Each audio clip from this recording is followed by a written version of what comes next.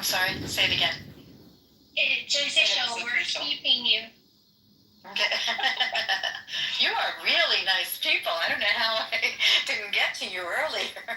Well, it's funny because as you were talking about, sometimes I just let crazy people talk to other crazy people. I'm sitting here thinking, yeah, if we did that all day long on Clubhouse. All day long. That's why I'm here and you are my people. Yeah. A little bit of craziness and good fun is good.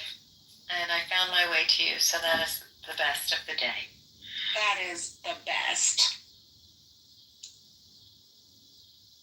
And Mr. Steve, I miss you. I haven't heard you in a while. I haven't been up.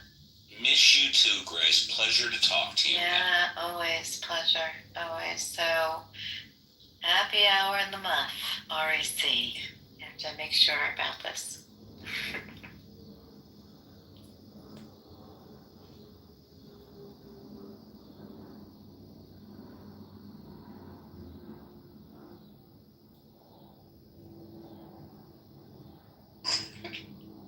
Serendipity ED.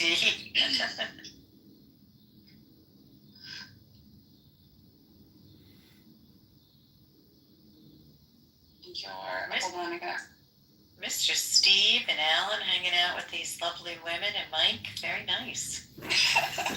Yeah, I'm not normally on at this time on the weekdays. You know, I do generally my weekend shows, which I'm still doing, but lately, because of the craziness that's been going on in the past week, I've just been popping in and out of different rooms to see what's happening.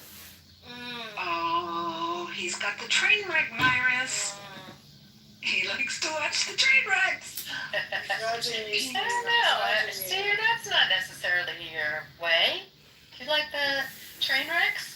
Like I said, I normally am not on Monday through Friday, so. I'm still trying to go. No, I miss it. No, that's okay. I mean, I've gone on to Amazon. They just don't have the shot that I can take for my disease or virus, whatever. You're too funny. I love you, Steve. Still. You're not so bad yourself.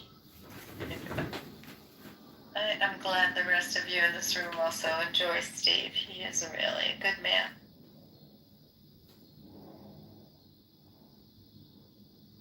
Steve does have great spaces. By the way, a little birdie told me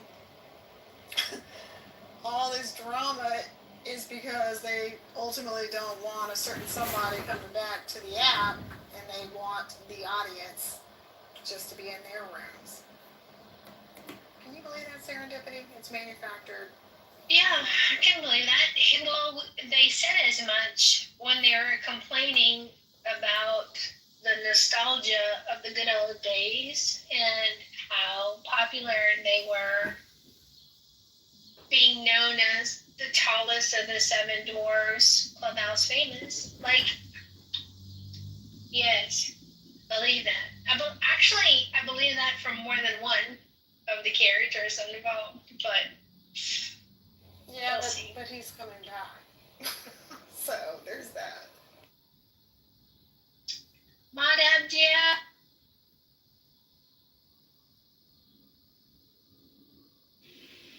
Are we talking about Cardano?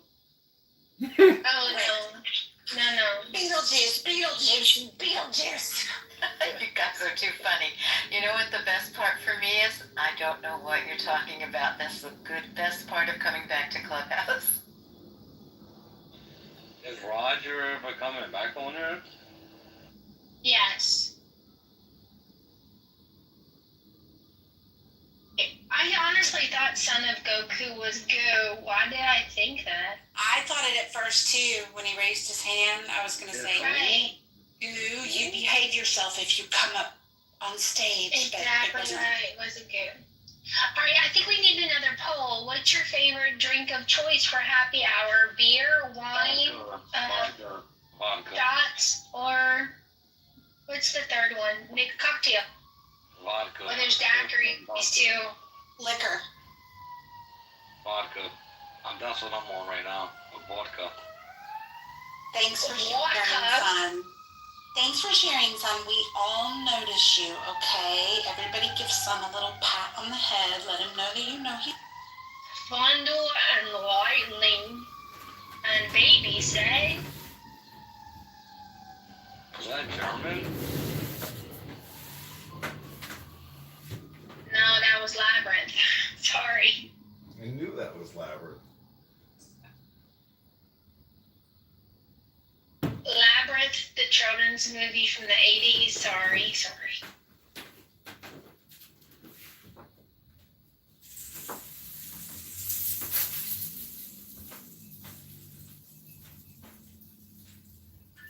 That's why it's very noisy here, but I just wanted to let you know it's one of my favorite movies in the whole world. Of course, and then The Princess Bride and The Last Unicorn, and sometimes Never Ending Story, but mainly Legend. Labyrinth, Princess Bride. And Dark. Dark Crystal. Dating us. Stop it. Dark It's all about Crystals was Princess Bride. nightmarish. Yes. Yes. Princess Bride with what's her name? Inconceivable. No, There's Princess Bride from the 2000s. there's so many quotes from The Princess Bride that I don't even think people realize that. Inconceivable. You talking about Why do I Princess choose Bride that word? with I Anne don't think Hathaway? I could. Not Anne Hathaway. Come on, Robin Gibbons. Stop. It's not Robin Gibbons either. It's Robin someone. I didn't even Yes. know there was like Yes. an older Princess Bride. That's crazy. There is only one Princess Bride. There's only one I don't that know I what know of, and it's the one. Andre the Giant. Billy Like- Crystal, remember using it. Right. And also Carol Kane? Carol. Yes. Yeah, she was Yes. in it. Yeah. Mandy Patinkin. Mad Max, Mandy Patinkin, Gary Yule. So we had the best cast for that movie. They really were very amazing. And Carrie, how do you say his last name? Elvis? You, Eloise? I thought it was Eloise. Yule's, but okay. Yules? That's not okay. I don't know, that's a good question. I don't know how to pronounce it. I don't think anyone around here cares about how to pronounce shit anyway. The other day, what was the word everyone? Oh, Euro. Oh my god, if I had to leave the room, I couldn't handle it anymore. I was like exploding on the inside. You Well, say people were Euro? saying how they pronounced it, Yeah, and then yeah. we clarified how it's really pronounced for the room, and nobody cared. They Is it- continued pronouncing it atrociously for the whole rest of the next hour, and it really freaked me out. I couldn't handle it. I just left it.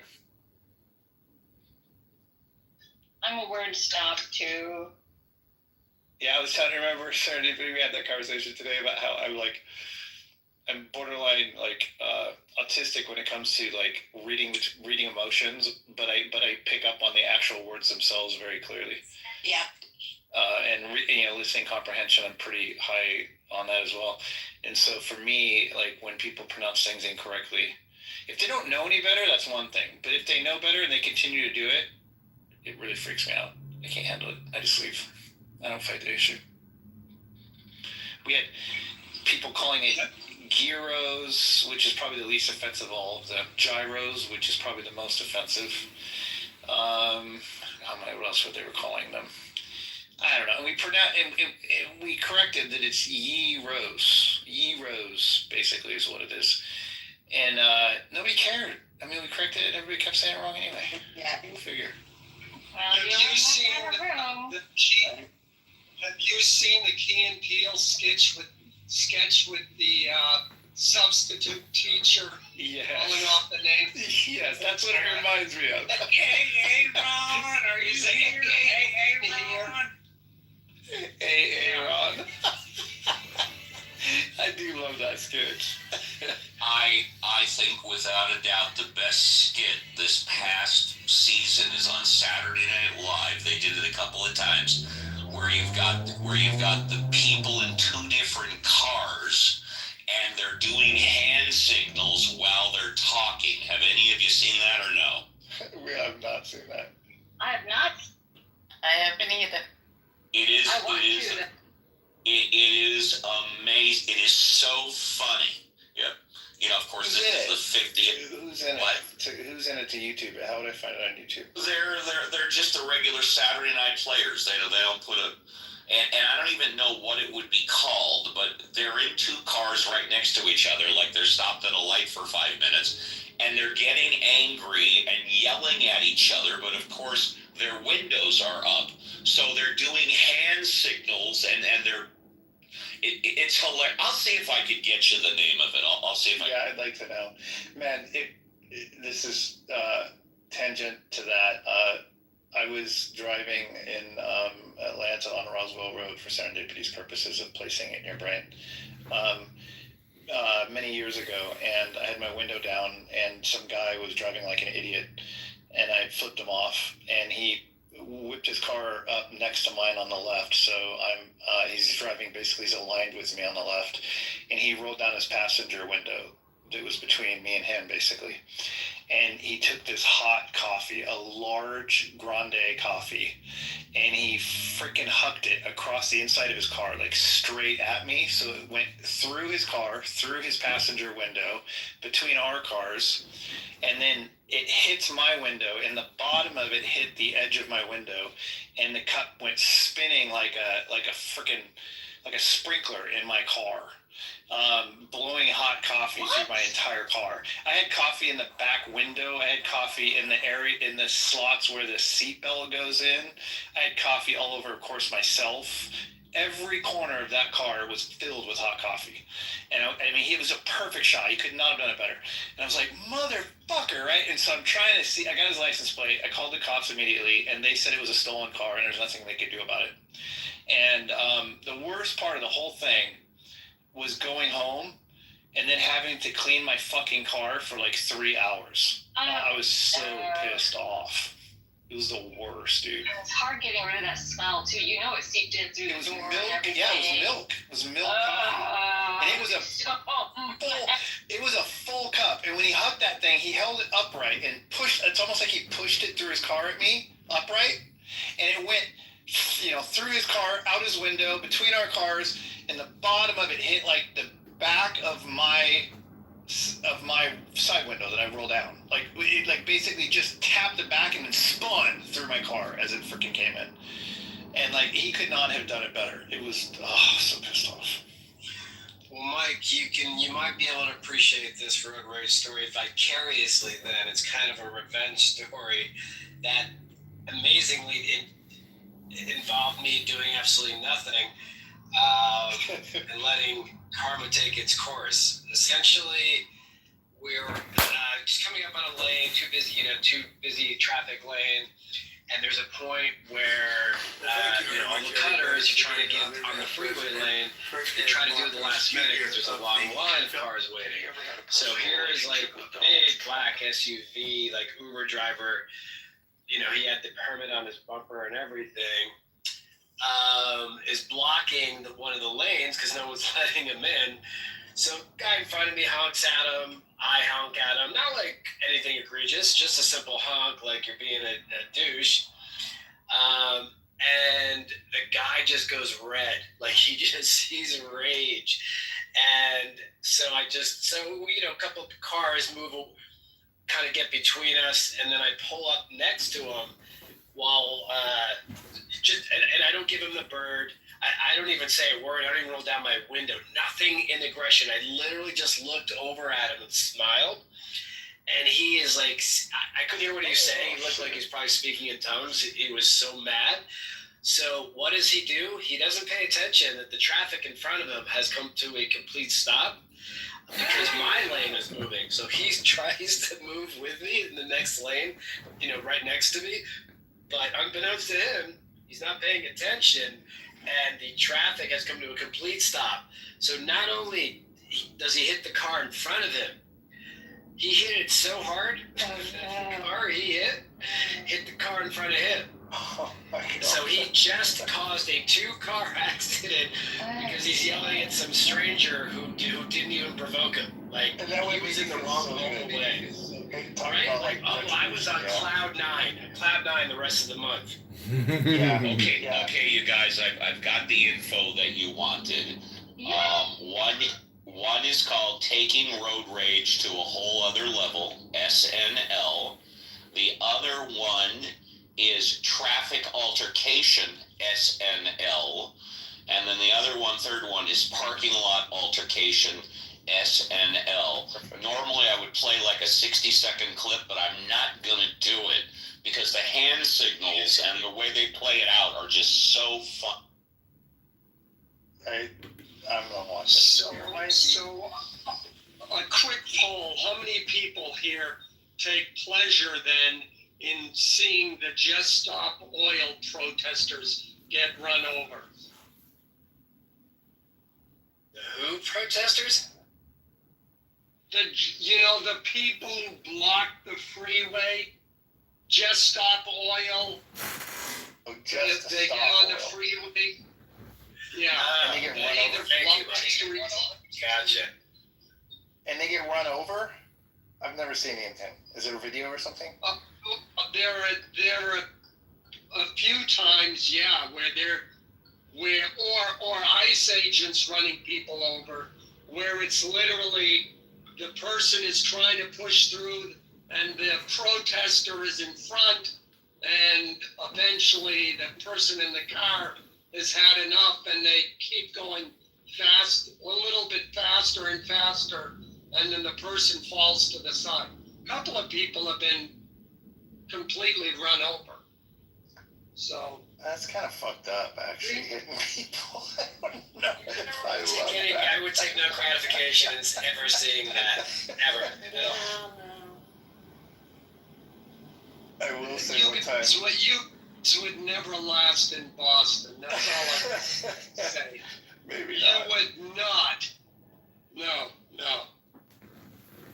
Yeah, here's the deal. Like I am routinely the guy that drives up to the last minute before I merge. Now here's the deal. If you're gonna do it, you can't be a pussy about it. You have to fucking own it, which means two things. One, you find a space and get it in real time. You don't stop and expect them to let you in because they're not gonna do it, right? That's number one. You find a space as you're proceeding to that last endpoint.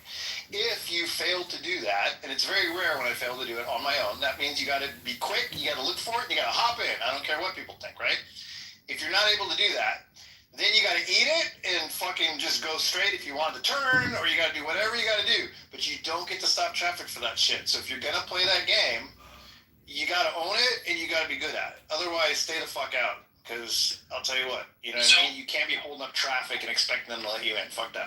Mike, what you just described is the actual correct way to do it. Yeah, because it's zippering, which actually reduces traffic flow. But that's only if you're not an idiot and you stop and hold up your lane.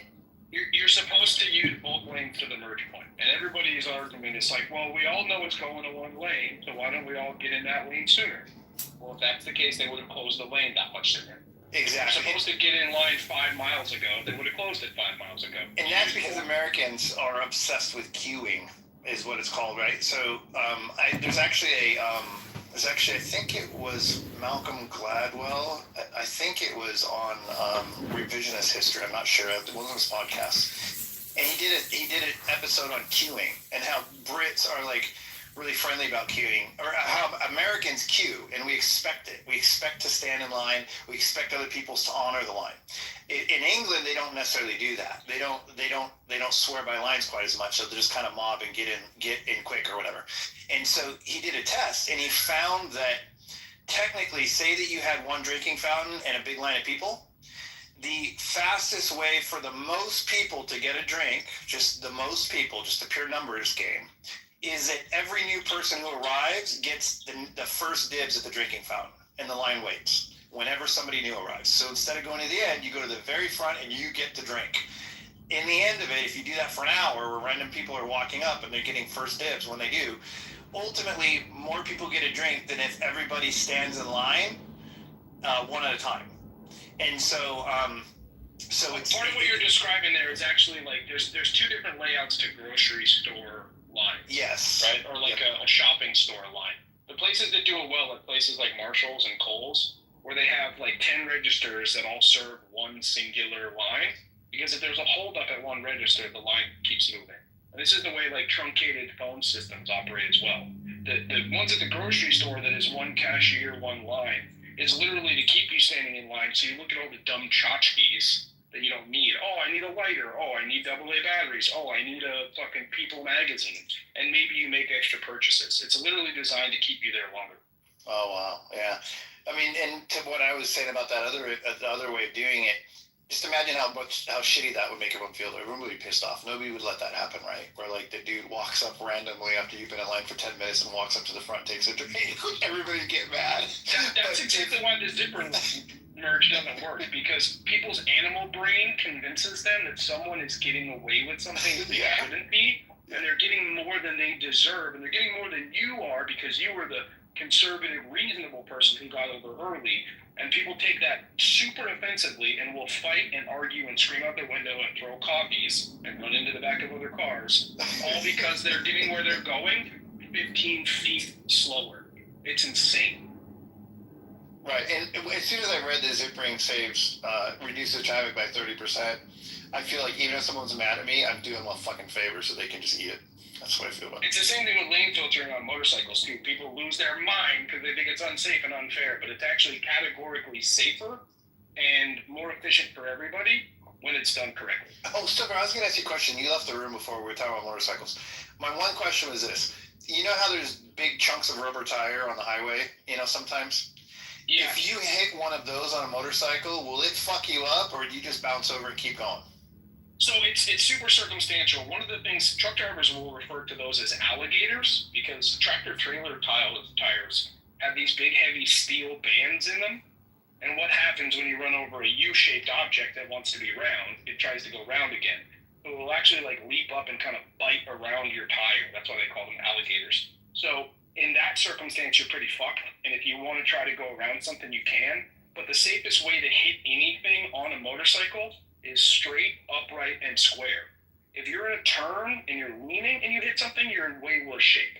So what they actually teach you is don't try to avoid the object if it's unavoidable, because that's more likely to hurt you than not. And try to hit it upright, straight, and perpendicular to your tires. Depending on the motorcycle, my motorcycle especially, the tires are larger than your average passenger vehicle, which means I can actually probably stomach a bigger pothole or a larger object than your average car can. But if you're riding something like a, Honda 125cc little putt-putt, then you're less capable of taking those sorts of things. So this is also why speed is the enemy and slowing down is always your friend, because you have a better opportunity to calculate and choose other options. Well, thanks. Same reason why they tell you, if a deer runs in the road, hit the deer. Because you're more likely to swerve, miss the deer, hit a tree, and kill yourself. When I was 16, my uncle took me to some drag races. There's 2 lanes, cars drag racing, and both one in each lane. And they're funny cars, and they take off, and they haul ass down the thing. And right when they popped their chutes, a deer hopped over the fence and stood in the lane right in front of the funny car. And the funny car smacked the fucker just going 200 miles an hour or more. Just popped the chute. And the deer just exploded, just absolutely exploded, and in a green cloud basically. And the front end of it, from the front legs back, was gone, but it had its legs attached to its neck and its head still. And it kind of kicked its legs on its side for 5 minutes, and they came and they grabbed it. It had a rack, so they grabbed it by the horns and they drug it off the thing, and then they had to bring in a fire truck and hose the thing down, and then they had to wait for it to dry before they could go forward. But I just remember it was in slow motion, this funny car just, and you just see this deer hop over and just barely turned its head to look at him and fucking hit that deer 200 miles an hour. It was crazy. Did the splatter pattern resemble anything of a coffee cup being thrown through 2 car windows? Some people thought it looked like a butterfly. And other people thought it looked like a demon. It all depends on what you see in it, I guess.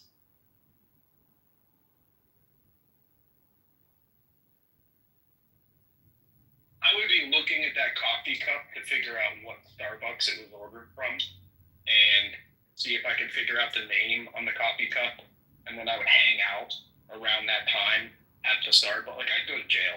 I'd probably go to jail. Oh, it was so fucking I mad. mean, I except was for the even jail. madder when the cop. I was even madder. It was a lady cop when she arrived, and she said, "We already looked it up. It's a stolen car. There's really nothing we can do about it. We won't be able to find him." That pissed me Yeah, off but it even wasn't a more. stolen cop. I know. That's true. I didn't even think of it. I don't know. Maybe he did. I was so pissed off. I didn't even think about looking at the cup. If that cup said Steve on it, I would spend the next 5 days standing out in front of that Starbucks, waiting and being like, "Is your name fucking Steve?"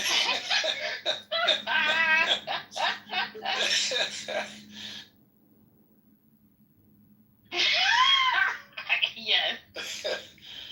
I've had a few fucked up things. In Seattle, I had a guy punch the window. I was right out of the Marine Corps, right out of boot camp, thinking I could just take on the world. I'm like, I got all this combat training. I can kill anybody. I'm good to go.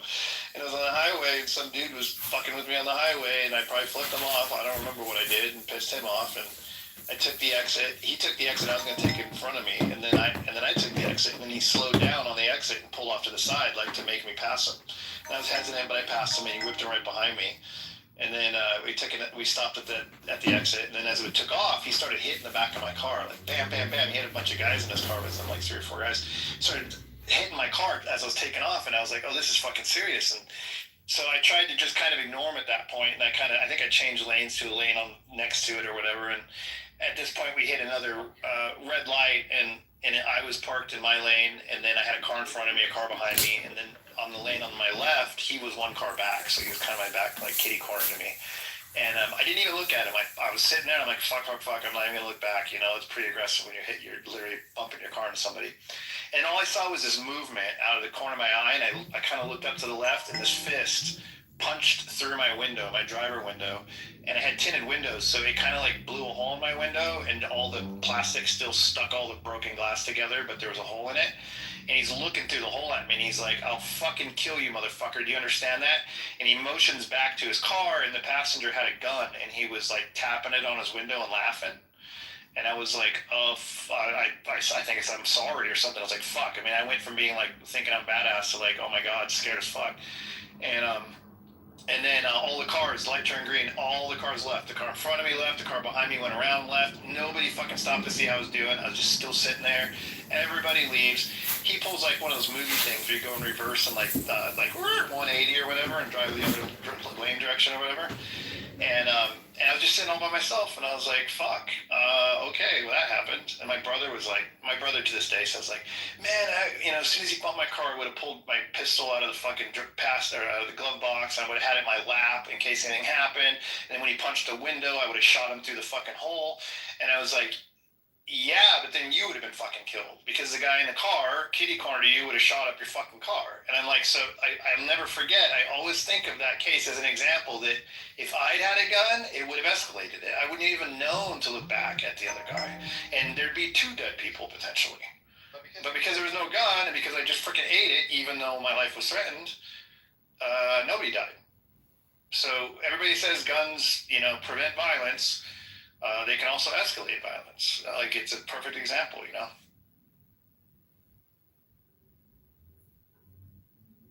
Also a great example that not enough people have that experience in a way where like things could have gone really sideways, but they didn't go sideways, and that informs your decision making for the rest of forever. That knocks the lot of you and made you to be a little more analytical. There's so many people around who have that smack in the mouth or a pistol through their window, and as a result, they still do that shit on a daily basis. Yeah, I really don't let people off anymore. I really don't. I just decided to really go, fuck, it's just not worth it. I just can't predict what people. There's a video that made national news a couple years ago of a couple, a husband and a wife shoveling snow in front of their house, and they're giving shit to the neighbor bitching, throwing snow in my car's spot, whatever the dispute was, they're arguing. And they're arguing. The guy comes out of the house with a gun. And the husband's like, oh, what are you gonna do with that? And he shoots and kills him right in the street. And he shoots and kills his wife. And this is like on home security cameras. And then the guy goes on his house and brain up. And to make sure you realize, like, you don't know how bad of a day or how crazy somebody might be. Like, somebody comes in front of your Chick-fil-A, or you know, you're. I always show things like I'm in a fucking grocery store. You know what I mean? If somebody's shot me in the back of my car, then yeah, sure, whatever. But like I'm going to Walmart to buy fucking eggs. You know, like nothing that could happen on the road is worth that kind of beef, that kind of bullshit. Yeah, especially nowadays. John Kitover, you want to come up? Are you going to bless us? Are you going to grace us with your crazy self?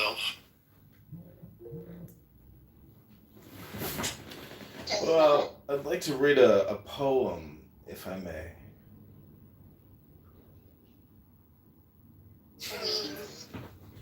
Can't wait. Can't believe this is so funny. Okay, this is called In the Muff by candidate Congressman John Kitover. Advice doesn't help lovers. They're not the kind of mountain stream you can build a dam across. An intellectual doesn't know what the drunk is feeling. Don't try to figure what those lost inside love will do next. Someone in charge would give up all his power if he caught one whiff of the wine musk from the room where the lovers are doing who knows what. One of them tries to dig a hole through a mountain. One flees from academic honors. One laughs at famous mustaches. Life freezes if it doesn't get a taste of this almond cake. The stars come up spinning every night, bewildered in love. They'd grow tired with that revolving if they weren't.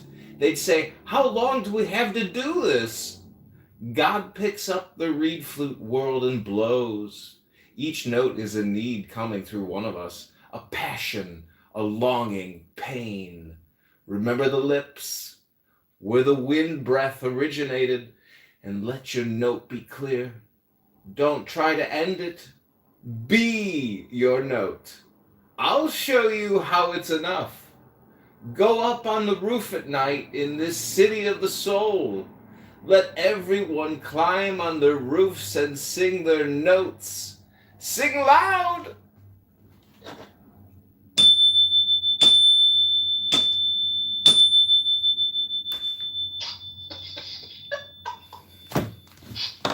It made me horny, John. Thanks for that.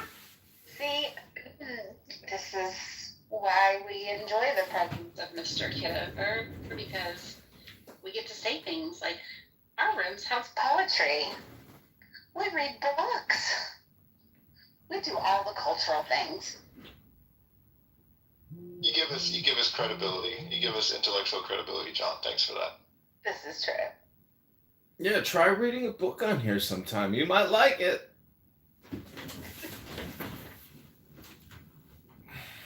Oh my goodness. Oh God, you're doing good.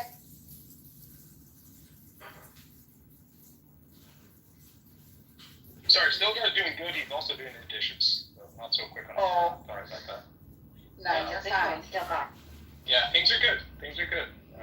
Good. Is Feeling Mrs. productive, Stilgar getting thinking caught up? Mrs. Stilgar is in the living room reading a book. And I think I'm going to do some meal prep to try to behave myself and not order from Chipotle for the third time this week. Yay! Feeling a little productive today. Dishes and meal prep. Like the game plan for Right. the night.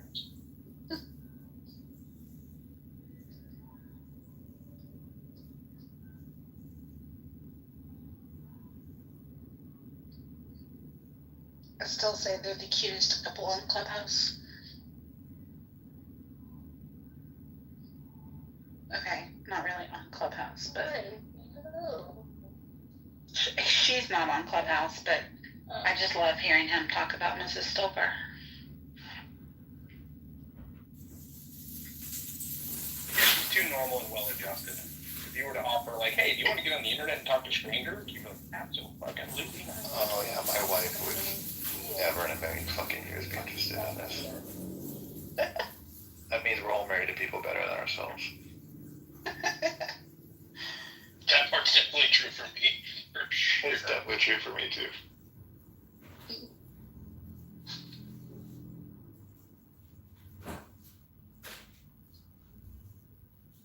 never been on Clubhouse. When I was married, for sure. He just strung me up.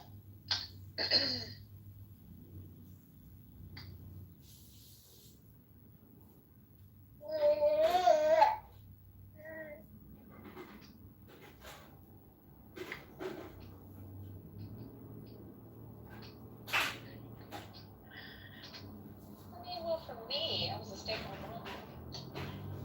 For 5 years. Yeah, Me too.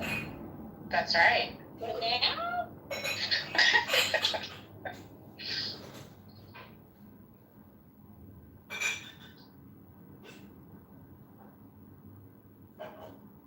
She says, but now? What? I'm back outside.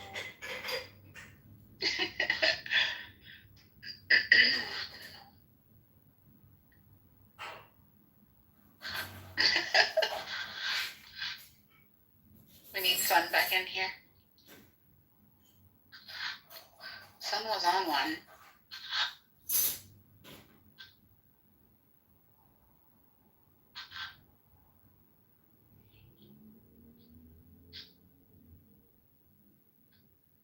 Oh, I can't ask you any questions because John's in here recording.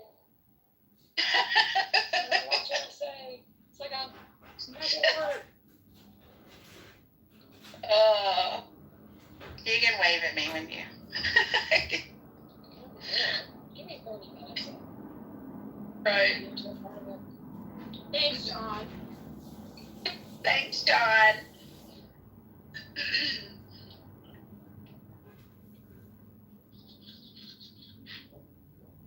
Oh. But in fairness, if it wasn't for John's recording, how would we ever memorialize this, anthropological oddity in time?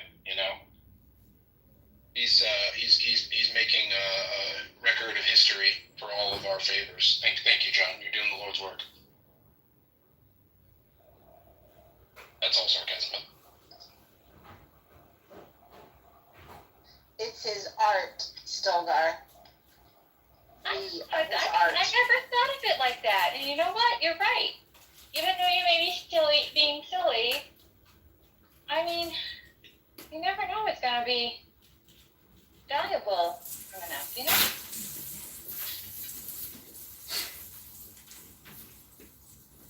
Life is fleeting.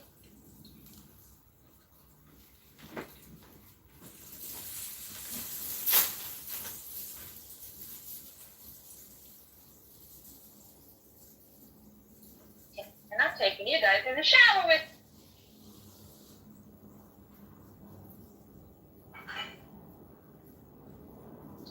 One thing I've noticed about Clubhouse is there's two kinds of people.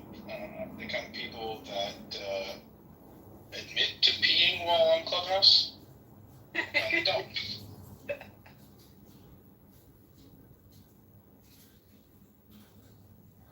Which one are you?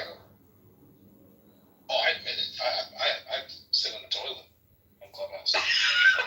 You poop on Clubhouse sometimes too, right? Sometimes. Yeah, it's tricky though, right? Because I don't want to do anything but wash my hands immediately after I'm done. I don't want to have to handle my phone. So then the worst case scenario is somebody calls on you and then you have to pretend you're doing the dishes.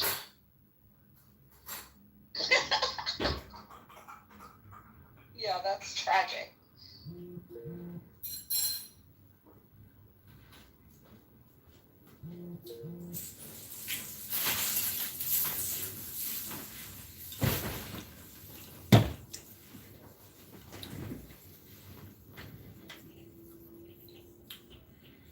Yeah, if you haven't spent any time looking at my YouTube channel, there's a lot of videos on there and there's a lot of accounts on there. But, you are probably in one of those shorts. This is probably true. Hey, Serendipity, I need to talk to you for 1 minute. We'll be Okay. All right.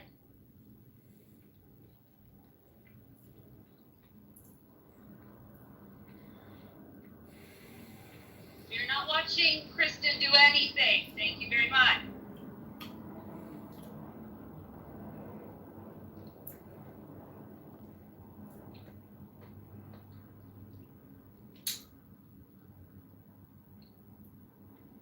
videos from Clubhouse do you have on YouTube, John? I'm not sure, but I've got over 20,000 videos up on YouTube and over 20,000 on Instagram.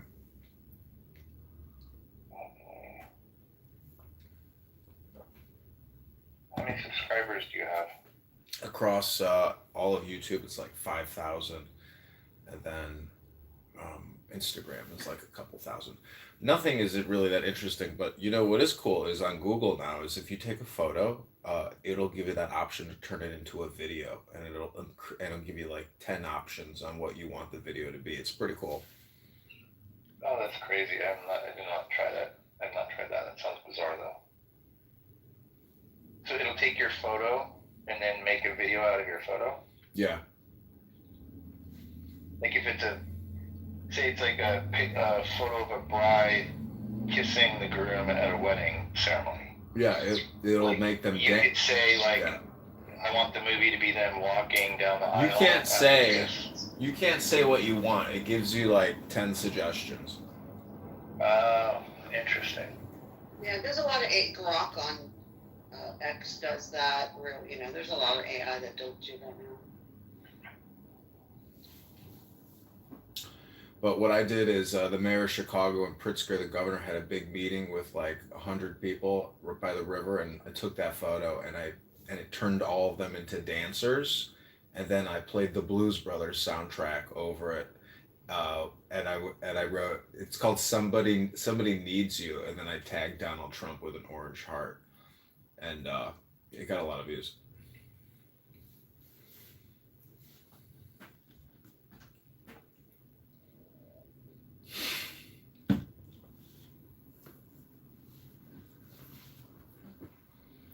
I think I'm gonna go play with that.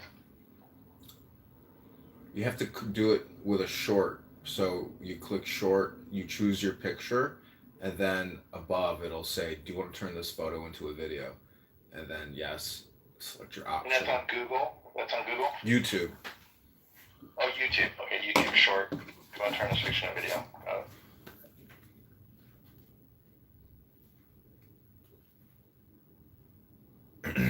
Okay, you want to hear one more poem from Rumi?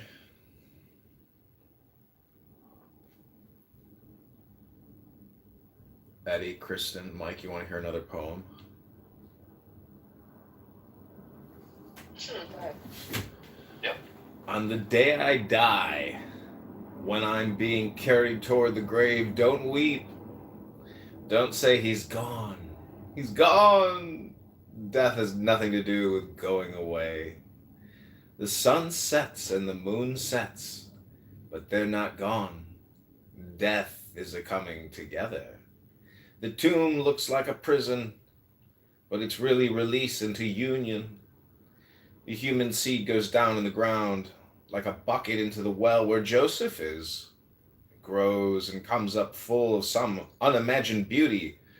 Your mouth closes here and immediately opens with a shout of joy there. When I see your face, the stones start spinning. You appear, all studying wonders. I lose my place. Water turns pearly. Fire dies down and doesn't destroy. In your presence, I don't want what I thought I wanted. Those 3 little hanging lamps. Inside your face, the ancient manuscripts seem like rusty mirrors. You breathe, new shapes appear, and the music of a desire is widespread as spring begins to move like a great wagon. Drive slowly. Some of us walking alongside are lame.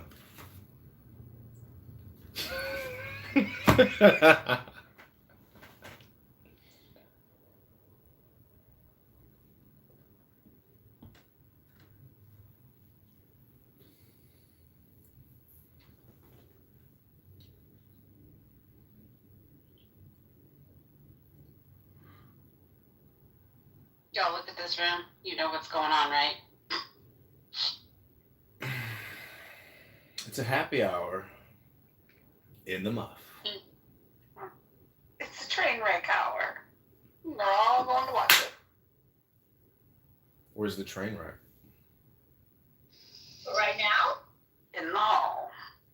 Which room? Let's Next see. door to the left, John. You should get right over there. Oh, is there some shit going down in the hall? Yep. No, Oh, there's I'm gonna take a look. I created a room yesterday called "All the Drama Has Been Crushed." If you can say it, it is not true. But I'd have to get on my burner account to see if maybe I'm blocked. Probably. Let's see. Oh, wait a second. What do I see? I see nothing. Nothing. Let's nothing, air out nothing. some dirty laundry.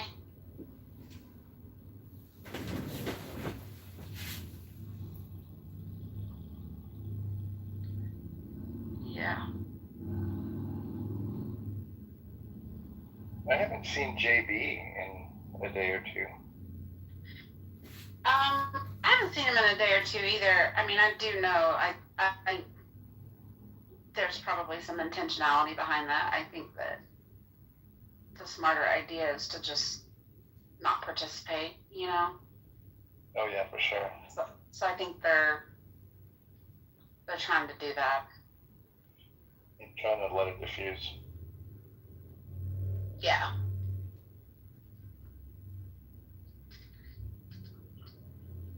There's a spectacular canceling effort going on too, apparently.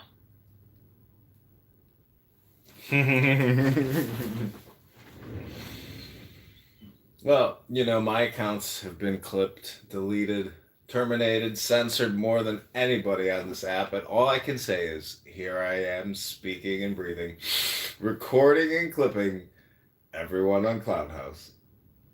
This is true, but you're not curating spaces where you're trying to draw people. You're going to said spaces. So your experience with the hassles of reported clipping are not quite the same as somebody else's who wants to draw crowds.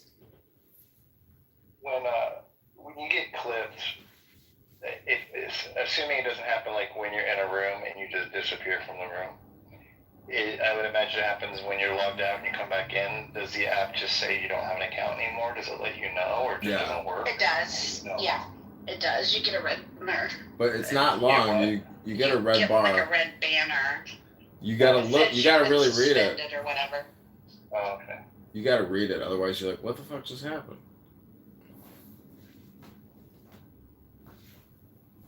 John, you just own a bunch of iPhones?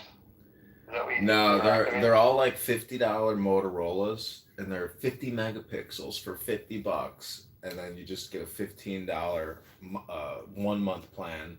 Cancel, don't do the renewal, and then you got a phone, a $65 good phone that you can sit here and film with and live stream on. Because then it's just all Wi-Fi. You don't need cellular. Yeah. Well, how do you get the phone number to log into Clubhouse? It's a $15 a 1 month plan for 30 days. Oh, and then once you cancel it, the number just remains. Yeah, but you don't like even. Sign up with the number. Yeah, but I wouldn't even do that anymore.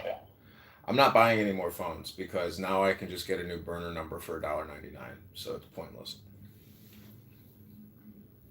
How many phones do you have? I don't know, 60 maybe.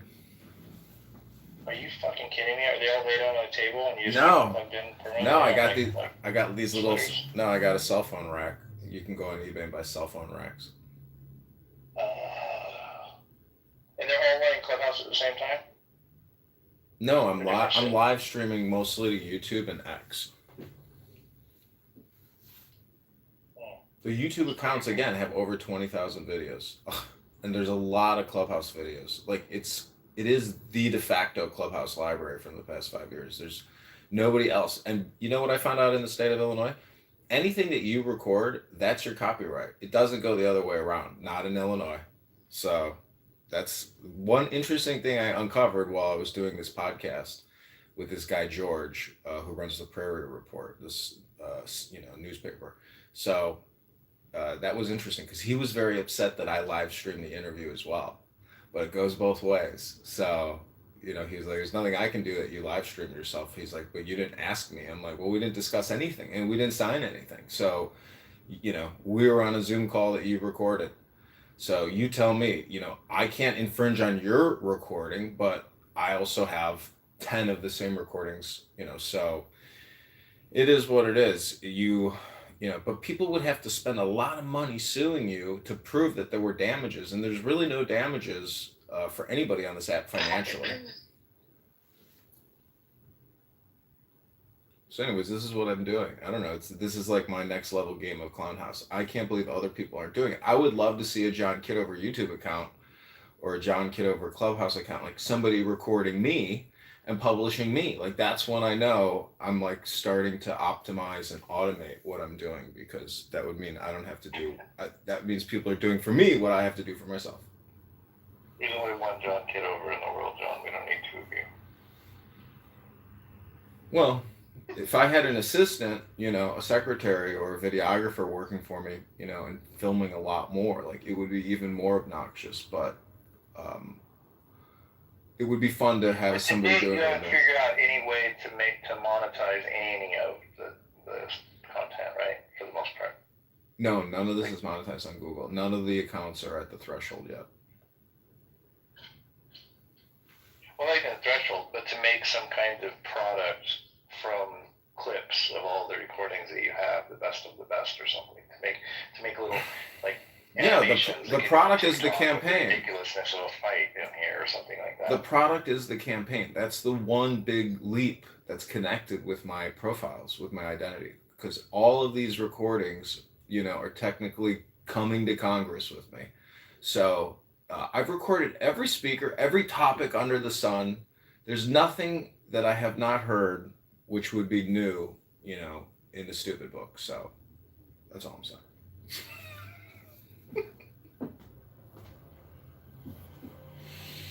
In the Clubhouse book, because like everything on this app is it's a lot of drama, it's a lot of gossip, it's a lot of screaming and road raging. But I will submit that even the two little poems that I have read today is of higher value to you personally, intellectually, and psychologically than just about 99.9% of everything you've ever heard on this app.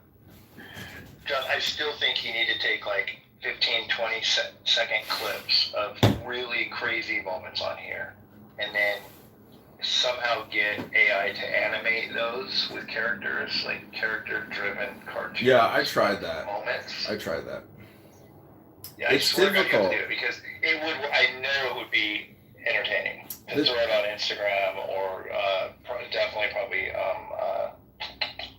TikTok. There's ways to manipulate the algorithm on YouTube. I have like some tricks, but I've done the things that I've done so many times, or what to me works best. But I'm going to this meetup here in Chicago at the end of the month with this Polish guy who has a very big X account, and he's friends with Elon Musk, and this former CEO of X, and he's putting it together this like 1 day training seminar for marketing on X.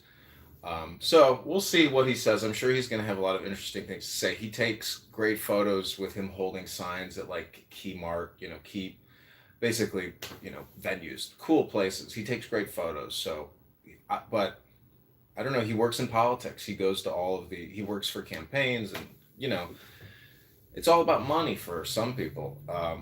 But I guess, eventually when you have influencer art power or star power, like, you get compensated for what you're doing. But I don't have any money to do this guy. You call it Clubhouse Clips, and you start off with a logo that says Clubhouse Clips, and then whoosh, with like a hand smacking it away or something. And then you go right to two people fighting on Clubhouse, like with Jazzy, like laying into somebody, and you animate her as like just a crazy black woman, and then you animate whatever's going on the other side of it. You go back and forth, and then it just ends, and the next one's like Clubhouse Clips, whoosh, again, and it's a new one. Listen, people view videos. You get views only based off of keywords. Like, if there's not keywords attached to it, there's multiple variables that go into creating a video that will go viral in the algorithm. I can easily identify whatever content, whatever the subject is. So it's people fighting about, I don't know, Israel. If it's Jews fighting with Hebrew Israelites or something, those are your keywords right there. Yeah, but crazy Jews fighting with Hebrew Israelites. That may or may not get rewarded. I mean, you'd have to go through my videos and sort by most popular, and then look at the titles and look at the videos and say, okay, there's a reason why these are better than the bottom tier ones that got no views. So that's one way to look at it.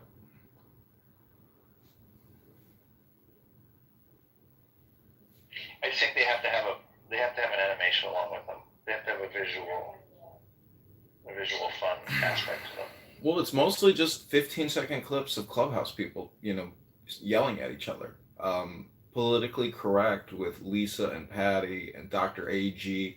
Those rooms are so toxic and so crazy because there's so much profanity that to me they're my new gold standard in terms of profanity and derogatory remarks and insanity. I don't know. You could spend some time on my YouTube and watch Politically Correct here on Clown House, and you can see the madness that is Politically Correct.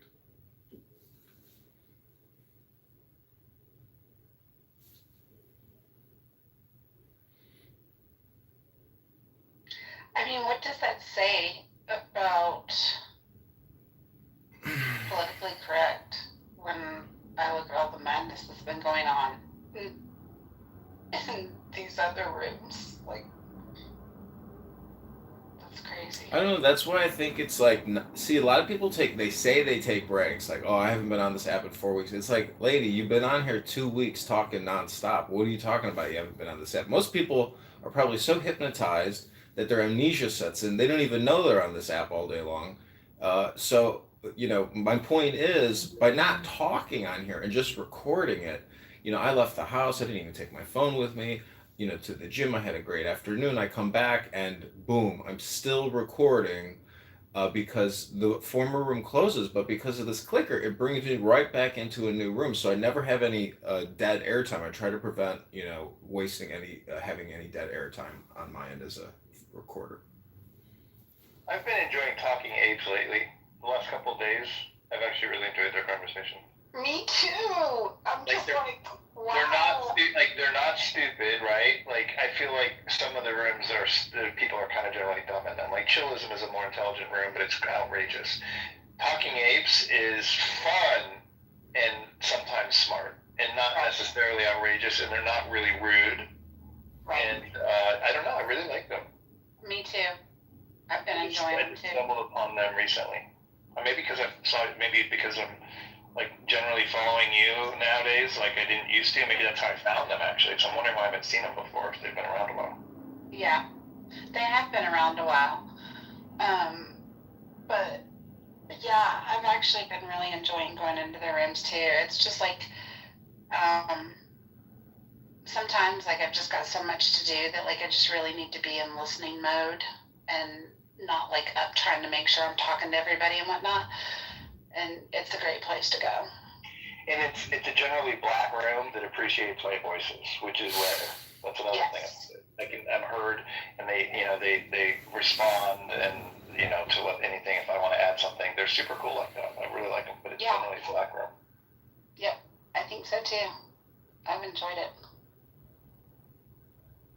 I thought their conversation today was they did really good given the topic. Yeah, I thought it was more interesting and JB's a friend of mine, but I still thought it was more interesting than JB's room on the male versus female take. I thought they did a better job of it. Yeah. That was really interesting. Yeah, I thought it was really good. And they listen to reason, and they're influentiable. I don't know what that word is. Influenceable. Yep. It's not. They don't just stand in their ways and bark out bullshit and refuse to listen to people. Yeah, and each other. Like they were there were times where like they kind of took one position, but then you could kind of see as the conversation went on and more people spoke, like you could actually see people kind of being like, well, okay, I see that.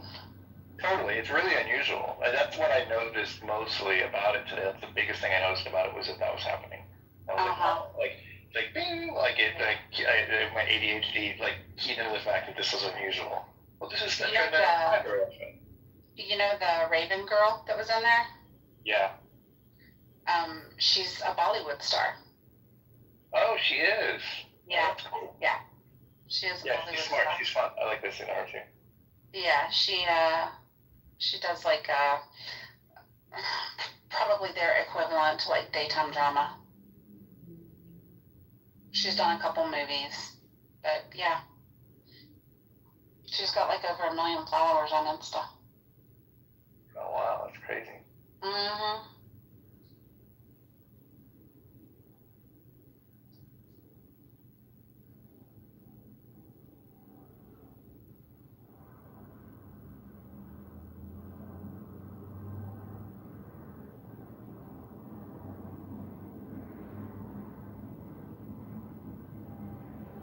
John, what's your thought process behind why you copy house names and people's names? Yeah, what's up with that? Because I'm trying to point out the conditioning of Mojo or Roger Mayhem, because that's not a real person. So I'm trying to break and dehypnotize and decondition people by having some alternative spaces for people to reflect on why they're here, giving so much of themselves in conversation and communication. Why people are here, like as in this house? Clown House, yeah. Well, this house too. Because he's duped in the month before. Yeah, it's duped twice actually by him. Because Mojo asked that it be reported. See, the thing is, somebody asked me, are you the parasite or the host? And I said, That's a good question for you. That's a real good question. I wish I would have come up with that question for you. Because you're both. You're totally both. It is fitting. I told them, I said, those are Kitovers. See, this is a game, and a lot of people, I just wish they could view what I'm doing as a compliment to what they're doing. And if they were to run with it as they have ran in the past, we run pretty fast, pretty far together, and having all these extra brains in this room essentially creates a nexus of sorts in this political campaign, which needs money and needs action and movement and mass communication. So this app and In the Muff could be extremely vital in terms of managing this campaign, because imagine if chillism became like an actual politically organized room and somebody in there ran for Congress or mayor. Like they could potentially politically get together and really organize it, because having all these brains and all these fingers and all these cell phones, it's a massive brain. So that's really what you would hope to achieve in any political movement.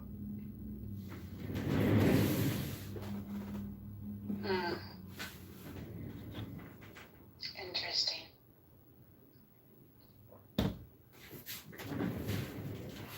Yeah, it's all nodes and nexuses. I mean, that's the whole breakdown of the government and the chain of command from the commander-in-chief down to the congressional, the senatorial, the judicial. Everything is like one huge, giant network. But I'm saying, in order to achieve a node in that network, having an app like this get organized and working together in a very intelligent way would be the ultimate goal of having a mass communication free telephone conference call app.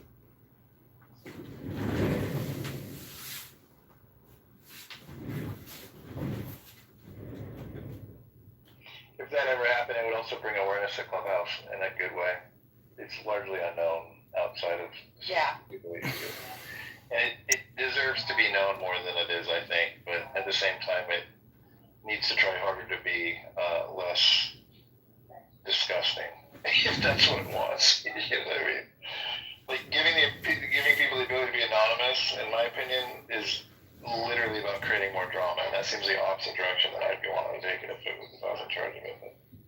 Well, what's interesting, being somebody who records, so there's so much content of me which is clipped and curated, topical, versus the live stream footage that I've accrued. The live stream footage is so much data and so many videos and so many effing hours that if you were to look at it, you'd say, this is crazy. There's 7,000 live streams just in this one account alone. and it's all of Clown House because I set it and I forget it. I'll come back in 2 hours, 3 hours. Some videos are 6 hours. Some videos are 24 hours. Some videos are 36 hours. So what I'm saying is there's just too much content, not enough substance. Yeah, 100%.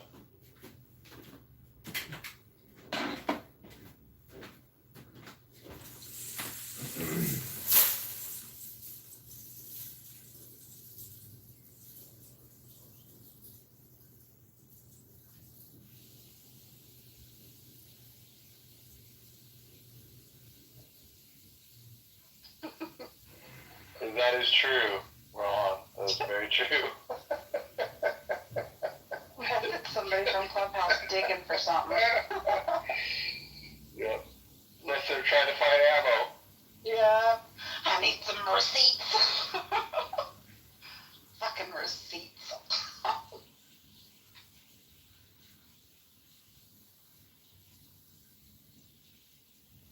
Ro, what are you doing?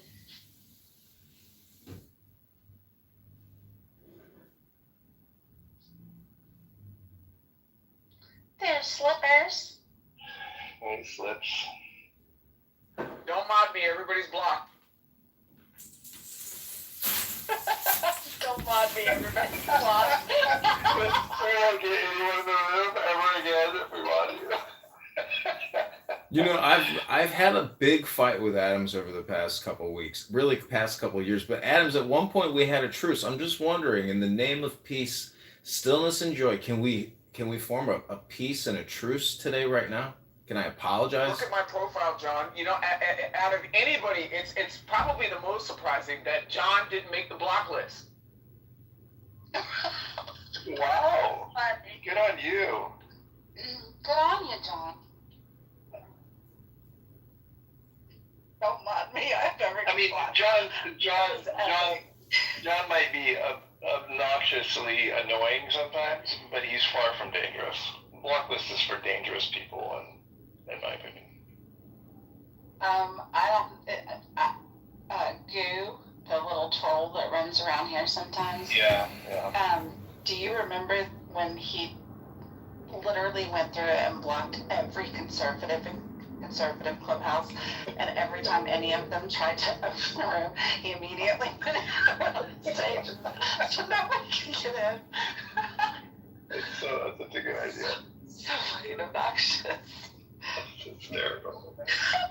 And for the longest time, people couldn't figure out what the heck was going on. Like, nobody was going to the rooms.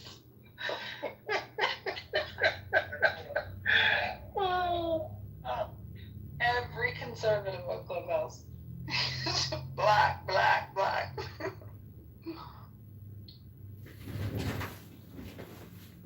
People silly. How you doing, Ro?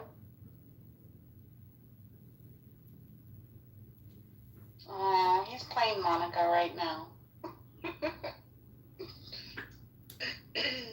I'm glad you came up. Yeah, sometimes I want to be out here on the stage, but I don't really want to talk or anything, so I feel like that's a good way to do it. Just thumbs up. Yep. Yeah.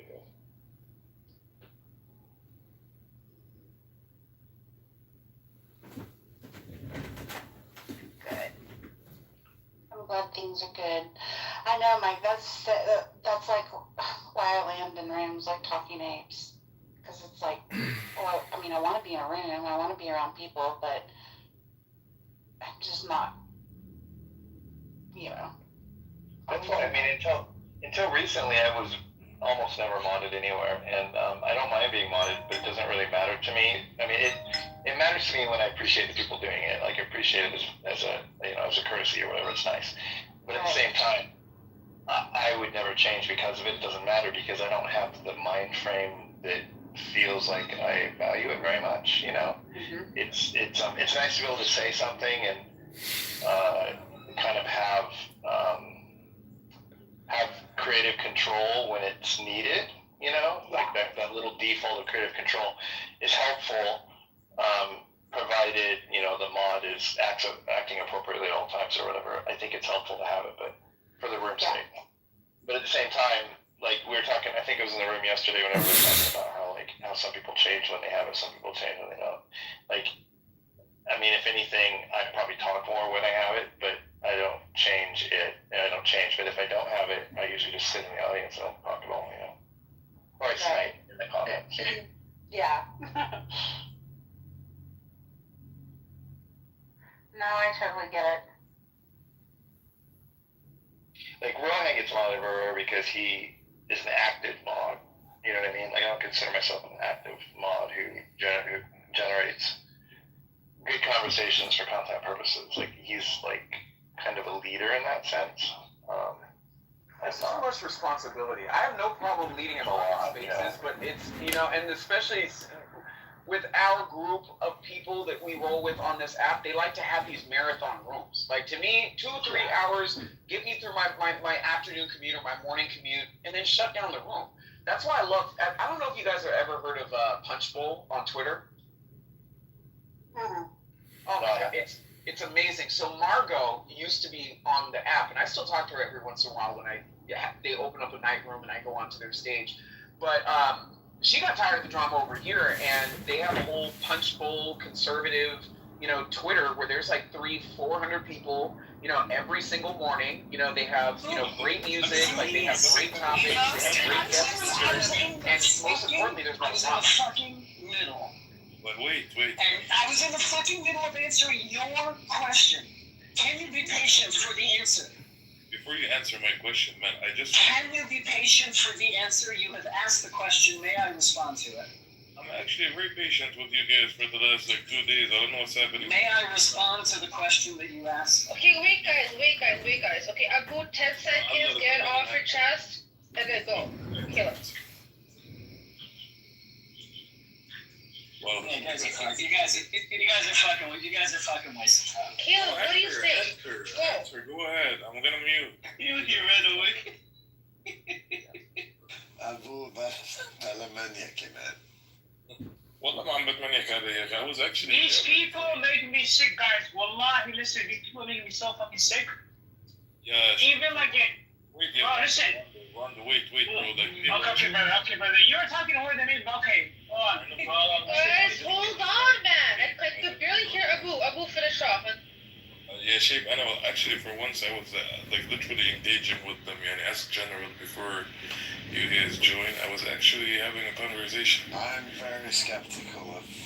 I can hear the maniac in your voice. No,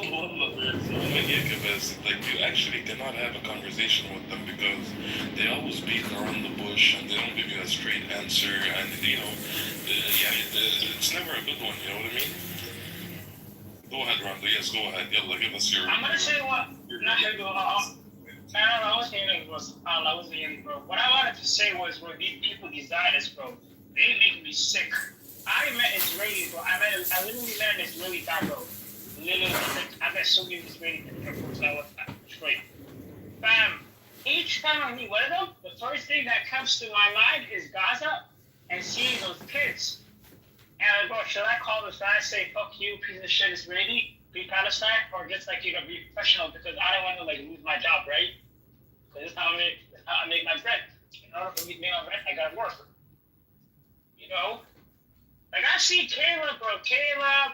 What's he called? That other guy named Nathan, the Canadian or whatever. They wouldn't even call it a genocide, bro, but they will bring up something that happened 80 years ago, like over and over again, and try to force you to accept it. And if you don't accept it, they'll go crazy on you, bro. But then, yeah, Sheep, like the actual question that was asked, where as a kind of cooked him, is that who's the reason behind the increase in anti-Semitism and Jewish hate on the outside? And Israel, bro, of course. He'll give you a whole bunch of answers, but he wouldn't say the actual answer. He wouldn't say it. Yeah, but can I just say something to your point, Jose? This is a conversation I've had, and I've actually looked up the stats. So yeah, there has been an increase in anti-Semitism, but it's nothing compared to the levels of anti-Black hate crimes that are significantly higher in the States, and then it's Islamophobia, which has skyrocketed, and then I believe there's South Asian hate, and the anti-Semitism is somewhere in the 4th or 5th, but yet they like to make it about themselves. that this is what's happening to us. It's the highest level. It's never been this high. And I agree. When you conflate and you bring together Judaism and ethnicity together, you're literally now saying Jewish people are this when you can't separate it. It is the state of Israel who's doing what it's doing in the name of Jewish people. Anti-Semitism, blame it on fucking Israel and all the heinous things that it's doing. But you heard him, No, Dave? that's not gonna happen. He wouldn't say that. Like, he would say anything, but he wouldn't blame state of Israel for all this. He's a freak. And they have to deny the stats. They deny everything, bro. It's unbelievable. Ace, I don't see any Islamophobia. I see Islam hate. I see Islam hate. Islam hate. The phobia is a really bad term. It should be, phobia means fear. I think it's a stupid term. It should be Islam hate. Severe hate. I really was hoping I would see like a Torah showdown. Would there be a Torah showdown? Hold on. Listen, Sheep. This is a so-called rabbi who is questioning someone else's Jewishness.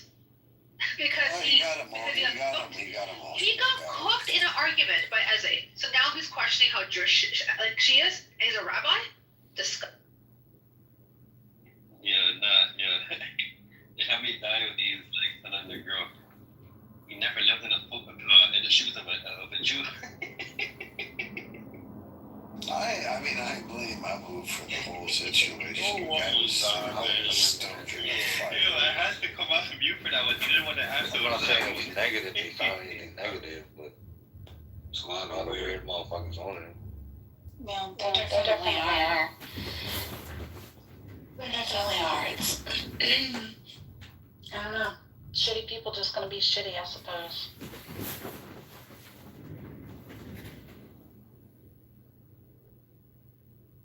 Was Pepe's room too boring for you, John? No, I went to Amir's room where Caleb had a crash out, and then they laughed at him and made fun of Jews and Zionists and said how much they hate the Jews and hate the Zionists and all kinds of other ridiculous lies. Then I clipped it, put it on.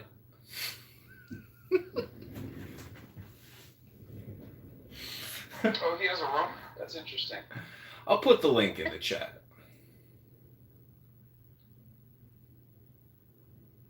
Who, Pepe? Slippers, were you talking about Pepe? Yeah. Yeah, airing out your dirty laundry. Oh, well, good for him. I hope he spends the next several hours making another account. Sounds like he bleached his tidy whities and now he's got them on the line.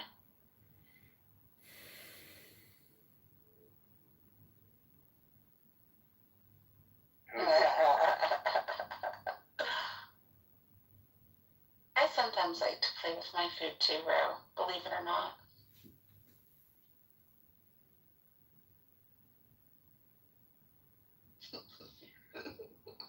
See, your problem is you can't tell the difference between food. Did the Clubhouse audio glitch get you? Such a shame. What was he saying? I don't know. The Clubhouse audio glitch got him. See, He can't say anything now. this is what happens when you're censored. Uh-oh. You can't have the thought. You can't have the thought because they stop you before you can have the full thought. What full thought? Only you, John. Only you.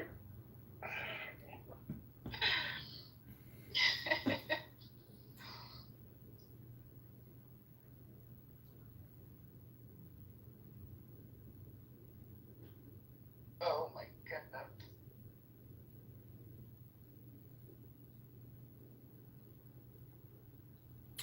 Well, my dear moderators, since no one's saying anything, I'd be happy to read another poem. No ways. Are you doing that? That's so mean. Don't do It is a Clubhouse. I swear, it is a Clubhouse glitch. That's hilarious. No, I know. No, John, he's doing it to himself and making it look like someone's doing it to him. Maybe he is. Maybe he is. Because usually it's much faster than that. Like you get one or two words out and boop, you're gone. He was going to tell me the secrets of the world, too. Now, what is Pepe's room? It's airing out your dirty laundry or something like that in the hallway. 2 doors down to the left. You'll like it. Sounds like you're kind of crash and burning, son.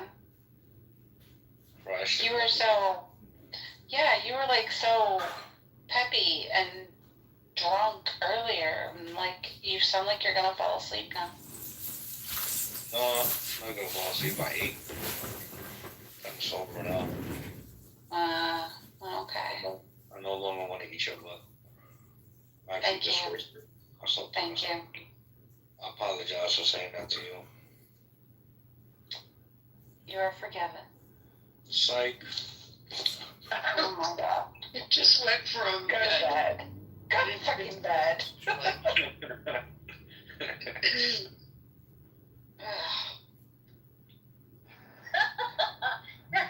Katie, would you put him in bed already? The vocalization did everything. I don't put him in bed. In my house.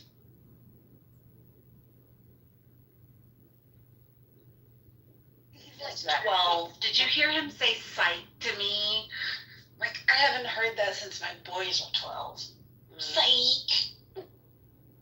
How old are you? Old enough to have 7 grandbabies.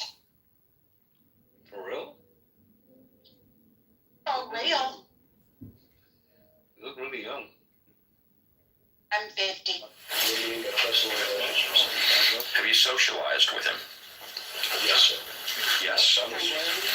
Have you ever socialized? They can say no, and then what? You don't gain or lose anything. You're same place. I remember at the age of 50. Right? You had your kids when you were, what, 20, maybe? Yeah. We started young. That photo was not taken in 1971. Like 3? Yeah, straight out of the Sudanese Liberation Army. Serenity. I had 5. And yeah, we started right away. I got married at 19. That's one thing I wish I did. I started when I was 30. I only got 1, but I always wish I started younger. It's good. Yeah, I kind of do too. It's good both ways, but we had it when we were 33. Yeah. I mean, we had this wild plan that let's just go ahead and start having our kids now while we're broke and struggle with the kids and all grow up together. And then by the time we get them out of the house, we'll be in a position to go and enjoy the world and enjoy each other and, yada, yada, yada, yada. And then he goes and dies. Like, what? Answer my question. When did he pass away? When did he pass away from? He passed away 4 years ago, an asthma attack in the middle of the night. How random is that? Oh my God. Yeah, I found him on the nebulizer the next morning. So, yeah. It was just very random and unexpected. Was it because of COVID 4 years ago? No. Oh. Yeah, no. It was just, he did not have COVID. The medical examiner, at that point in time, they were checking everybody for COVID anyway, but no, he didn't have COVID. He just, he had always occasionally randomly struggled with asthma. I don't know. Well, take the deepest breath of the day. Hold it for 10 seconds. That's right.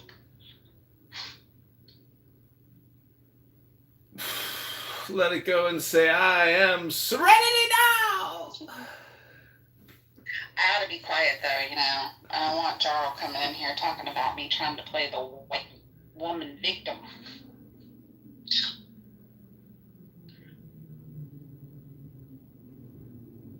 Well, it's the happy hour, and it's always 2 for 1 drink specials. Oh, hey, Mother. Mother, you were very fierce today. You really defended yourself quite a bit today. Wow, you didn't put up with any bullshit on this app. I heard you. Wait, what did I say? Or did I forget? You defended yourself, very aggressively. Yeah, Mama ain't raised no bitch, but I don't know what we're talking about. This happened so frequent. Oh, you'll have to check out my YouTube. I'll just take the compliment.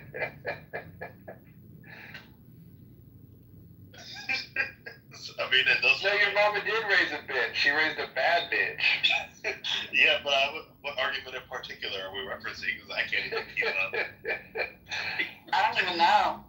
John, what argument are you referencing? Yeah, you were in Anson's room and you were fighting back. You're like, we don't need no fucking military officers telling us what we need to know. We already know what we need to know. And you were really pushing back against the military-industrial complex and all those white officer soldiers, Mother. No, that wasn't me. That wasn't in that room. You have me. Yeah, I got you on recording. You were vigorously defending your position. So against but I said that I was fine with the military being out in most cities because of my personal experience. Like most countries that I've lived in outside of the U.S. have had military supporting their local officers. It's not really a big deal to me. So that's why I'm like, you're probably confused because that's always been my position. So it sounds like counter to my position. So you'd have to hear the clip. You want to hear the clip, Mother? Have you ever argued with Anson? Hey, John. No. Anson. Oh, you mean yesterday? Oh, you're talking about yesterday. Anson's an 80-year-old former submarine captain.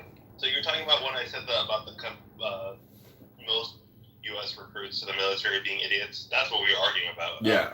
Yeah, that wasn't about the military. Yeah, that was about him saying they were all like low IQ. You misrepresented the entire argument, John. I had no idea what you were talking about, but now I understand. I didn't either, Mother. I was like, well, that wasn't the argument we had the other day, so I didn't even assume he was talking about that. Exactly. I was like, what are you talking about? John looks like a magician. He has like a magician mustache and He is.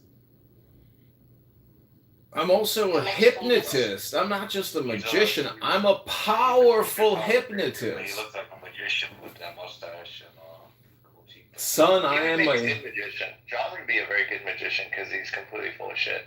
I'm a powerful hypnotist, son. Damn, that was vicious, Mike.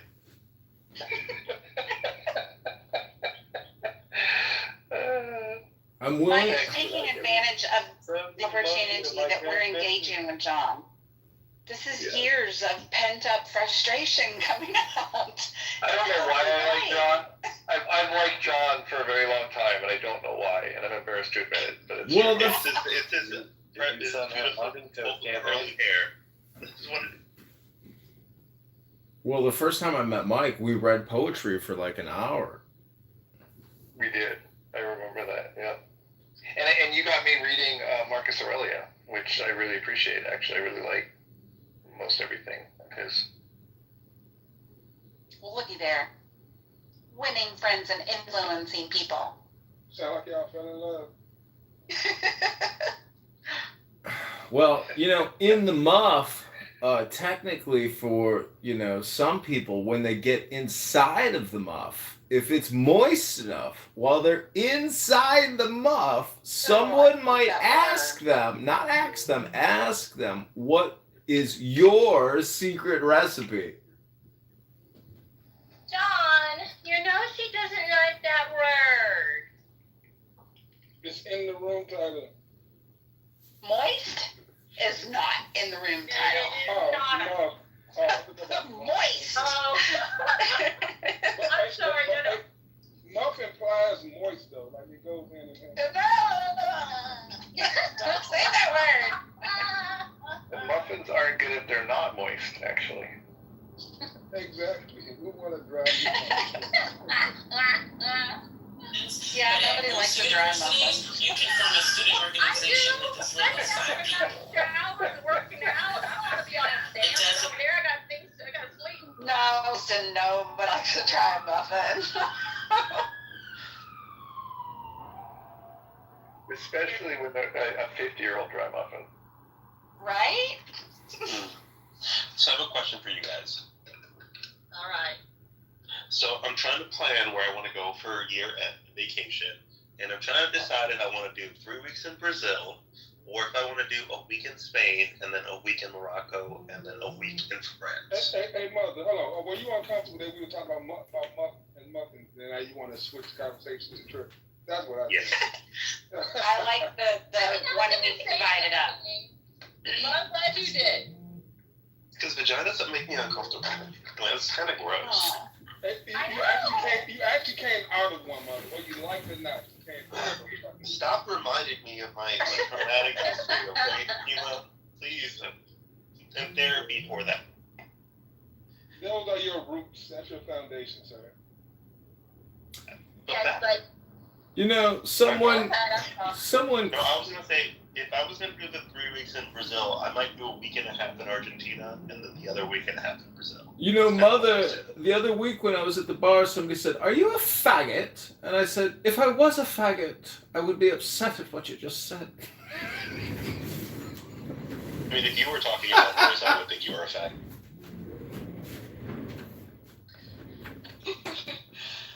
So Sean just put in the chat that Android users cannot speak right now.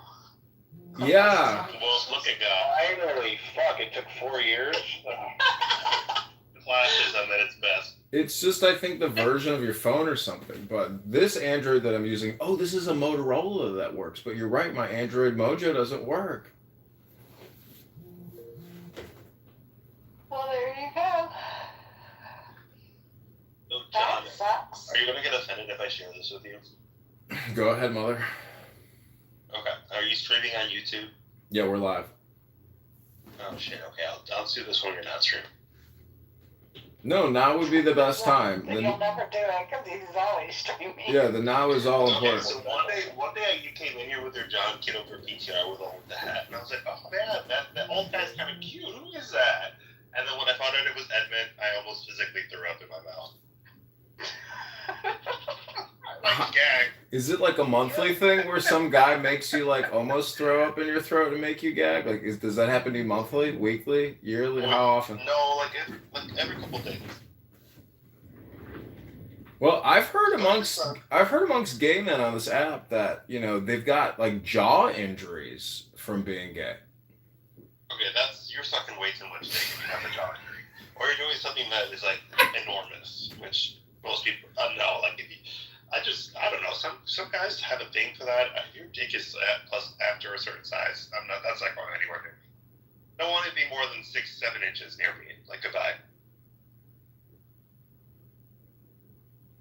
We're gonna go back to talking about moist muffins.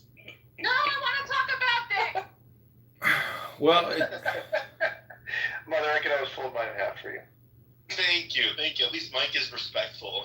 Like I have to use his mouth for other things.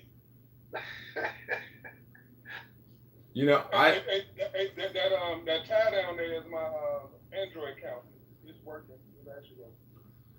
Well, if anybody wants to try some moist Irish soda bread, link is in the chat.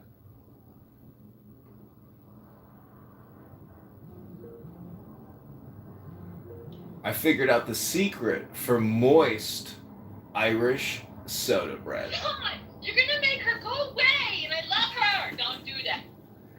I'm just saying, link is in the chat to the most delicious recipe you've ever seen for Irish soda bread.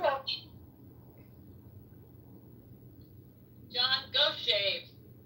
He said his Android was working. I'm on a Motorola, but whatever. Who cares? You know what? When I couldn't speak, I was like, you know what? This is the best thing that could have ever happened. Clubhouse needs to get rid of those hall previews. It's screwing everything up.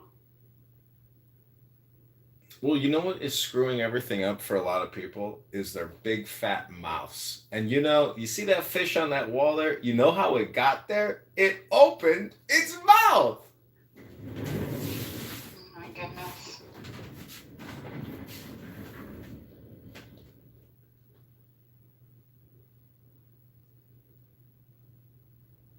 Hey, Kim, are you there? Thanks. Okay. Could you speak with your Android? Did you actually talk through the Android phone? I think I did. I'm not sure if you guys heard me though. Because I was speaking in this one, then I switched to that one. I said something. Yes, I don't. I actually don't think you were. Okay. Because I heard you say at one point, my Android is working, but I thought you were. Yeah, no, I was sitting on this account, so yes, it was. Okay. I got time. I'm not as good as John as you. I'm off the phone. I got a little twisted. Yeah, all my accounts are pretty much shadow banned now on YouTube, so it's like I'm getting very little views, but surprisingly late at night, when I think an international audience comes on, my YouTube can get flooded with thousands and thousands of views. So I've just been setting it and forgetting it. I think they're showing you stuff in Chinese prisons. Well, I hope one day, Joe, you can maybe go get to visit a Chinese prison. You know, project however you want. Oh, dear. Monica, where you been? I have a Tuesday evening at engagement every week. Gotcha. And then I went to go visit Chilism. They screaming over there. It's much nicer here.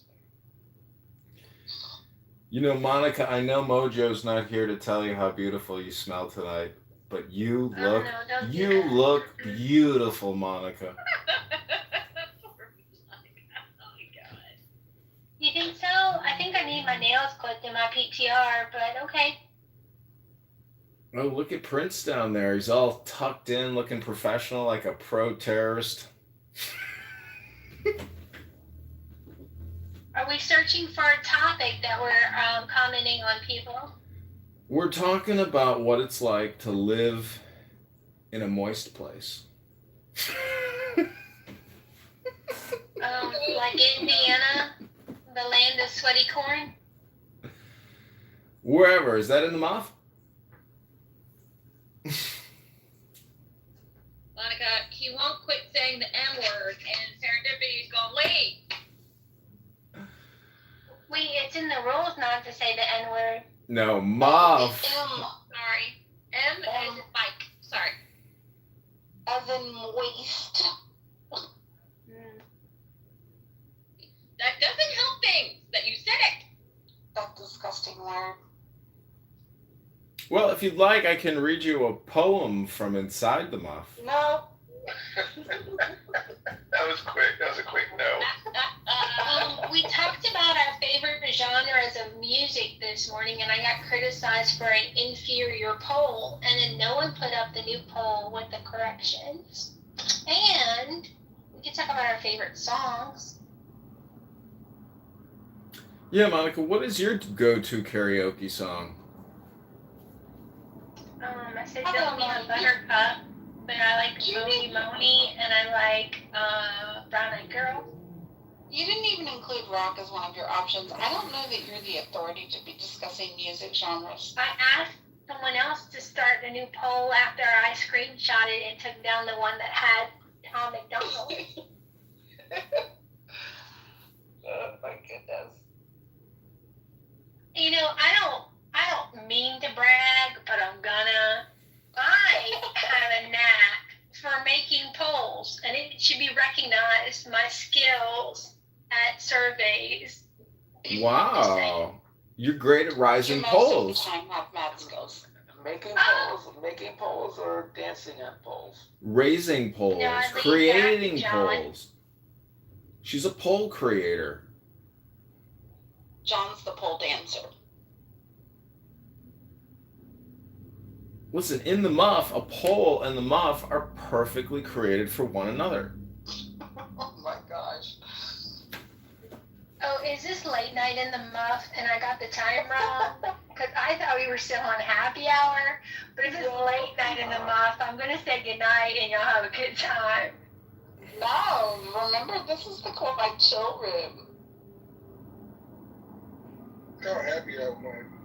Grow up a little bit. It's okay. No one's gonna touch you. No, that's not true.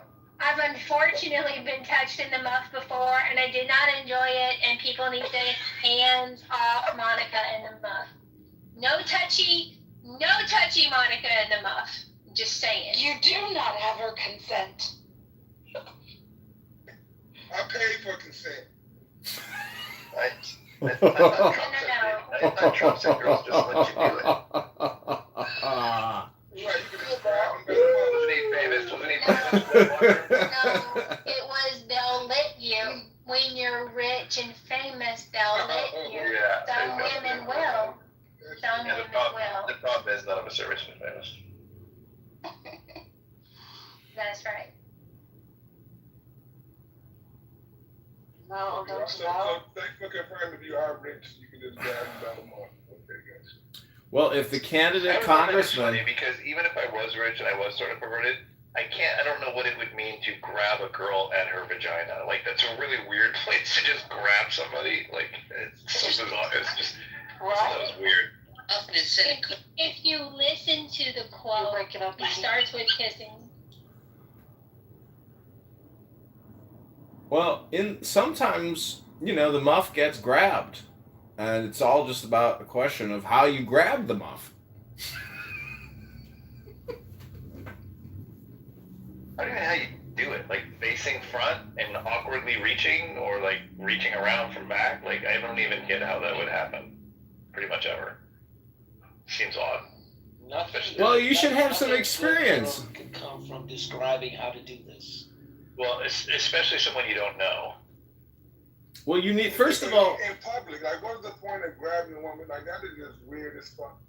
Like, It is weird. It really, if you really think of it happening in public to somebody you don't know, it's very fucking weird.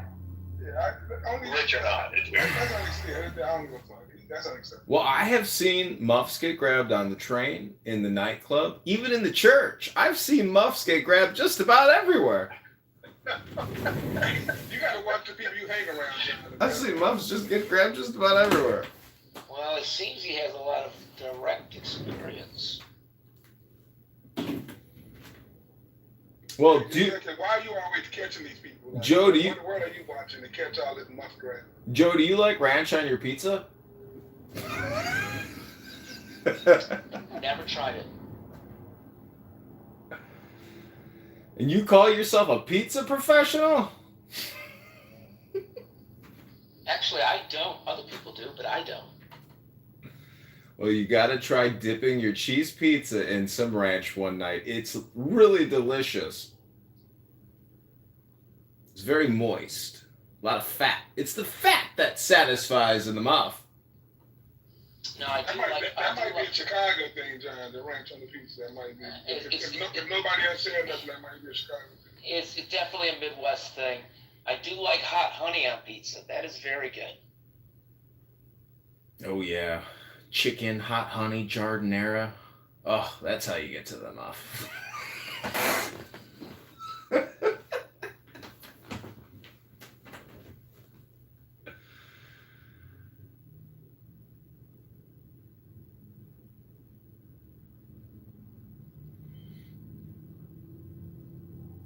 Well, at some point, I'd like to read another poem to all you beautiful people in the muff.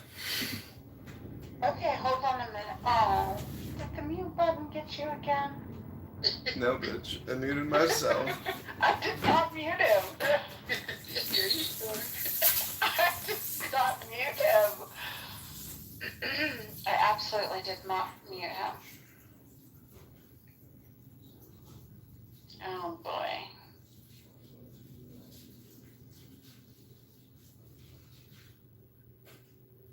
Damn, Pepe.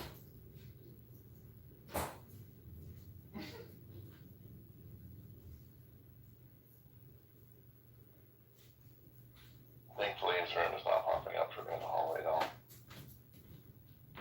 I guess he's in there trashing every conservative clubhouse woman known to mankind.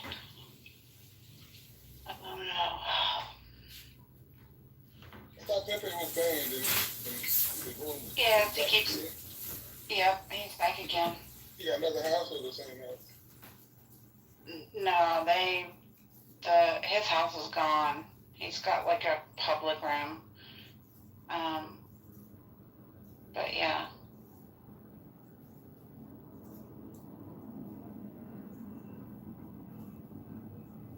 So you went from a house to a trailer? Uh-huh. A mobile trailer.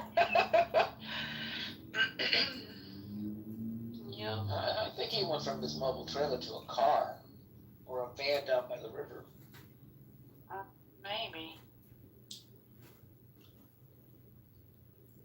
Like, don't you have anything better to do?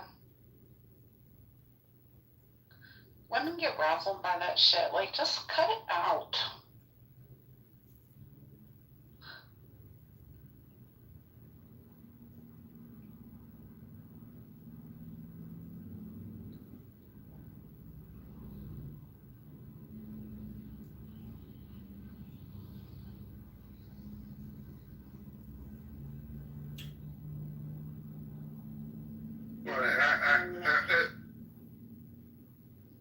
Central Park.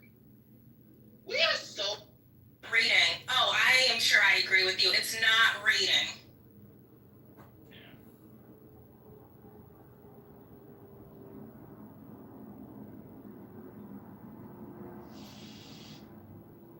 Edie, there are you away from your phones? I'm here. Grab him by the mouth. Who did that?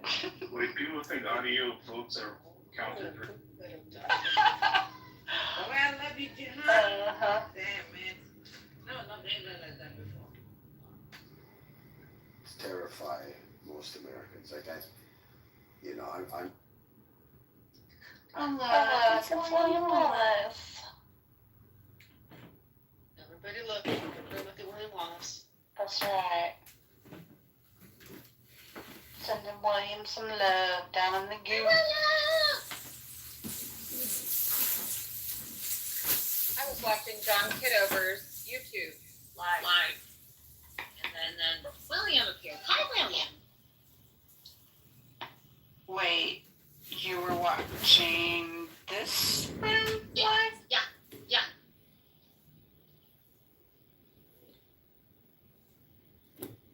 Yeah, it's in the chat. If you go to... Oh, thank you, Dad.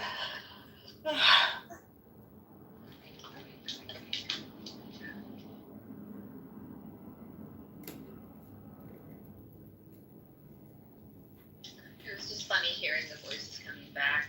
And I'm not quite sure what John is doing, but okay.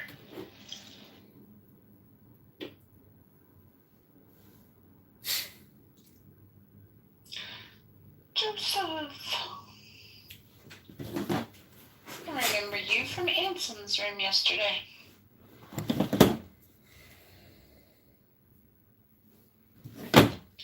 Oh no, Joseph, are you on an Android? We can't hear you. Sometimes it's just a Clubhouse glitch and you can leave and come back and then it will work. But I heard that Android users are having this issue right now.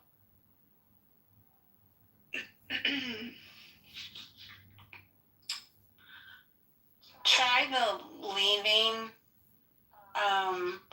like exiting Clubhouse and then coming back into the room and see if that works. If not, like I said, there is apparently a known Android issue. Oh, yeah. Are you on an Android? Yeah. I guess they've all been having issues with it all day long.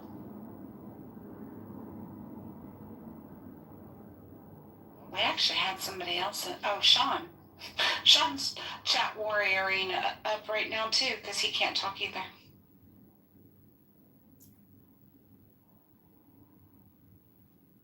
It's so good that Sean can't talk. Like, be quiet. Not too much on Sean. Shut the hell up, Sean. You see what he's doing there, Sean? He can't do shit about it, but talk shit in the chat.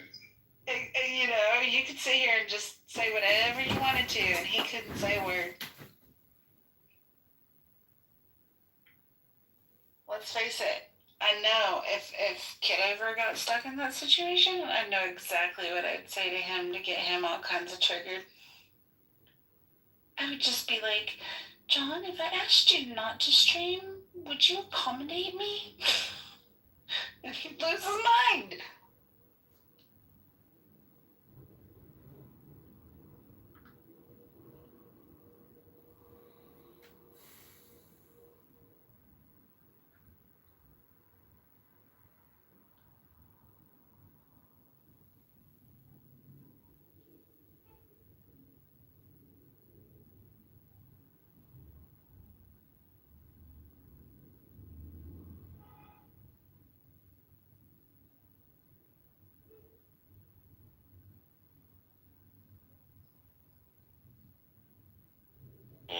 It is what it is, right? People have their, like what you do. You give everybody the same kind of energy. You can sit up here and you talk crazy to everybody, right? Which I can respect. Not everybody. Right? So well, you know what I mean. Like everybody's, like every race, every particular individual. Sure, but it's like, but if you've ever caught on to me, They like are it's any specific. If I really go out of my way to like really make fun of people like I did tonight, it's because personally they did something that I don't like them. But when it comes to even how I will purposely like avoid cussing even in the presence of certain people, just because I know those people that really bothers them. So I will troll and give shit to specific people, but you have to find like where that line is for different people. So I usually, I don't just go off on anybody. No doubt. I'm just sitting up. The only reason why I came up here was to sit up here and let you know that, look, there's a certain reason why certain people like that, like Abby, like Monica, like certain other people, there's a reason why a lot of people have issues with these characters, El Normo, so on and so forth. What is? I mean, I can see with El Normo because he has fun doing his debating. He does have, I would say, annoying debate tactics. But what has Abby said that's like? What is that? She stands up for Israel. I get that, but most of the conversations I've had with her have been more like her. And she's basically trying to, I don't want to say too much, trying to look out for the safety of Jewish Americans, which I don't think there's anything wrong with that. No, there's nothing wrong with that specifically. That's not the issue. It's just the issue is, I just don't understand how someone can play victim when they try to, and I'll just, I'll keep it short and sweet. I'm not going to sit up here and go on a diatribe, but I just don't like how someone can sit up here and play victim while they themselves is actively taking advantage of certain people, and I'll just put it that way, especially when, I'm related to a specific group of people. That's all I'm saying. So with that being said, do you have anything to say about, let's say, somebody like Monica? Any negative things to say about that? Well, she's not here to defend herself. But I know I'm saying things, but because it's my room and I'm deliberately doing it. But I would say with Monica, I think she knows how to walk a line in order for there to be like enough plausible deniability that she's not being, I don't know, racist, I guess you can say. I think she knows what she's doing. And it irritates a lot of people. A lot of people will say, well, either just come around the fence with it and say what you really mean, or, I don't know, why would she constantly bring up, like, the topic she would bring up? But you understand why she's despised by a lot of people on this app, too, right? Yeah, for that reason. She hits on a lot of... especially like with black people, she kind of, like with a lot of those topics, she would say she walked the line, whether or not she was just like masking being racist or not. and I think, and I understand because even I still get those that impression of her. I mean, it's well, you know, look, I mean, it's cool to be a racist to me, you know, as long as you own it. That's another piece of shit, you know, morbidly obese, 350-pound, you know, scumbag that'll sit up here and throw rocks and then hide her hands. You know what I mean? So I'm just saying, like, you know. Well, she's taken some shots at me recently, so but let's not talk about her anymore. Yeah, not a problem. I was. Go ahead. No, go ahead. I was just gonna drop down, but I was just giving you a couple candidates for people that you can blast if that's. Well, I do think, there's two groups on this app that definitely, I'll just say it, the Zionists and the pro-Palestine side that you guys really don't like each other very much, and I don't. I mean, I understand why you guys don't like each other, but it's not really like my. It's not something I feel super personal about. Like I don't feel like it's attacking my identity. Oh yeah, no. I was just sitting up here saying, I thought you might have run in with that person because that person claims to be so-called conservative, but. Go to sleep soon. What makes you think she isn't? I've talked to her. She's definitely conservative. I mean, look, mind you, I really don't play the political party game of conservative or liberal or whatever, moderate or whatever. But based off of the way she looks, all right, she looked like the one that leans left. Not saying that she wears blue hair, but she look like. I'll say like she does like she definitely. Since I've known her always been more right wing. In fact, she's somebody who I'd say is like the target of lefties on this app and has been. She's been fighting with them all the time in certain rooms, and like even yesterday, do you know who Tira, the attorney, is? Yeah, I've seen her in the room before. And she's like a pretty sharp woman, right? So is Abby, and she was definitely wasn't.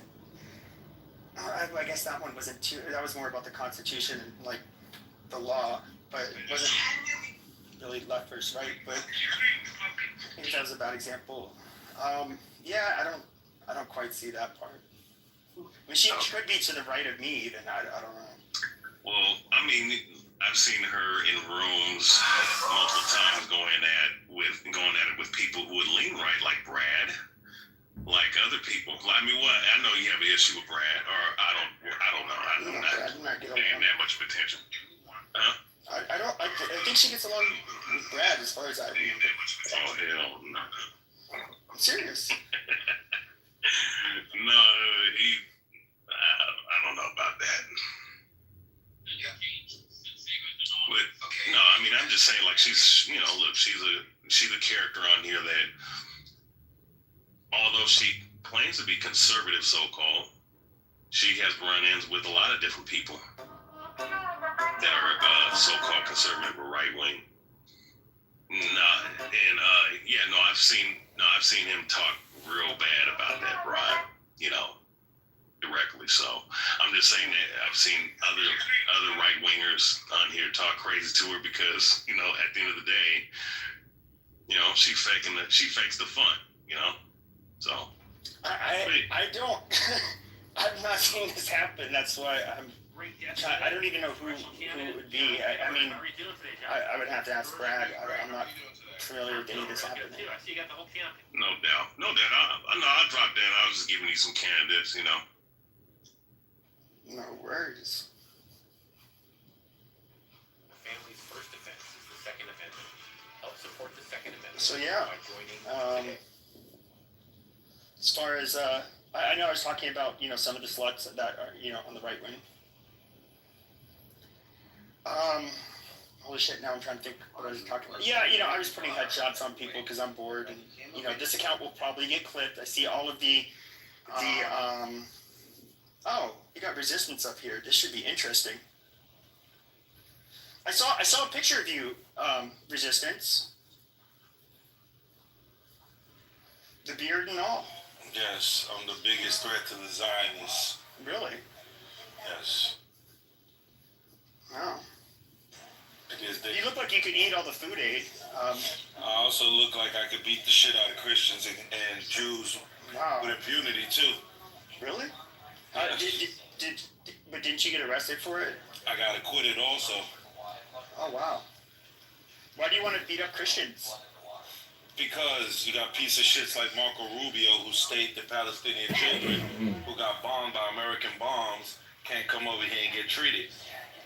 So you're gonna take a shot at La Raza, your fellow hombres, because they support Israel? He's not my hombre. He's a white boy.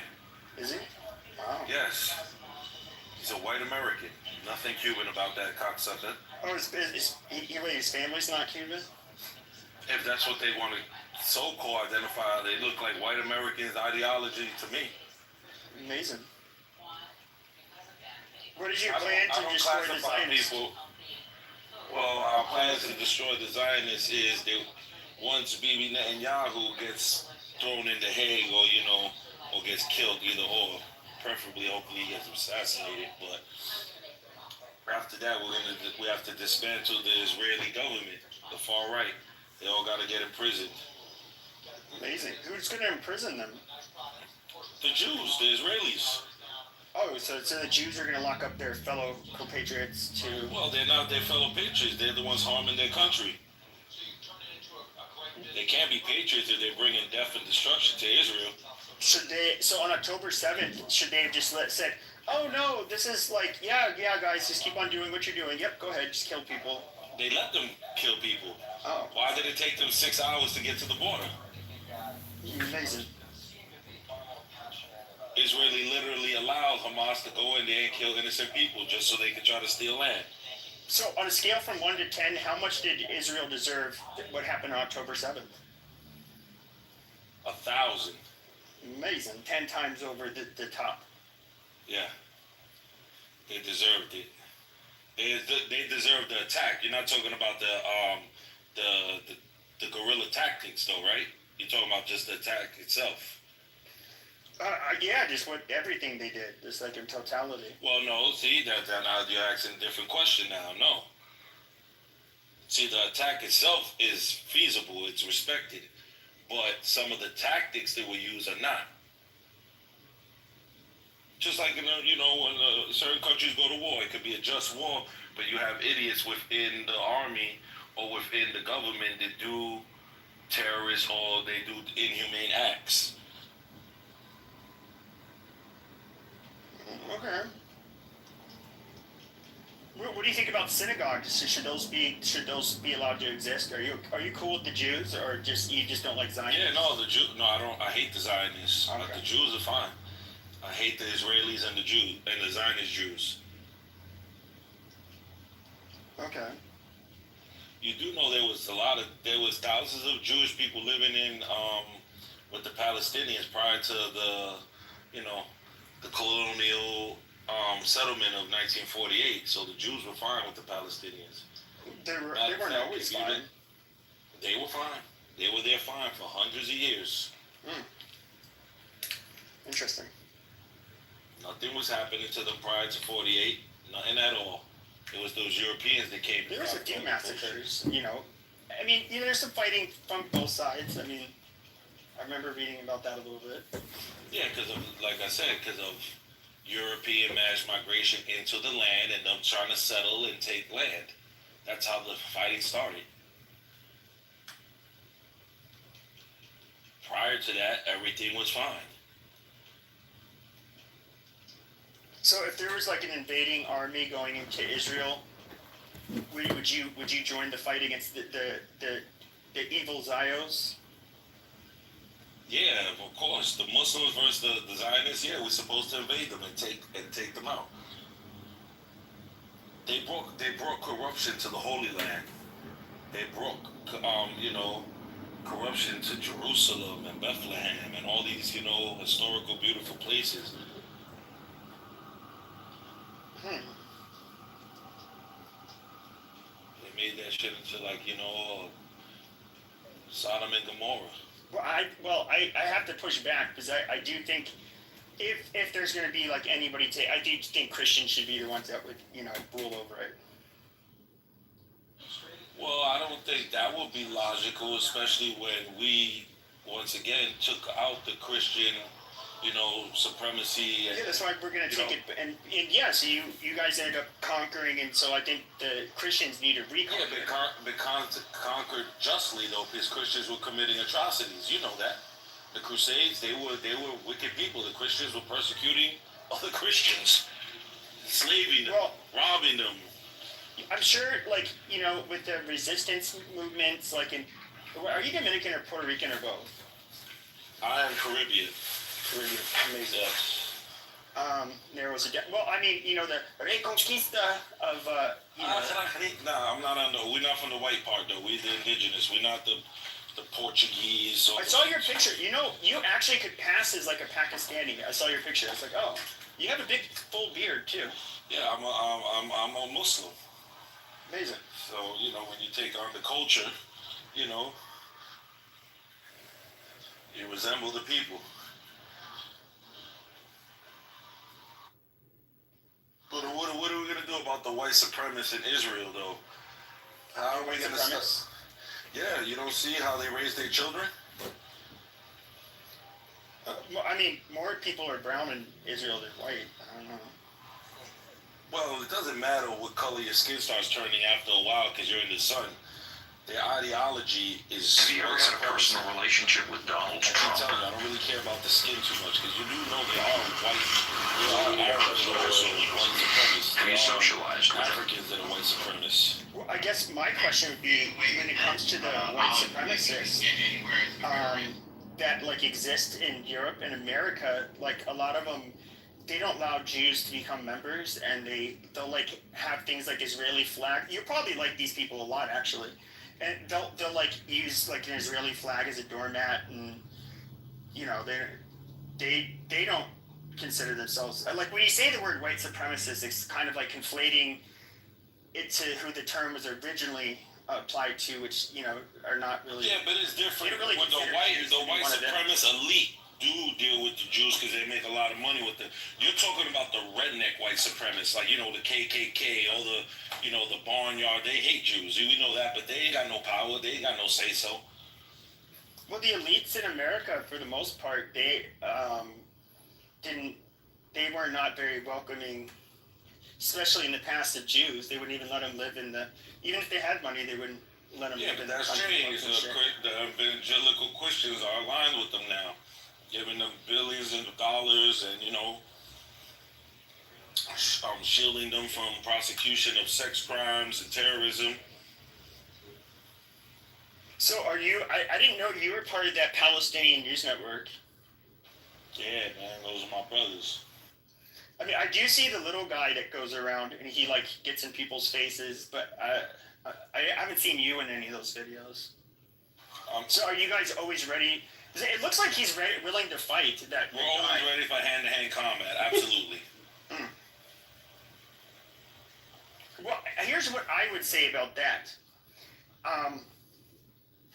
When you go across, especially people that are not, you can't always tell, but let's just say they're just everyday Americans, they're probably not Jewish. When you say, oh, do you support Palestine? And they just say, and they shrug their shoulders. I would say the last thing you want to do is be offensive to them if you're trying to win people, to your side. And you definitely don't want to make them feel physically threatened, because then they're going to start associating pro-Palestinians with being, violent and intimidating. And, how would that work to convince people? Well, we're not trying to convince people. What's the ultimate goal then? The ultimate goal is just to bring awareness that you white supremacists are not going to get away with this barbarism anymore. Well, before you were a Muslim, would you have had a strong opinion, you think, on Palestine and Israel? Probably not. So just think about before you were a Muslim. Like these people. I can't do that because then I'll be a savage just like them. How are they savage if they're just not invested in it? Because that's our culture here in America. We live like animals. We like our sex, drugs, and rock and roll. We really don't care about people's feelings. We're very shrewd. That's American culture. Not really caring about other people and their feelings and their plights. It's finally. So I try not to think back on those days of ignorance. Yeah, I would say most of us care about the plight of I actually care about the people in Palestine. I don't want to hear about innocent people dying or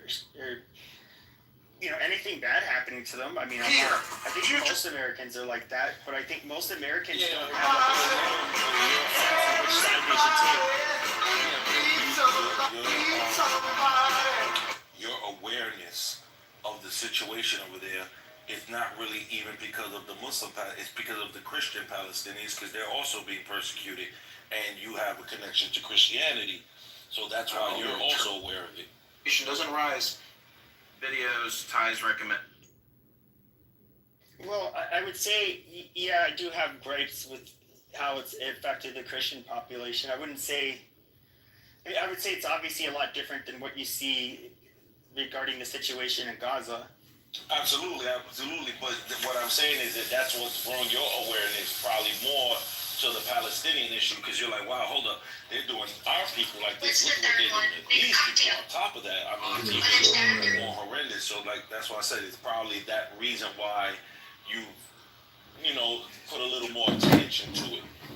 Like you said, besides your humanity, that you don't obviously want to just see people being treated like animals.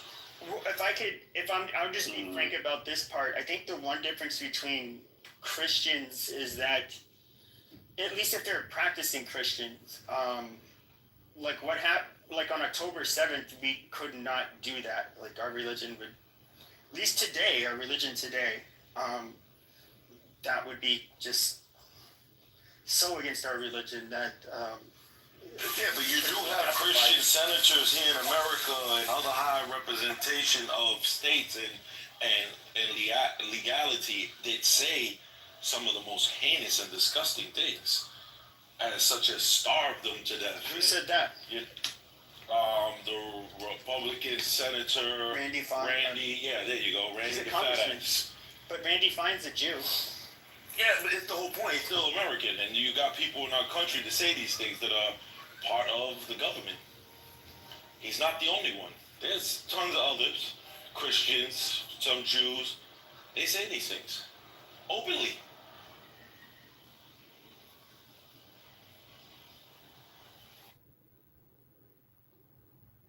I would say pretty much all around America, if you go to any Baptist church, they've brought up how Gaza needs to be wiped out because it's promised to the Jewish people and it fits into their apocalyptic prophecy.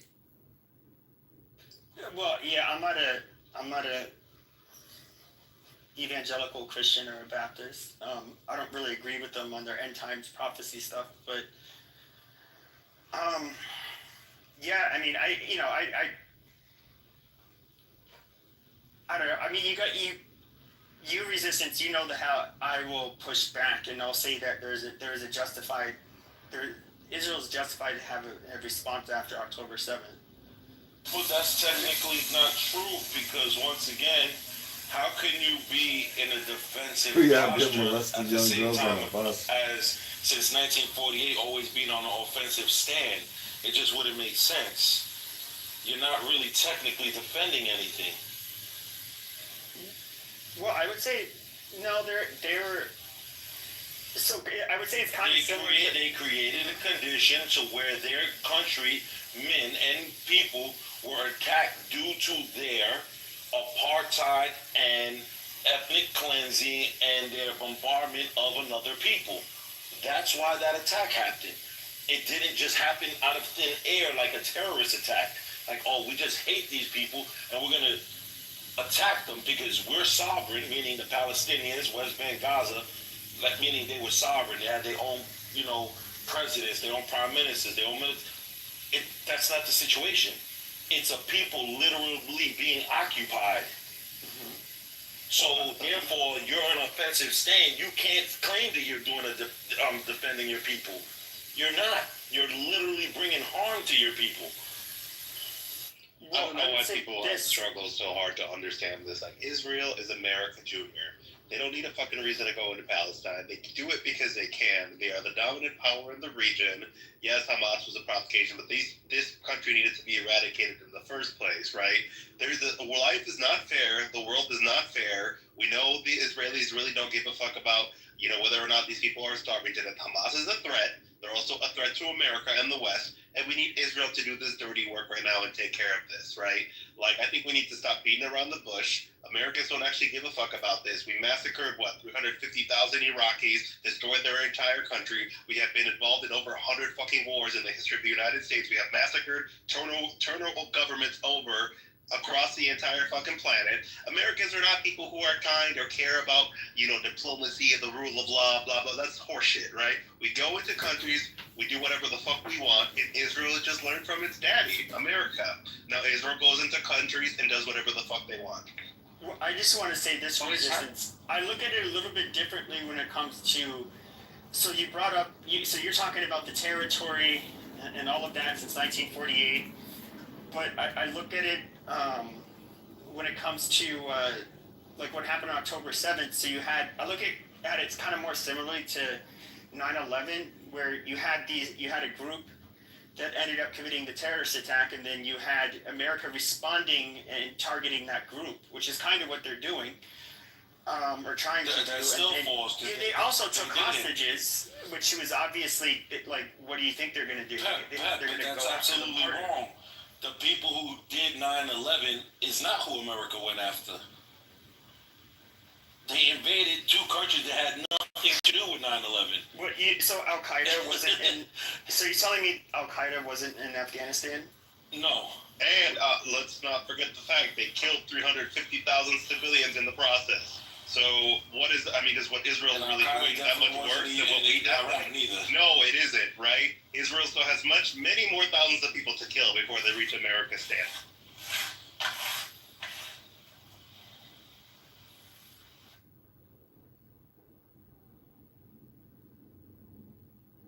Yeah, I don't know. I mean, I can't think of any country where if the attack was committed like on October 7th, where they wouldn't send their military after the group that did it. But Israel didn't send their military. They ended up just carpet bombing the whole place. They're scared to send their military. They don't want to face Hamas at ground combat. They never have. They do, but they end up walking into like human mousetraps. So they get their tanks blown up by like a $300 explosive device, and it blows up like a $4 million So that's tank. what the issue is, Pep. Israel is incapable of fighting a ground invasion against Hamas. But you're making it sound like it would just be a battle fought with small arms fire. But even when it comes to the controlled detonations on the ground or from above, they realize that those when they end up you're a smart and logical guy. They are booby trapping them, and so the only way to make sure there's no ordnance left is to literally but once again, you're smart and you're logical. You're telling me there would be more casualties if they just did a more ground invasion other than throwing bombs? Yeah, definitely. Exactly, that's my whole point. No, there'd be more casualties, I'd say, fighting at a ground level. Impossible. Because the bombs, 3,000-pound bombs, blow everything up. If Israel, for example, in the beginning, if they would have told everyone, we're doing a ground invasion starting in the north of Gaza, everyone has to leave to evacuate.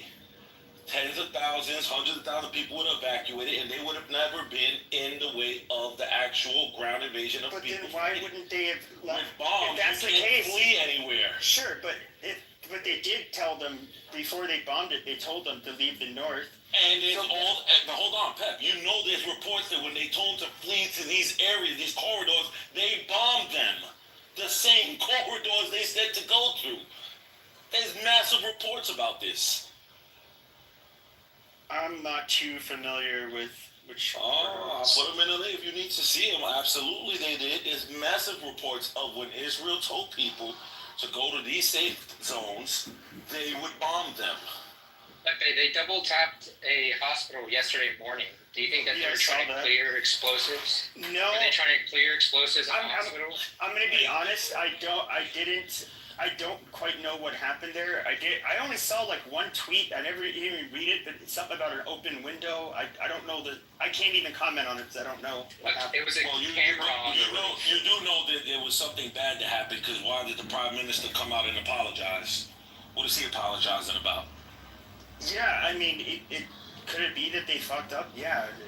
They fucked up since the day the fucking the invasion happened. They fucked up. If you had an employee that fucked up this much, wouldn't you like fire him, stop paying him? Have they fucked up more than another like first world military would have? We're not. I mean, are we comparing it to other atrocities? Like, I mean, were we that much like even compared to let's say the United States, where we didn't like level fucking cities and towns and there weren't like civilian casualties? I mean, I don't. That's because the fighting ain't happened here in America, but they did level towns and kill a lot of people in Iraq and Afghanistan. Well, that's what I'm saying. We're comparing, like, I want to compare a first world military to another first world military where they've been in a. Well, for some reason, America just never fights other first class armies. They haven't in a long time since World War II. Yeah, and Israel's not fighting one either, so. This is my point. All they do is terrorist acts against countries that they know can't fight them. Well, I don't quite look at it. If somebody commits a terrorist attack, it's the responsibility of the military and the government to protect the citizens and to go after those that have caused harm and seek to cause harm to their citizens. So I don't see in any world where. I mean, basically what it sounds like you're asking for is that the just and right thing to have done after October 7th, because they ended up colonizing, however you would put it, the land, they should have just, licked their wounds and just, allow them to be invaded and taken over and leave.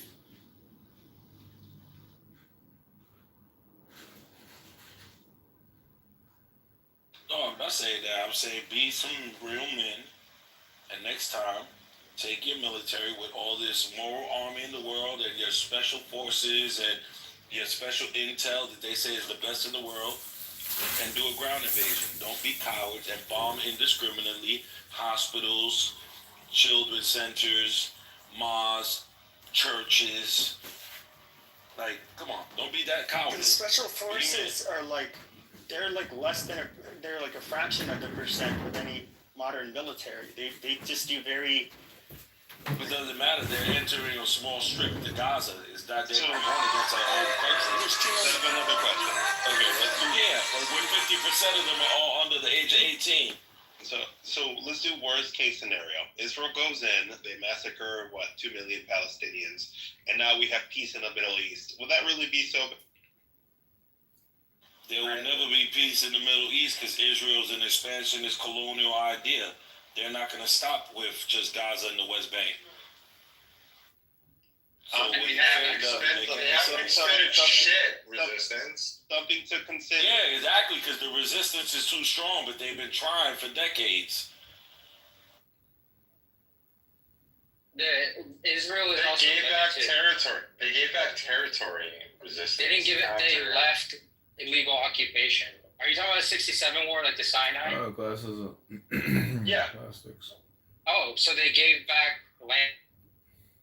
So for a peace deal, which America pressured them to. Blue block. So I mean, what's your point? Tons of territory. Like, why?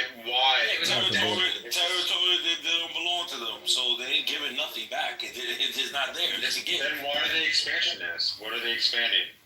They openly talk about annexing the West Bank. They want to take parts of Lebanon and Syria. They currently occupy a part of Syria called the Golan Heights. How about the Shiva Farms and all of those places? Yeah, they took but wait. The Golan Heights they took because in the 1967 war, there were rockets rained down upon them from Golan Heights, and it's a strategic, bad place for terrorists to rain rockets down on neighborhoods. So they took that over. Well, and they gave most of that region back too. Well, to them, the terrorists are the people who occupy those lands, which are the Israelis.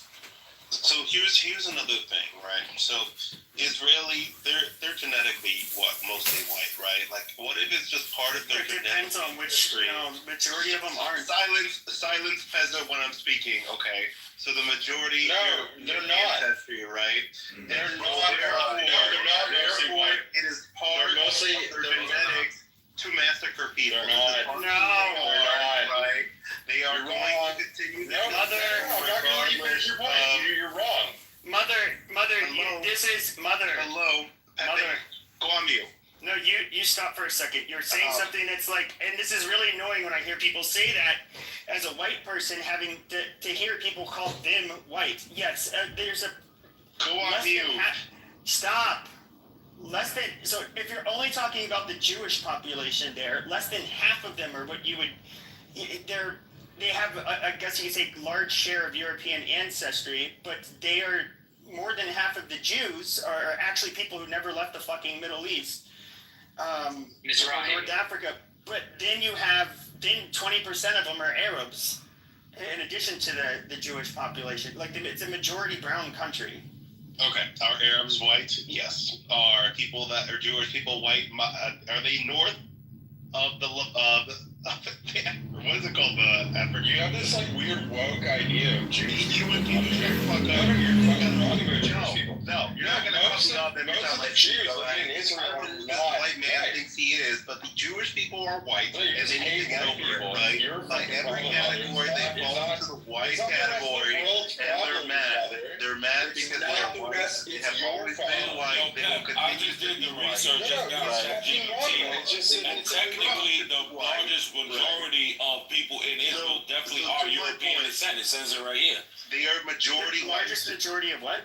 The largest majority within Israel since its founding of 40 is European descent. It says it right here. Sure. So what I'm saying but is they're a minority. Then you have the Masrahis. Then you have the because of fucking right. Sephardi Jews. Yes, which are the Middle Eastern, the Africans, and the Asians. Y'all I get what losing you're your saying, mind but you're not. because I'm correct. Hold on. And then you have the 20% Arabs. Oh my God! Not the minorities are not the. All right, amazing. So they may be the largest ethnic group in Israel. However, when it comes to the Mizrahi and Sephardi Jews, and then you have the Arabs, they outnumber the quote unquote European Jews. So they're yeah, but you can't equate that to that 20% of the Arabs. They're not Jewish, so you can't do that. You're so broader than it is fucking European resistance. I don't know what you're when I see most of these fucking Israelis on TV or anywhere, I cannot tell them apart from a fucking Arab. This is so silly. Some of them you can't. You ain't lying about that. And that's because they adapted the culture. Remember, they stole the look, the food. You know what I mean? So they start. When you're which one stole the culture? The European Jews. Okay, but when they end up mixing, but wouldn't the majority of the Jews are non-white? Well, and they stayed in the Middle East and North Africa. Wouldn't they be eating the same Middle Eastern shit that everybody else eats? No, that's not true because a lot of them have different cultures, especially the African Jews. They don't eat food similar to that of Algerians. Somewhat, some of it, yes, but some of them have also their African cultures of different kind of foods and languages. I'm sure the Ethiopian Jews eat with their hands and a lot of lentils and beans and shit. Yeah, just like that's just the custom of people of religious faith. That's why. There's no such thing as an Israeli dish. Simplify. I don't know if that's what you're trying to say, But I do want to point out that resistance, it's that actually the majority of Israelis are Mizrahi. But when you look at the leadership of Israel and all the founders of Zionism, they're all Ashkenazi. Majority. Oh yeah, we know that all their private zones, they're all a bunch of Europeans. So it says right here, it says 80%. It says 47% of Israeli Jews are of Ashkenazi descent. Globally, 80% of the world's Jewish population is Ashkenazi. So the majority of the Jewish population is white descended, Euro-descended whites, right? You can get triggered all you want, but the reality is these are white people with probably curly hair, right? So now back to my fucking statement. These people are terribly violent white people, right? You're not doing the math right, Nicholas. And they are learning to massacre people. It's through their genetic ancestry. They have picked this up from other Europeans, and they are just acting out according to their... Amazing. You just proved the point that less than 50% of that country is Ashkenazi. Well, no, it's less than 50% of the Jews in that country are Ashkenazi. If I recall correctly. Amazing. Yeah. And then the Jews are only 80%, then you have 20% that's Arab.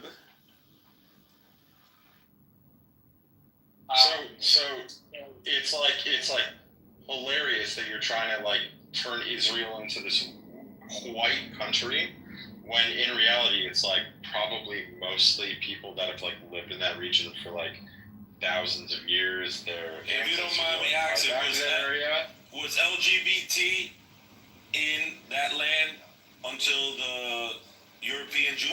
What is the story of Sodom and Gomorrah? 47% is not a small minority. These people have been predominantly white this entire time. This whole notion that they're not white, even in Mizrahi, I would consider as white. If you are going to get triggered about that, they fall as white into my category. You just like retarded white people that much, I mean, if you wanted to like look at colorful quotes, even I think Netanyahu even said something about, was it the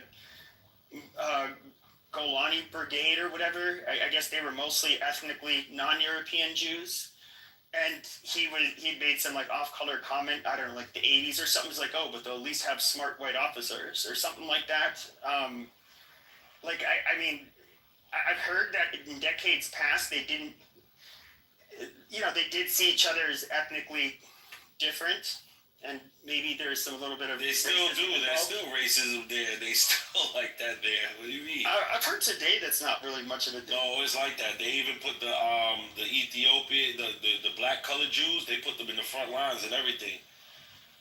They're not commanded. They don't hold no shots. Ask some of the soldiers. They'll tell you. This is the annoying part when you group like this large amount of people. Like when you talk about the Mizrahi Jews, if you're talking about the Libyans, the Iraqi Jews that are Mizrahi descendant and moved down there, those are fucking white people. If you're talking about the ones that came from Africa that are also descendants of Mizrahi Jews, those are obviously African people, right? Do you think Iraqi Christians... African ancestry as part of their DNA at significantly larger quantities. But we group them all together, and now because some of them have some African, you were saying that the majority of them are African, and that is flawed. The majority of the Mizrahi people are still white. No, the majority of them have ancestors that never stepped foot in Europe. They literally are not... When people say white, they mean European. I'm aware that most of these are descended from the Middle Eastern, Northern Middle East there. Those are all white people to me. Arabs are white to me. So this is a fundamental difference of viewpoint of do Arabs qualify as white, yes or no? For me, these are all amazing. Yeah. No, I would say that they're pretty brown, to be honest. Arabs go from... I mean, there's some that are, I guess, white passing, but for the most part, nobody's... If you had to describe the person to like a 911 operator, you'd be like, what does he look like? Oh, Middle Eastern man, medium colored skin or some shit. And, probably bushy eyebrows or whatever the fuck. I don't know. They look different. They start getting whiter, just quickly, they just start getting, like, they will get whiter in the Balkans and, like, in Turkmenistan and, like, that whole region. But, like, no, it kind of moves the further north you go. But, like, I wouldn't consider, like, Turkish people white, would you? Yeah, I just came from Turkey, actually, and these people were shockingly very European looking. They are fucking light, pale skin, right? The entire fucking city of Istanbul was full of light-skinned fucking European people. Yes, I would consider them as white. If you ever travel to these countries, you will realize that a significant portion of these people are just as white as you. Turkey's very diverse. So you're missing out. Also has a shit ton of European. You asked me a question, I gave you an answer.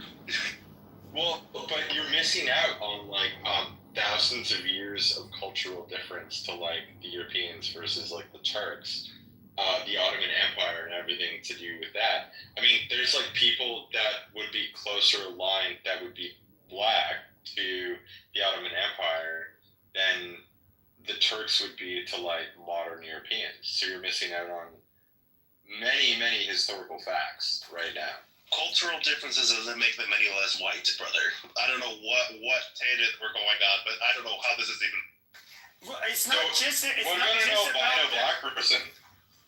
It's not just about their. God damn! It's not even. And part of the reason why I think it's useful when they say white, it's meaning European, is because they're outside of the borders of Europe. As you go into the Levant and Middle East, you start getting people that I would say phenotypically start looking a lot differently, but also they're culturally much different. The cuisine suddenly drastically changes. Of course, their religion drastically changes. Their language family, the Semitic languages that they speak, drastically different. And I guess when Nicholas used terms like, oh, they're just these white people. No, these are people that have been in the Middle East for centuries, or thousands of years actually, and they haven't left, and they literally, that's why, they were not eating bagels and like, what the fuck, mothball soup or whatever, they were, obviously a lot more similar to the other Middle Easterners. Well, I mean, Pepe, like, you could look at the Syrians, for example, and I would say the Syrians are like closer ethnically tied to Jerusalem versus Europe, because that's just the fact. They're like, that's their ethnic background. So it's like crazy that this person is like trying to make this point that it's what their skin color matters more than their ethnic background. It's like mind blowing to me. You get offended at the concept that maybe Jewish people are white. And I think that's. Well, you can say some Jewish people are white. I just think, but saying they're all white, that's not accurate. Obviously, that's not talking about white means European. I don't it's not accurate. Jews exist. I don't Ethiopian Jews exist. They are not the majority. I'm not talking about that. I'm talking about the majority of the Jewish people. Well, this conversation is getting kind of retarded. It is. Pepe, do you think what happened at Waco is okay? I'm not a fucking expert, but do I think that burning a bunch of men and women and children alive? No, that's obviously. I think there should have been a much better outcome. Especially when they had surveillance on this guy when he left to work, when he came back, like it wasn't necessary, right? Yeah, I would say that Ruby Ridge was unnecessary. I do think that, this guy, David Koresh guy, was one real sick piece of shit. I mean, yeah, he was a kid diddler too, by the way. Oh, he yeah. was diddling all the kids. He was fucked up. So very disgusting person. So it would be justified to go after that one guy, right? Especially when you have surveillance and the technology to track him and stuff. So how is that different from what's happening in Gaza? Oh, yeah, that's a lot different. Well, first of all, like in Waco, Texas, they could control the environment. It's one compound in a state where they could, they could see who's coming and going very easily, as opposed to like a highly densely populated area where because of their guerrilla warfare tactics, because of where they hide weaponry, because of their tunnel system, you don't know. How do you really target? And these are tens of thousands of people, not one person. It becomes a whole different. It basically becomes a war as opposed to, I don't know, just trying to bust one guy. Well, are you aware of how Israel procures its targets? I've listened in. There was a couple people that had experience with this from the U.S. military as well. I know it involves intelligence, and then depending on who it is, I believe they also have what would be a ratio of how many people can you put at risk when dropping a bomb, for example. How many innocent casualties are acceptable will depend on like the number of people you're targeting, who they are, how important they are. Correct. It's called there's a Lavender. chain of command. Yeah, it's an AI program. It's called Lavender, but they nicknamed it "Where's Daddy" because instead of targeting the militants when they're in combat, they wait for them to go home to their families and then they bomb the entire house. And a lot of the time, the AI system actually makes mistakes. They might get the same name. They might get a house where the militant had moved from. And the ratio is 25 for every low-level combatant and up to 100 civilians for a higher-ranking combatant. Yeah, I don't know. I don't quite know how that's different for other first world militaries when they're in war. I know that a lot of people have talked about this after the fact. People that have served, where they know they ended up, targeting individuals and facilities with what ended up being faulty intel, and then innocent people were being killed. I know this happens. There's a guy, John Spencer. I've listened to him talk. I don't really. You have to understand. I know it happens. Period. So just because it happens doesn't show me that Israel's doing it the wrong way. I don't. Do they do it worse than other first world countries? I haven't seen that. So I don't really, and it's not my area of expertise or something I've really looked into. So I don't really know even how to respond to that. You look at the ratio, like when 50% of the casualties are children, at least close to 50%. But that doesn't say anything. Is that indiscriminate or not? Well, you compare it to other first world countries. Yeah, including first world countries like in Afghanistan. How do you mean it doesn't mean anything? Oh, sure. Because especially Afghanistan, it was very common to be fighting children. The children had guns. Children of how old? In Afghanistan, they could be as young as 10, 11, 12 even? I mean, they're a bit different, I would think, than Gaza, but I mean, we do know that there are terrorists, there are people that fight for Hamas that are under 18. Hey, Pepe, when you say 10 years old, right? An average kid, black, white, Hispanic, Asian, you name it, right? You think the average 10-year-old can handle AK-47 and go like freaking ham? In Afghanistan, yeah. The average kid can pull a wire and fucking blow up a bomb. I think we'll talk about Sudan, because there's been hundreds of thousands of more people have died in that war than in the Gaza conflict, so I think we should talk about that one. Well, unfortunately, it's just a bunch of dirt poor, dark-skinned Africans. In the part of the world, none of us have. Mainly done by the northern. If anything, a lot of Arabs killing a lot of black people. That's true. If you look at northern Sudan, it's kind of. I believe the Nile goes through it, and the top part is more desertish, but they have the river, and then South Sudan, as we get into like the more tropical areas, it's pretty. It's very black, and there's been a lot. This has been going on for several decades, and I'm just being realistic. It's a place that very few of us have ties to in the West. And when we think of sub-Saharan Africa in particular, we generally have a very low bar for what we think is atrocious. I feel like a lot of people have the sense that this is a place where starvation, disease, and war are just endemic to that area. Yeah, so we don't. I think that's the reason it doesn't get much attention, but you are correct. Like it is, we do focus more on Israel, and I do think that part of the reason why is because if you look at Israel, I mean, looking at the music festival, it almost mirrors America in a weird way. How the people are dressed, not necessarily how they look, but somewhat.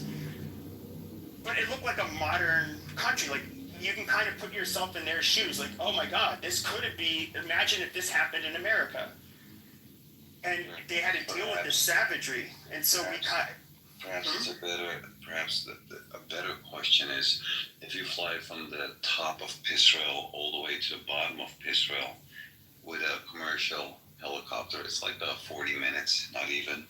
With an Apache, it's like 9 minutes. Right? An Apache goes way beyond 200 miles an hour. Right? Like, why did it take them at least 4 hours to respond? I don't know. That is a very important question, don't you think? Like this tiny little leap of land. It takes you 4 hours, but every 30 I guess feet, I would ask this. But there is normally every 30 feet there is an 18-year-old that stands there with a machine gun to blast an innocent Palestinian. Now like nobody noticed for like 4 hours. Like 4 hours? Sure. I think that was kind of easy. I think that one's kind of a lot easier. So we have like troops that can be put on standby for deployment within 24 hours. I believe like some of the like the different airborne brigades. You know which two? You believe that this retarded because it's an inside job. This conflict. Yeah, I'm going to disagree. Pepe, you know which two big events have like, hold on now, Sam Rosen. What a name. It's not an inside job, okay, Gingerbread. Calm your titties. Alright. You start lactating. Do you know which two it's not an inside job, you dumb fucking moron retard. Okay, we get time for your medication. Well, there was a stand down order. There was definitely a stand. Do you know which two other events had exactly the idea? Not a fucking inside job, you dumb fucking. Well, just let him get it out. Just let him get it. I don't agree that it's an inside job, but just let him say it. Do you know which two other events had like the similarities as the patterns of like these events? It was the bombing of the USS Liberty, right? Oh my fucking god! And it was the same thing with 9/11. It was identical. All right. Well, I don't want to go into I'm sorry, this is so cringe, but I don't want to go into it. But I do want to. I want to finish what I was saying. So, like, you. Yeah, really quick, Pepe. When you talk about cringe, have you seen your profile picture? Okay, guys, let's not. So, okay, in the U.S., like for example, what we would consider ready for like rapid deployment, it's like 24-hour notice. Now, what I would have to think is that. Obviously, they have a good segment of their population that is active duty. I don't know what how many of them, even their quick reaction forces, for example, how many of them were on base ready for like literally half an hour deployment? And then they'd have to get kitted out. They'd have to, go in their vehicles or whatever to respond. I mean, I would think that would still, if I had to guess, Israel probably has to rely on their police to deal with incidents somewhat, even though they're different, so their military can, but they probably rely on the police for the response for the most part. So the fact that it take a few hours does not, I don't find it that surprising. It takes you a few hours to like have those men in the Apache helicopters to like make a move.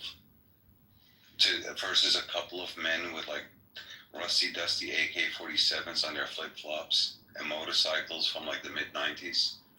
That's what you're competing. I mean, no, that's not what happened in certain areas. Like the response was almost instant. That's literally what No, happened. but the response was actually almost instant in certain areas. No, it wasn't. And then No, it certain areas that were more remote, it took No, longer. it wasn't. No, that's what happened. That's like not what happened. It's not what happened.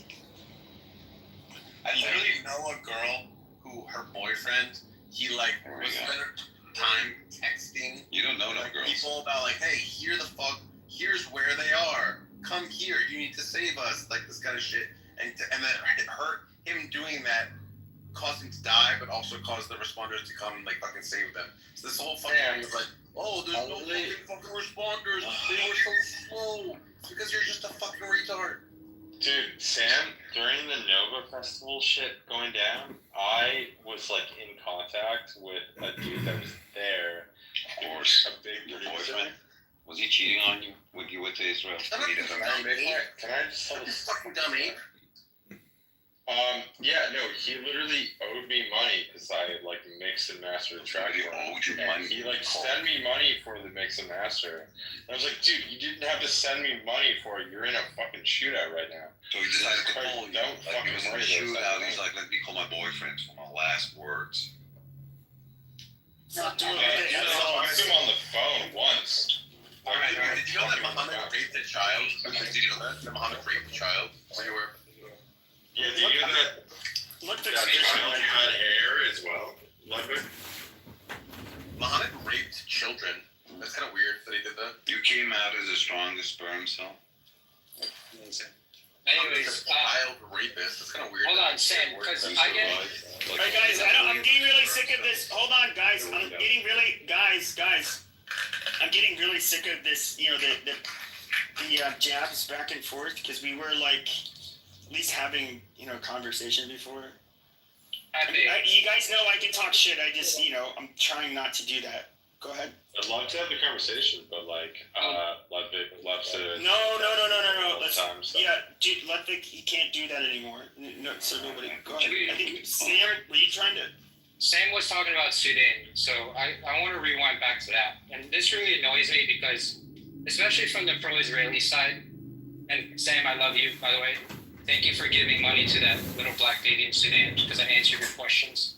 But they don't care about Sudan. They just use this as a tactic to like divert from the conversation being on Israel. And if you want to talk about Sudan, we can talk about who gives the RSF weapons, which is the UAE, which is a partner with Israel and the Abraham Accords. And the UAE also receives weapons from Israel. So Israel is directly complicit in the genocide in Sudan. And we can talk about that if you want. Well, I'll have to look that up. I'm not familiar Israel backing up any of that. So I will have to do my research. Yeah, just move But I don't know that are they doing it necessarily to deflect, or I do think there is a level of hypocrisy where I do think people they do have a problem with Israel to begin with, whether it's because they're just because they happen to be Muslim and have a very strong opinion about Israel, or maybe there's white people that just hate Jews, for example. There's some of those people. Then you have like leftists who kind of hate them because the same reason they bitch about our country. But I do think there's some hypocrisy there, don't you think? Like, yeah, I'm saying. Was America any better for what we did in Iraq? Pepe, are you a right-wing populist or you're like right-wing imperialist? I wouldn't really identify as either. You don't identify with the populist movement where the new right wing is like anti-war and you don't want to get dragged into more wars. That is a repercussion of looking back on the things we did and recognizing that it's wrong. But that was like a paleo-conservative view, and as well as like a libertarian right view. And yeah, I don't really care for the wars for other reasons, because I think they're a waste of money and they don't really do anything. Why do we keep comparing it to what we did in Iraq when we know that it's of money? For the taxpayer, yeah. Yeah, do you think they actually give a flying F about the average American citizen and the taxes that they have to pay? Do you know how? The government. You think they truly care? It's like, oh, let's not go to war because, like the inflation, it might affect the cereals. Like, no, they don't give to. Well, people have to get reelected, so that they have to kind of care about that. They don't care, bro. In the 200, almost 50 years of the existence of the United snakes of gay. You guys have been at war for like, I think it's like 30 years off or something, like 220 years, whatever it is. Like it's the predominant reason why you guys make so much money. Ludwig, we get it. You hate America. You hate America. It's fine. Yeah, you do. You hate America. No, I don't. Fucking hate everything about You hate women. That's why you're gay. But what I was saying, this is how America makes money. I have a wife that you have a crush on, so that's the reality. Nobody has a wife. No, Ludwig, you hate America. Okay. That's the problem that you're facing right now. But I think that Pepe is trying to make a different point. Okay? Grab a lubricant. You're running out. Well, the point that Pepe is trying to make is the fact that America has a different set of principles. Like, you live in Holland, okay? You live in a different country than America. No right? shit, Charles. Your worldview is very different to Pepe's point of view. How so? I mean, for example, you guys, I don't know, live with your parents until death, apparently. Yeah, I love my parents. That's just like a personal perspective. Sorry, your parents ditched you. I love my parents. No, but then also, like you live in Europe, which is dealing with like a rape crisis right now, which you probably shouldn't be very proud about. Whereas let's talk about Israel. How the sex offenders are. No, you're obsessed with Israel. Don't worry about Israel. United States. Let's talk about Israel. Sex offenders, right? The point that I'm making. Wait, you were making a point.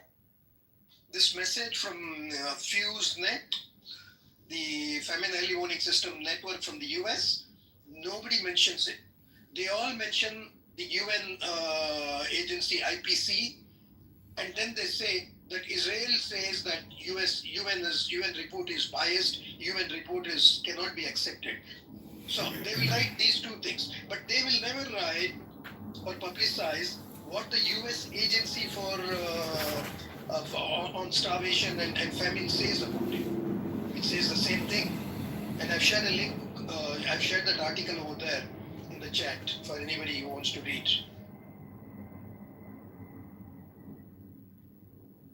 Thank you. Yep.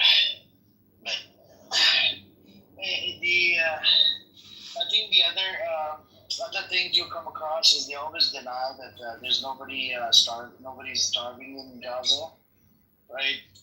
And this is a very known tactic from Zionists.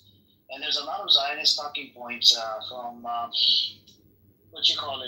even in relation to genocide. They'll deny the genocide, and they'll even deny the apartheid. Have you been to the West Bank area when you went to Jerusalem? You've been to the West Bank, right? No, I did not go. Because my husband didn't want to go, so we didn't go. Oh, okay. So if you were to go to the West Bank, we have Brother Jindip here, he lives in the West Bank. There's about 920 checkpoints in the West Bank. And so let's say if they want to and these checkpoints are the only people that get stopped at the checkpoints is the Palestinians. The Israelis, the settlers, they don't get stopped at all. Because of the Israeli license plate, they have Israeli identity, and so it's two sets of laws, for two groups of people. One, you got the Palestinians, the other ones are the Israelis. And that's where it kind of gets, so let's say if somebody wants to travel to a wedding 40 kilometers away, 50 kilometers away, right? In America, I'm in California, by the way. Here, 40 kilometers, meaning about 20, 30 miles, it only takes me about 30 to 40 minutes. But over there in the West Bank, they would have to leave at least 4 or 5 hours before, because at the checkpoint, you never know. They'll stop you minimum for an hour, up to 4 hours. And there's multiple checkpoints. And they even have checkpoints on flying chopper. You see what I'm saying? And it's crazy. And there's a lot of organizations out there where it makes it apartheid. It gives you evidence. Why is it apartheid? Because there's two sets of laws. So I'll give you one example. Let's say a Palestinian in the West Bank gets attacked by a settler. All right. Now, who should he call? He or she? They will try to call the Palestinian Authority, right? and they'll be like, nope, we can't come, we can't deal with them, right? And if they call the what is it called, IDF comes around, protects the freaking crazy psychopath terrorist settler that's committing crimes, that's pretty much raping the shit out of a Palestinian. If Palestinian resists, he gets arrested, he gets locked up in Israeli prison under administrative detention without due process. And this is the big problem for the Palestinians in the West Bank. And every time they release about 100 or maybe 50 Palestinians, they'll go in there and arrest about 500 of them without due process. And some of these, some of them are kids, even just for throwing a rock at IDF truck. They'll pick them up, arrest them, and it will get renewed every 6 to 9 months. And sometimes they can be in there for about 2 years, 5 years, 6 years. The longest one I think I've seen was about 9 years without under administrative detention, without due process. And I was in a shock, But I think Layla is a Palestinian. She wants to add something really quick. And if you have any more questions, Ariel, you're welcome to ask us any questions, Or if you hear any arguments from the Zionist rooms, you're welcome to come in and say. Yeah, I mean, the only thing that I was going to add was that, so where I live in Gaza, it should only take you maximum amount, about like 40 minutes, right? Like technically based off of the distance to get to Al-Quds, which is Jerusalem. Okay? And unfortunately, due to the amount of checkpoints that are there, and story by a lot of my family members tried to go to Jerusalem for pilgrimage or like to see, our mosque and our holy sites and stuff like that. And a lot of our family members from Gaza would travel, and what should have taken them maximum anywhere between an hour, to 40 minutes, ended up taking them about 4 to 5 hours. Some people actually had to stay at checkpoints overnight in a little cell. Very, very similar to what you see in the United States with the ICE detention centers. And even after all of that, you could still be denied leaving Gaza. You could still be denied entry into Jerusalem after going through all of that.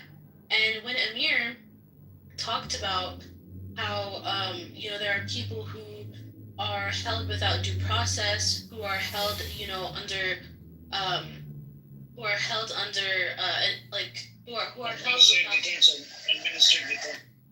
administrative detention, that's the word. I actually have a cousin within my family who is right now being held under administrative detention. And he's been in administrative detention since he was 12. So the fact that children are getting detained, and you know what he did? He threw a rock at a tank, okay? That's why he's being held under administrative detention. And he's been there for about, I would say, like 4 years now, and he hasn't come out. So, mashallah, he should have been graduating, college. He should have been applying to universities. He really liked playing soccer. He should have, been playing soccer, but he spent some of the best years of his youth under administrative detention, all for throwing a rock at a tank. Sorry to hear my sister. I'm so sorry. Yeah, it's sorry to hear that. 1 second, Rondo. So I'm about to put the link in the chat. Hang on. So when you go into Zionist room next time, just ask them, why is Netanyahu funded Hamas? Right? Here's one. This is a Hamas one. I'm going to give you another article from their own source, and this one's from Times of Israel. Ariel, this is a Jewish Israeli source that says the Hamas blew up in their face. I'll give you another article where Netanyahu is giving weapons to ISIS, Islamic State, that's stealing the aid for more than a year, and that sells it in black market, for triple the price or like 5 times the price. And then they kept on blaming Hamas for stealing the aid, blah blah blah. They would do this all the freaking time, and then they'll go in there and try to go after. And all the stealing was happening under the IDF. Under the IDF supervision. I'll put another article. If you can bookmark it, save it. And this is Times of Israel. I'm going to provide another article from Times of Israel about the ISIS thing. Go on. I just wanted to say to the sister, I'm very sorry, but your brother, he doesn't deserve it, and I hope he can come out soon. SubhanAllah. These people, bro. I was gonna ask you, sister, by the way, how old was your brother when he got arrested? So, it's my cousin. My brother, I have 3 older brothers, and inshallah, like, they have their own experiences with the IDF. We're American, so we get a little bit of a leeway, if you could say. Like, of course, by face, by language. Of course, by face, by language, you know, when we go to Palestine, we appear like we're Arab and whatnot. But, so, like, the IDF, like, when they interact with us, they see, okay, like, you know, like, they're Arab, they're Palestinian. But then we whip out the American passport and they're like, oh, like, you know, they start apologizing and stuff. But the person that I was talking about is my cousin. And he was about, I think, 12 and a half, closer to 13. If I remember correctly, it was about a week before his 13th birthday. And the reason why I remember that is because, you know, like, I remember talking to him, you know, a day or two. He's like, I'm like a little bit old. I'm like his big sister, right? So, like, I'm a little bit older than him. I remember talking about him, like, oh, what do you want from America and stuff like that. And that's, like, the last conversation that I had with him. I was one of the last people to talk to him and haven't been able to speak to him for the past 4 years. SubhanAllah, that's so evil, bro. It's a 15-year-old child. It's crazy. I even have like a space. Wow. Yeah, I was 12 in the house and my brother's stage is crazy. SubhanAllah. And it's so evil, sister. Amir, think about it, brother. I don't even think in America you can arrest a person at the age of 12. I hear you, Rondo. So, Ariel, I put 2 links in the chat, ISIS and Hamas, and the third one I posted is for Rolo down in the audience. He says Muslims are the problem, Muslims are the Islamists is a problem.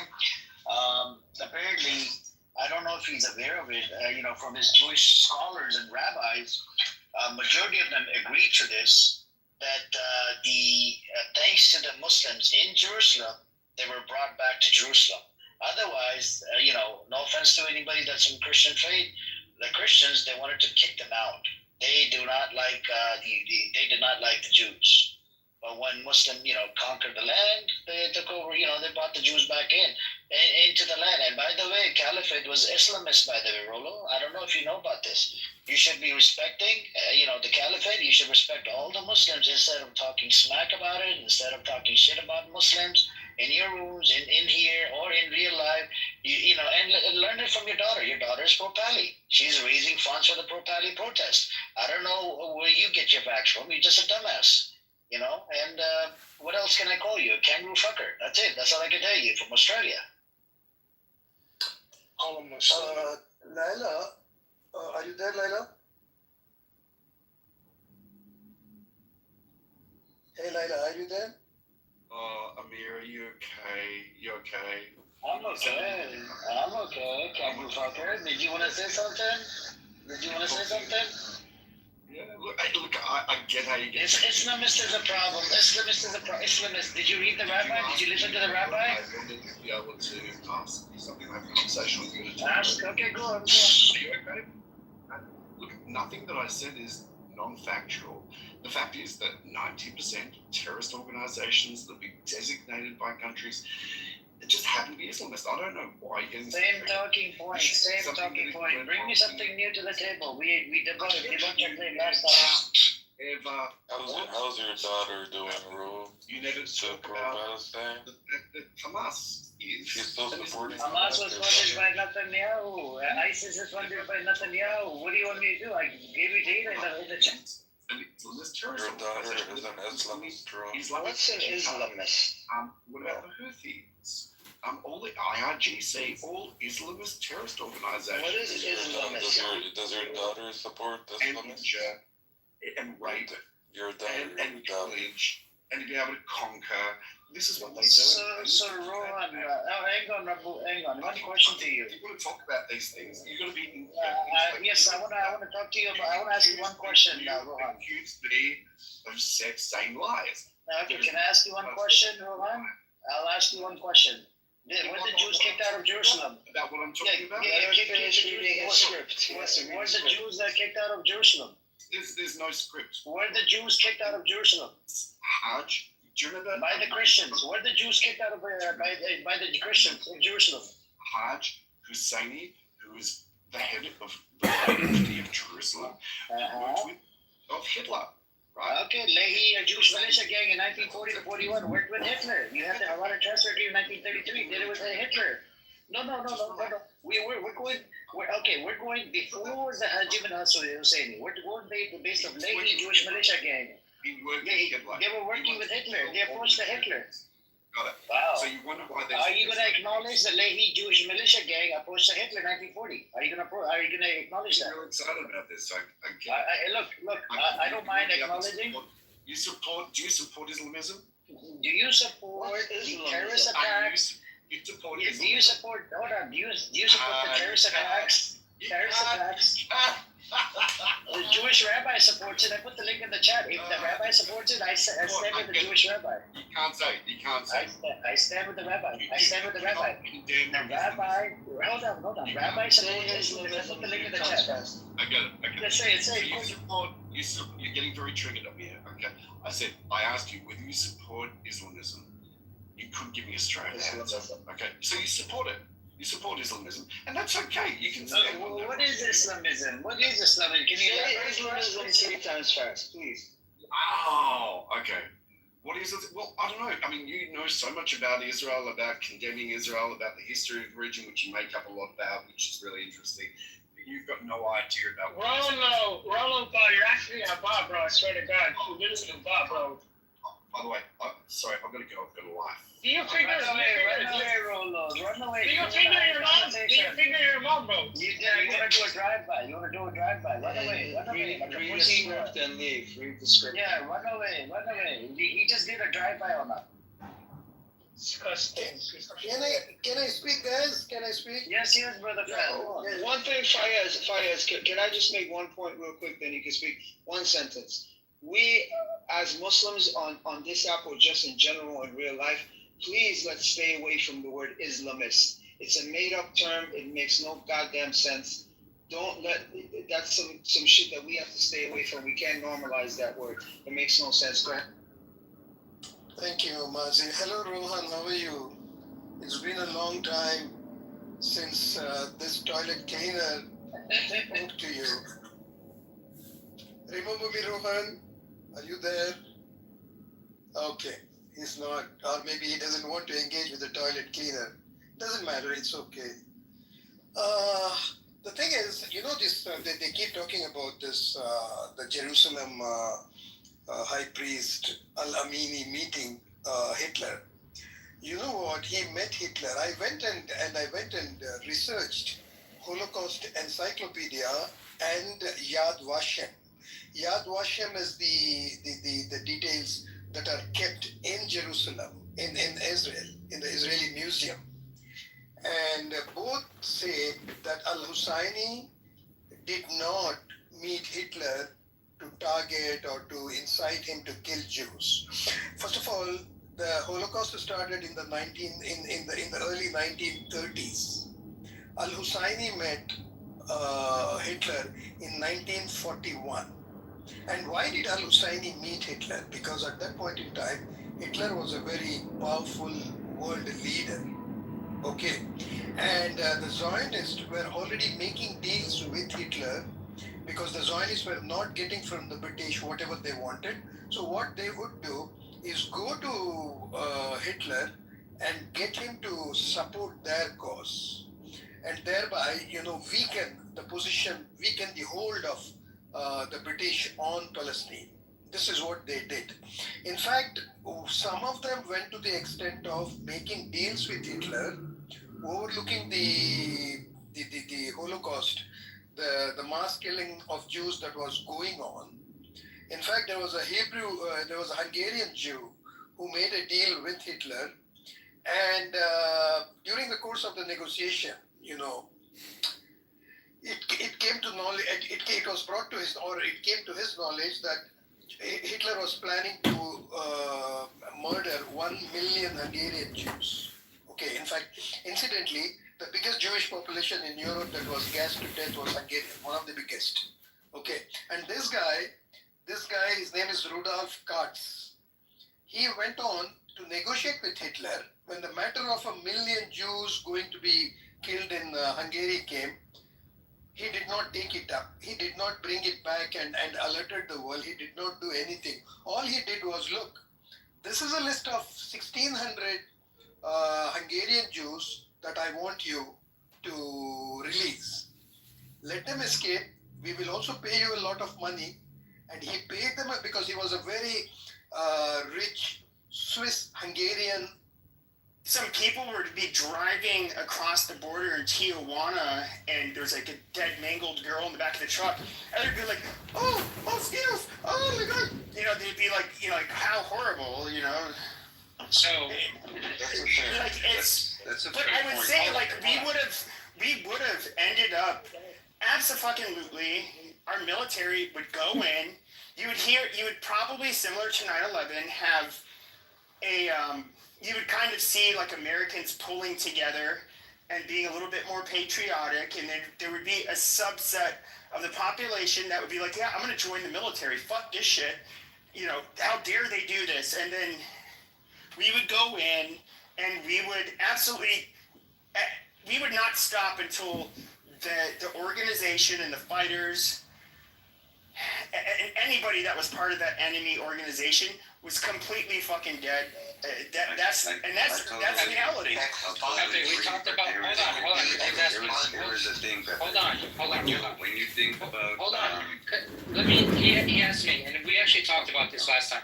And Ludwig, you actually brought up Rachel Corrie, and I want to bring up in 2014 when Israel was bombing Gaza, because this didn't all happen and start on October 7th. The members of the town Seredot, which is not far outside of Gaza, it's an Israeli settlement. They set up beach chairs and grabbed their popcorn, and they said it was better than fireworks when they were looking upon the bombing of Gaza. We talked about Rachel Corrie, who was a white American volunteer in Gaza, who stood in front of a bulldozer in protest of a home getting demolished, and the bulldozer crushed her.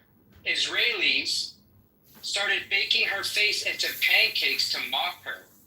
You can look at the Israeli Telegram channel, which has over 200,000 subscribers, called 72 Versions Uncensored, before it was taken down, of course. I don't know if it's still around. Trying to get at, Josh? Well, I agree. Violence begets violence. So you have this I agree with you. Violence breeds violence? Really? Gunning people? Violence begets violence. Okay, I agree with you. There's cringe things. The one girl got run over by a bulldozer, and that's an excuse for genocide? That's just that's one example. Josh, have you ever seen the red blooded window?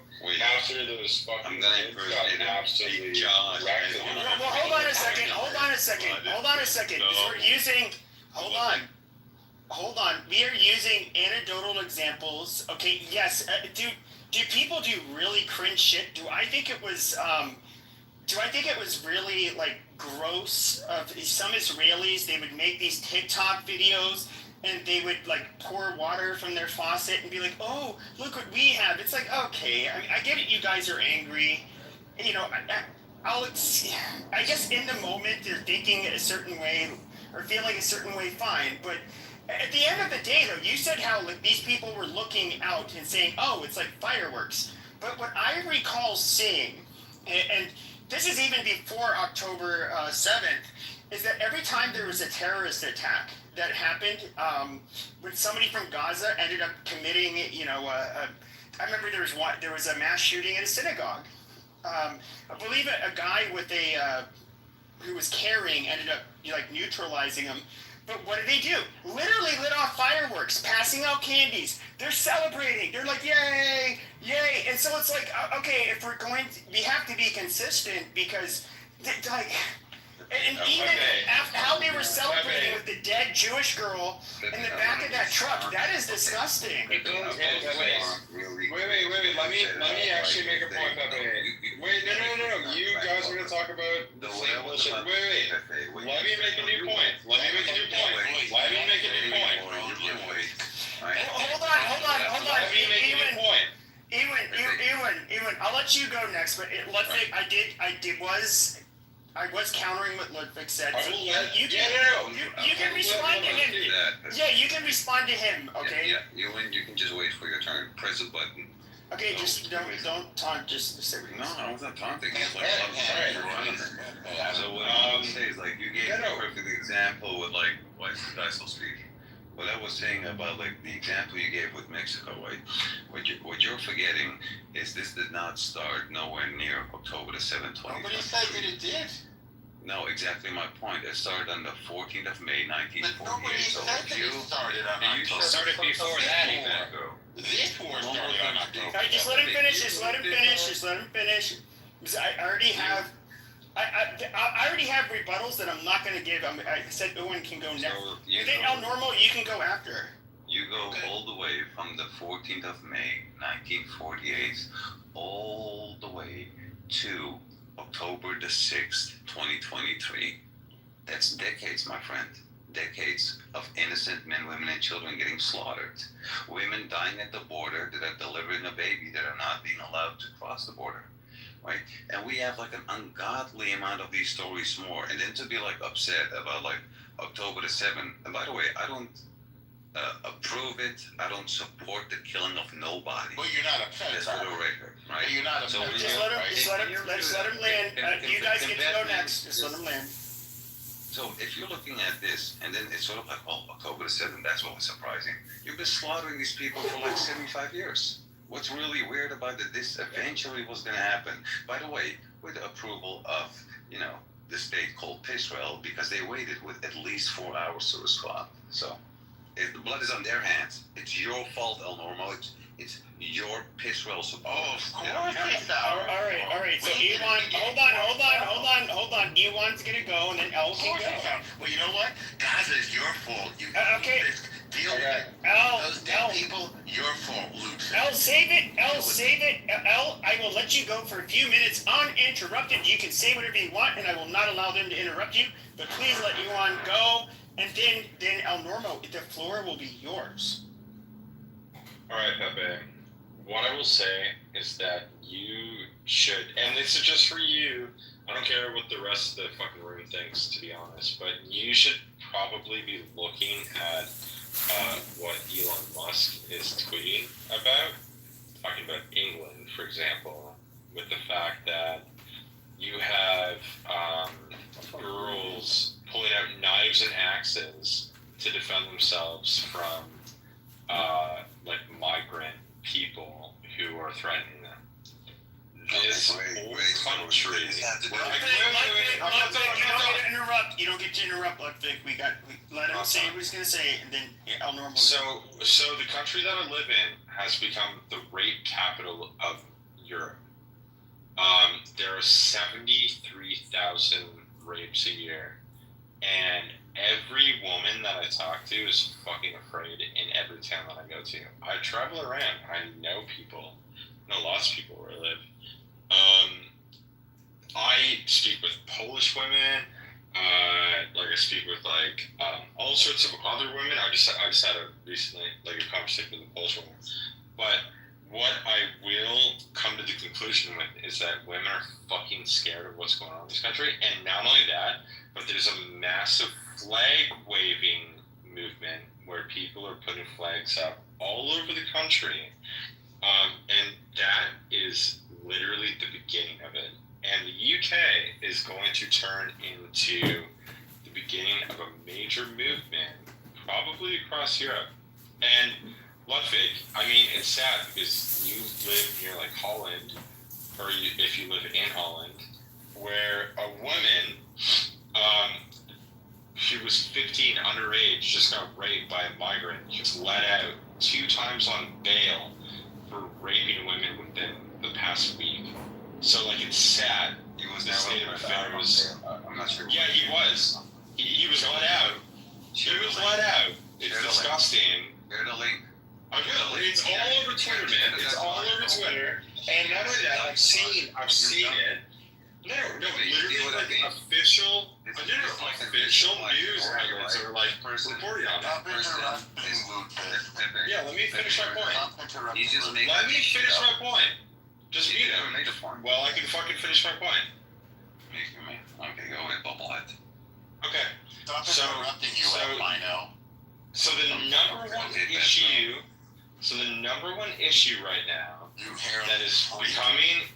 Okay, faggot. So the number one issue in. So the number one I'm just issue trying to wrap it up. Just trying to wrap it up. in the UK and the rest of Europe now is becoming something called a migrant crisis, and it's becoming major. And the US has to worry about it as well. It's going to happen to you guys. I know you guys shut the borders, but it's not in that way. And this is what Europe is trying to warn you. And this is why we literally have fucking Trump's people showing up to the UK right now, interviewing people. So we have a major issue on our hands. Okay? The UK is about to what? I'm sorry. Okay. Let me. Oh, okay, we're trying to wrap it up. You and I agree on this. Like, and we've talked about this a million times. Like, we do agree on it. I know, I'm like 2 seconds away from wrapping up. But the fact that, like, people like Ludwig, who lives in Holland, where this 15-year-old girl got raped. Ludwig, you can't interrupt. Just like I told them, you can't. My bad. I apologize. Where the police don't care, that's the problem. The people that don't care about these rapists getting arrested, the people that fight back against it, those people, in my opinion, are the fucking enemy. And I'll land there. They're the fucking enemy. If they don't care about that, that's fucked up. Underage girls, dude. That's it. I agree. That was it. Go ahead, El Normo, don't say anything about Ludwig, just make your point. I know you can do that. And Ludwig, that means you interrupt. no, Ludwig, that means you cannot interrupt at all. You get to go next, but Ludwig, you cannot interrupt, okay? I will not let him. Pinky promise? A pinky promise. You get to go uninterrupted after him, but you gotta let El Normo go uninterrupted. So go on, I make please. no false promises, but I'm gonna do my best. Okay. And if he interrupts, then he can't go next. Is that fair? No, I'll just, I don't want to have to move people, but just, guys, please, geez, it's not that fucking hard. Go ahead. I'm delighted. I'm delighted that this ignorant convert mentioned 1948. May 14th, Israeli Independence Day. You know what happened on May 14th, 1948? Nothing. Israel declared independence, and the world recognized it without one single shot being fired. But wait, what happened on May 15th, 1948? 5 Arab nations attacked little Israel, just 1 day old, filled with refugees, weak little Jews from refugees from all over the world, all over the Arab world and all over Europe. 5 armies. Syria, enormous. Egypt, enormous. Jordan, quite large. Lebanon, big. Saudi Arabia, enormous. Plus 2 militias. One of local Arabs and one from Pakistan. What were they doing there? I wonder if that was a religious thing. And what happened to these 5 countries and 2 additional armies that attacked little Israel? They got their bloody asses kicked. Why do you have so What much was their saliva? point when they attacked? What was their point when they attacked? Oh, they told you what the point was. Bloody annihilation. They put it in writing. Extermination. What does that sound like? Genocide, perhaps? And they failed. And they attacked again in 67 and in 73. And what happened? They got their asses kicked. So now Israel has become, by winning a series of wars, the regional superpower, the dominant power in the region after finally kicking Iran's ass. And by the way, it deserved it for a long time as the world's foremost sponsor of terror. So yeah, Israel has a right to demand that its neighbors not be terrorists. By the way, Hamas is not a legally recognized government. They slaughtered the legally recognized government, the Palestinian Authority, in Gaza. That's right. They slaughtered the only legitimate representative of the Palestinian people. Fancy that. They're illegitimate. The Arab world wants them gone. The Arab League said it. Arab League said it last month. They want Hamas out. Surrender, put down your weapons, give the hostages back. This is the Arab League speaking, not me. This is not a Jew telling you this. This is the Arabs telling you this. Give back the hostages, put your guns down, and get the hell out. I'll end it there. All right, so I get it. Are dead, right? Quickly, Pepe, what I want to say. All right, I'll give you guys like a minute. I'm gonna start timing you, fucker. Give me 59 seconds. I'm good. Okay.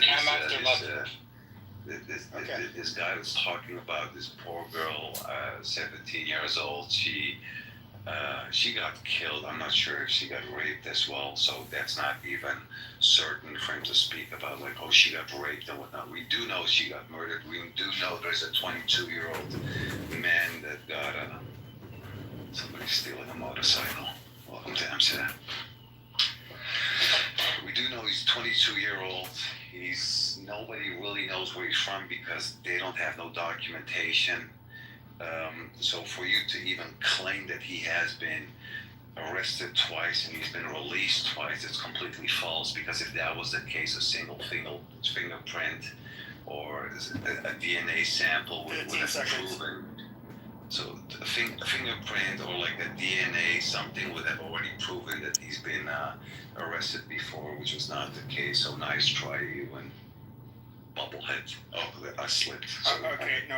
Okay, go ahead. I'll give you a minute, 30 seconds, because you are. Hold on, let me. God damn it, fucking shit. All right, let the timer go up. Amazing. I know. All right. Go ahead. Josh. Okay, say something for 30 seconds, and I'll be right back. I can say something. Go ahead, if you want to say something. Dude, let's keep it to Israel. So that's what we're talking about. We can talk about the migrant crisis, but in all honestly, the migrants are coming from all over, and it's not. I don't think it really has much to do with the conflict in Israel. Okay, so in response to Norma in 1948, there were things that preceded this. By the way, the UN didn't recognize Israel as a proposition, not a declaration. So the Arabs had every right to reject it. But prior to the Nakba, there was the Deir Yassin massacre. All right, so when Israeli soldiers from before it was the IDF, there were terrorist groups known as the Haganah, the Stern Gang. My God. They bombed the King David Hotel. They're actually the first ones to do terrorism in such a way in the Middle East. The Deir Yassin massacre it happened, and they raped and killed women and children along with the men. So when the Arab countries saw this, and they saw that Zionism was taking a hold militarily, they decided to do an intervention. Zionists will call it an invasion that came out of nowhere because they wanted to kill all the Jews or whatever. But it was exactly that. It was an intervention to prevent further massacres and further displacement that was already happening there by the terrorist groups, Stern, Haganah, and what's the other one? Erdogan. Let's call it what it was. It was a genocide. They said we want to annihilate the Jewish state. They said they wanted to do a bloody extermination. I'm quoting them. I'm not making this up. They said it in the newspaper, the head of the Arab League. It was a genocide. They never just said a genocide that failed. They said those words that I just told you in that way. But is it bloody extermination? But they wanted to exterminate the Jewish state. Let me ask you a annihilation. They say it all the time, by the way. It's not the only time. Well, sure, but let me ask you a question. Is that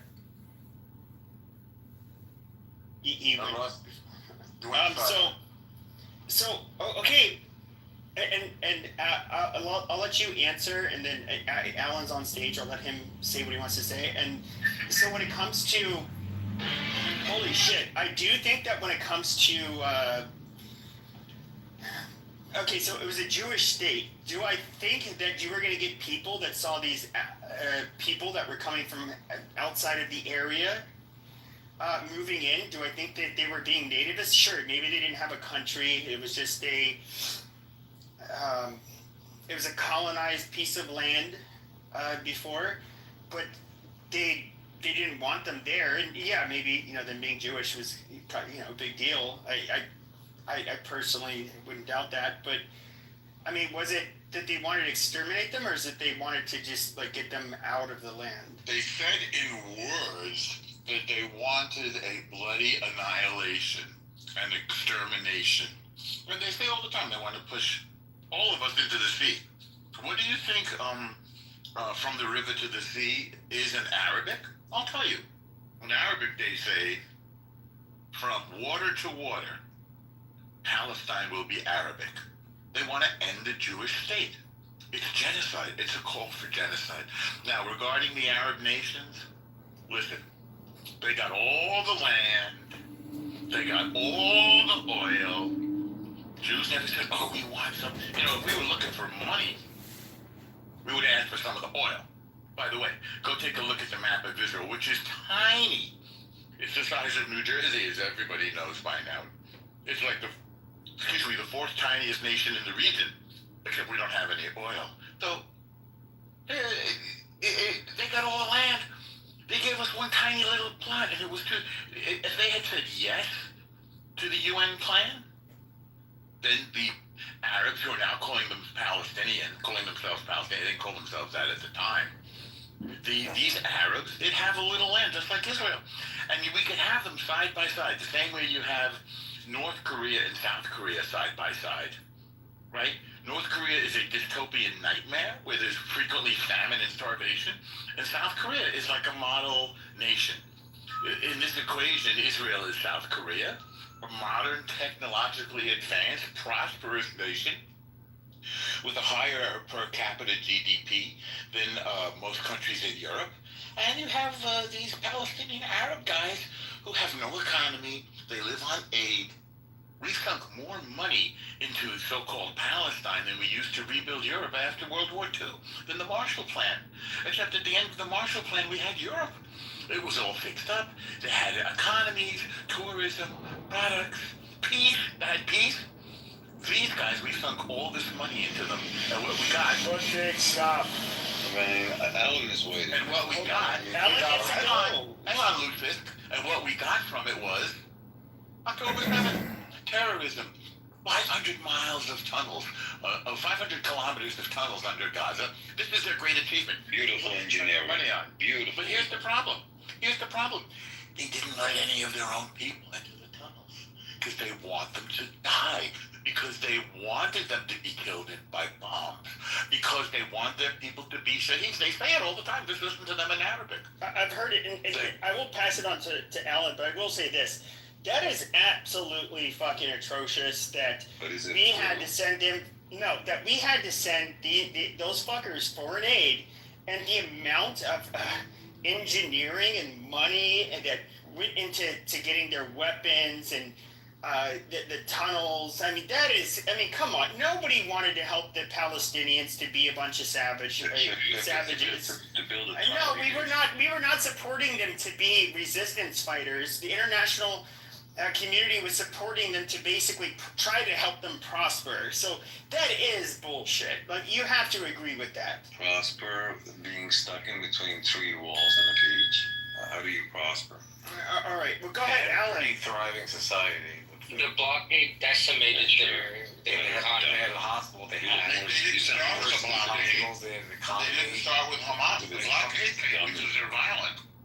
Well, okay. Well, let Alan. Alan, I said another fellow Armenian. Go ahead. When I say fellow, I mean Go to Israel, become doctors, then go back. Okay, all of you. Okay, shut the fuck up already, Johnny. Inferior non-Armenians. There, I have now declared supremacy above all of you. So you cannot refute anything I say. There you go. except for you, Ludwig. Thank you. I was waiting.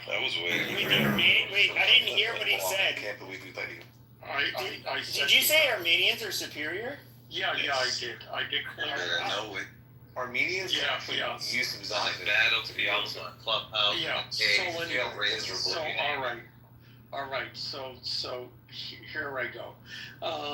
Country's dead. Like everyone's out of the country. What Norm? The history you said was correct, and yeah, absolutely. They kicked the other nations' asses.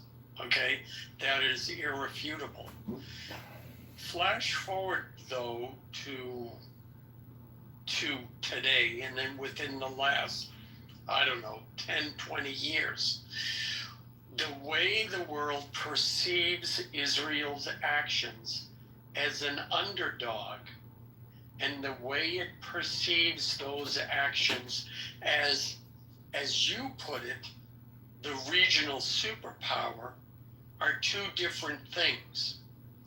And people, and Israel and Jewish people, keep defending themselves or using the arguments as if they are the underdog. And it isn't, and it hasn't been for a long time. And that's a problem. Now, I'm not going to get into the whole back and forth between Palestinians and Israel and any of that. I don't want to address that. I'm only talking about the perception on the world stage.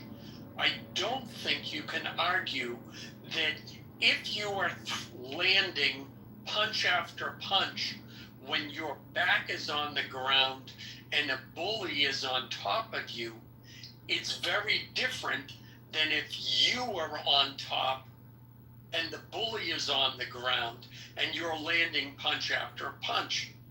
At a certain point, people are going to look at the person on the top, regardless of whether it was the bully or the victim, and they're going to say, hey man, that's enough, stop punching the dude. And so, and I think it's an important distinction that people miss in all of this, and it's a distinction that I've tried to make in various different ways when this subject comes up. Because to me, and I'm sorry, maybe it's because I'm psychic, or maybe because I understand things or view things in a different way, but October 7th, I knew Israel was going to, that this was the last straw, and Israel was going to bring its full force down on Gaza, and it would decimate that. And I knew that that would be, as far as the world stage, that was a losing proposition. Now, what a better solution is, I don't know that there is one. And I think that was the whole point, to goad Israel into that reaction. Much in the same way that the United States got goaded into a war in the Middle East after 9/11. I mean, it's sort of like, well, you kind of have to do it because you can't look like a pussy. So we have to kick ass over there. But then, did we win? No. Bin Laden got exactly what he wanted. What he wanted was to make Americans paranoid. That's what he wanted. And he won. So those are my comments. The last comment I'll make is we don't need to compare Jews and Muslims or Islam and Judaism and say that, well, yeah, Jews are better than Muslims or Muslims are better than Jews. I mean, what's happening in Europe, that's been going on. I mean, the grooming Have you ever had a personal relationship with Donald violence that Trump? Muslims are committing in the Middle East. That bullshit and that scumbaggery and sadistic practices by Muslims have been going on, and it's the European leaders' own fault. That's something at least since 2005, the whole fact that Muslims are raping English girls and gang raping them and grooming them, and mutilating and attacking people with acid and knives. That's been going on for a long time, and the British government and now the European Union are condoning it. Why? Because they're sadistic pigs, and they deserve to all rot in hell. Amen, along with brother. the perpetrators. So, go ahead. no, that's I'm done. I think the concept of intergenerational, what is it called? Intergenerational trauma. So the Jews were victimized, so now they get victimized. No. We're not talking. No, but that's not what we were talking about. They need to. Why don't you just kill them all? Like, why don't we just repeat? Oh my God! Just wipe them off the map. Yeah, we weren't even talking about that. At this point, you might as well. Like, let's get it over with. Just wipe them all. What you're trying to say. You can't even choke a person out because you're so gay, by the way. Get the fuck out of here. I'm gonna start modding the fascist. What are you mad There's a at? fascist on I stage. just want to say, Alan, I think you had a very eloquent way of saying that, and I agree with like 90% of what you said. And I'm going to agree with you, but also disagree on the subject of Israel. Is it the guy on the bottom or the guy on the top? Yes, you're right. Israel has emerged as a regional superpower, but that's as of June, when we had our 12-day war, because before that, we were fighting proxy wars. So if you go all the way back to the period after Israel declares independence and then kicks the ass of those nations that tried to wipe us out, it became a proxy war in the Cold War, meaning the United States was behind Israel to keep the sort of the Western power in the conflict, and Russia, or I should say the Soviet Union, was backing the Arabs, and that was the play there. And then the Soviet Union imploded, and so the United States was the only remaining superpower, and Iran shortly thereafter stepped into the vacuum and became the greatest sponsor of terror in the region. So there was actually an existential threat, Alan, from Hezbollah to the north. They had a lot of missiles. It's just that Israel was counting them and knew where they all were, and then exploded them before they could attack and overwhelm the missile defense system. They were supposed to attack at the same time as Hamas, but they didn't trust each other, and Hamas rushed it. So there was an existential threat, despite the fact that Israel has emerged as a regional superpower. And also, we didn't know that Iran was a paper tiger. We didn't know that they would be that easily defeated. At least Israel went into this, I would say, as first among equals, shall we say, on some level, but has emerged, especially with U.S. backing, as the superpower. The U.S. doesn't want to get involved in this. U.S. would just as soon sell Israel the weapons and let Israel be the peacekeeper in the region. And the other stuff that you said, I kind of agree with. I'm not anti-Islam, but I am anti the destruction of the rule of law and decency, the kinds of things that you're seeing and that you're talking about around the world. We're worried, I think, that this is this weird sort of fake coexistence going on that's then going to turn into a real subversion and a destruction of the values that we hold dear. All of our freedoms, free market, free to dress the way we want and express ourselves the way we want and trade the way we want. We're worried that Islam is doing one of these weird kind of jihads by passport. It's weaponized. Can I jump in? Wait. Yeah. Could I jump in with that? So, Norm, I have a question for you. I find that, like, when we get into these conversations, especially about Europe and the UK and stuff like that, you don't really want to talk about it.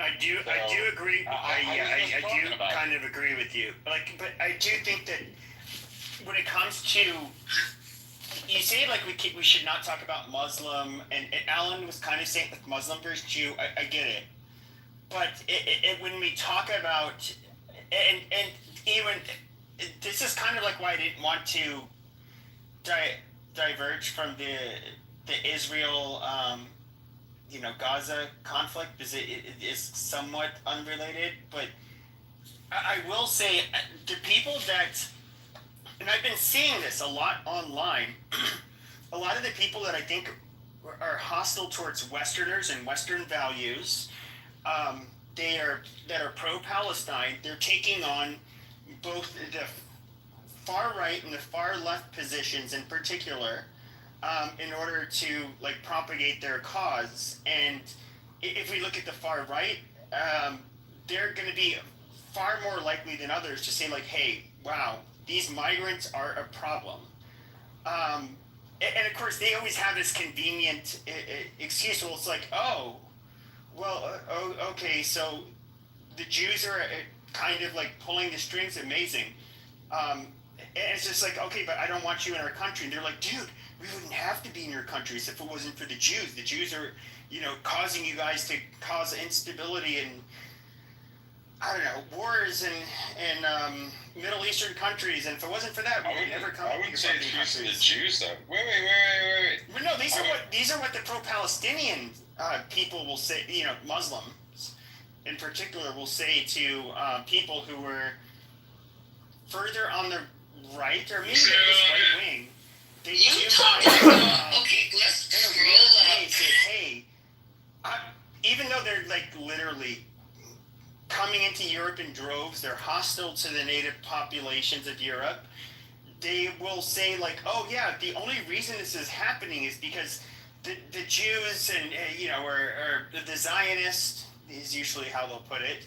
They're they're goading the United States into all of these Middle Eastern wars and destabilizing the place, and then they have to flee, and then we're coming to Europe, and like, we get it, bro. It's we don't want to have to come to your countries. We would love to come back to where we came from, and they it's kind of there's so much subversion that happens online, and I've seen so many people just eat this shit up. You have like these cockroaches like Suleiman, Khaleesi.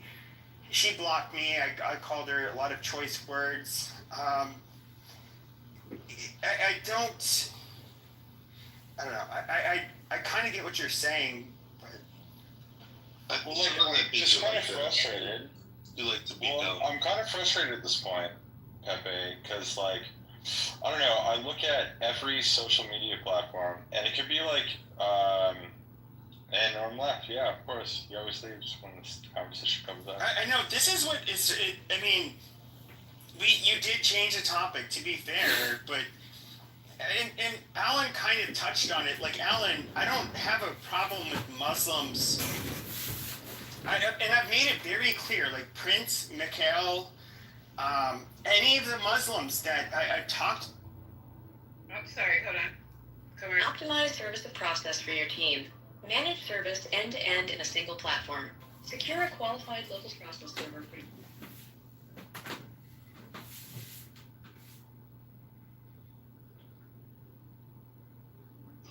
Hi, good evening, everyone. So, my name is Adrian Gonzalez. I'll give you guys an update on what I know as of now.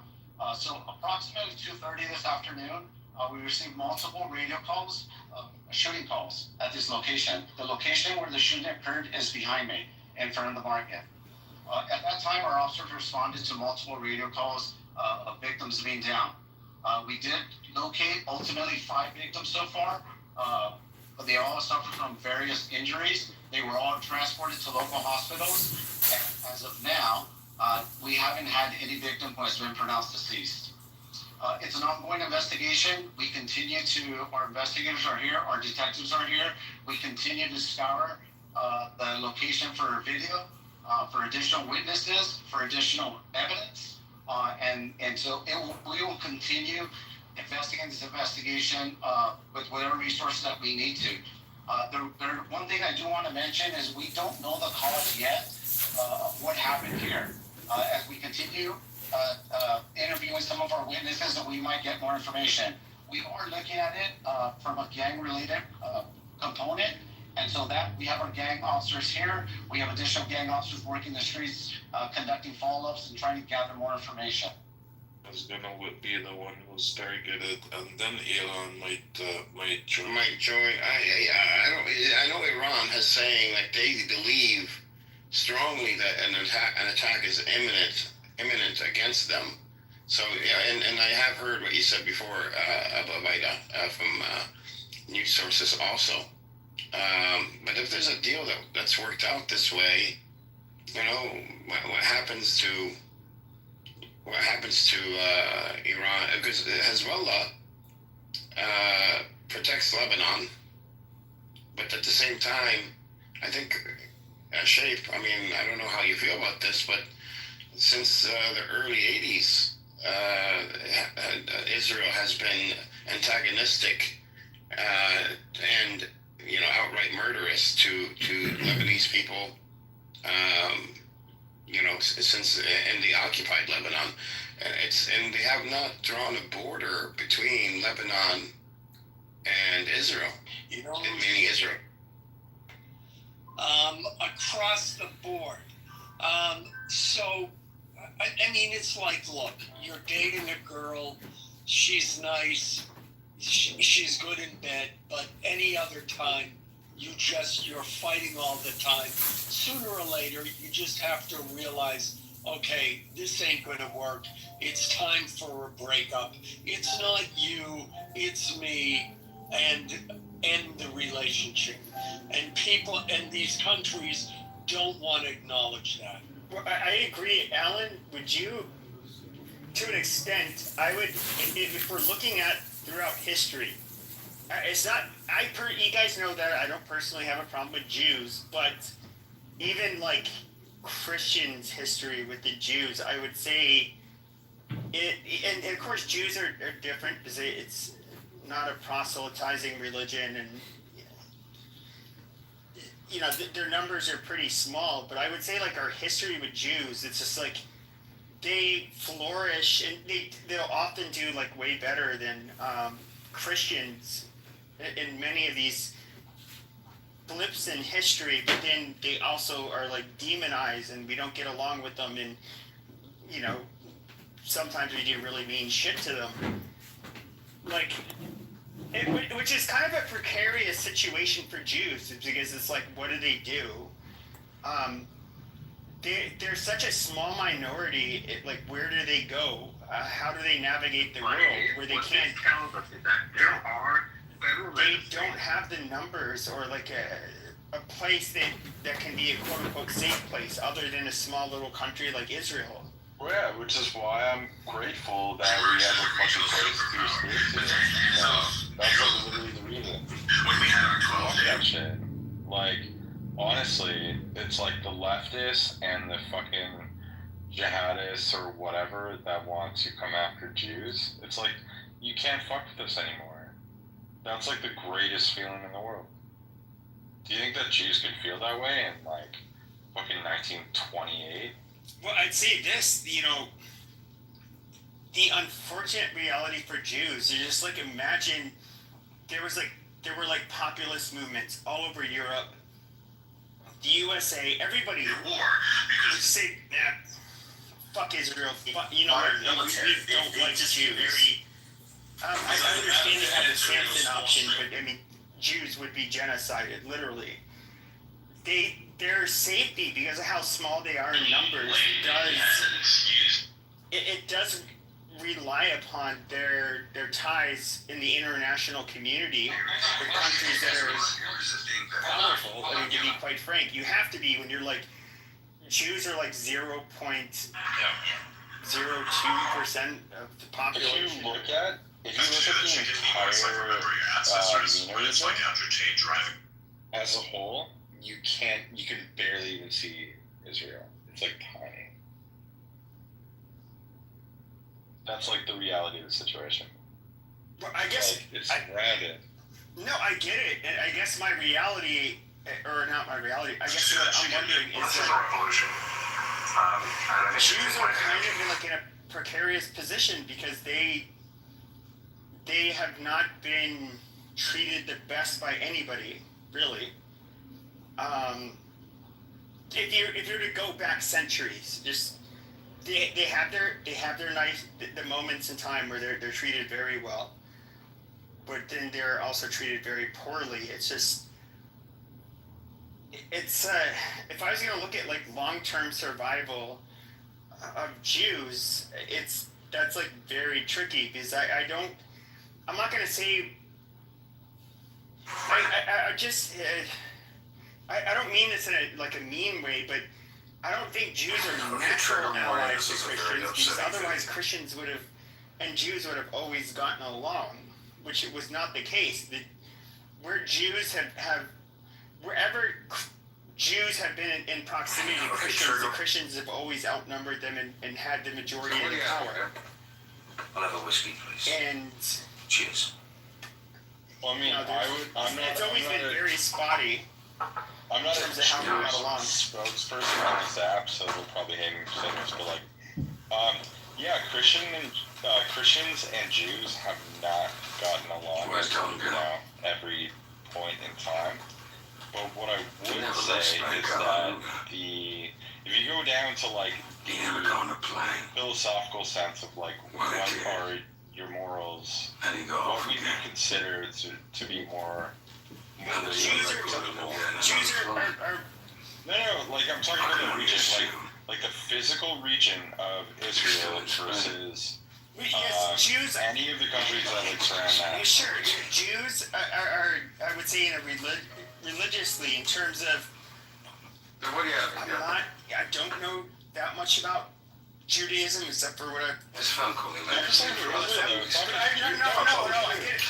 No, I get it. Obviously, Israel is far more similar to Europe or the United States than any other place in the Middle East. We all agree on that. What did Israel do, Abe? What did it cause? What do you mean? It caused the Abraham Accords. Yeah. Okay. So, I mean, if you look at the Abraham Accords, right? So you have Saudi Arabia, the United Arab Emirates, who I have friends now there. You look at Abu Dhabi, you look at a bunch of different other countries that are signing trade pacts to become trading partners with Israel. That tiny fucking little plot of land, right? This phone call, man. You're looking at that and you're going what the fuck is going on with that? Why? Why is that place so important? And the reason why I would say is because I think that Israel and the Zionists, or whatever you want to call them, because I'm a Zionist, I'm part Jewish, but man, I'm not even fucking Judaism. I'm just ethnically Jewish. I just think that they're more moral than the rest of the region. They're less fucking troglodyte than the rest of that region. So you have other Middle Eastern regions that want to trade with them and they're westernized. It's not because of the Jews. It's because everybody wants to make money. How do you make money? It's you're surrounded by oil fields and gas fields and amazing things that can make you lots of money. Instead of, let's look at our religious backgrounds and fucking fight each other. Do you realize that, for example, the Gaza Strip, it turns out there's a massive gas reserve under there, right? Do you realize that in 2005, when Israel cut off all contact to the Gaza Strip, they could have gotten people in, found that gas, and turned Gaza into a fucking gold mine. The Palestinians. You realize that, right? They didn't cut off all contact. It's under international law. It's still considered. They knew that there were fucking huge gas reserves To be fair, though, even There's like the Gazans are given, they can't go like 5 miles out the sea or some shit. Like they're not. Yeah. No, I mean, okay. The blockade decimated. Do you know what though? Do you know what? That's okay. Do you know what? I agree. I don't think that it was totally right, but there could have been a way to navigate this way out of it, especially with knowing the amount of gas reserves going on under Gaza, where they could have created a multi-billion-dollar like economy just from like fucking dinosaur farts, and it wouldn't have even been that hard. It's not that hard to fucking drill for gas. Honestly, it's really not. They could have just done it. Could have fucking shipped it out to Iran. Iran would have loved it. Okay? If it was that important, they would have made it happen. So, like, I don't understand this entire point of, like, oh yeah, they were, completely cut off and they couldn't do anything and they're all helpless. It's like, no, they were the most gifted people by like fucking. They made $45 billion in fucking international aid. I just can't get over this shit. I'm sorry. Like, fine. Israel has become a bit of an economy and they're doing very well. Yeah, with the help of the U.S., that's fair. But I mean, the U.S. looked at what they were doing and were like, oh yeah, I kind of agree with those people in the Middle East. They're not fucking throwing gays off That's not necessarily they're not like fucking forced marrying women every fucking That's not how it started though. Like we literally, I mean, in the Cold War, you had all of the fucking. Have you ever had a personal relationship? The fuck is his name? Sacha Baron Cohen did this movie. It was based on reality. It had to do with the Mossad agent that was he infiltrated the Syrian government. And he was communicating with Israel, using some kind of radio frequency. I forget. I watched this years ago, and basically the Russians were there with the Syrians trying to like geolocate where the frequency was coming from. They ended up finding them, and they ended up executing them. You can just look up like Mossad agent executed in Syria. Deer just exploded. Where Israel was like invaluable to us, up until like especially 35 years ago was they sided with us. They were not under Soviet influence like like their surrounding neighbors, and so and of course if you look at like the piece of land that they have, I mean, it is pretty. Emerged as a regional superpower, but especially when it comes to when we had our 12-day war, because before that we were fighting proxy war. So if you go all the way back to the period after Israel declared independence and then kicked the ass of those nations that tried to wipe us out, it became a proxy war.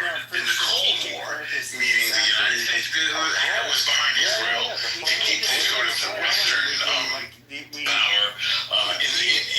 conflict, and Russia, and where I should say this going. Personally, and I don't want any of the Zionists to get mad at me and shoot me. Like it looks like they, to be fair, they were spying on Israel when they got attacked. The U.S. Liberty attack. I think they probably did it intentionally, but once again, I don't have a super strong stance on that. But there's no way I can fucking prove it. My personal take on things is that people are too hung up on historical things these days, and I kind of find it retarded. Like, well, I'm not hung up on but I'm not. No, it happened in the late 1960s. But so I'm not hung up on that. History doesn't matter anymore. So But these are the same people that can't stop talking about. I don't think that you should throw out all history, but like the obsession with history actually makes you guys like focus on something that isn't relevant to like today's world. Well, I do think that, and this is like, okay, so when it comes to the amount of like espionage Israel would do, like our telecom system, they were basically able to like tap into telephones, it was crazy how much they infiltrated the United States up until 1911, or I'm sorry, 9/11. Jesus Christ, sorry, I was reading something. Up until 9/11, and they ended up arresting, I believe, like a couple hundred Israelis and sending them back, because they were looked at as being, spies. There is like an existential crisis, I believe the Israelis in particular felt that is in a way like real. I mean, these are a super small global minority, and it's like, how do they navigate the world?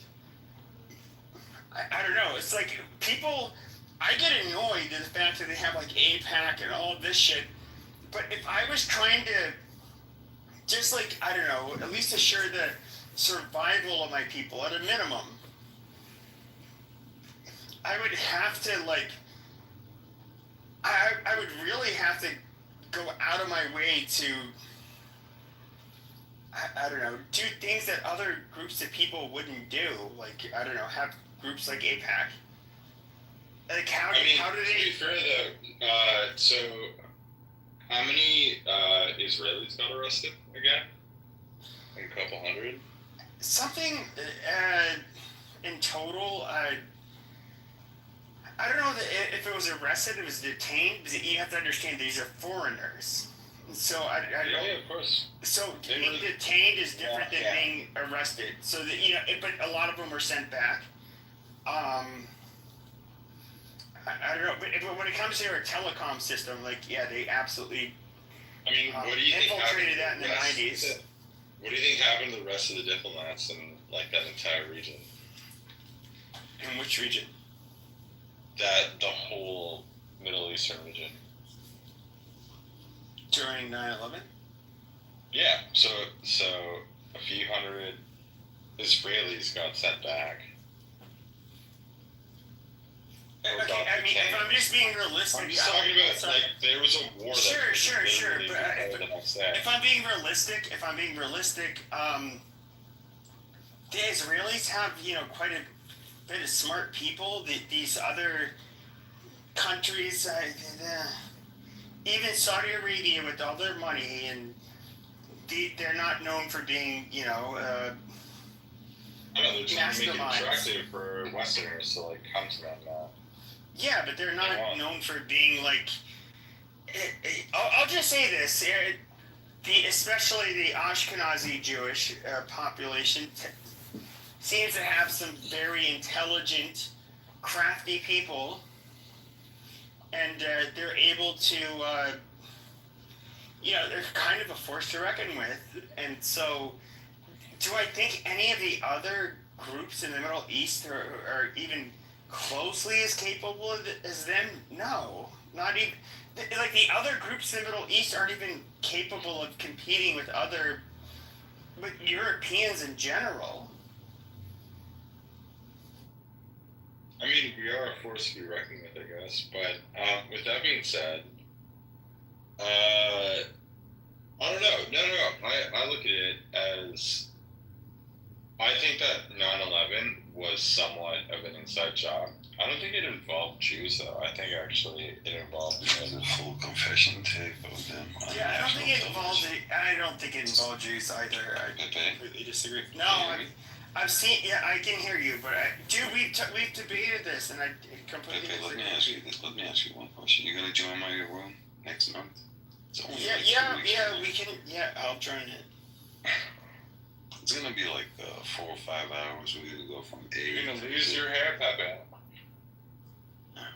What do you explain, like, Cody goes? like the app they use to warn Jews that were working at the World Trade Center not to go, or like the Israelis. Oh my God, that turned out to be completely debunked. By the way, that never happened. No, it was completely debunked. And the Israelis. That never happened. So the 3,000 Jews that didn't show up to the World Trade Center on 9/11. It's not 3,000. I don't think it's 3,000. But No, it was 3,000. That turned out to be. Okay, I'll tell you what. I'm gonna grok this right now. Okay, because I'm gonna close the room in a minute, and I'm willing to bet. Let me look up grok. What percentage of the people killed on 9/11 were Jewish? How are you gonna do just that? because of the hold on. COVID. Just because of the location, I promise you that disproportionate a number of these people were going to be Jewish. Number one, because of which building they were working in, because of which city it is, because of the level of education that Jews tend to have in comparison to other Americans. I'm willing to bet the percentage of people killed on 9/11 was disproportionately Jewish. Would you disagree? It's the second highest population in the world where those people live. It's New York City, obviously. Well, it's maybe not. Oh, there you go. Yes, listen. I've been to the memorial, and I've seen Jewish names. They like the new finance and stuff like that. I don't know. Can you speak with a little bit more testosterone in your voice? Thank you. What about the agents that were working? What about the agents that were working for this sketchy urban moving company? Okay, I'll tell you what. Go to I believe it's the Highway and Transportation Safety.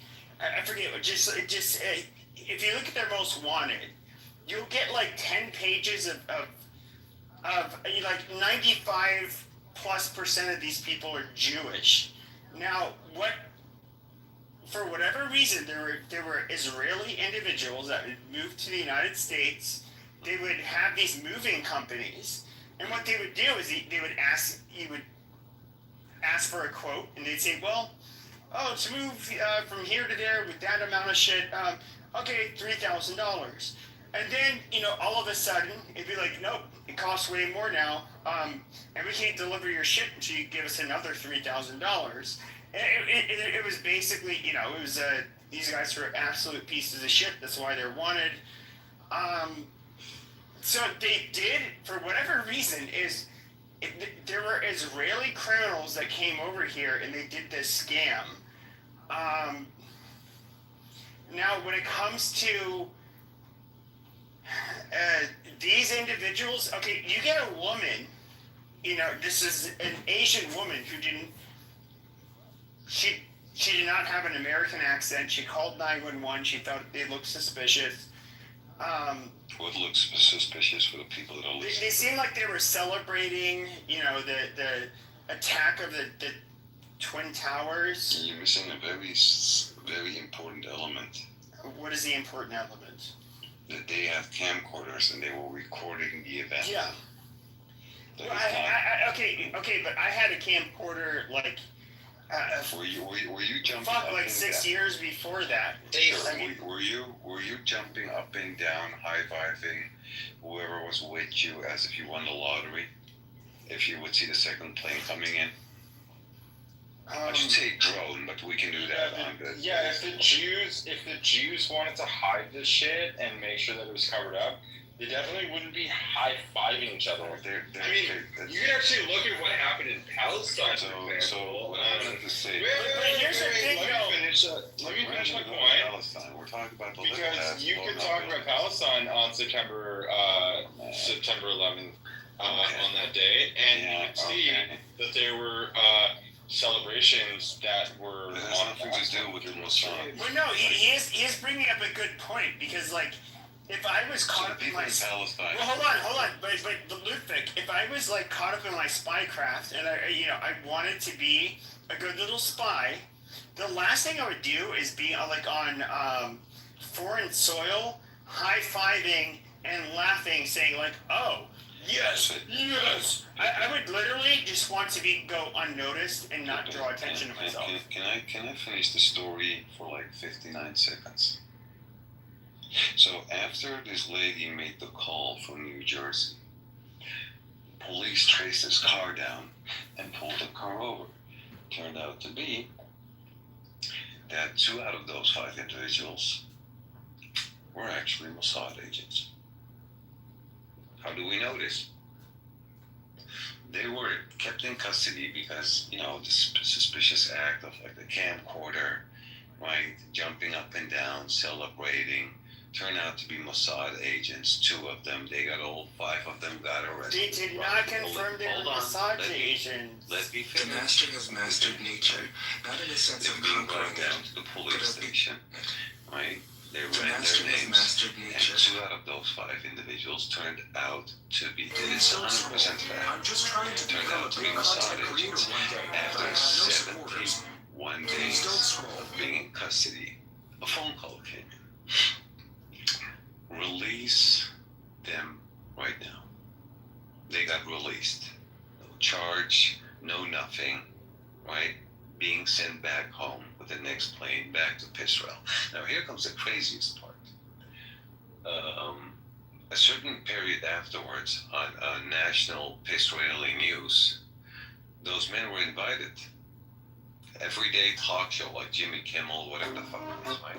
And those 2 Mossad agents literally said, and we have quite a few Jews living in Amsterdam, so I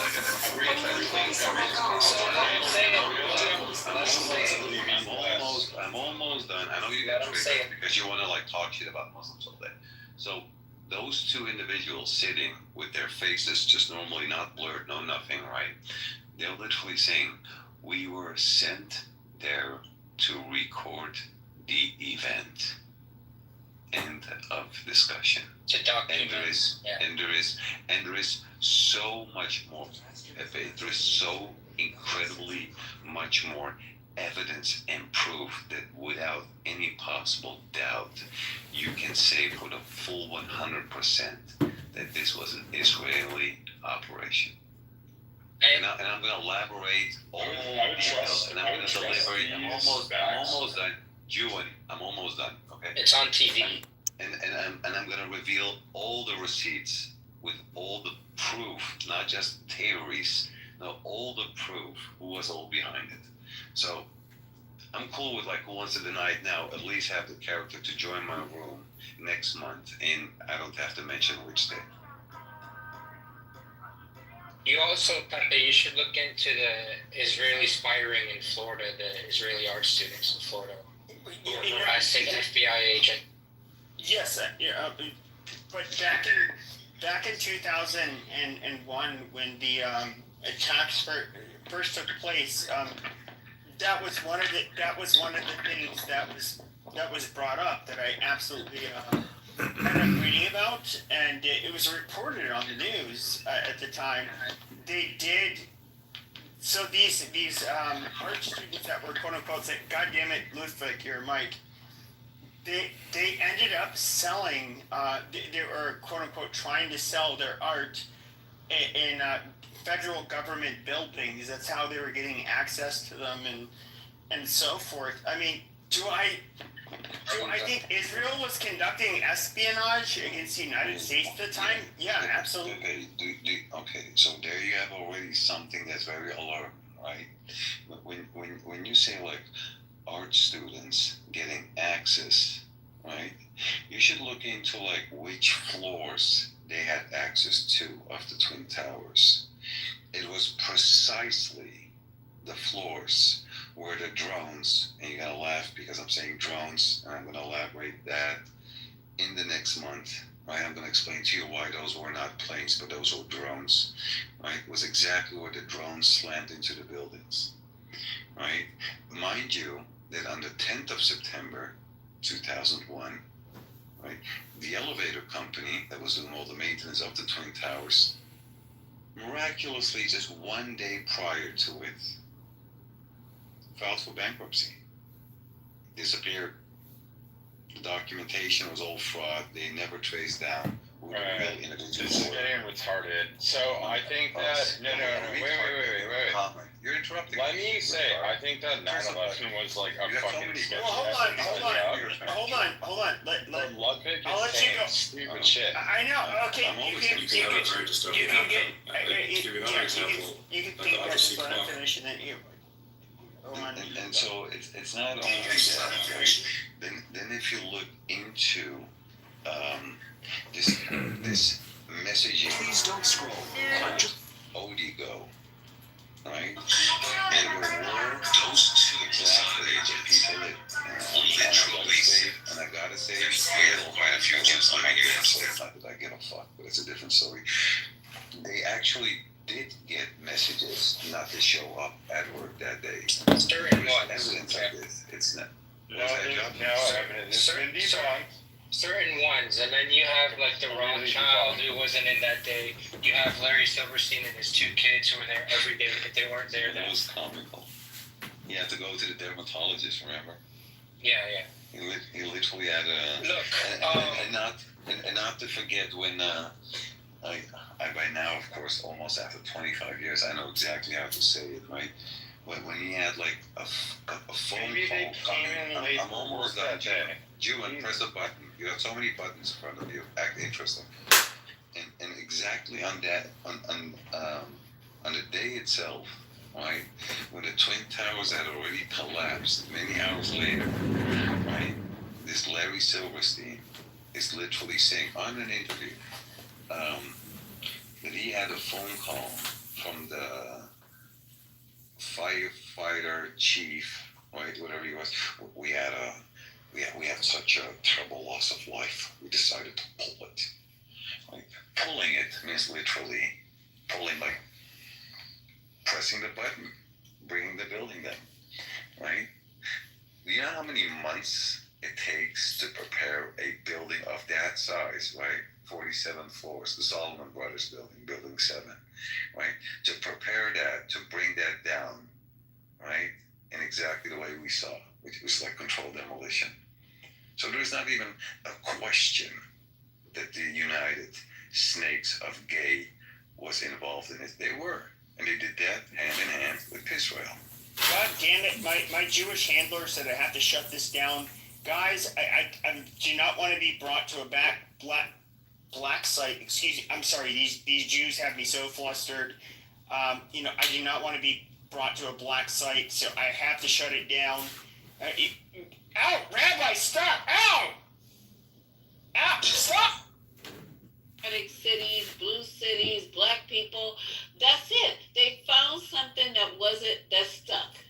And now we're talking about it. And now we got black people. It's amazing to me. And I'm reading the chat, and it's amazing, Queen. Goshen is when they would do the most land grabs. They would steal the most land and put up the most settlements. And this, so I can't imagine what they would do if there was full normalization and Palestinians were not included. What happened in Gaza would have happened to in the entirety of the West Bank. It would have had to. There's no other equation where Israel would be able to have, normalized relations. And when they say normalized relations, they're meaning goods are going back and forth between Israel and the Gulf countries. This is what normalized relations means. It's very profitable for all parties. But knowing this, is there an equation where there's normalized relations, so there's no reason to keep the Palestinians around, and the Palestinians would be in the way of making a lot of money with the Gulf states? This is why I believe the resistance was necessary. But why can't the PA be involved in that? They're like legitimate. They've managed to thwart Hamas for 20 years. Like, why can't they be part of this economic growth situation? So the PA is so extremely corrupt that they have single-digit support in the West Bank. They're extremely corrupt, and what about this hypothetical reform PA that everyone talks about? That means no PA. Reform PA means there won't be a PA, which is fine, and I think Mahmoud Abbas recognizes this because now that's been strategically placed on as a condition. Elections means no PA and no Hamas. Like people are not going to vote for the old guard anyways. Hamas already said multiple times, including in writing from the last ceasefire agreement, that they will not be a part of the government.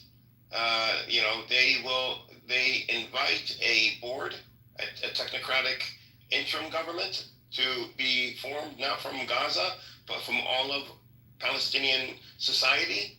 They are not looking to be on the board or lead it. I think they said they wanted one position temporarily, but not a leading position. Do you believe that? Do you see them as genuine in this? Yes, because in the 2010s, they've tried to get the PA to come in and administer and be the government in Gaza. The Al-Qassam, which is the resistance, they did not they went want from to pushing be... people off buildings to wanting them to rule? They're still not... Yeah, this was pushing people off of buildings. If you read, this is mainstream media, not conspiracy theory, Bush had sent over, after Hamas won, because they were so corrupt. I mean, they built a casino in Jericho.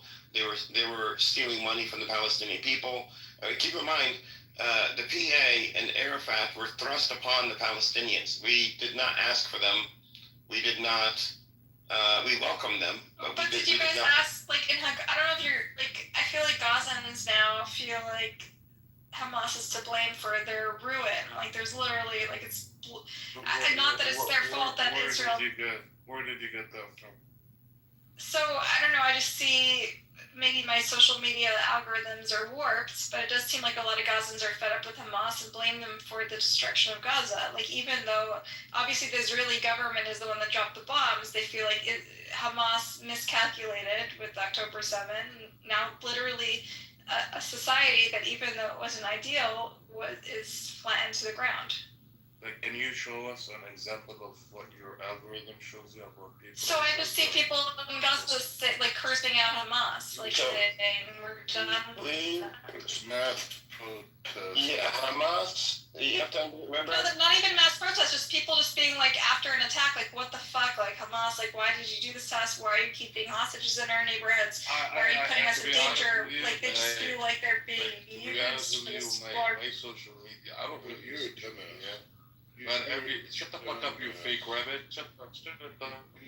Oh, come on, boo. Okay. So you were dumbass. So actually, you're saying there's people in Gaza that are not protesting. There's people in Gaza not protesting. So the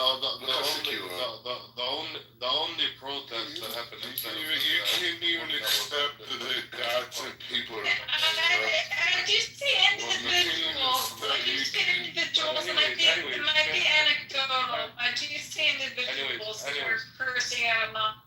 No. I'm just free.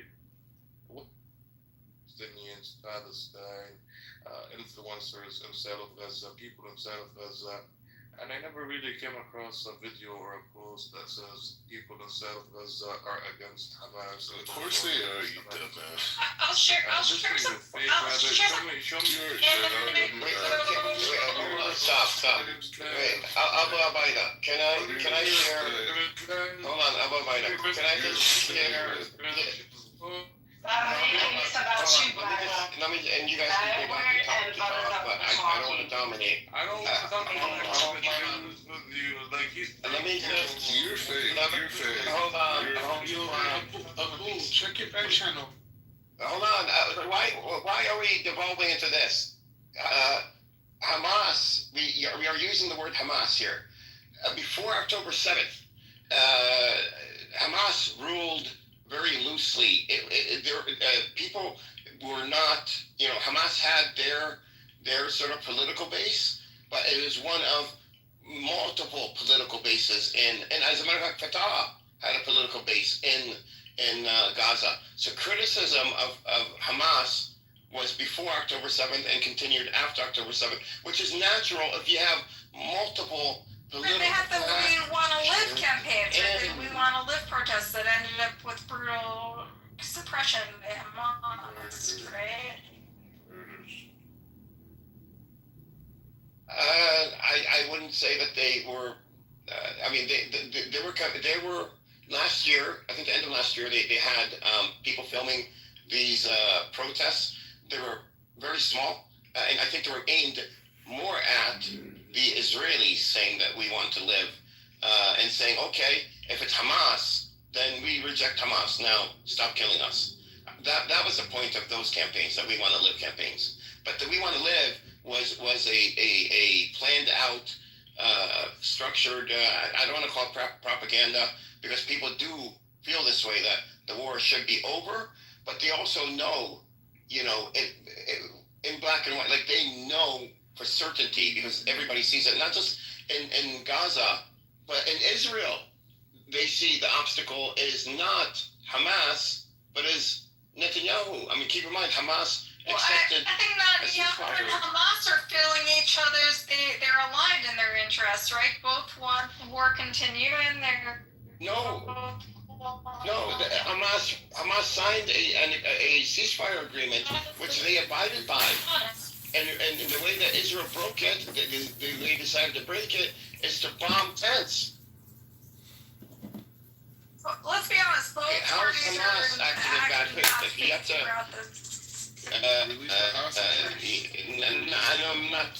I'm not disagreeing with you. I'm asking you, how is it, what can you point to that tells you, okay, Hamas is acting in bad faith? Well, so why are they hiding underground while civilians are dying and then saying, yes, it's worth the risk? The civilians don't approve of this. I sent like 16, I can keep adding, but there's like dozens and dozens of links from my social media feed of Hamasniks saying Hamas ruined our culture. Fuck you guys. So when Israel killed the leader of the resistance itself, Sinwar, where was he? Was he hiding? He wasn't hiding. Right, so that's an argument they make, but he didn't. That was, yeah, so that's one narrative of the video that came out. Of him No. Where was he? He was actually, I don't know if you got the story. He was in the south, Rafah area. I don't think he was in the Rafah, but he was literally fighting for most of his time, and especially for, at that time, days, and he was fighting the Israelis along with his squad or team or whatever you want to call them.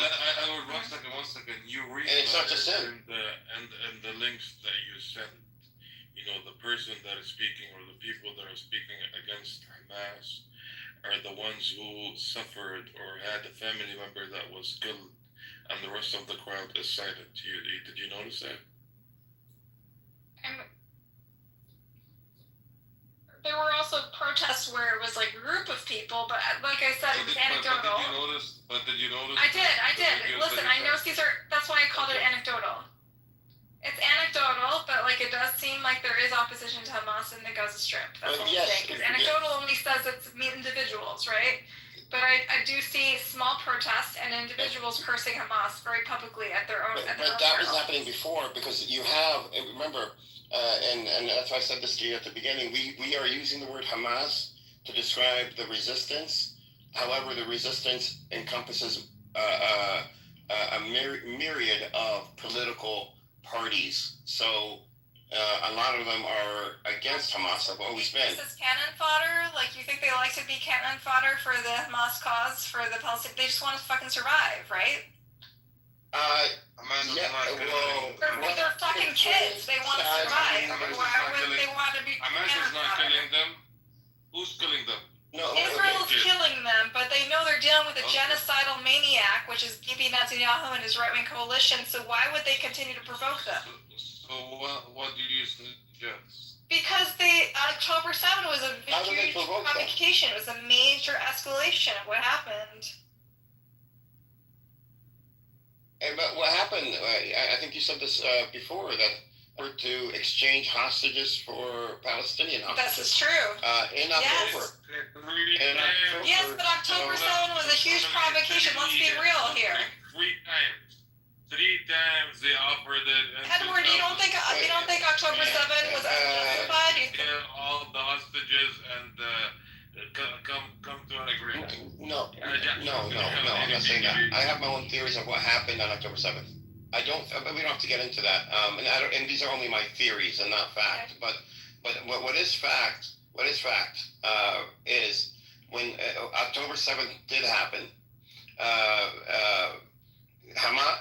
Sinwar told the hostages, and the hostages repeated this, the ones that were released, that you're only going to be here for a few days. Yeah, I did read all that. And I did see the recent report in Israeli media that showed that Hamas had offered to release some, and the Israeli government wasn't receptive because they were so bent on revenge, right? There was a new TV... Yeah. So why would Hamas...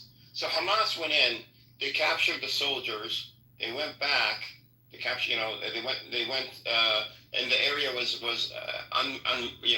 nobody was securing the area for over 6 hours on the Israeli side. Hamas had already left the area and were now going, going to the military. What was Hamas's goal? Because I'm very confused about their goal. I had that one article I float around that everyone thinks is just hearsay, which is fine. Maybe it is. But then what is their goal with invading Israel in this manner? The goal in this specific case was Hamas understands, Palestinians understand, that in Israeli society, a soldier that's captured is worth way more than a civilian that's captured.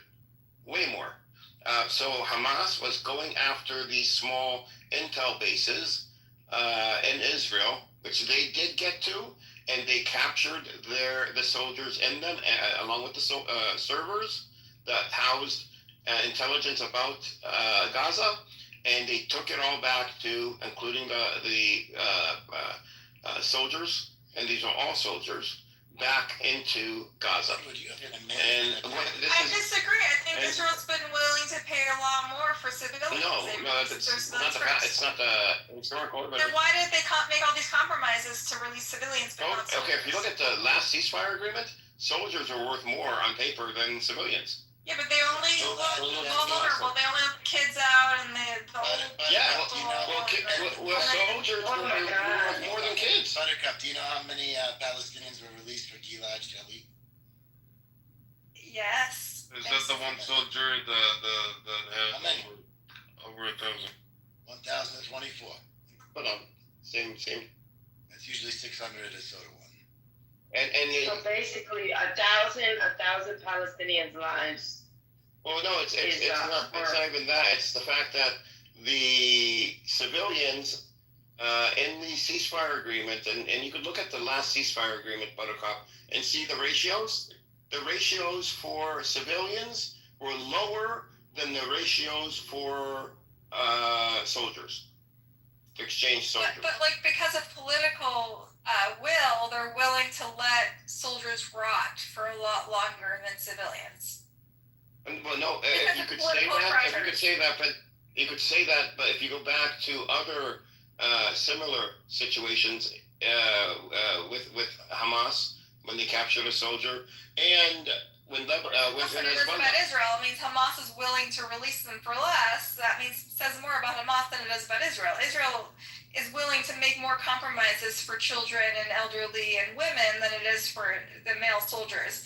But it says more about Hamas that it's willing to release. What compromise? Because a compromise, I would buy that argument, okay? But you would have to show me that the compromises for women and children is different than the compromises for the... Who decides what the price is? It's Hamas, ultimately, right? It's a negotiation, but it's... But they're holding the cards. They're holding the hostages, and they get to say yes or no. Lebanon, Hezbollah did the same thing with soldiers.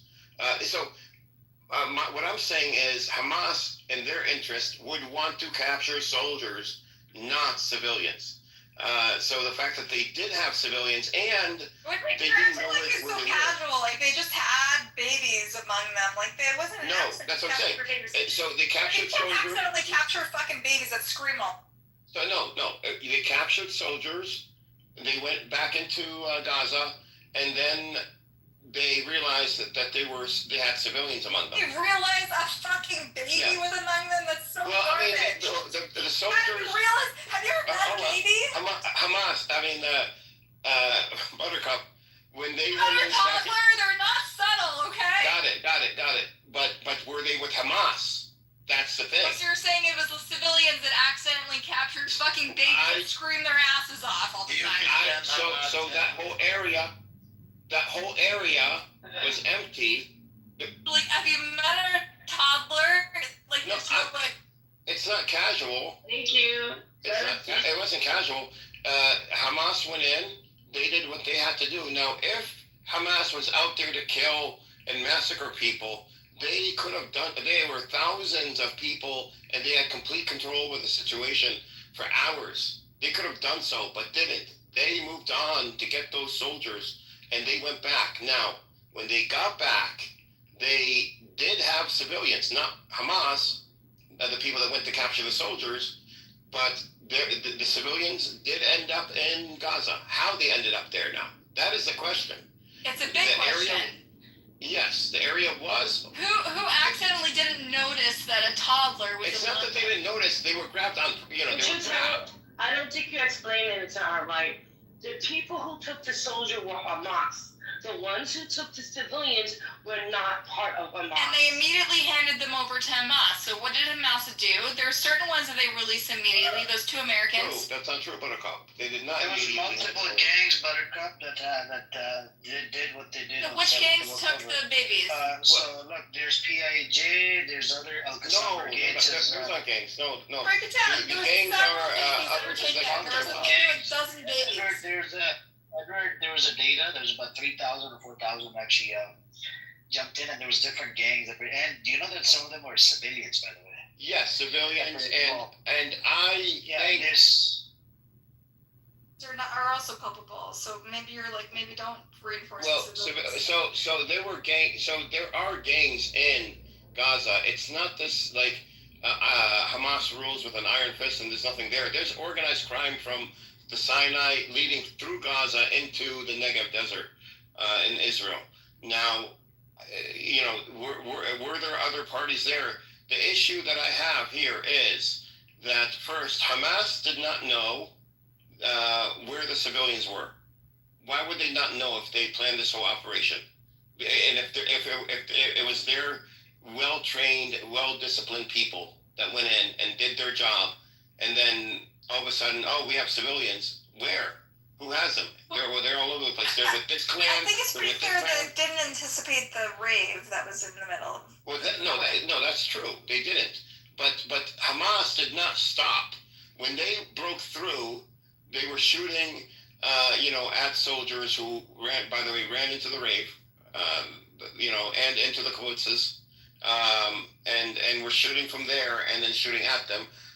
But they ran through and went and did their mission, got the soldiers, and came back through. Now, keep in mind, over 6 hours, this whole area, not a single is IDF, no forces, no police, no nothing. So it's completely open. Who went in? All we could say is, at this point, because we don't know, we have to wait until the war is over. But we can say this, that Netanyahu funds and has a relationship with one of an ISIS affiliated group that was locked up in by Hamas for drug trafficking and human trafficking. They were released and given uniforms and weapons by Netanyahu. That's not me saying this. That's Netanyahu saying this. That's Victor Lieberman, who broke the story, that said this. So they had an ongoing relationship with ISIS-backed, what they called jihadists. What happened to those babies? Abu, there was about 30 kids that were taken hostage by Hamas. What happened to them? 30 kids. They were returned. They were interned in hostage deals. Wait. There were 30 kids. Where do you get 30 I was kids going from? back to her to ask her to send something that says. Oh, it was only There's no 30 kids. Not 30. Where did you get the 30 kids from, Miss Buttercup? There was a couple of children, but 30? Unless you're counting anybody under 18, maybe. I don't know what the makeup was, but I don't know where the 30 came from. This is my first time here. No, bro. And she's talking about Sherry, the two kids of Sherry. So I remember that video when Hamas released it. They went and they want to take Sherry. They don't want her kids. I don't know if you guys saw that video. I will look it up. But she begged them to take her baby. She asked them, I will not go with you without my baby. So that's her choice. They don't want to take the baby. What's the source that she begged them to take her baby hostage? Provide a source. He's on a video. Yeah, look up the video. Sherry, her name, I think Sherry. She's a redhead, and she was crying. She said, no. Sherry, the famous Kfir and the two redhead boys. Yes. Where's the source that she begged them to take her kids hostage? Oh yeah. Not hostage. She want to keep them with her.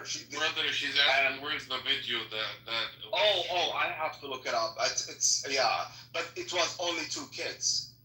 And if you know, there was a toddler that was released, the 4-year-old. There was a bunch of like smaller children, 7-year-olds that were filmed by Hamas with hostage videos.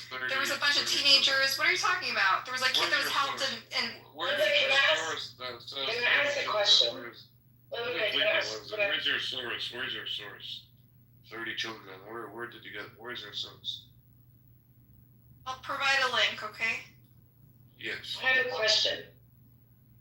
So, I mean, obviously you dislike Hamas, but do you understand that it's not a vacuum? That the reason why Hamas was created 100%. I just don't think they're serving the Palestinian cause, and I support the Palestinian cause. I want them to have a state and independence. Right. So they said they're not going to be part of the Palestinian state. They don't want anything to do with it. They said this a couple of times. They're just resistance. This is a bunch of young 21-year-old boys who are orphaned, who went and decided to be part of Hamas because Israel killed their parents. Right. The members of Hamas, I don't blame them for joining, but I'm talking about the leadership and their larger plans. Let's be honest about it. But were you calling me a bitch or someone else? I mean, I'm calling someone else, but if you want me to call you a bitch, I have no issues doing that, to be honest with you. Why? I don't think you understand, Buttercup. Can't you see in the chat that I'm talking to someone else? Yeah, Buttercup, I don't think you're really in any place to criticize Hamas, with all due respect. I'm not criticizing Hamas. I just know Palestinians who oppose Hamas. That's all. Respect. You know, there's a guy who used to hang out in these rooms. His name was Philip. And when people would come in, honest, true. You're breaking character right now. When people would come in with these critiques, I'm not breaking character. I'm still an honest Jew. I'm just remembering the old rooms. Philip would say, if you have access to Israel, pick up a goddamn sledgehammer and go break down the fucking wall. If you support Palestine, leave Hamas alone. Nobody gives a shit. What do you think about that? That's what Philip was. Did you say Aikabal?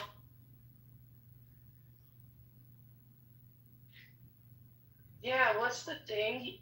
If a person is starving and they finally get food, you don't worry about their dining habits. You feed them. Worry about the dining habits later.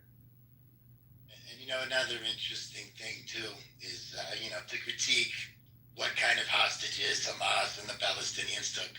We could all do a mental exercise right now, okay? Let's pretend you're in Texas, okay, or Louisiana. And let's pretend the Venezuelan army comes in and they start occupying parts of America that are around you, all right? And you're an American, all right? Are you gonna, and Venezuela puts kids and civilians on the front line of the occupation, and you're getting slaughtered, massacred, raped, starved, etc., as Palestinians have been doing for 100 years. Are you gonna differentiate between the civilians and soldiers? You're gonna say, fuck these people, and do whatever you can to get them to go away. Okay, so now we're endorsing killing of civilians. If we're in America, listen, if we are in America, and someone comes and invades us, someone comes and invades us, and some occupying power puts their civilians on the front line. Okay, then let's at least be real about it, that we we support continuing settling hostages. No, we don't support it. But let me ask you this question: what's your definition of a hostage?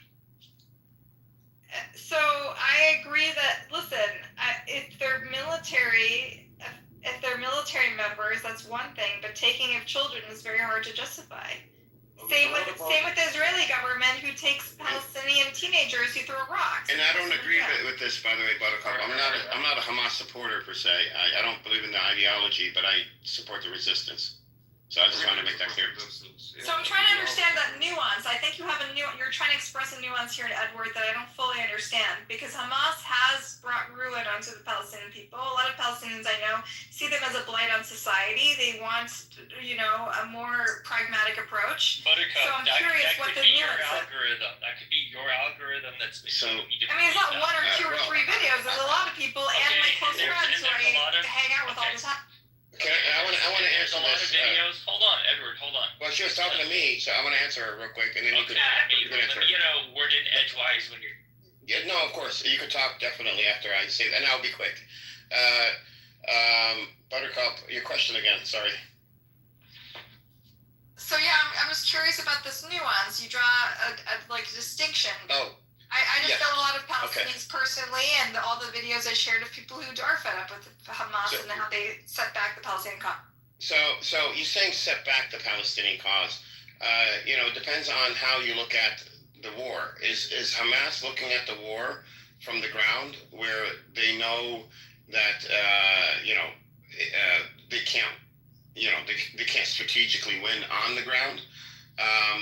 They don't have air defense systems.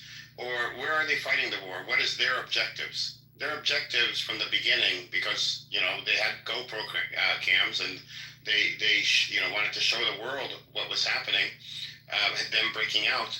Their war was fought in cyberspace. It was fought in the hearts and minds of people around the world. But you talk to people, Palestinians in the ground, they're like, but we're not your cannon fodder. Our kids are not your cannon fodder. No, they're not saying that. They are more dead. And I can tell you this for certainty, because I talk to people in Gaza. My father's wife is from Gaza. My brother and two sisters, half brother, two half sisters, are their families in Gaza, and I send them money every month, not to them, but to those in Gaza, their families. And I could tell you, they're not blaming Hamas for what Israel has done. They distinguish the difference. They're asking themselves, because they don't know on the ground. They don't know.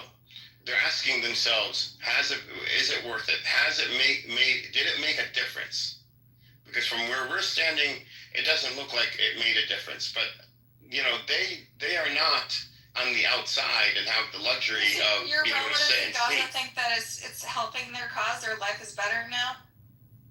So you're looking at it as their life is better now. The life they wasn't like better living in before. tents and suffering from this genocidal maniac government. Their life was not good before this, and they understood. But there's no comparison living in houses versus living in tents. And there is a comparison. There is a difference here. You're coming at us from the position of saying, I haven't seen any Gazans say, I think Hamas was right. So you're coming at this from the position. Can you provide one video of a Hamas saying Gazans saying, Hamas was looking out for us? So Palestinians. Why don't they let them in the tunnels? Why do they keep them above so their kids die? Because you can't. Why not? You would suffocate. They're not built that way. So the hostages survive fine. Why don't they let the kids in there? Why do you get in bunkers? Why don't they build shelters for their own people? Why did Israel attack the tunnels directly, send soldiers in there to retrieve their hostages instead of carpet bombing Gaza? Why don't we talk about that? They did carpet bomb Gaza. No, I know. I'm saying instead of that, if Israel really cared about their hostages, if Israel was Israel doesn't give a shit about their hostages. They don't. They don't give a fuck about their own people, and they're using it for greater purposes. I've been listening in this room for the past hour that Edward's been outlining. Okay, so just you Buttercup. I think the way the mental exercise you should do is you say, okay, so I don't hear anybody saying Hamas is great in Gaza. Okay, now what? So what should Hamas do? Be like, oh, you know what? Our people don't like us. Let us lay down our weapons and let Netanyahu just force exodus us into the Sinai. What is the option? And we need to talk about that because you leave it like a mic drop, like they don't support them. So ... and what? And this is the only resistance these people have. Their kids are if you want to do a mental exercise, do a mental exercise. They would have been suffering before. Resistance is not worth dying. Their whole family dying. Listen, but they would have died. How do you know they're not going to die anyway? They would have died anyways. Decades. No, but they would have died not anyways. If October 7th didn't happen, they could have... Oh, yes. Oh, yeah. Wait, they could have made a difference. No, Israel would have still killed, and it would have been worse. Because nobody would have known about it. It's like they do the you're fucking... hammering October 7th awfully hard. And what Israel has done to Gaza since October 7th is they've killed many multiples, orders of magnitude more civilians. Why are we pounding down on October 7th? Do you want to do a root cause analysis? Don't start at October 7th. Go back Everyone further. agrees about Go the back to occupation is Nakba. horrific. But don't leave it as a one sentence. Let's deep dive But October 7th was a major escalation that caused the death of 16,000 children. Listen, Buttercup. I don't know what your background is. I don't know if you're Jewish or I'm what your an background is. anti-Zionist Jew, okay? Okay. So listen to me. Here's a mental exercise you should do. Imagine exactly the reverse situation. Palestinians are empowered by Americans. Jews, Misha, some of my best friends are Palestinian. They come for Shabbat all the time. For 80 years, they've been fractured. Okay? How do you think the Jews would eventually have fought back? And would you, as a Jew, if this entire situation were reversed, would you also be being like, hey, on October 7th, why did you Jews fight back? Think about that a little bit. Do that mental exercise. Over 700 actual civilians that died, which is unfortunate, on October 7th. The rest were military. Why was it unfortunate? Tell me why. There's 700 civilians died. I mean, that doesn't... Why are you concerned about them? Who cares? It's for the cause, right? Rich, are you here? No, you sound crazy. Okay. A lot of them actually died by IDF, not by Hamas. Yeah, the Hell's Directive. We got to talk about that. You know, so mowing the lawn. Let's talk about mowing the lawn. You know about mowing the lawn? Yeah, Yes, I know about mowing the lawn. Why you only talk about October 7th? I was protesting mowing the lawn in 2014 and 2012. Mowing the lawn's been happening since the protest didn't help. What helped was October 7th. That's you what think it helped? No. 16,000 dead children is not helping. Listen, we are now closer than ever to protecting our people forever. At the cost of 16,000 kids. And that's Fuck the price that Israel is willing to have. That's the price that you're willing to pay for violent resistance. We didn't do it. No, we didn't do it. Israel did this. Zionists and ask them why are they killing the 16,000? Yes. Why does it cost us this much for our freedom? It's like the case of the bully. I support the Palestinian state aspiration for a state. We don't want your support. Why are you addressing us with all these killings? We're not killing them. You put them in a situation with a genocide. You didn't put anybody in a fucking situation. Hold on. They calculated. They miscalculated. That's what I'm saying. Buttercup. I know you know you're being biased right now, right? You're being biased. And I would protect you, but you're being biased. You cannot, these are the victims. And you're saying, well, maybe it's like if a woman is being battered, right? Oh, well, you know how your husband is. You know how your husband is. And no, it's called being long-term. Listen, Hamas is not looking out for their long-term strategic interests, just like Bibi's not looking for Israel's long-term strategic. You fucking idiot. Are you a It's military tough. strategist? Long-term strategic interest. Military strategist? Trump, whether you realize it or not, you're like the Diet Coke of Zionists. You still got a little Zion. Okay, well, that's fine. I don't take it as an insult. I don't give a shit. Color better not, bro. Fucking idiot. Wait, What the shush. fuck are you talking about, bro? Guys. Wait, come on, you're not gonna. I'm back. Guys, please don't abuse or we don't attack women and children. Please don't do that, man. Come on, man. Yeah, but she came here What to do you say mean I am attacking? anti-Zionist. I think somebody called her a B word. Please don't do that, man. No, nobody did. Come on, Abu.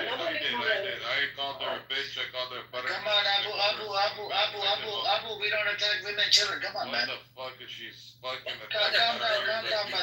Calm down. Go fucking talk to the Zionists. She does talk to the Zionists. Hold on. Let's wait for you want to say something? I want to make sure I understand Buttercup. So Buttercup, are you saying that Hamas strategies is in line with Bibi's strategies? Is knowingly or unknowingly? 100%, and not and knowingly. Actually, there's letters between them because both of them benefit from continued violence and war. Both of them benefit from Sinwar and Bibi have communicated with each other about how it's mutually beneficial to continue to have violence, the cycle of violence. I'll provide a source, actually. He communicated this. Bias on purpose here. I think we're all being biased. I need new voices. I gave the mic to Wave, and please don't come off the mic. So thanks, Amir. I just want to make sure. So you are saying that there are two sides, and there are crazy people in both sides, and these crazy people are resonating each other, and both like let's call these crazy people the right, the most extremist fundamentalists of both sides, and they have hold power, and they are enabling each other. Yes. To grasp the power by like fueling these wars. 100%. Thank you. Intention. Okay, so I understand you. It's not that you're like doing Zionist propaganda. No. I'm sympathetic to the Palestinians more than Zionism. I just want to say that I agree with you in a sense that there are these crazy people in Iran, which I'm originally from, and they hold the government and they just like hate United States. And there are these crazy people in the United States which they hold the power and just hate Iran, and they are fueling each other. So in that sense I understand you, but I don't know about Palestine. Okay, can I ask a question, please? How are you guys? Haaretz I just want to say something about Haaretz because it's in the comments. Haaretz has put starvation and genocide on the front cover every day in Israel, which is a very provocative thing to do because all the Israelis are in denial. They've all served in the army and they don't want to believe what's happening. So for Haaretz to do this is very brave. They've been maligned and smeared by the government. And so to smear Haaretz as a Zionist rag is completely inaccurate. Haaretz has, at great risk to their own reputation, consistently talked about genocide and starvation in Gaza. Yeah, can I ask the question? Yes. Before you ask your question, can you put the link for the 30 children that you mentioned earlier? Yeah, I'll find it. Yeah, discuss later. If you can put that, that would be. First time I hear about this 33 children. Even they killed by the Apache. And Palestinians don't have a badge. At the same time, what's a badge? Apache gun. Oh, okay.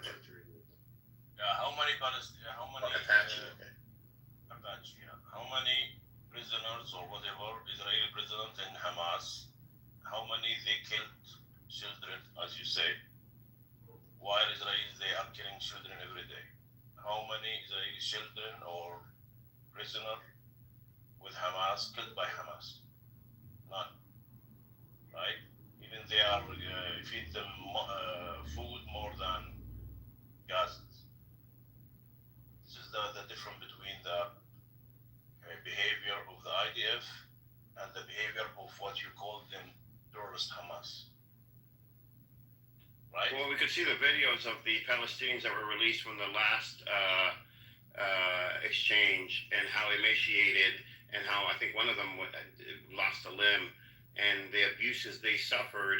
And you contrast that with the releases of the hostages from Hamas, and how they were well fed. They looked like they were well taken care of. So can we posit then the mentality, of both sides would be, would show up in the way they treat their prisoners of war or hostages? And if one side is treating them badly, then you could, I think argue that side is, has a system that is systemic in treating those, treating other people, without treating them inhumanely. So this is the Islam, what they said for them to treat the prisoners. This is Islamic Sharia. But those Israelis, they don't have even Sharia, they don't have decent anything, because they think that this is... I would love to debate Buttercup one day in a room. Buttercup, he's still here. Yeah, Edward, who said that, Edward? Yes. Edward, I really enjoy talking to you. I think you're really intellectually honest, and I think you're really smart, and I learn things from you all the time. I would love to talk to you sometime. Thank you, and I think you're also smart, and I also think I'm amazing too. So we both are on the same page. So thank you so much. And Wednesday thinks I'm amazing too. Oh my God, I got these fans. I love this. You're so modest. You're so modest. Chat shows 36 kids that were kidnapped. You see that? Butterfly. I posted a link in the chat with 36 kids. Yeah, Edward is taken. Alexa is already claimed Edward. So yeah, 33 kids kidnapped and returned back, feeded good, and returned back, right? After a month, though, you still took kids hostage for a month. That's fucked up. That's tough, right? Babies? While they are killing every day our children. 100%. I think it's overshadowed by Israel's war crimes, and I've criticized it every day. And I get harassed by the pro-Israelis every fucking day over it. But that doesn't change the fact that Hamas did kidnap, and those other groups did kidnap 30 kids. Let's be honest, 36 kids. Yeah, they returned them back, right? Eventually, but you still traumatize a bunch of kids.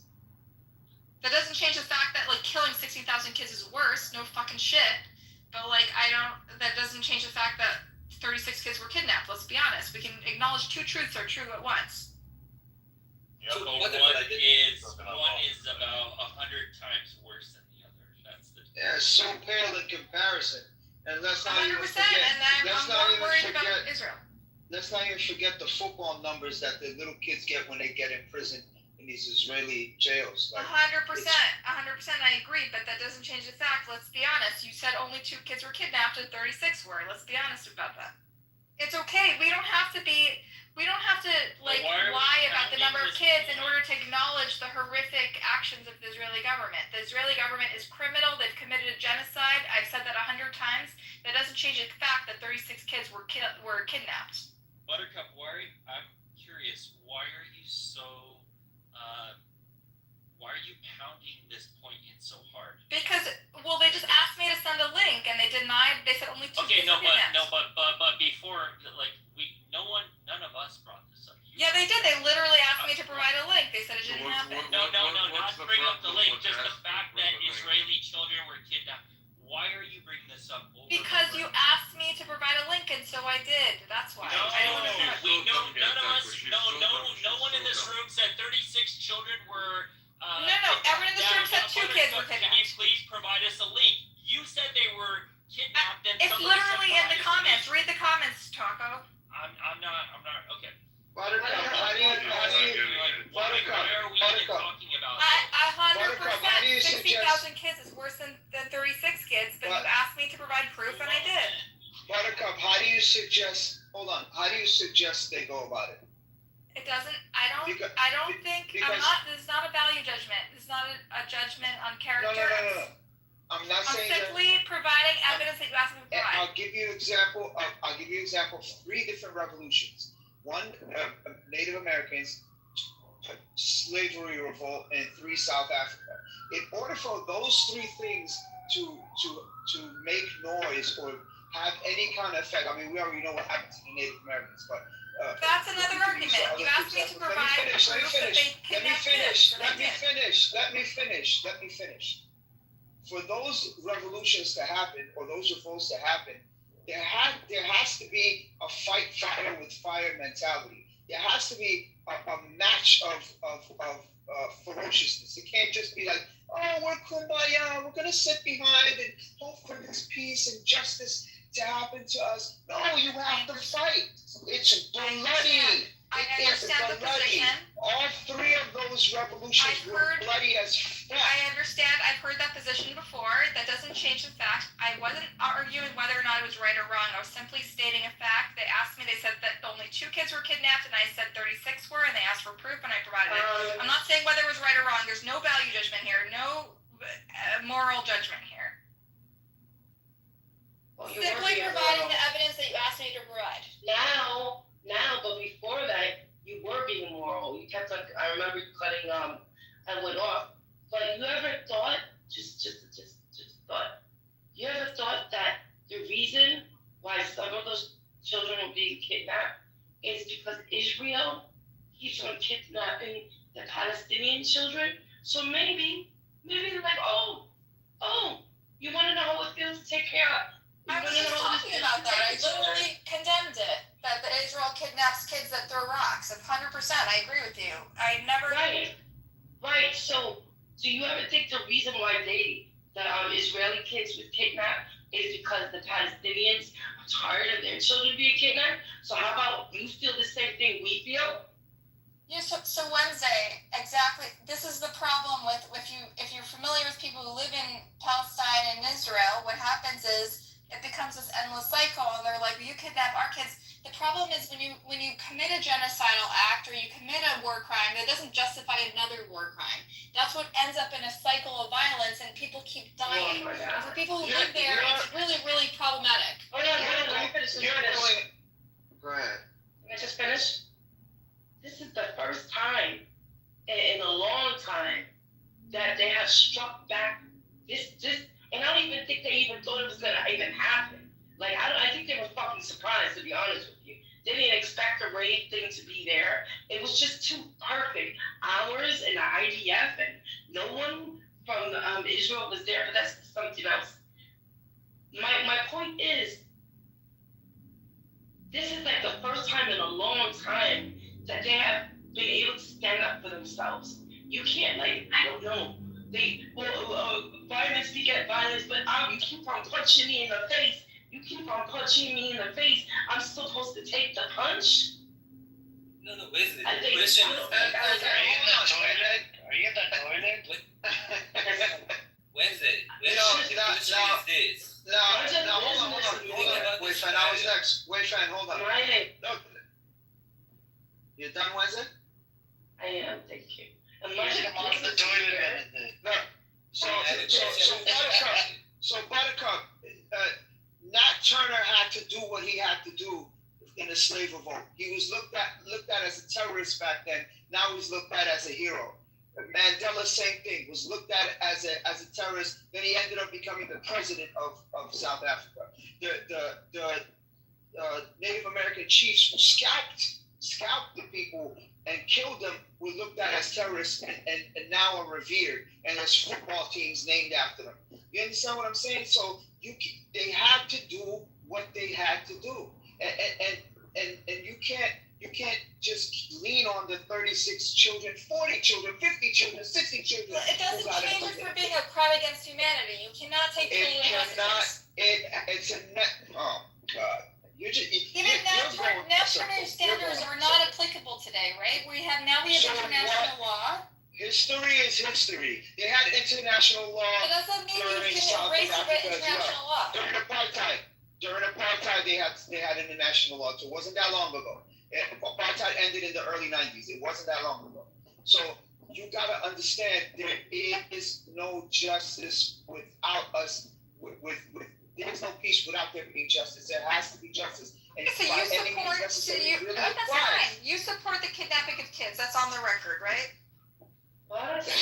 No, You're not gonna do that. Hold on. You're not gonna do that with me. Well, then You what can are do you that with trying to some say? shit. You ain't doing that with me. Be clear. You're going in circles. You're going in circles. I asked you, no? Do you what do support you it or want them not? to do? Obviously not, you idiot. I'm asking you. You seem to be endorsing it. You're seeming to ignore everything that happened. You're seeming to ignore everything that happened before Either you October endorse it or 7th. you don't. You seem to ignore everything that happened before October 7th. You're just like Taco said, you're just hammering home the things that happened during and after October 7th, seemingly forgetting everything that happened before. If a bully keeps punching you in the face and saying, look what you're making me do to you, look what you're making me do to you, or grabs your hand and punches you in the face, look what you make it, why are you punching yourself? Why are you punching yourself? What is that person gonna do? They're gonna retaliate. That is the only way to win in a revolution. This is a revolt, and there has to be things done. I don't endorse any violence at all. I'm a pacifist, but I'm not gonna sit back and say that they don't have to do what they have to do to get their freedom. 1 million Algerians died to win their freedom. So I mean, unfortunately, this is how our global system It's called works. solidarity. Just learn the word solidarity. If you're really in solidarity with the Palestinian people, be in solidarity with them. Don't sit there on your throne and say, "Oh, this is crazy. Why are they doing this? Why are they doing that?" Stand in solidarity if you're really going to be in Israelis told solidarity. me the same thing Don't when pick they and killed choose. 16,000 kids, right? Oh, so my I'm God. Which side are you on? killing and So which kidnapping side are all you on? kids. So which side are you on? I'm saying You can all you can kids. you can stand in solidarity. Let me You can answer. stand in solidarity and still say things are wrong. I can stand in solidarity with the Palestinian people and say things are wrong. All Wait, this kidnapping is hard and to kidnapping of Marty. kids is wrong. 100%. All kidnapping of kids, Palestinian or Israeli, Do human you rights stand equal. in Equal. Fuck solidarity you. with the Palestinian people? Fuck you harder, bitch. Who the fuck you talking to? No, Mazi. Mazi, calm down, brother. Calm down, Mazi, brother. Come on. Who the fuck you think you talking to? Come I on. didn't curse at you once.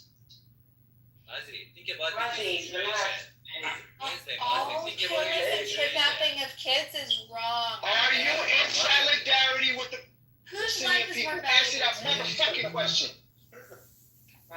Gee, Mazi, think about this situation. Hamas is inside Israel. October 7th. Inside Israel, humiliated everything they hold for their security. But not taking children, not taking women, just taking some soldiers back as hostage. Like, would it be... They would have had the moral high ground. They would have had better argument. Think about it this situation. Don't, like, the point that she's raising, think about it this way before getting it. If they want the moral high ground, just don't kidnap kids. You're retarded, bro. Mazi, you guys realize that this person could be a fucking Zionist just here to gaslight, troll everybody. You can't trust these Bro, motherfuckers. and plus, You cannot trust them. and plus, bro, and plus, Abu, she still hasn't said that she's in solidarity. I asked her 3 times. Amir, But am I you a can Zionist? I don't give a fuck what Amir says. I'm talking to you. I don't care. Amir is not your lawyer. I'm talking to you, and I'm talking about you. Abu. Then you I have don't think you're a lawyer, but it's his opinion. Mazi's opinion has a different opinion. We can stand in solidarity with the Palestinian people and still say, oh, Hamas maybe did this wrong, did this right in our opinion, did this incorrectly. But still, if you stand in solidarity, say it. Why can't you say it? I've only said it, Mazi. I've said million times I support October 7th. Mazi, have you not been paying attention? October 7th. Ask one question for. Mazi, I've literally been fighting Zionists for the last month. We need to all calm down. Killed by, that's in 7 October, Israeli children and, families. You know how many they've been killed by this helicopter Apache? Do you know that or not? I've read about it, and I think it's a bit exaggerated by the pro-Palestinian. Of course you do. Oh my God. Of course. But I do think that Israel is a genocidal. Listen, I'm the first to call them. They killed you. They are killing you before killing Palestinians. They are killing Israelis before they're killing Palestinians. Yes, I'm just saying, what do you expect? They do have that policy, yes. It's not right that 36 kids got kidnapped, but what do you expect? What do you expect after somebody's getting terrorized? Okay, this is a, hold on. this is a Can I? nuance and a thin line we disagree on. So can we just can I just say something about this to both Monty and Buttercup? So when it comes to the ICJ, war crimes are on paper they're considered equally on paper, but when it comes down to it, the war crimes from an occupier versus war crimes from the occupied, with certain constraints, but they are not weighed the same.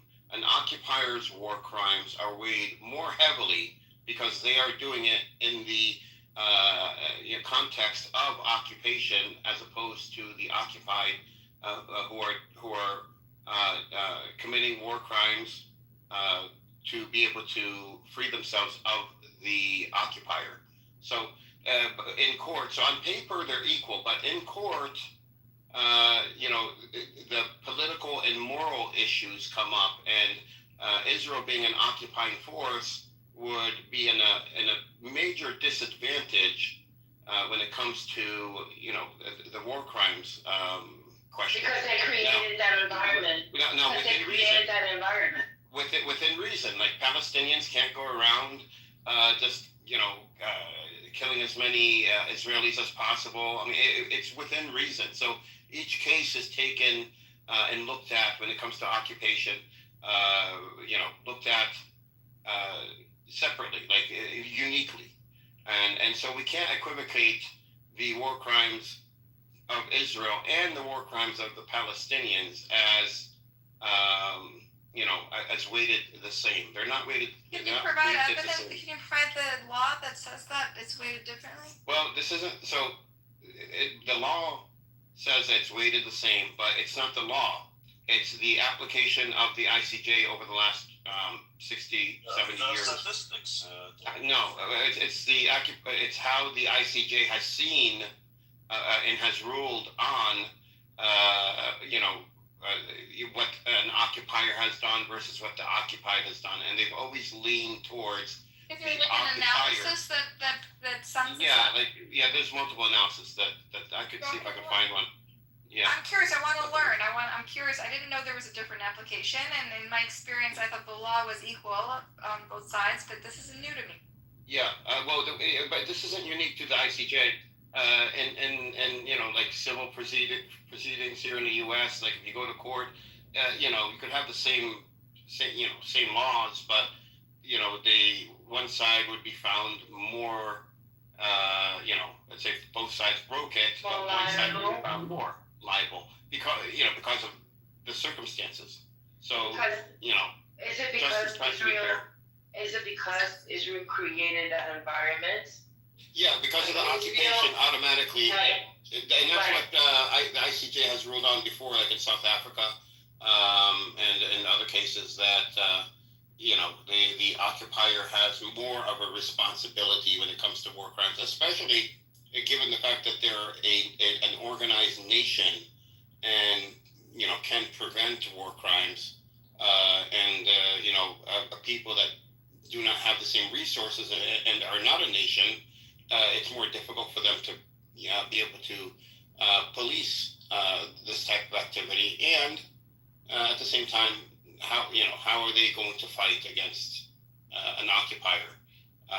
So if you're occupying, it's similar to they call it the bloody hands concept, the legal concept here in the U.S.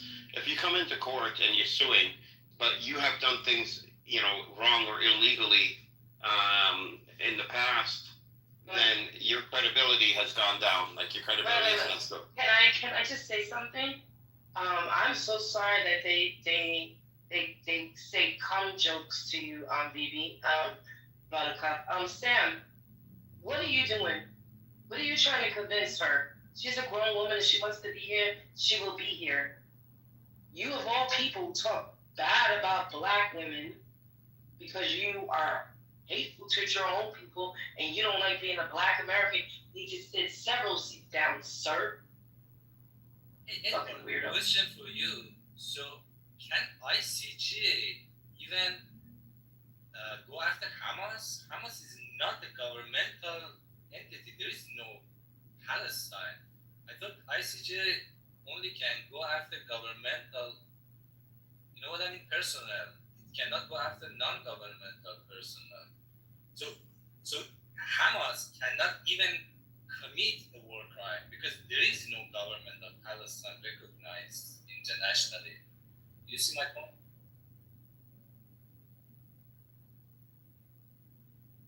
Yeah, you're right. Yeah, they can only go after states. They can't go after Hamas. So I want to ask Badr Kab, do you think after all what happened, Palestinians have the right to defend themselves and resist? Do you think that or not? I think, of course, the Palestinians should fight for their just right to sovereignty and their own state and their freedom of movement and rights under the law, 100%. Whether or not use violent resistance is a question. No, just a minute. You said defend. This is what Hamas doing from 7 October. Yeah, but sometimes. So I think there should be guardrails. That's all. You think they should use violence? So you are not. With guardrails, they don't have guardrails. Guardrails. Guardrails like don't kidnap and kill children. That's all. Again. Oh, what? The fact is they don't have guardrails, and so we need something. Yeah, but you want to advance the Palestinian cause, kidnap children. All children kidnapped since whatever. 100%. Hold on a second. The Israeli government is criminal. They're war criminals, 100%. That doesn't justify. If you want to have the moral high ground, don't kidnap and kill children. How to fight the criminals? By criminals. Yeah, that's not how you have the moral high ground. It's not. You have to be criminal. It's not in your long-term strategic interests. Yeah. Are you a military strategist? How do you know what it is? I say the same thing to the Israelis. It's not in their long-term strategic interest to commit a genocide. Yeah, what is happening in Gaza now? 100%. I tell Israelis every fucking day it's not in their long-term strategic interest to commit a genocide. Yeah, but they are killing Israelis. Hamas now, they are killing Israelis inside Gaza. So do you agree with that? Of course, they're defending themselves. Why would I disagree? Okay, thank you very much. That's the whole point. What are they supposed to do? Those kids fucking raining bombs. What are they supposed to do? Of course they should have defense. Hold on. Edward, didn't we? I feel like we had this conversation. You had this conversation this morning with or yesterday morning with Resistance, and Resistance said that what was done on October 7th, especially taking women and children, wasn't very Islamic. What that when they took taking civilians is not Islamic? Women and children. Yes, no, it wouldn't be. And that's one of my issues too, because Hamas is a religious group. They're not like ISIS. They're not like they don't just go around killing people. They do live by a strict moral code, and they, I just can't see them taking civilians. And like I said before, the economics alone.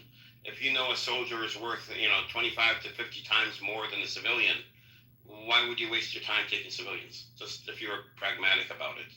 And so these are the questions I have. Like, I'm not saying Hamas is innocent. I'm just saying, there's a lot of red flags that. But one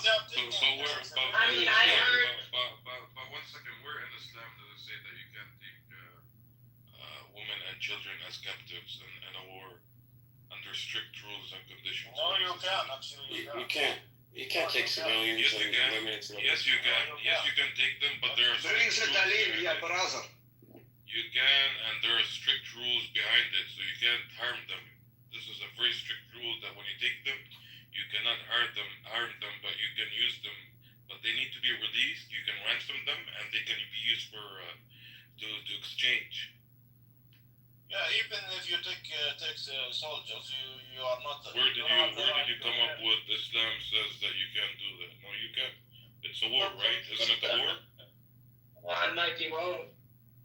Isn't it a war? Well, You can do it in a war, but again, you cannot harm those non-combatants. Yeah, and they did. They haven't harmed. Yeah, not harming. You cannot harm non-combatants. That's definitely in Islam. Yes, it's a very strict rule. It's not The a basic 21st rule. century, no, Abu, the 21st century morality laws that most majority of people now accept. Religion doesn't change, brother. Like it doesn't matter what century. I mean, like there are a lot of Islamic laws which are immoral right now, like for example, multiple wife or slavery and khanis. So we have to be a little more realistic, I believe. Yeah, but I'm not disagreeing. You can be a little bit more realistic, but you can't come up and say that in Islam. Yeah, you can't change the rules, Abu. That's what you're saying. Yeah, you can't change it. Yeah. But they exchanged the prisoners. All they came back safe and even feeded better than Gazans. So no, I mean like think about that this Bibi is doing this genocide based on some biblical Malak, whatever it is. That's what like Amalek. Israel is not Amalek is the most hated nation in the world right now. So, but it is based on their religion. Who's Amalek? Who's Amalek? Sorry.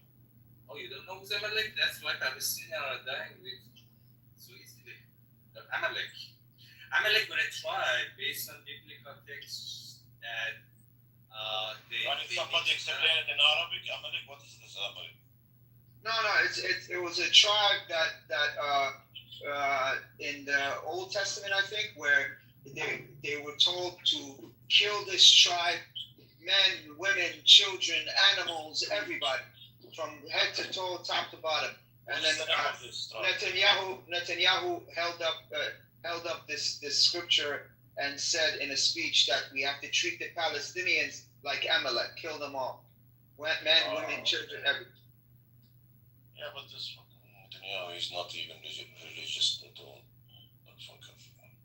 He's playing to the base. He's playing to the right-wing base. He's like, he was historically a moderate, not a moderate, obviously. He's like a fucking war criminal, but he wasn't like the far-right messianic lunatics who want to like occupy and like settle Gaza. He was just kind of a pragmatist, and then he just aligned himself with this base. And so when he talks about Amalek, he's speaking to this religious Zionist base, which is like really extreme. Yeah, vote for me. Look at the definition. Exactly. And look at what's happening in Palestine. It's just like I'm providing you with some of the like the political backstory. So, Abu Abaida, I wanted to correct something you said. So, when it comes to hostages, no, it's absolutely forbidden. I think what you're referring to here is after a battle, if there are women and children and elderly that are left and they're taken, then you can either set them free or ransom them. What's the difference? What's the difference, Edward? That's the same thing. The difference is you cannot go to take. How do you know they went to take? Maybe they went to get their money. I'm talking about the Quran. I'm not talking about what happened on the ground. You can't have the intentions to specifically target civilians. Target or take them. You can't specifically target them. Yeah. Yeah, you fighting the soldiers. There's some people left over. You can take them. They in prison. Prison is a war. I don't know. After the fact. Yes. You cannot harm them. You cannot kill them. You cannot mistreat them. Any of that stuff. So I want to ask you also, Buttercup, about another question. What do you think about the Zionism going on in America, controlling the whole fucking politicals? Do you like it? You mean the narrative, like calling everything anti-Semitism? You mean? Is that what you're talking about? No. The whole United States, belong to those AIPAC or whatever. Okay, so AIPAC is a lobbying organization which is funded by wealthy interests, including many like Jewish organizations, and they do advocate for Israel's interests above maybe like, you know, it does have immense influence over politics, and I think it's evil. I think AIPAC is evil. Is that what you're asking me? I think AIPAC, I think a lot of Jews would admit that AIPAC is evil, just like people who gun owners think NRA is evil because of our political system, which allows big interests to control our politics. So do you think that a lot of Jews like you, they understand what's going on and they support your idea? In my particular social circle, yes, but I would say it's a big problem. It's probably like 40-60%. If 40% of Jews are critical of AIPAC and critical of Israel and frustrated with this dialogue, and then probably 60% still blindly, reflexively support Israel no matter what it does. And so, but you're seeing a turning point, like you see in New York City. We elected a pro-Palestinian mayor, right? That shows New York City is the most Jewish state is the most Jewish city in America. And historically, right-wing Jews have had immense influence in New York City. You won Well, no, he didn't No, win so yet. he has the nomination. He's effectively won. But the He is fact that about he's to able win. to, but the fact that he was able to convince these right-wing, pro-Israel, reflexively pro-Israel organizations that like his politics is worth overcoming whatever worries they had about his political views shows that there's a shift in the way Jews are thinking about this thing. So I do think American Jews are shifting. I wish it was more because in my own family, I get very frustrated with sort of the denial about serious war crimes that are happening there. But I think overall, I'm seeing a shift. Yeah. But do you feel that you're safe after all this shit happened? Safe in what way? From Jews, or from the people, normal people? Normal Do you people? think that you are the same, like the 60% with the AIPAC? Do you think that but a lot of people, they don't know that there is 40% against what is happening? They know, and they call us traitors. They call us Nazis. They call us anti-Semites, and that's okay because we're comfortable with it. We're comfortable in our Jewishness, and we're confident. And I don't know if you've ever seen me in the Zionist rooms. They question my Jewishness every day. They call me anti-Semite. I don't care because I'm confident in my Jewishness, and I know I'm taking a moral stand. But I commend you because it does take courage to stand up against people in your own community, even when you're on the right side. So I do commend you for, speaking up, speaking out. As Muslims should do when if there's Muslims committing genocide or doing something very evil, we should call that out as well. And then the second point, it's really sad when a Jew is called anti-Semite for their views. I think Norman Finkelstein is one of them who is a very intelligent man, who's well versed. I listened to a clip where he was called anti-Semitic, and he's like, how is that possible for? His parents survived the Holocaust. It's ridiculous. I do want to add one thing, Edward. You said, or somebody said, so Amici Eliyahu was one of the heritage ministers. You know what he said? He said these people that are under Hamas captivity, they're actually prisoner of wars. Well, what's your take on this? I mean, anybody can chime in. Do you guys think that they're prisoners or they're hostages? Wait, who said that? Who said? Amici Eliyahu, it's a heritage minister. He said, Amici Eliyahu. Yeah, Amici, I don't know how to say it, but he's Amichai Eliyahu, he's the one. He's a genocidal psychopath. He said it. He said that whoever's under Hamas captivity, they're actually prisoners. What's the context? I don't know what you're talking about because he's a right-wing minister. Why would he say that? Yeah, he said that. There was a post in Times of Israel. Let me put the link. He may be being honest about the fact that everyone who's still held captive in Gaza were serving in the IDF. Is that not right? I don't think that's his intention. I'm confused why he would say that because he's like one of the most far-right fucking retarded ministers in the Israeli government. Why would he say something that supports the Hamas? I have a theory. He may, if you say civilians, then the Israeli public may want negotiations. But if you say they're military, well, then soldiers can be sacrificed because that's kind of the point of soldiers. They fight. So I want to read the article to understand the context. Maybe that's what he was intending, but I'm trying to understand how that fits with his far-right psychotic idea. He might be saying, like, there's no need to negotiate more for hostages because they're not really hostages there. Yeah, I'll read it out to the room. I post the link in the chat. It says, Minister says hostages should be labeled prisoners. Their release is delayed until war ends. MHA Eliyahu, prisoners of war are only dealt with after victory first. Hamas should be defeated. Yair Golan, the government decided long ago to sacrifice the hostages. Exactly. So he's saying, don't worry about returning the hostages. Those are soldiers. They're going to be sacrificed. You're right. This is we need to kill consistent. everyone. This is consistent with the far right, which has placed defeating Hamas over the hostages, and they've come full circle. They've come from like, oh, what about our hostages, to let's fuck the hostages. Like, we don't care. We mostly care about killing Hamas, and that's been a very divisive topic in Israeli society. So, can we say that these are prisoners, not hostages anymore? Yeah. Because they're soldiers? No, no. I don't know. I don't have a judgment call. I'm talking about from the Israeli side. What was from the the Zionist narrative? So the Zionist narrative is, right, I put the link in the chat. According to this heritage minister and his psychopath followers, they believe that these people are prisoners. They're not hostages. Yeah, but we're going in a fucking genocidal fucking psycho based on, we're judging based on his opinion? So Buttercup, you fight the Zionists with the Zionist state? I do fight the Zionists, but why are you using this guy? It's because you would use the Zionist talking point. No, I wouldn't cite him. I only use credible sources, like credible. This is credible. He's a heritage minister. He's not a pragmat. He's not a pragmatist. He's a fucking psycho that He's a government official. Yes or no? Yeah, but mainstream Israelis don't see him as mainstream. I understand, but government He's official. not useful to me. That's all. I'm saying I appreciate what you're saying, but I don't think he's useful for the argument because even Israelis acknowledge that he's a fucking psychotic genocidal maniac. Yeah, they're all genocidal maniacs. You think Ben Gavir is not genocidal? 100%. I don't use him as a source either. I use people that are pragmatists and centrists and. Moshe Yaalon, they look at him as pro-Hamas. He's the one that said ethnic cleansing, and they look at him as a pro.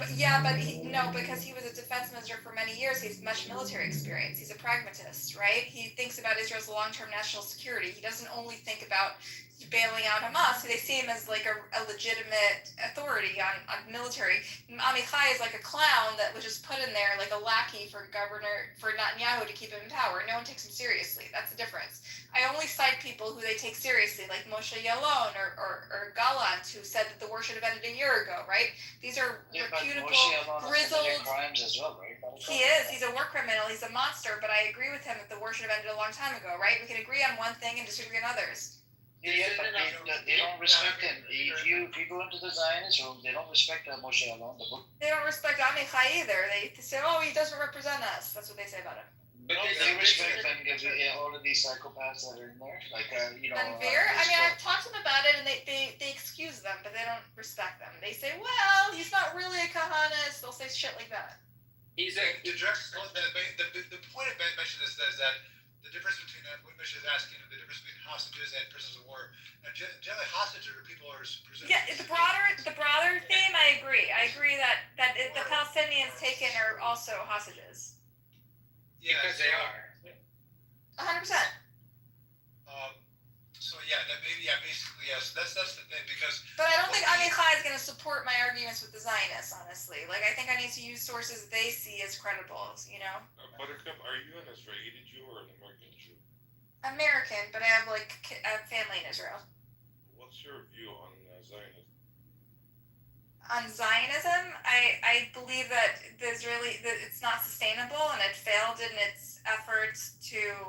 There's two kinds of anti-Zionists. There are those that think that it was flawed to begin with, and there are those that believe that it's failed to, it was a dated thing. It happened. We can't change it, but we need a new model that's more sustainable. So I've expressed this many times that we need to create a new state that gives everyone equal rights under the law.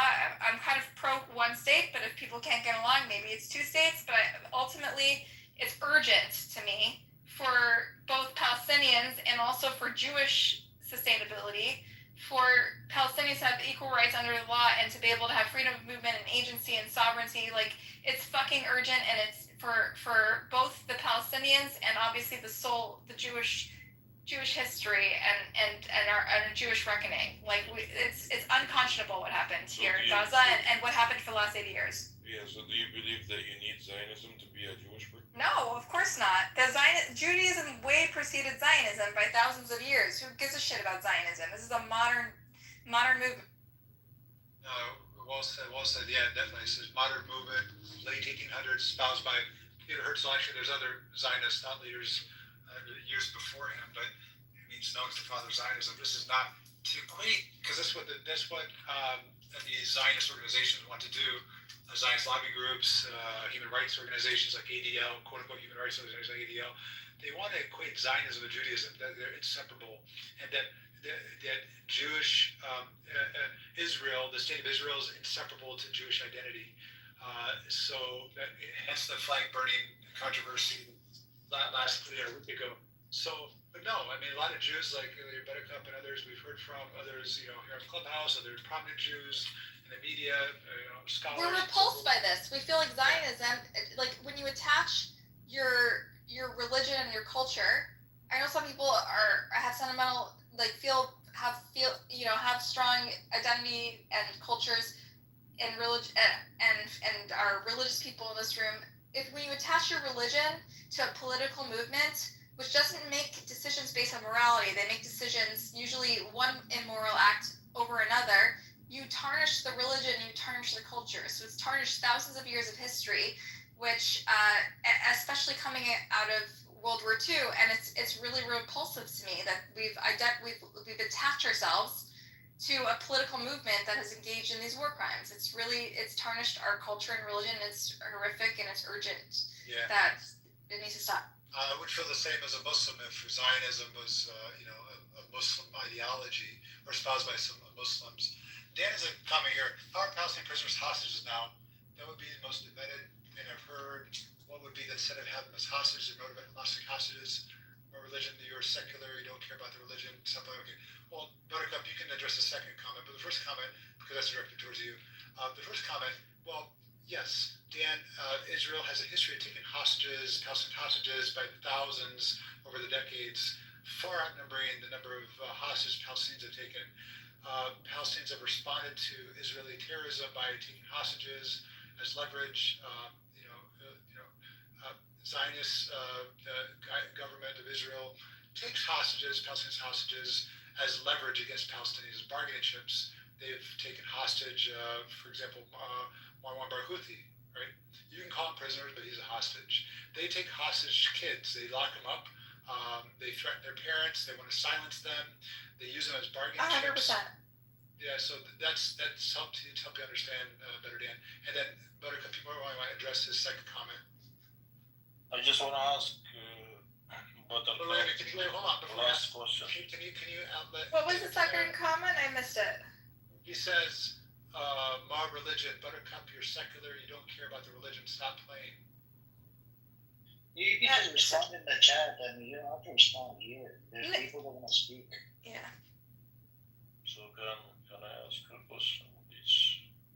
And Sam says they're Jewish when it's convenient. So just Dean, you could respond to it in the chat, brother. This app is made for the voice chat. We're not here to respond to every message. You no, can I'm just just respond for to the chat. Buttercup to respond to that. We have a big stage here. We need people voice. Oh yeah. Go ahead. Sorry. Go ahead. If you're not on stage, you're a dimmy.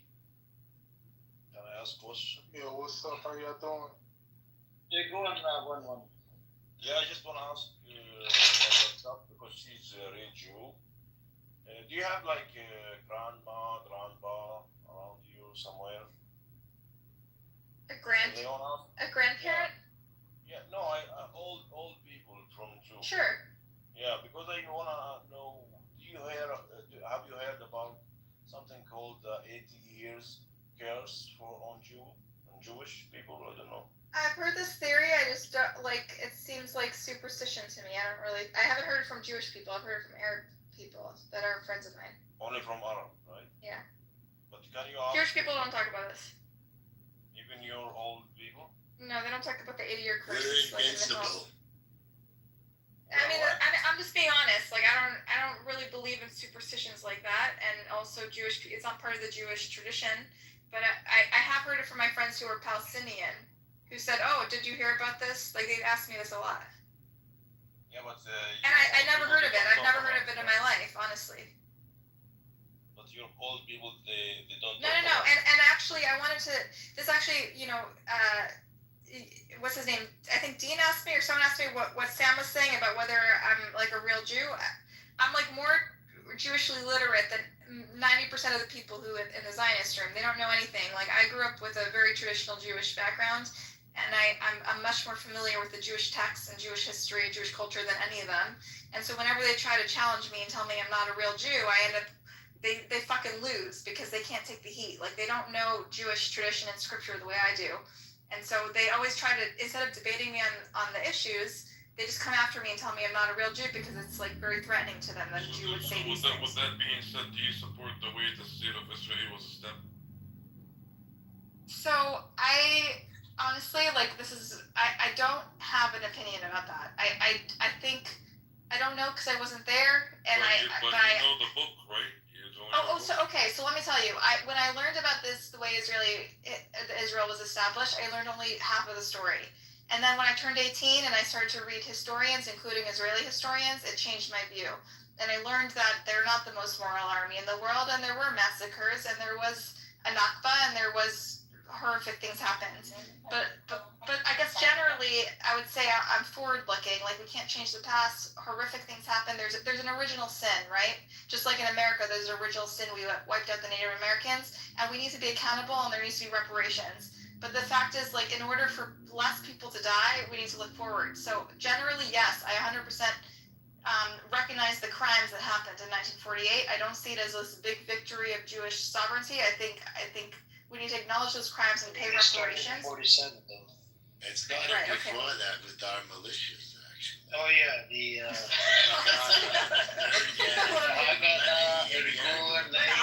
just make a point here. I'm an honest Jew. Can I make a quick point? I want to point out my fellow Jews' behavior. You were asked if you support the way Israel was established, and you went on this long go-around. I'd recommend the documentary Tantorah to you. Okay, it talks about our Jewish heroes that massacred and raped underage Palestinian girls to the point of death, and they laugh about it. I really respect the art, that's true. Let me finish. I respect they laugh about it. So you were asked if you support the way Israel was founded. We can give you all these sources. It's a simple yes or no. You don't need a roundabout. You could say no, you don't support the way it's founded. Great, no problem. You could say yes, but it doesn't have to be a long-winded answer. I support the way it was founded because I believe in Jewish supremacy. I don't really care about Palestinians. But listen, man, I answer this question because according to the book and the teachings of the book, it's completely illegal to establish the state the way it was established, right? And she said that she knows the book and she's the most literate person on this app. Which book are you talking about? Torah or like which book are you talking about? Whatever book, you can choose one of the 5 and tell me if it aligns with any of the teachings of the books. You can pick and choose. I give you the option. No, I think Talmud, he asked, I think it's okay for them in Talmud. No, that's what I get to know. It's not. Are you sure? Until the Messiah comes? Yeah. Evangelical. So where is the Messiah?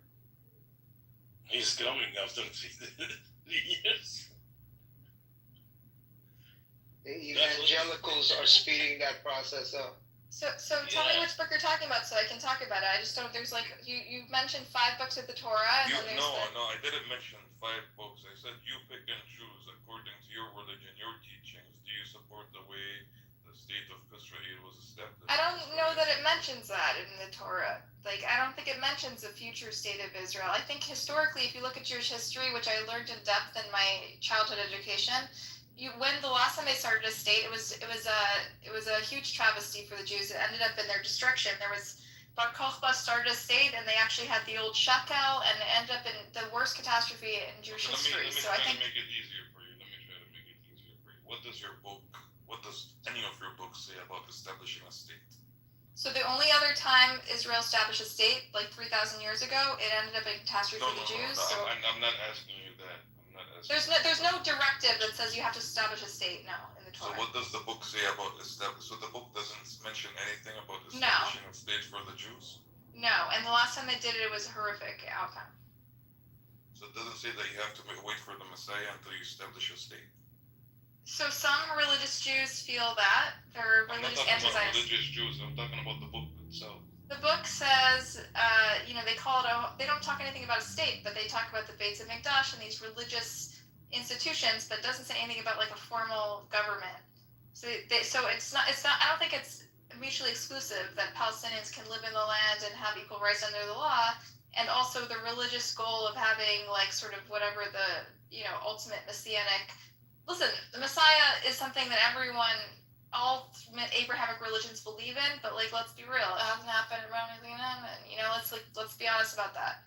But I understand that in scripture there's talk about it all the time, but like they all conflict with each other. They all involve like great war. Like let's be realistic and pragmatic here. Let's not talk about great. Thank you. You answered. Thank you. But the other thing you said, the 80-year curse, if you Google it, if the Israelis or the Jewish folks talk about it, they do talk about it. I'm telling you, I'm like very knowledgeable about all different sects of Judaism and what they talk about. They don't talk about the 80-year curse. I've only heard it from Palestinian close friends who come for Shabbat all the time to my parents' house. So actually, I'm talking about it. Hold on. If you Google it right now, right, you'll be able to. Google's not reality. I'm telling you something as someone who's familiar with every sect of Judaism. No one talks about this. So are you aware of Lev Tahor? Lev Tahor is like a cult that's been banned from Israel. They're not even considered part of Judaism. So they're not. But it started from Israel now. Yeah, but they were banned and they're kicked out, right? They're like a crazy. Were all of them kicked out, or some of them? I just know that it's illegal in Israel, the cults, and they moved to Guatemala to try to find. They're just like a weird cult. They don't represent Judaism any more than any other cult. I don't know how that's real. Because they claim that they're Jewish. We flushed them out of our society. They are Jewish. They're a cult within Judaism. We canceled them. But they don't represent the mainstream at all, or even like the fringe. We canceled them, and we took care of them. Thank you, honest Jew. There is nothing kosher about the. I think they follow the extreme version of Judaism, right? Yeah. No, they're a spin-off. They're a spin-off. There's a lot of spin-offs. I don't know if you've been to Israel, but there's a lot of weird, culty, spin-off shit. Like people are all kinds of. It attracts all the weirdos, you know.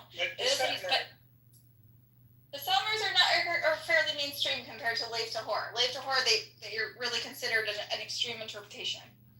Yeah. But I've met modern Orthodox Jews, I've met ultra-Orthodox Jews, I've met Reform, Conservative, and I've learned deeply about all of these movements and what they believe, and none of them believe in this 80-year-old course. I've only heard it from Palestinians. So actually, I don't know if Amir's the one that said it. I don't think the 80-year is part of the religion. It's not at all. There's no mention of it. I'm proficient in all the books of the Jews. I didn't say about the 80 But it did happen. I heard it from, I think, one of the officials. Did he not come on TV or something? Or was it one of the officials? It's never happened. I wouldn't know. Israel? No. I studied all these books as a kid. I know them. They don't talk about 80-year-old. But it does happen. It does exist. It exists in the Palestinian narrative, not in the Jewish narrative. I don't know. Maybe it's real, but it's. Absolutely not in the Palestinian narrative. I've only heard it from Palestinians. I've never heard it from Jews, and I'm familiar with all the different variations of Judaism. Yeah, sure, but look it up. So you never heard of Google's not reality, dude. You never heard of what Abu said earlier when he said that some Jews say that they're not promised a land until the Messiah comes. You never heard of No, that I've heard for sure. There's ultra-Orthodox Jews who 100%.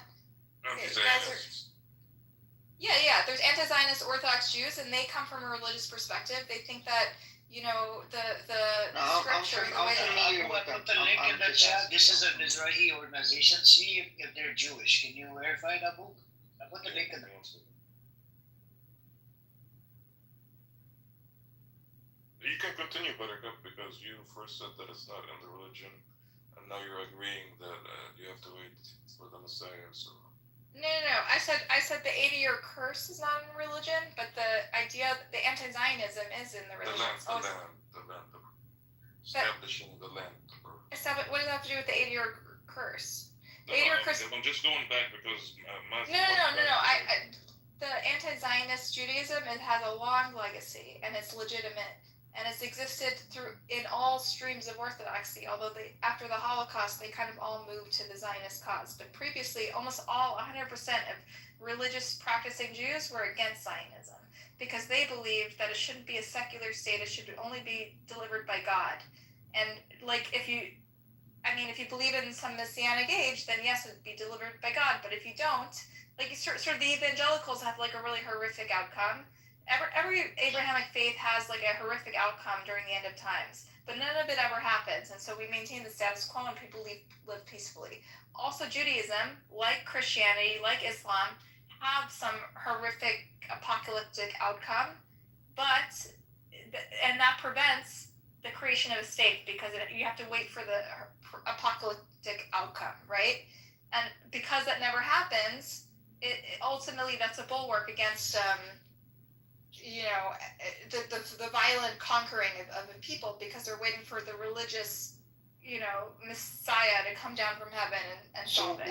Where does this in what scripture is this present? There's a lot of all over it talks because about earlier you said it's not in any scripture. No, I said the 80-year curse is not in any scripture. No, the Messiah is all over the scripture. The 80-year curse came like 2 minutes ago. Yeah, so I was only responding to Amir's talking about the 80-year curse. Messiah is all over the scripture. So, Amir, this person, the link that you sent, yeah, he's a Jewish Mizrahi, right? journalist. Mizrahi. So I never heard of this guy. I'll look into him, but I'm telling you, He is associated with Mizrahi. Because the website says Mizrahi. No, just look him up. His name. I'm looking him up. Yeah. Who's this And guy? actually, the number 80 is mentioned a lot in Judaism. Where? In your teachings.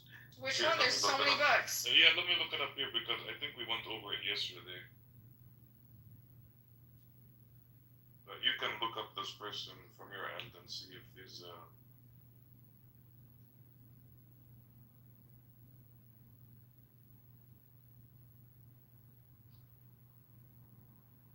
I mean, he might be just like one nut job academic, I haven't. So like we can't say. I'm telling you, I'm really familiar with every sect of Judaism. Listen, this is the problem. It's a Mizrahi organization. With you guys is that first you say no, and then when we're close to finding something about them, you say maybe. No, I don't say maybe. I don't. Maybe No. Look it up, bro. Like, No, you're right. Abu, you're wrong. Abu, I'm familiar with all of the script. Literally, I had to study all of the books. You're not because you said it doesn't. This say one anything random about fucking the academic, he doesn't know what he's talking about. About the Messiah, you said no. Messianic, I never said no about the Messiah. Messianic is foundational to Jewish belief. So what does your teaching say about establishing a state before the Messiah? I already told you that. I said there's a Messianic Messiah is foundational to Jewish belief, 100%. What the religious Jews think is that a secular state has no justification. They think that ultimately you have to wait for the Messiah, which never fucking happens. So you can wait forever.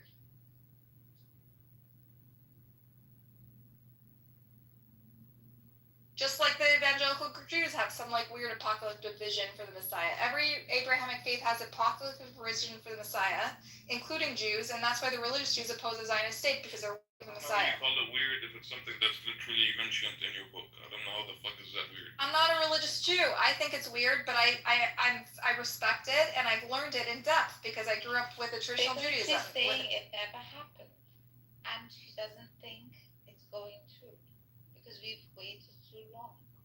She's been repeating herself. Buttercup, you said you're familiar with a lot of the books. Does that include the Talmud? Yes, I actually, the other day they told me I'm not a real Jew, and they started quizzing me on really basic shit about Judaism, and I recited the Talmud by heart in Hebrew, and even then, because they don't know the Talmud, they thought it was. They don't know. Most of them only know. They know very nothing. basic. They're fucking ignorant. Yeah. They didn't even know that I had to argue with them about the Israelite kingdom and how it broke up, and like they had no idea. I'm like, why am I arguing with you about your own history? They don't know shit. They're like fucking ignorant Jews. Yeah. So I did. I think you might find this interesting, Buttercup. I put a scholarly article regarding generally what has happened with Gaza in this war. But the reason I pasted it is because it talks about the systemic obligations that a state or occupier has versus the sort of non-systemic obligations that an occupied people have. For example, to show that the way they think of war crimes, committed by an occupied people versus an occupier, they're not thought of the same way.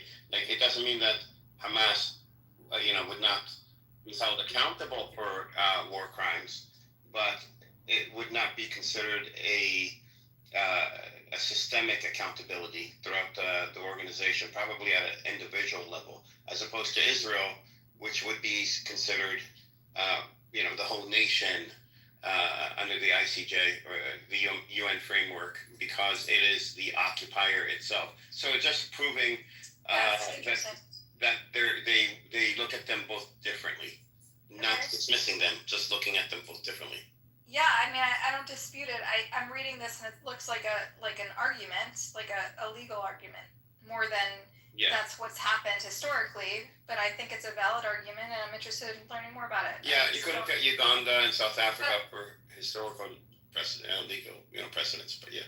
Okay, thanks for sharing that. I'll read it.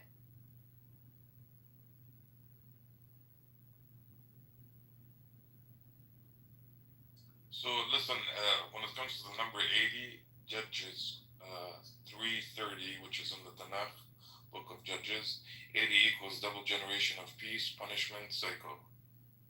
Book of Exodus, Tanakh, and Talmud, Bavli, 80 equals age of Moses, symbol of strength and judgment. Mishnah. There's a lot of gematria. Yeah. There's a lot of gematria science out on the internet, including from QAnon conspiracy theories. I'm not saying that it's connected to the 80-year curse. I'm just, putting it out there for you. There's also a lot of other verses that includes 80 in Jewish sources. For example, Genesis 6:3. It's not really relevant. That's not an idea. That's not an idea that's really pushed in mainstream Judaism. Is what you're saying. It's like I've never heard of the 80-year curse. I know for a fact that it's not a real thing. To be fair, I think it's okay to ground him that the number 80 has been seen on a repeat in the Old Testament and somehow seems to be auspicious, right? Now you could say perhaps it is superstitious. However, it's not that unlikely that the 80-year curse could very well be applied here, or at least used as an excuse for whatever reason that I think you could grant him that. And so how would it serve their narrative? Because like you and I, Nargis, we're rational. Whose narrative? So you and I, we don't believe in curses, right? We believe in rational world and real life. Yeah. So how would it serve their narrative to pretend there's a curse? So when I talk to Zionists, they've never brought this up. She's atheist. No, I'm not atheist. No, but she's a cynic. She's a critical thinker. Yeah, I'm a critical thinker. I'm reasonable. Cynic is a psychopath. And I'm reasonable. And I don't believe in the Jew. It means like I'm skeptical. I love you, honest Jew. I fucking love you. I appreciate it. Look at this guy. I mean, perhaps they're gonna bring it up as an excuse. Okay. I find with the whole thing, I've never heard it, and I also engage with religious Jews I've never heard it. I agree. Yeah, I agree. But if at all, if it slips out, and even if the Palestinians are saying that, they've perhaps heard it somewhere, from whatever, an irrational crowd, a superstitious crowd. Yeah, I mean, perhaps 80 seems to be some sort of auspicious repetition that we do find, I think, in the Old Testament. Also, whose narrative does it serve, though? Whose narrative does it serve? Whoever's using it for their own, I guess. It serves what's happening now. Yeah, so in the next 2-3 years, we are in that 80-year time frame. So it serves the Palestinian cause, the narrative. It's not about serving, bro. It's the pattern that's happening. I'm just saying, if it was useful for the Jewish cause, they would have used it. Moss is might by it, is what I'm simply because it's appealing, right? Some narrative needs to be. Is it appealing too, though? I haven't. If Jews could use it, they would, because they're like the Zionists will find any excuse to defend. I think Abu was saying the Zionists are using it. I've never heard it. I've talking to every fucking Zionist. I've heard every narrative. I've never heard this. And they say a lot of crazy shit. Like they come up with crazy excuses, and they would have come up with this. It would serve their narrative. So what are they gonna say? Like the Zionists that you said with, they're gonna say like in the next 2 years we're gonna face hardship. We might be exiled. You know, we're. I mean, the time frame like, is is that what you're expecting? It's just weird that I've only heard it from my Palestinian friends and not from any Zionists. But the time frame simply like is an excuse to exterminate. It's obviously serving some sort of purpose. So the way I've heard it is that the reason, you know, a lot of people think that Zionism is failing and that Hamas won in this battle because they're being isolated and they're getting recognized by all these countries. So there is a perception that the Hamas won, even among Zionists. They've lost this, at least the public relations war, the moral high ground, everything. They've ceded. So the only way it serves the narrative that Israel is losing, and now they're getting their due course. They're getting what they deserved. That's the narrative it serves. And so I think the Zionists who are super defensive and pretend this massive failure is not happening, that doesn't serve them. True. It would serve a very small community of true, like, honest Zionists, I guess. But I've never heard it from them, and I engage with them. These are my family members, you know? Yeah, I just think it could be superstitious, perhaps. Maybe just look it up. Like you never. But I think Abu was saying it's there. I heard it too. I actually did when my friend brought it up. My Palestinian friend said, "Hey, have you heard of this?" And I looked into it. I couldn't find any reference in the Torah. I see. So we're right now we're not saying that. I speak Hebrew. I speak Aramaic. I read the text in all the ancient scripts. There's nothing like that in the Torah. So who just said that the 80-year curse? There's all kinds of crazy shit on the internet. It's just not true. That's all. Who said that the 80-year curse is in the Torah? So it's not in Judaism. So I don't know where it came from, but it's not from the Jewish narrative. It's from a different narrative. Do you think the Zionist state is in the book? Possibly, I don't know. I haven't analyzed it. No, it's not right now. Maybe later in the end times. So just like they're able to build a state, they're able to make up whatever bullshit that comes to their mind. It's a narrative that sells. That's what. I'm not saying they wouldn't. They sure would. They lie about all kinds of shit. I'm just saying they haven't. All I'm saying is, right? You gotta think outside the box. Right? I am, but they haven't used that law yet. Maybe they will in the future, but they haven't yet. So Jewish history does show recurring cycles when roughly 80-year spans of prosperity strengths are followed by hardship or exile, which fits the symbolic pattern drawn from, I think this is what is this, Wikipedia? Moses, age. Why does it matter? Because I studied Judaism in depth, and this is not a real narrative. I read it for you. You then go look. From what? Provide a source. Provide an actual source. It doesn't matter. It does matter because you're claiming Judaism This is a summary. Of what? This is a summary that combines everything that I mentioned earlier about. Then we need attribution. What's the summary from? Click on the attribution. Yeah, 1 second. Let me give you the fucking verses, bro. Hold on 1 second. Here, Rob, right? You also studied the scripture. This is not a real thing. It's not. But we're not saying that it's in the fucking scripture, bro. It's not in the fucking scripture. The scripture doesn't talk about the 80-year curse. But I also talk to Zionists, and they say all kinds of crazy shit. You know what? It's not there. It doesn't exist. It doesn't exist. It's not there. The history doesn't say anything about it. It's made up by fucking Netanyahu. It's okay. Relax. Talk about something else. Yalla, go ahead. Okay. But I want you to check out my link. Yeah. It has to do with Mizrahi Jews. But I have heard it. So they're Arab Jews, by the way. Mizrahi are Arab Jews, right? And some of them are from Iraq, some of them are from Palestine, some of them are from, all over the place, but they're Arab Jews. I see. So it's an organization. If you check out that website that I posted. Why don't we ask the Zionists in the audience? Come up if you've heard of this narrative. I don't know. You want to come up? I never heard of us. They've been talking a lot of shit in the comments. Come up if you heard this narrative. It doesn't mean it holds truth value. However, that it exists can be acknowledged, right? Even if it's like not two people. Okay, maybe two people, but I haven't met those two people. Yeah. So that's what Abba was saying. Yeah, it's true. Those two things could be true at the same time. It's possible that some one guy in that article believes this, but also, as someone who's very familiar with a lot of different Jewish subcultures, I haven't encountered.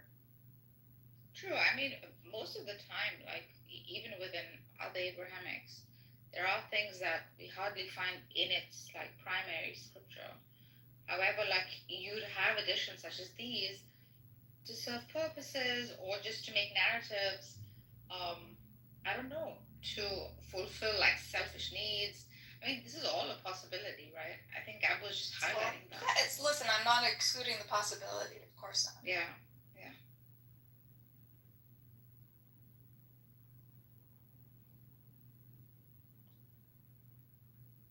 Abu, you won.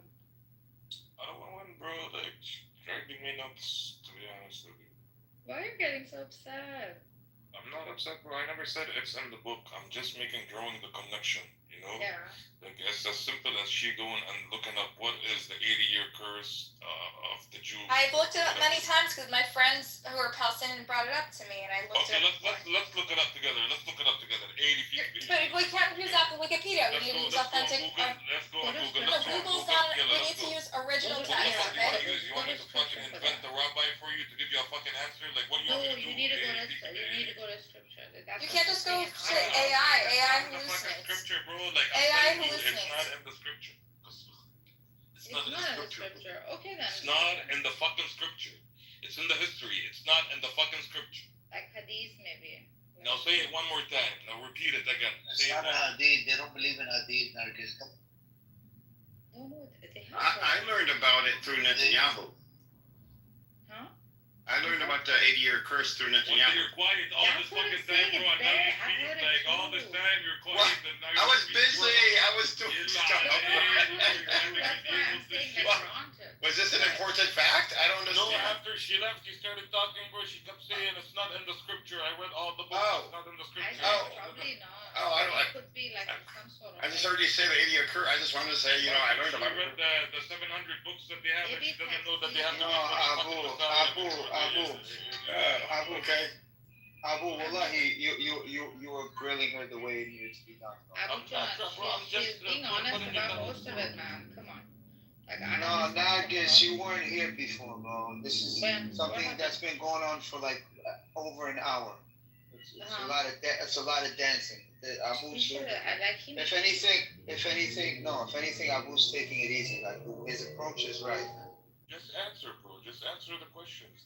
And every time she gets back in a corner, she's like, "I know this. I have been studying everything. I know everything that has to do with every scripture." Like, I see.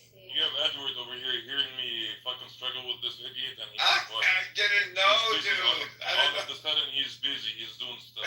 I just heard you saying 80 years. I'm like, this is not. When I heard it from Netanyahu, I thought he was saying that he put an 80-year curse on the Palestinians. And I was like, what the fuck is this? Like I've heard that. But I heard in his speech, I had to ask people. So the number 80, Edward, is mentioned a shitload of time in the Yes. book. Yes, the number 80. I'm not saying the 80-year curse. The number 80 is mentioned a bunch of time in the book. Yeah, and it has to do with destruction, though. After 80, like 70 is old or mature, and then 80 is It has destructive. different meanings. It has different meanings. One of them, it could be exile and punishment and all that stuff. But the 80-year curse specifically is part of their history. Like they experienced it. Every 80 year, something happens. You know what I mean? Like Yeah, I've heard that. Yeah. That's why I was saying like granted. Since we've heard it, granted. It's okay to grant it. Well, Netanyahu said it. I mean, if Netanyahu said it and he says, "I will protect you from the 80-year curse." Netanyahu, Edward, I don't have any data on Netanyahu said it. He absolutely said it. I heard. That's where I learned from. I heard he said it in the video. I don't have it, brother. I don't have it. Well, you don't have it, but I heard it after October 7th, like October. I checked on Google Baba, and I checked on ChatGPT, your favorite, Well, So I didn't hallucinate it. it's not on there. Do remember he needs to be careful with what he's saying, okay? Because as it is, he's an idiot. On top of that, he has to show some sort of religious affiliation to his motives, right? So he probably thought, now if you've heard it very well, you can post it. He literally said, and I will, don't worry. I believe you. Oh, you have the clip? Can I read AI overview?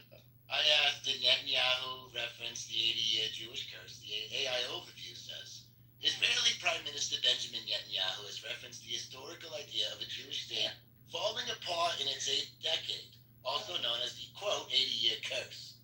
He has not explicitly referenced to it as a, quote-unquote, curse. Can you put the article in the chat?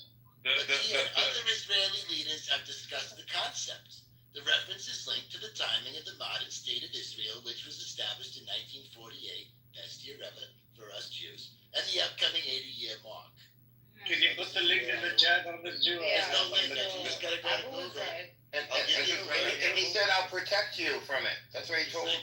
Brother, the link that Amir posted, if she took a few minutes and read it. Yeah, it's from Israel. Yeah, the first Jewish state founded by King David accomplished phenomenal achievements and survived united for 80 years. In the 81st year, due to internal conflicts, the kingdom of the House of David disintegrated into the separate kingdoms of Yehuda and Israel, and so began its fall. In the process, we lost millions of our brothers, the members of the 10 tribes, who, according to Rabbi Akiva, will not return in the future. This is just part of this. Yeah, well said. So how does it serve them? This is what she was asking, right? So tell me how this serves them. Serves who? Them? The Zion. It doesn't serve them. Hang on.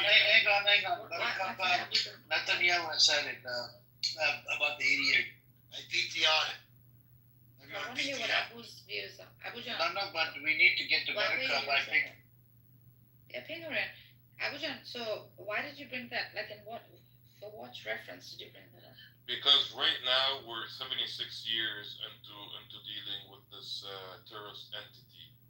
77 years. 2028 marks the 80 year. So if this is true and history repeats itself, then something big is going to happen. And they're on that trajectory. They're weakening and falling apart. One second. I want to hear what Abu has to say. And this is true for who? Like for them? For them, yeah, and it serves us if it's true. They either be punished, exiled, That's why they won't bring it up. Implode.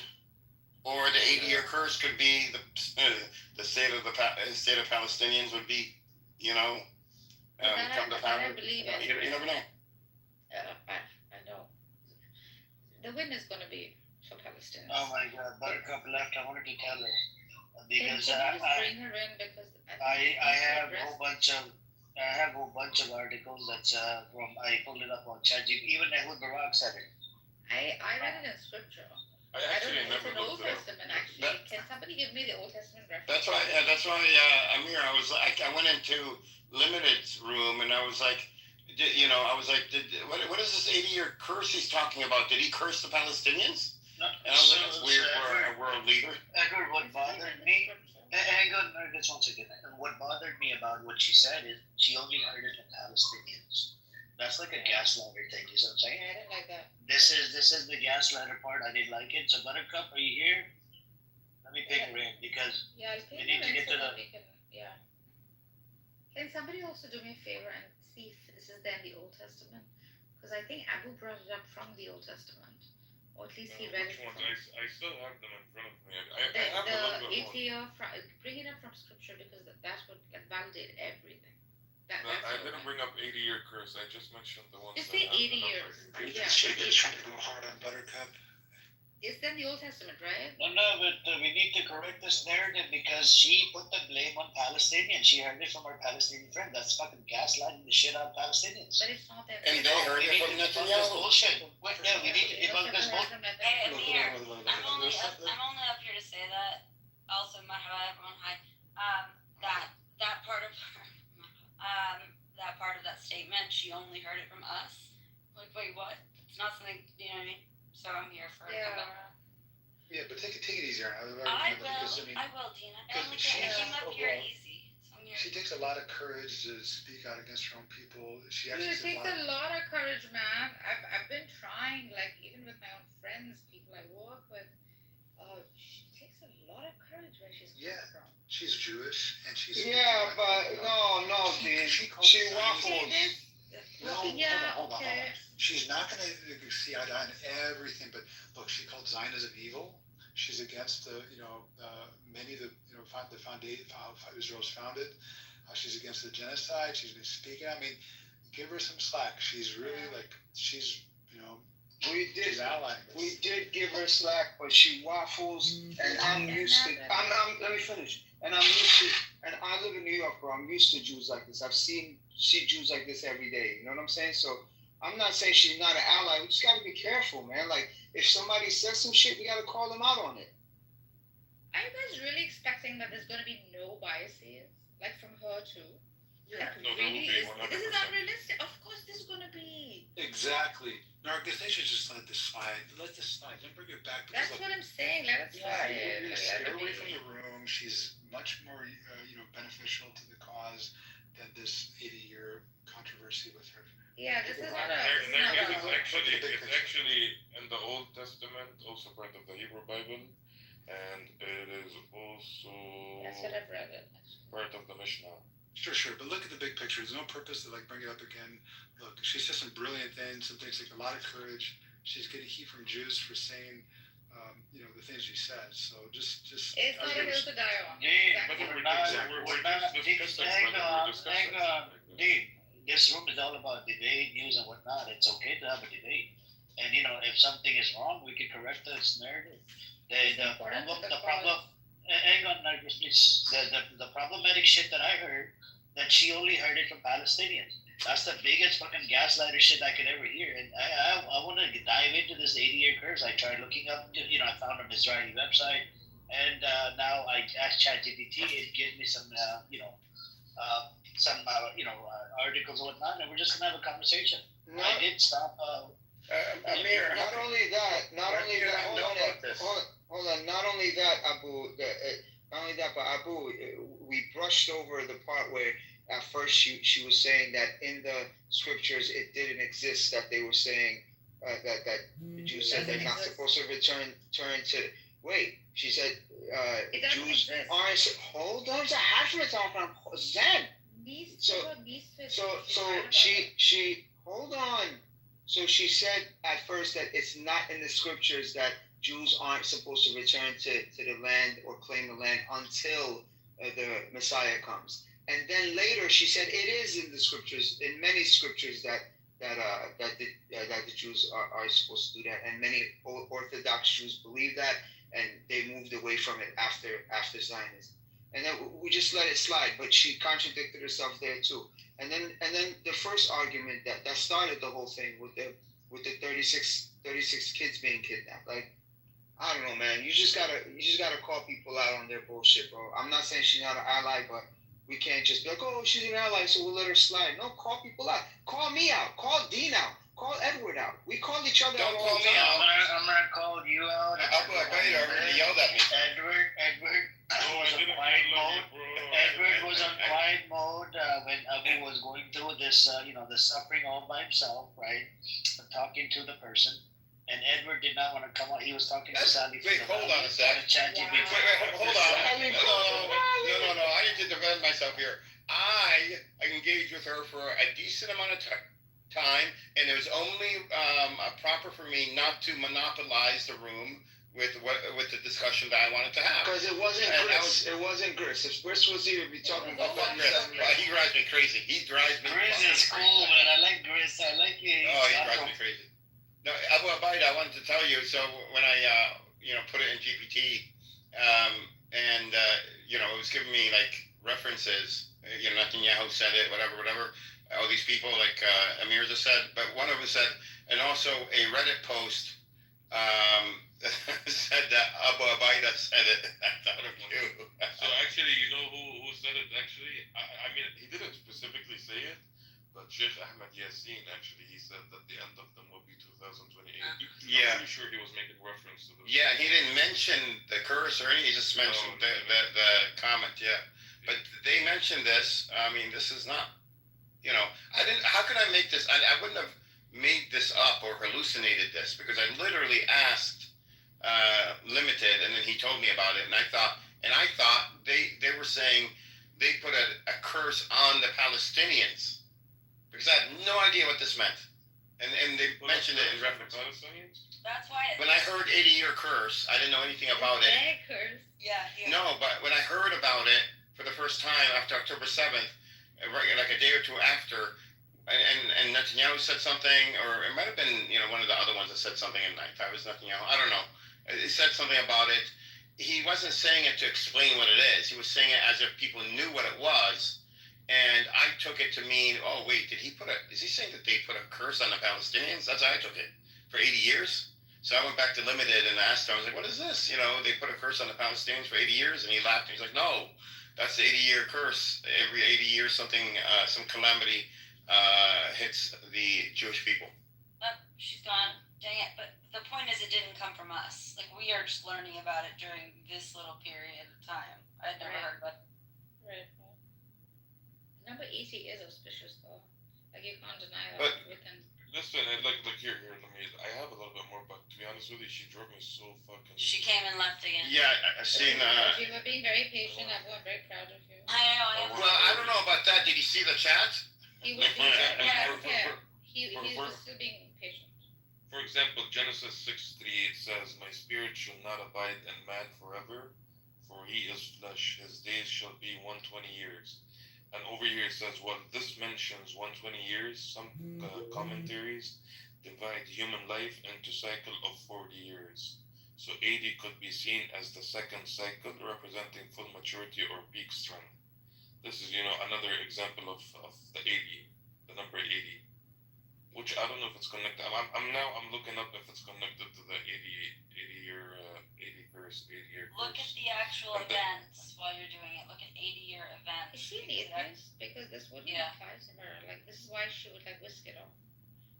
Is she, a non-practicing Jew? Yeah, she's not. She's a atheist. Not atheist. I don't know if she believes in God, but agnostic. Maybe agnostic. She said atheist. That's why she doesn't find it significant. But for someone who's religious, these things would be this. But every second sentence, she's telling us how much of an expert she is in the Jewish scriptures. I heard that. She sounds smart. I think she's. Mazi, if you've dealt, I'm sure you have with this. No, she's intelligent, bro. I'm just saying there's certain. If you've dealt with the Zionists, though, they know next to nothing on here. I'm very few know about Judaism. You know what Khabib means? Do you know the definition of Khabib? I don't know how to put it exactly. Sneaky, Yeah. They're like from B'chabi. Yeah. They are very sneaky, bro. Very, very sneaky. Yeah. But when I talk to Zionists on here, I don't know much. I don't care about, learning about any other religion but Islam. So I don't concentrate on anything else. But the limited knowledge I have about Judaism, it beats most of the Zionists on here when it comes to their knowledge about their own religion.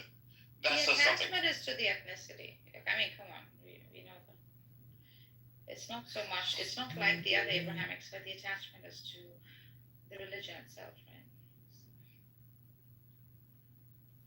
Okay, listen, this is the conclusion, yeah? While the 80-year curse isn't an official law, Jewish history often reflects cycles where roughly 80 years of strength or peace are followed by hardship, exile, or crisis.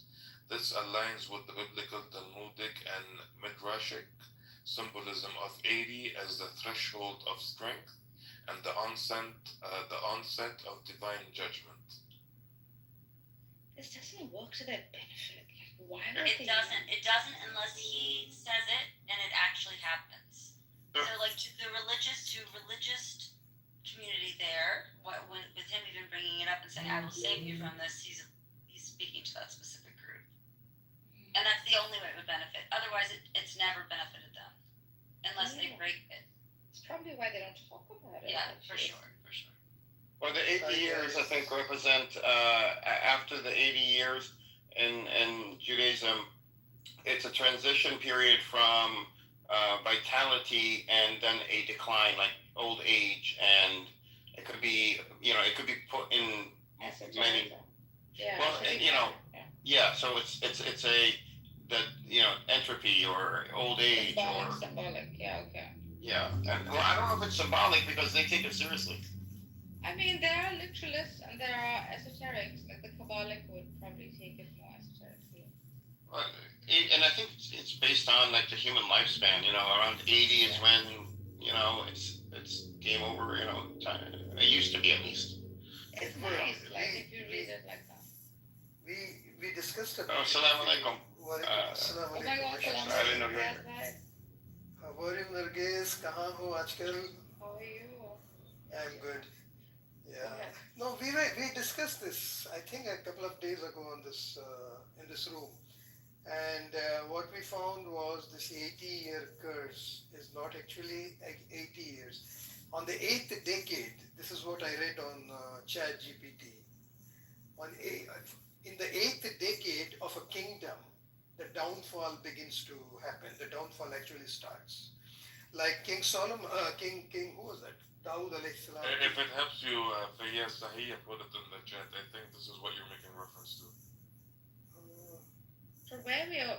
After Solomon, the kingdom split into Judah and Israel, northern kingdom.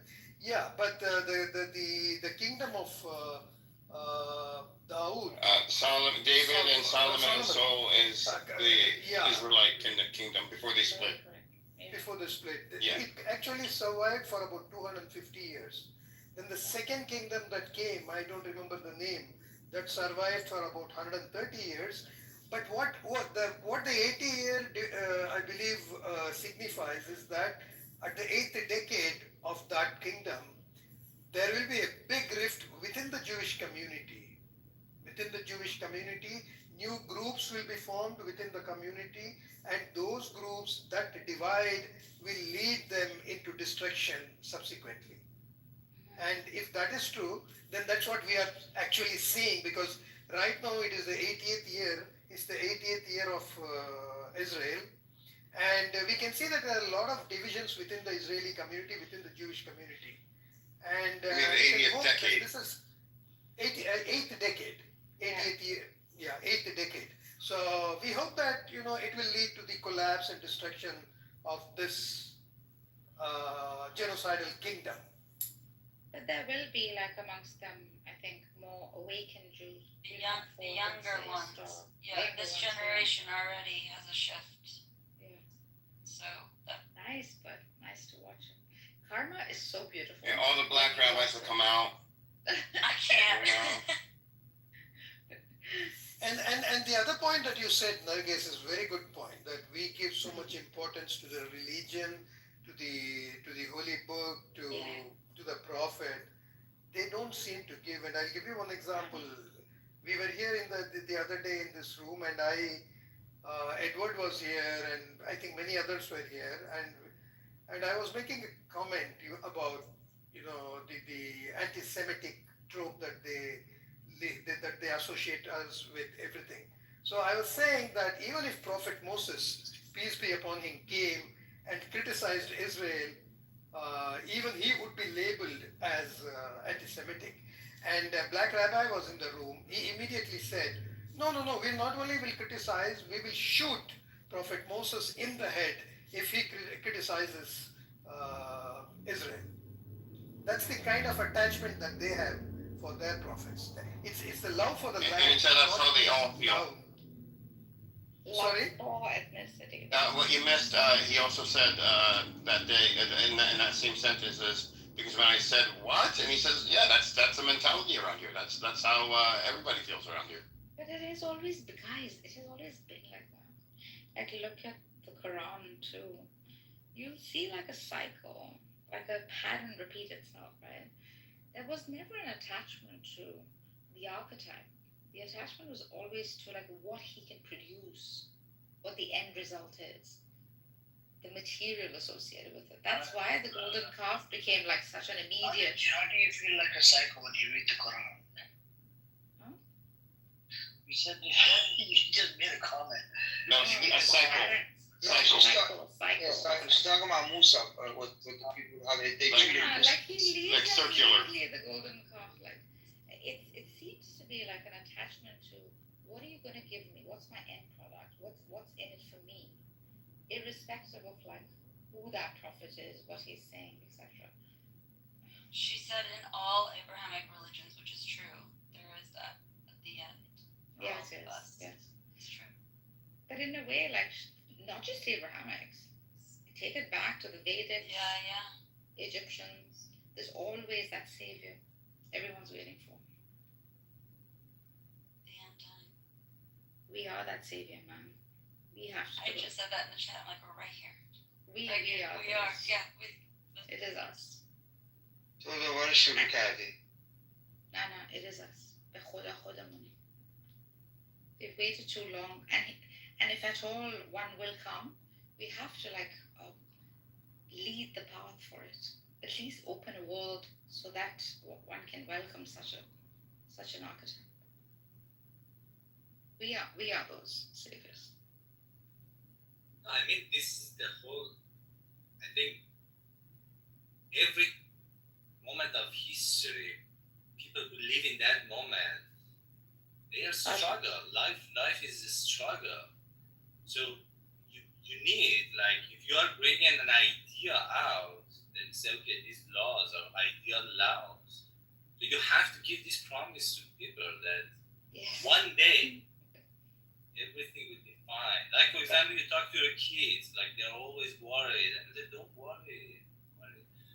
Somebody will come and save all of us. You always look for that savior outside. But I mean, to be honest, I have talked to many Jews. Their ideology is slightly different from Christian and Muslims. In their religion, their God is not innocent. Their prophets are not innocent. Like, they can and they do. If you go like talk to rabbis, many times they're sitting and arguing, oh, God here made mistake. This is impossible for Muslims to go and sit somewhere and say, oh, Prophet Muhammad made a mistake. That is like absolutely not allowed. Or for example, for a Christian to say, oh, Jesus here made a mistake. But for Jews, and that's one of the reasons that they are more progressive when it comes to science, because they question anything. Yeah. They don't have any fixed assumptions that you cannot question this. They question everything. Yeah, there is and they love to argue, right? No, but that's an advantage. Really, that's an advantage. Like it allows. I mean, an advantage and disadvantage because their morality is not fixed. Right now, they're like, we are killing babies, so what? You know. I mean, this is a kind of disadvantage. You can. That's not true. They're just not following the moral laws. I mean, for money, they can do anything. You're just seeing the product. But you can't say the religion in itself doesn't have morality. It has a lot of morality. I know they have a lot of morality, but once you can question anything, then it can lead to this. Right now, they're questioning, like, the morality of killing kids. They're questioning the morality of the genocide. Can I, how religious people can do that? I can understand. Can I just correct something you said? Just correcting it. That's all. I'm sure you didn't mean it.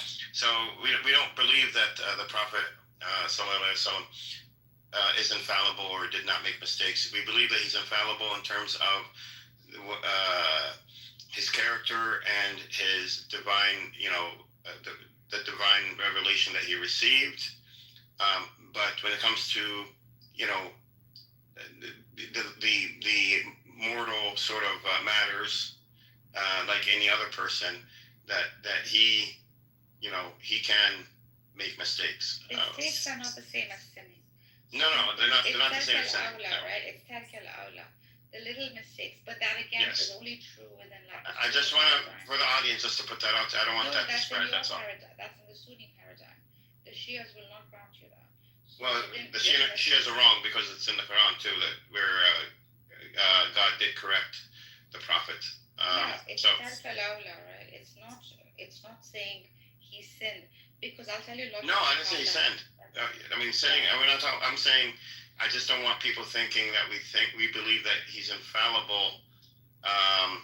There is a distinction, and there are conditions. Infallibility means to not sin.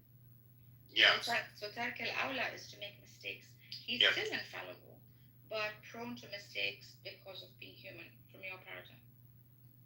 Yeah, well, we believe the same. No, I understand.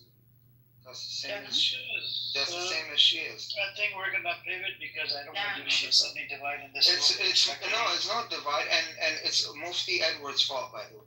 No, I just don't want misinformation to be spread. You're right. I'm not blaming Are you Lipe studying either. religion, Mufti? He's giving us footballs now, Liz. He's giving us He sits with Mikhail. I mean, what do you expect? He sits with Mikhail. No. You know, guys, It's not fun with Mikhail anymore. Mufti, Edward, and Alima Nargis. Dude, I'm not Alima. Philosopher. You just sounded like one. I study a lot too. Like I do study it. Anyways, I do want to ask you guys a question. So, is Israel's hostage last priority, or is it number one priority? It's not at all a priority. It is a priority. No, I mean. Give them a green light to attack and kill more. What do you mean? So they needed a boogeyman, right, Nargis? So their boogeyman is Hamas since 2009, according to their Hezbollah. Yeah, I believe you. So from their paradigm, it's justified, right? Because they're going after the Hamas, and Hamas has our hostages, whatever. Yeah. But at the same time, you got about 3 to 4 ministers that came out and they said it's not about the hostages. You got the Smotrich, Ben Gavir, Amichai Elia, who said the same shit, and he even turned the hostages into prisoners. I would suggest you guys to start calling those hostages prisoners when you talk to the Zionists and reference him. He's a government official. His name, his position in power is a heritage minister. They are legally prisoners of war. They're no longer hostages because they're all soldiers that's left. But you know what the crazy thing is that some hostages don't even want to leave, because they get treated so well. That crazy guy? Yeah, like I was here, right? So I was reading this somewhere, right? Look at the women, they kiss the forehead of Hamas. Exactly, and there's this interview with this girl named Maya, and she's like, bye, like she fell in love with one of the Hamas members, bro. Oh, he's a Palestinian man. I mean, what do you expect? Exactly. Oh, Edward, we know where you're going with this. Subtle flex. So I do wanna add something to you, Leila, what you're about to say, right? Do you know that one of the hostages actually she left her husband after she came out of captivity? What? And she got pregnant. Stop it. Yeah. Stop. Yeah. She got pregnant. Yes, that's and the story was it's true. The story was that maybe it was done by Hamas. It's Hamas. All of them? Of course, come on.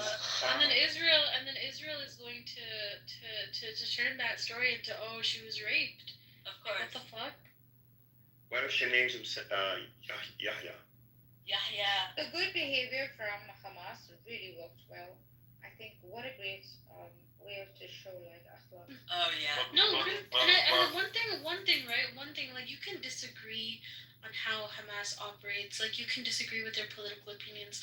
But one thing that I respect them for the most is about how almost I would say 80 to 90% of what they do is in accordance to Madamin, how wars and how Islamic, they're honorable. Yeah, exactly. They don't violate, they don't pillage, they don't loot, they don't rape, they don't do all these disgusting things. They follow Islam, they follow the Islamic paradigm. Islamic law, but then they follow just human law. Exactly. This is unheard of. What you're seeing. Exactly, and that you can disagree. Here's the thing. Yeah, like you can disagree with a lot of things about them, but this is one thing that I will always defend them for, you know? Like they follow the Islamic paradigm when it comes to war. It's just human morality. Like what we're witnessing is just crazy. It's beyond like any vile thing a human is capable of even. I'm about to put the link in the chat for this woman that I mentioned. Please do check it out. Right here. Oh yeah. So she had two kids, right? And she left the husband after she came out of captivity. She was held for 49 days with her two young daughters. She got pregnant. So please make sure to read it and educate me as well. Like she got pregnant because she wanted to, or what? And she left her husband after she came out of the last captivity. Edward's waiting for Edward's. Is it Maya? Just kidding. Edward, do you like anybody on this side? Listen, I have nothing to say about this particular subject. It's ChatGPT. No, that's I'm not involved in this. I didn't do Your it. face is red. Listen, I didn't do it.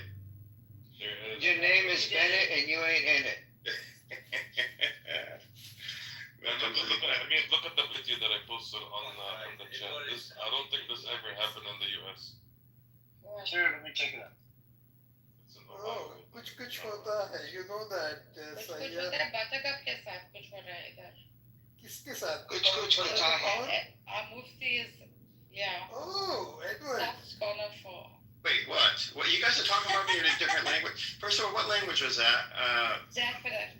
Listen, learn language. What language? Pakistani, as you like to say. Oh, and Nargis, now you know. What the hell is this video, bro? What the hell is this video, bro? Did you see what they're doing? Yeah, it says Jews rape kids. Yeah, and they you have to focus a little. These are white supremacists. They look like they're white supremacists. They're Jew. They're like pure Jew haters. Yeah, they look also. No, you have to look. I don't want to say it, but just focus. You're gonna find something that they do. Oh gosh, I think I know what you're saying. You. I'm trying to read the signs. I can't even watch. I don't like this stuff. This is bad for us. Yeah, I don't like that. It's not good It's for not us. good. It's not good for our cause either. Like, see, No, you know I'm what I mean? just sharing Like, what's us up. together. No, I say I know. It's not good for us all. Mine's ruined. I don't know if I can ever come back from any of this. I got a hole in my soul. I keep saying it will forever change. Yep. I mean, this is what we don't support. But anyways, thank you for the awareness. Appreciate it. It's not awareness, bro. It's a video. No, it's awareness about these type of people that are doing this shit on the streets of whatever state they're in. You know, that is actually Nazi agenda, by the way. What is the Nazi agenda? So Nazi agenda is always talking about the Jews. We hate the Jews. They'll even give you a Nazi salute, by the way. Abu. Yeah. They're called neo-Nazis.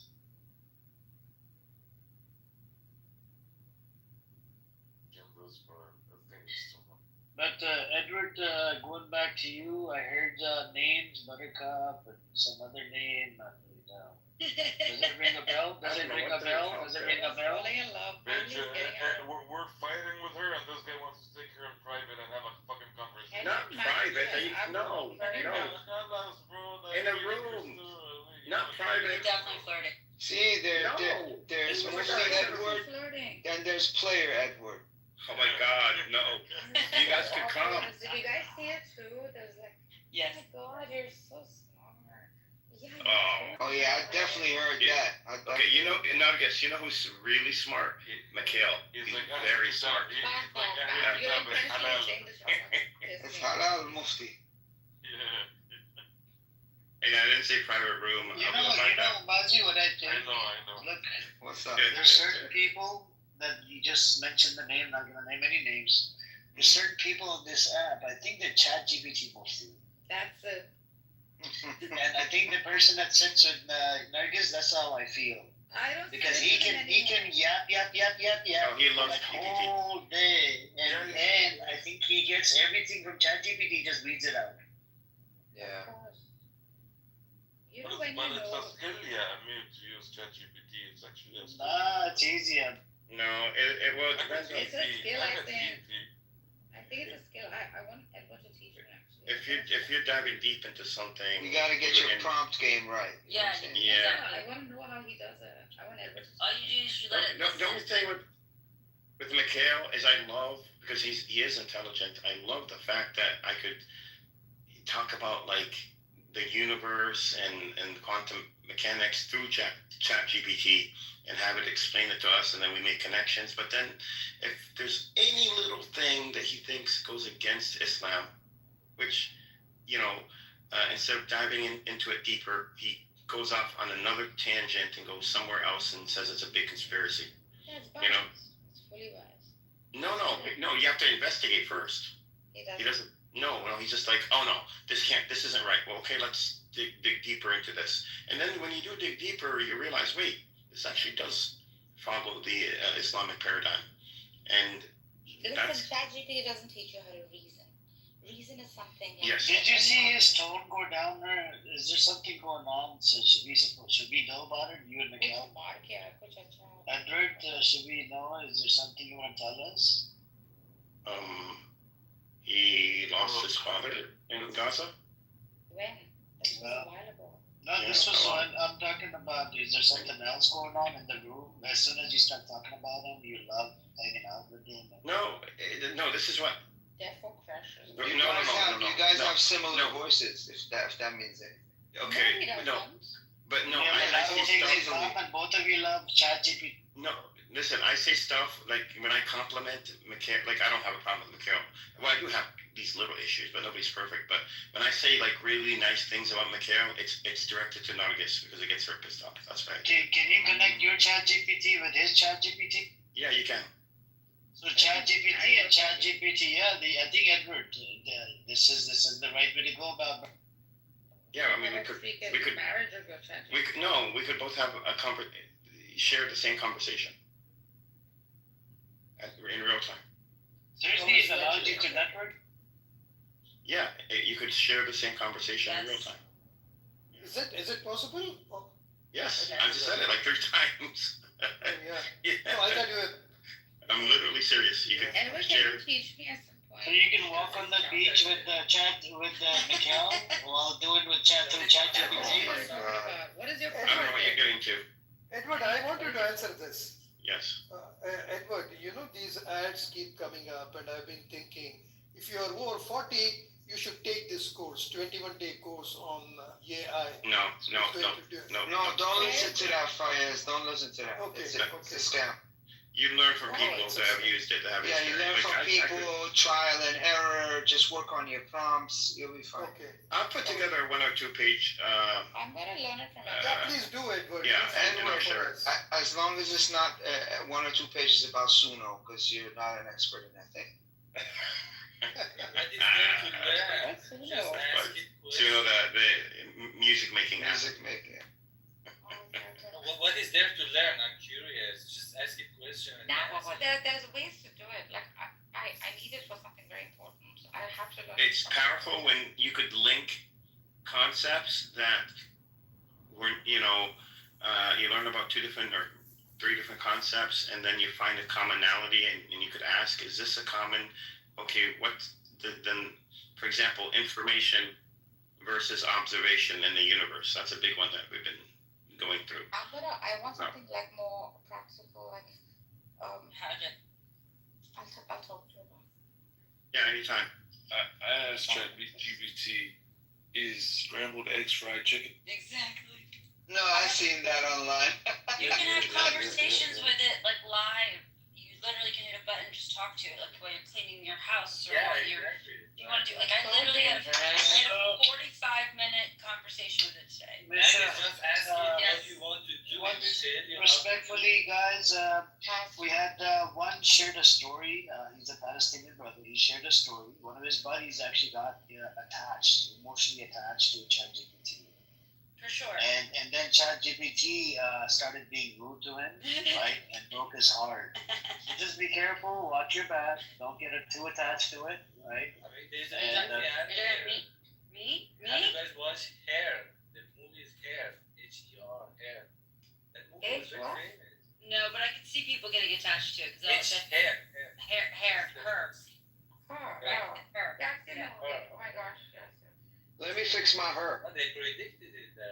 I know it's coming for you guys here. They predicted, they make it happen. They built it, exactly. They built it, they don't predict these things. Don't you see? No, Just watch Star Wars, man. Scientists always during the history follow artists. Artists first imagine and then engineers make. Engineers don't have imagination. They're not imagining this. This is part of the whole freaking 1%. I know, but this idea came up with artists, and then the scientists, computer science said, "Oh yeah, we can do that," and then they do it. That's they didn't come up with that. Technology. Nah, they are told what movies to make. It's Hollywood. It's the other way around. The agenda. Nah, it's the agenda. Oh, you're a conspiracy theory. No, I'm not. Hell no. I'm the most trusting idiot on earth. But artists first come with the idea, and then other. I know people who they shouldn't be can. Like they'll tell them half of these scripts are like given to them. These movies are sort of ugly world. I mean, if you want to make something, first you have to imagine it. Who does the imagination? If you make it, they will come. We can imagine it, we can make it. So, that's what I'm trying did you know that the universe started out as a massive probability field? Can you imagine? And then once something acted on that field and gave it information, and then it would actualize into reality. Correct. Yeah. We are this tree falling in the forest. Like for years, I thought it was so arrogant. If no one's watching it, the tree doesn't fall, right? It is true. You have to watch it. No, it does. No, it does fall. It does fall because it's still interacting with, as long as there is a quanta, the smallest particle that interacts with that environment, then the tree will fall. The tree will fall. The trees can fall. Millions of them can fall. But they never really fall because there's no one to watch and tell the tale. Do you not see how important we are in this whole paradigm? We'll have a GPT talk later on, Nargis. Sure. It's going to be biased, or it's like an atheistic approach. Which No, mine are only rooted in Islam, by the way. So just. Wow, that's so biased. How are you doing that? No, if they don't, I don't bias it. I won't accept it if it's not rooted in Islam. But I could tell you that I have not had an issue. It hasn't been a problem. That's what's rooted in Islam is also rooted in many other schools of thought. There is a universal principle. But I like to stay grounded and relate it back to my religion. So, and I can. Religion came as a reminder, as a warner to that which already was. That is what so there's nothing wrong with not exclusive. Come again. I didn't say, and Islam doesn't teach it's exclusive either. It doesn't teach. That's why it's so exclusive. That's why it's fitra based. It's not. All right, Nargis, we will have this discussion. Okay. The best thing that happened on AI, did you guys know that somebody asked, and I saw this happen, somebody asked Grok, Grok, right? Whether what's happening in Gaza is a genocide. And Grok replied that yes, it's a genocide according to this, so therefore I believe that it is a genocide. Immediately, the Grok's account on X was suspended.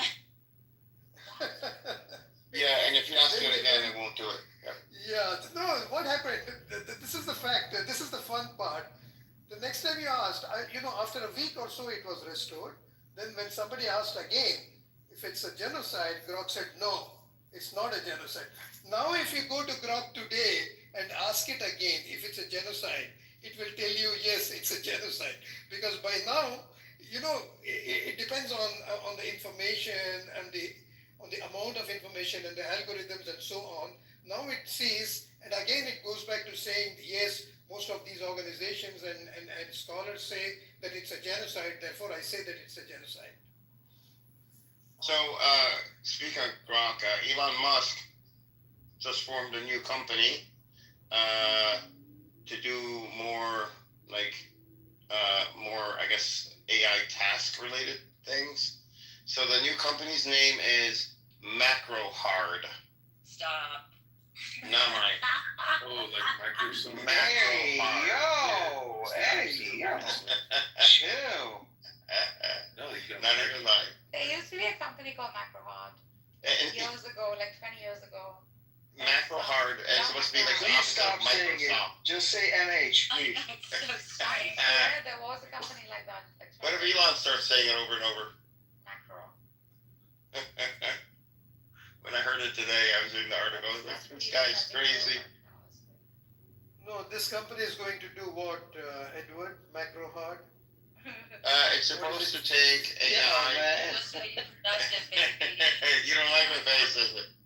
It's supposed to take AI and turn it and find ways to use it in completing tasks, basically. And the MacroHard comes from because he thought he was so brilliant. Because Microsoft, so he goes MacroHard. He's so dumb. The guy's dumb. I can't stand him. He's gotten dumb. He used to be. Well, has he innovated? Show me where he's innovated. Then I'll tell you he's smart. He's a good businessman. He can sell ice cream. It's not an innovation. Show me where he innovated. Doesn't matter. You can innovate anything. Innovate is intelligence. Show me where he's innovated. Doesn't mean anything. You can innovate a million things. If you can't sell your product, Everything that he's building is in the furtherance of his Mars project, because you're not gonna have people build on there, so you're gonna have your autonomous stuff, right? The boring tunnel shit, that's obviously to be underground, because that's for like underground stuff in Mars. Like every aspect about his companies is in the furtherance of civilization outside of Earth. From the bots to the Neuralinks, because you can smack a Neuralink into your brain and then have the robot build on Mars. Every aspect of what he's doing isn't for this Earth. I can build better than Elon Musk. I can innovate better than Elon Musk, and I can have better. I can run a company better than Elon Musk. Okay. Dave, what's your take on? I'll get to Mars before Elon Musk. How's that? Dave, what's your take? What's your take on him? Because I know this is like kind of up your alley. He's an alien. That's it. Period. He's not of this world, so yeah. He's selling a religion, like any other religion. Oh, also the solar stuff. I'm not sure if you know about Tesla homes, but he's gonna have like those quick built, easy homes or whatever with solar panels. Yeah, thank you, China. Yeah, thank you, China. There you go. No innovation. He's already doing it in Florida, in Orlando. There's like all those cities. They're like they're called With the Starlink, like, come on, like I said, the more you talk about it, the more you realize it's not for this Earth. He's doing it like Earth is a test region for Mars. Is he a gray? Is he of the grays? No. When I say alien, I just quite literally mean just different than everybody else. Oh my God. He's selling something. We lost Dave. He's selling the concept of a god, something that we haven't seen, we haven't experienced. He's selling a religion. He's not selling anything except he's selling to the government. He wants government contracts. The guy has not innovated. He just takes something that's already out there and brute forces it and says, I got a bigger one. And now he has a company called MacroHard. So not hard to figure out. When you really when you really get to it, nothing is like new or created. Everything's already existed before. Even Nothing's new under the sun. Well, because it's the conservation law. There's a law or No, that's with matter. You know, all matter. Yeah, well, things cannot be destroyed nor created, right? Yeah, So that's it's not like- ideas. Ideas can be. Ideas, information, ideas. We're talking. Yeah, I'm talking. Well, you Bro, just. I'm an artist, bro. I'm Mozzie is too. There's nothing new. Sorry to say. Yeah. There's nothing new, so no new inventions, nothing to be even discovery, created. Like, gosh, it's such a hard. How do you know this? You have no way of knowing Well, this. then also the conversation we had yesterday about quantum time, you know, all this stuff, past, present, and future, it's all within the same. So, you know, if you're under that mindset that time is not necessarily differentiated in those things, but it all exists. Like your future is also your past type of thing. Well, then sure, then nothing being created is new because it already existed in the future. We just have to get there. Stop playing me. The quantum talk. I can't. I don't think Elon has really any intention to go to Mars. I think it's all mirrors for him to just profit majorly here in America. And I'm speaking as someone who is an aerospace engineer for over 20 years. I'll tell you. Okay, you're an aerospace engineer. She said he's. I'm just my opinion. It's just my opinion. That's okay. So, did we go to the moon in 1969? Did we? We did not. I think we did. I think we did, but I also. You know we did. That should be a big thing, right? Hold on. Can I answer the question? I will say that I've seen enough evidence to believe that we did, but I also think that there was a lot of footage that was made in case we didn't make it to be released to make it seem that we did make it. But I've met people from Lockheed Martin that were the engineers for the shuttle that landed on the moon.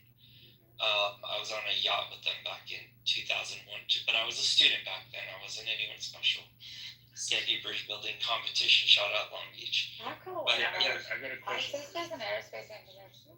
Okay, and that's fine.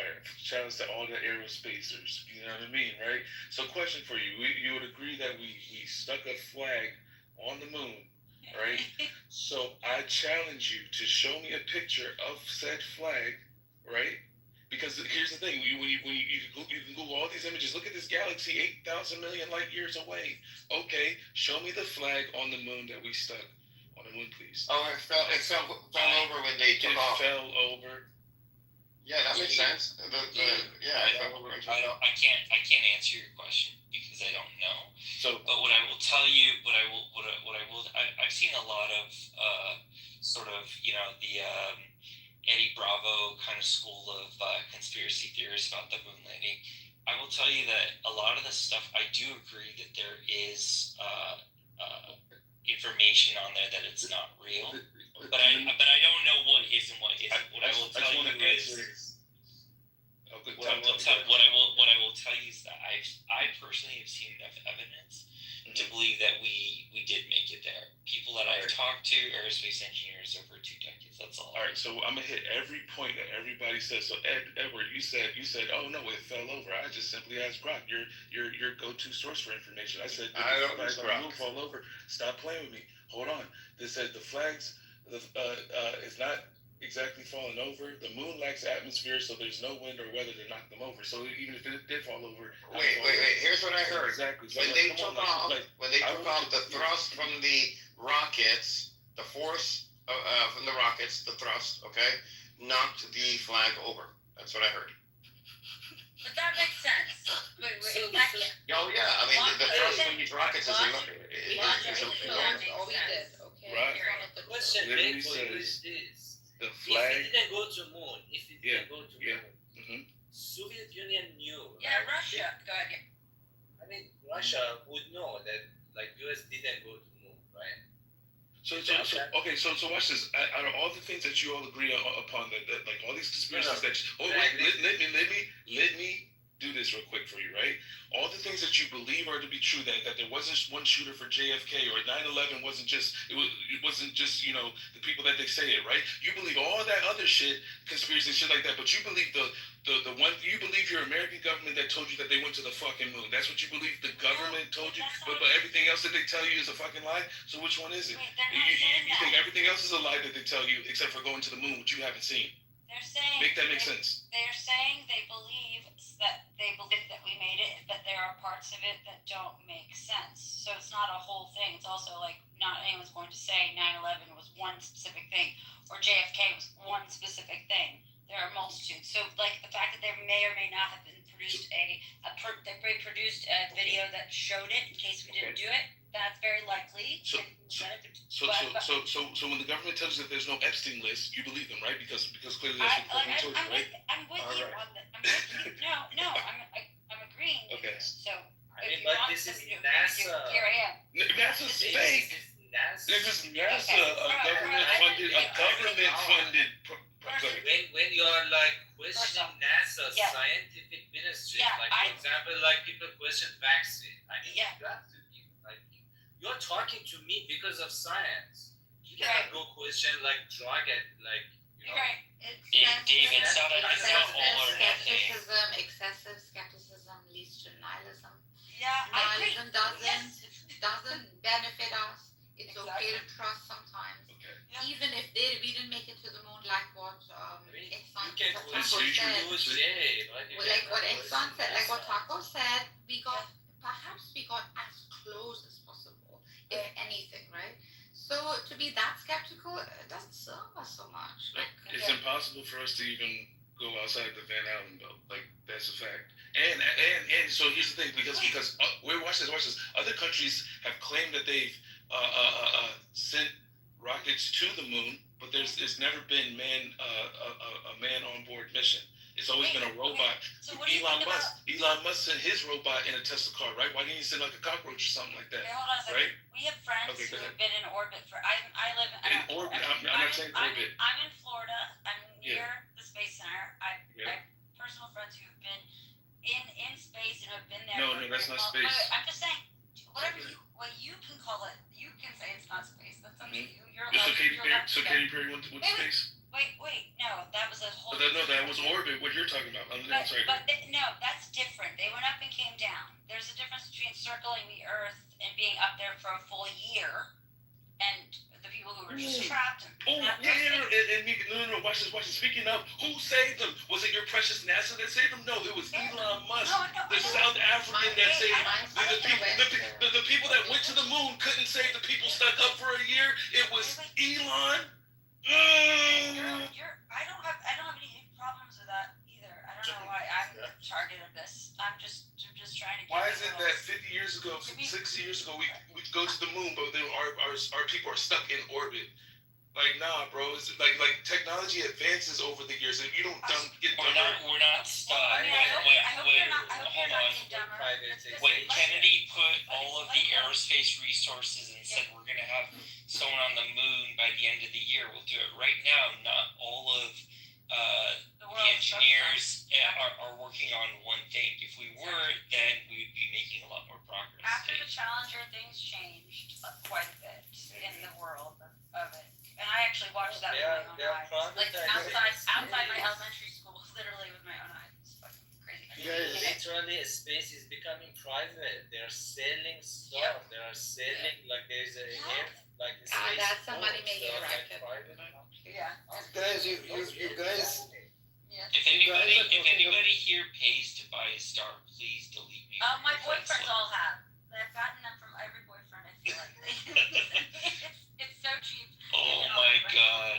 It's a great gift. I should start a website. It's already out there. It's out there. That's the money making record. Like Elon is selling a dream. That's all. No, it's a legal document, Agus. Yeah, I have it. I have 3 of the folders. You can have deed on it. Yes, I have a set. Change something to Guys have been. I mean, they can sell you Bitcoin, which is completely imaginary. They can Bitcoin is more real than the other. Hold on, guys. Guys, just trying to say Guys, something. Hold on. you guys have been talking about the moon, about the flag and the moon, as if I don't exist here. I am the owner of the moon. God gave moon to me 3,000 years ago. And you think I would let that flag stay there? The minute the Well, flag, hold on, flag Faiz. I'm actually glad you're here, Faiz. Faiz, you're from India, right? Yeah. You're from India? Okay. Dave, you're in Japan? I simply asked y'all to show me that flag, please. Dave, I'm asking you, you're from Japan, you're in Japan right now? Okay. Both the Indian, Japanese, and Chinese and American probes have verified by imagery when they were passing the moon of the equipment that was left behind on the moon. And the solar reflectors that are on the moon today, NASA still uses them to measure, they get reflections back. They shoot up lasers to get reflections back from the reflectors, so that they can measure the I don't want somebody's word. No. So you have independent Japan, China, India, United States, all four have I'm assuming Russia wasn't on the list, but I'm assuming Russia. Okay, with their probes, they were able to take pictures. Okay, the probes that they sent out in space. You know, the probe is just a laser, right? It's not a picture. I've done this. A probe is no. I'll tell you what I mean by probe. The probe, a device that has that is launched and goes through space under its own power with sensors and imaging capabilities to study our solar system. That's called these probes, they're not lasers. These are actual physical things, physical machines. We launched one, and we brought back pictures in 2015 of the equipment on the moon. China launched one or two. You can look it up. It's public knowledge. No. You could look at. You made the claim that there was not So show me. No, you okay? You can. You don't have to be lazy. You can put it in Google. Chinese pictures of the American moon landing equipment. You do the same thing for. Why can't I trust the Americans Japan? Actually went there. Why can't I trust the Americans that actually went there to provide that evidence? Why Wait. Why do I got to China saw it. Japan saw it. India saw it. U.S. saw it. U.S. government. U.S. saw it in 2015. I want it from the people that went there. Or how about independent outsiders that they went there? How about that? I want outsiders that claimed and lied to me. How about outsiders? Fuck outsiders. Then you're not looking for proof. When you talk proof. Dave, but listen though, it's been what over 50 years, right? So the chances of that flag, even if it's there right now, looking like an American flag that someone would have on their porch for the 4th of July is highly unlikely. Taco, it doesn't need to look like the American flag. I know what the fuck a flag looks like, bro. I'm not questioning that. I'm saying what exists on the moon right now. Were there other people on the moon? No. So if there's a flag there, there is a flag there. What are we talking about? There were 6 missions to the moon. These are after the 2000s when these probes went up.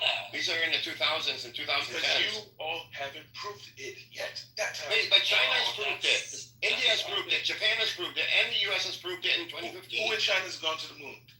China went past the moon and they took pictures of literally of the equipment. Human beings. They took pictures of the footprints. Oh, no humans? Okay. Japan. How did the footprints get there? Did the humans the equipment that they back used to the moon after 1969? Yes. Listen, no, that wasn't your claim. Your claim was we were never at the moon. How did the equipment, the rovers and everything that was left behind, how is it still visible when these probes go by the moon and they image the moon and they see this equipment and they see even footprints? All you have to do to shut me up is show me. No, you show yourself. No, you said you wouldn't even take outside evidence. You want to make an argumentative claim to change my mind. However, you have the answer. Yes. I have the answers, but these are so You won't easy provide it. that you have to prove that you want to learn the answers. Who's You your look source? up on Google. Who's your source? Just China, Japan, No, India, no. United What you're States. looking at right now, who is the source? China, Japan, India, United Bro, States. Was it China.com? Come on, be more intellectually No. honest. Like, stop playing with me. Okay, if you want to be intellectually honest, then you go and Who is review your what I'm source? You can't even source. Like, bro, No, come on. Anyone in this room could look this up on Google, and I'm sure people in this room are. You gotta go look at Come on, Apollo 11 through 17. I'm sorry, Taco. One more time, Taco. Go through Apollo missions 11 through 17. Mm-hmm. And you'll see that there were 6 human landings between 69 and 72 on the moon. And right now, right now there's, like, if you say, okay, prove to me right now that there's a U.S. flag on the moon, right? Mm-hmm. There's no, what do you call it? There's no telescope powerful enough to show that resolution on the moon. You say that, but then why is it that when people say, "Oh, look at these galaxies from 8 million light years away," and it's so you're telling me you've never seen a fucking quasar image from NASA and shit like that? Let me explain that. Right. So you're comparing light being emitted from a distant galaxy to the resolution of a flag. You've never seen a picture of the surface of the sun? A few feet by a few feet. No. Not that I haven't. No. I've seen NASA imagery, but what I'm saying is the resolution for the flag that you're looking for today. I would say, with my experience, I've worked on satellites. I've worked on the International Space Center. I've worked on a lot of space missions. I would say the chances of that flag looking to prove to you today that it's still there is highly unlikely. Furthermore, I'm sure you know this. You sound like you've studied this a little bit. There are, small, collisions that happen on the moon. There's one that was last week. So there's chances that where the flag was planted, there could be a crater right now. We just don't know. Okay, so that's what I'm saying. And if someone produces evidence of the flag from one of those Apollo missions 11 through 17 minus 13, then it seems to me that you would say, oh, but I don't trust it, that's fake footage, so on and so forth. So what I would challenge you to do is to say, what burden of proof would convince you that the flag was planted there? Yeah, no, watch this. Your crater theory is irrelevant because Edward over here just said that they have their probes sending lasers to confirm it's there. So which one is it? It's either there's a crater, and you're disagreeing with Edward, or Edward you're disagreeing with Taco. I'm not agreeing or disagreeing with Edward. Okay, so don't bring up some outlandish crater shit when I'm not bringing outlandish. What I'm trying to say is that it exists, and I still am asking him. What I'm trying to tell you is that the moon is not like a laboratory environment. It's not like something where you put something there. It's tidally locked to us. There's only one of the one plane that we're only looking at. I'm not even sitting there like, oh, it could just be spinning and spinning. No, bro. We're talking about the visible moon that we've seen since eternity, right? Why the fuck we can't find the flag on the closest object to us? Which goes to show that if we don't even have the technology in 2025 to show me a goddamn fucking flag, how the fuck did we get to the moon then in 1969? That's not good deductive reasoning, because you're comparing two things that don't have much to do with one another, Dave. I understand your skepticism, and it's good, healthy skepticism, and that makes the people like me who this is our field have to work harder to prove it to you. But to say that because you or I cannot at this time show a picture of the flag, therefore we don't have the technology back in 1969 to go to the moon is not. That's not logical to say that. Oh, it's not logical. It's speculation. That's more speculation. Every bit of technology. No. There's no. Okay, is this speculation? Every bit of technology, electronic. Let's say electronic technology for the sake of argument, right? Every last inkling of technology is far more advanced than what it was. Like, for example, the telephone. What the fuck are we on right now? Obviously internet access, just computers in general, hardware, storage, right? They are infinitesimally way the fuck more than what the fuck the kilobytes were in 1969. Okay, so if that's the case, why is it that it's I'm going on the whim and saying it's impossible to go to the moon. Why is it more difficult now? Dave, I will tell you this. Back when I was a student in 2001, I worked on the Mars rover that went to Mars. Yeah, because there's and I have no, I'm just saying. Yeah. There's live footage of the Mars rover where you can go look and you can see what is going on on Mars, which is many orders of magnitude harder to get to than it was to get to the moon. At least, not saying that getting humans there was easy, but what I'm saying is, the argument you're making of showing a flag, whether someone can prove to you a flag is there or not, does not either prove or disprove that we actually went to the moon in 1969. I'm telling you, making the technology argument doesn't make very much sense. And the reason I'm saying that is because you're assuming that because the technology increases exponentially for hard disk space and computing power, therefore we should be able to just give you a picture of the moon right now, a flag on the moon right now. But that's just not how it works. I'm getting pictures of the Andromeda galaxy before I get a flag on the moon. No. Okay. A lot of those pictures I think you see are kind of like there's like light that bounces off, but some of those maybe artist imagery or AI. Artist imagery. Yeah, no, dude. There's video of people on there on the actual moon, and if you don't want to believe that, listen, you're well entitled to your opinion, but I just don't think it's something. I think that you believe it. I think you want to not believe it. India, what the fuck does India know about goddamn the moon? What are we talking about? The fuck does India know? Why don't you read it? Yeah, Dave. 1969.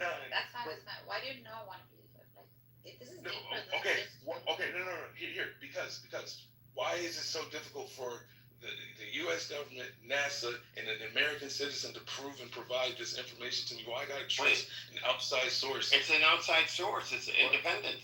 They perform their own. Now I'm actually gonna look at it. Okay, so the images were captured in 2021. Okay, and what? I mean, when it comes to space, Dave, the only way to prove these things to go in the space. I mean, literally. And now here. Okay, wait. Watch this. Wait.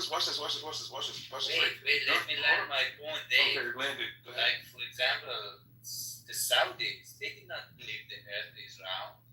They had to take one of them. This guy I put here, literally, they took him up into space to see, hey, it's round. It's not flat. So the only way for you to believe it is to go to moon. There is no other way to prove this to you, man. All right, so boom. So Taco tells me that he worked on the rover and went to Mars, right? Okay, once again, no human being has been on Mars. All right, so how am I to believe that this whole moon shit, like the best way to cover up your bullshit from 1969 is to also send another rover to the moon and then tell India, hey, look, we found the rover. That's what they said. Like, bro, come on, bro. No.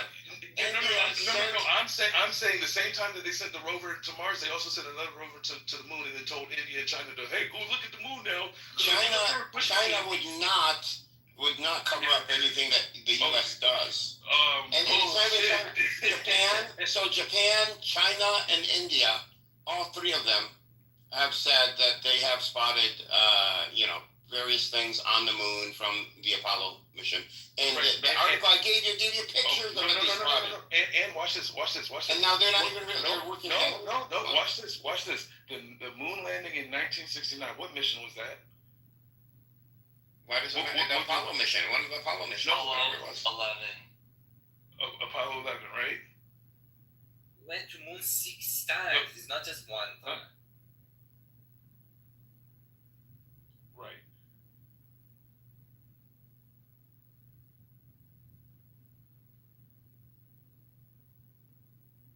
There are 6 flags there. It's not just one. There's 6 flags on the moon. And Now hold there's 6. on. And are you telling me that Magic Mountain is part of this conspiracy, huh? Because that's 6 flags too. What is going on here? I need to know. Can somebody give me answers? Are the roller coasters, are they even real? We have to have India and China and Japan. Well, you know, Disney was a part of the NASA mission as well, 100%. So. They sent Mickey Mouse up. No. That's what it sounds like that. Hey, when I show you this, and then you're gonna be like, oh, Lord have mercy. Hold on, Dave. Do you believe the Earth is flat? I don't know what to believe. Yes, We've been lied to. Flat earther, yes.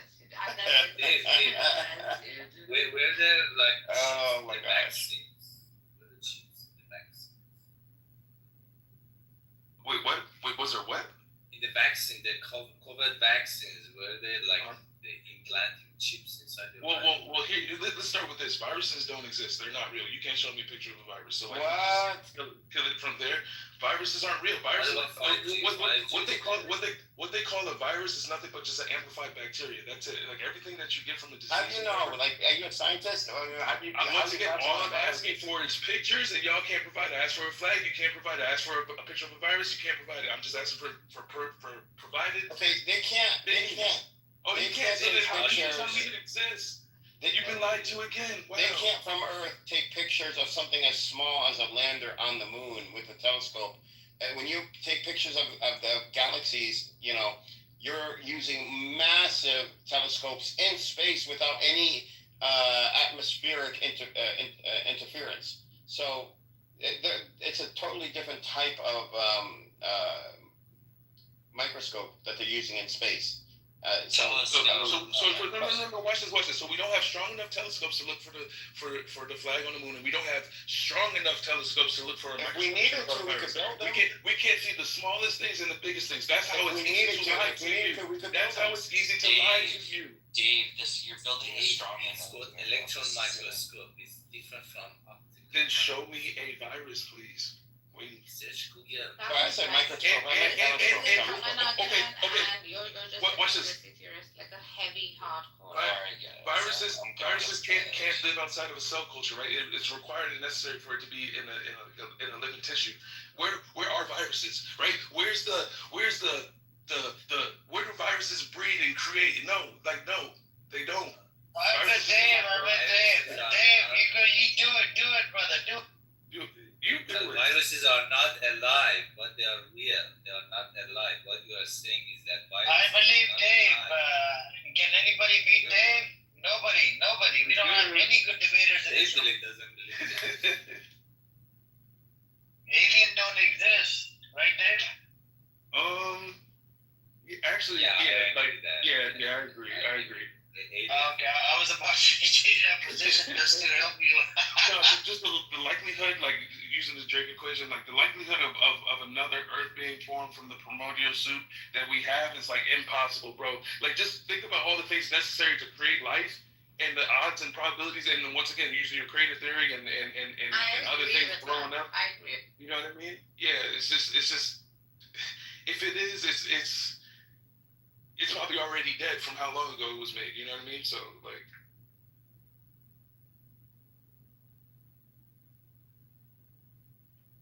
Assalamu alaikum. It's really hard to discern, like Islam. It's really hard to be that skeptical, bro. Dave. Like, I mean, yeah. I haven't seen the motivation behind it. Well, it's healthy. Yeah.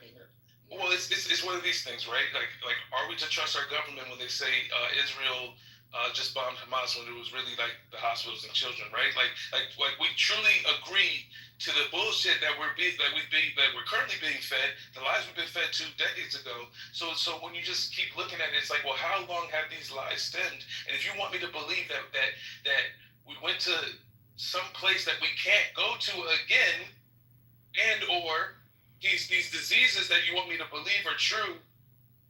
And then 5 years later, nobody gives a fuck about them. It's like, bro, I'm not the one to get lied to, bro. I mean, I give a fuck. I mean, Dave, if something happens to you, what am I gonna make out of it? Is it gonna be a virus, a disease, or what? Well, I mean, God forbid, before you get a cancer, what do we? Dave said you can't see viruses. Do you mean by the naked eye or by microscope? No, in So general. does cancer exist, Dave? Does cancer exist? Yeah, cancer exists. Why? Yeah. Why? It's a disease as well, by the way. No. It's a mutation of cells. So No, it's a disease. It's a disease. it's a mutation of cells. Come on, Dave, it's a disease. You know.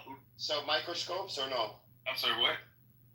Can you see viruses through microscopes? Or you I can't mean, I see can them see at that all? on Zionist TV propaganda and shit. No. Sure. So on microscopes, can you see viruses?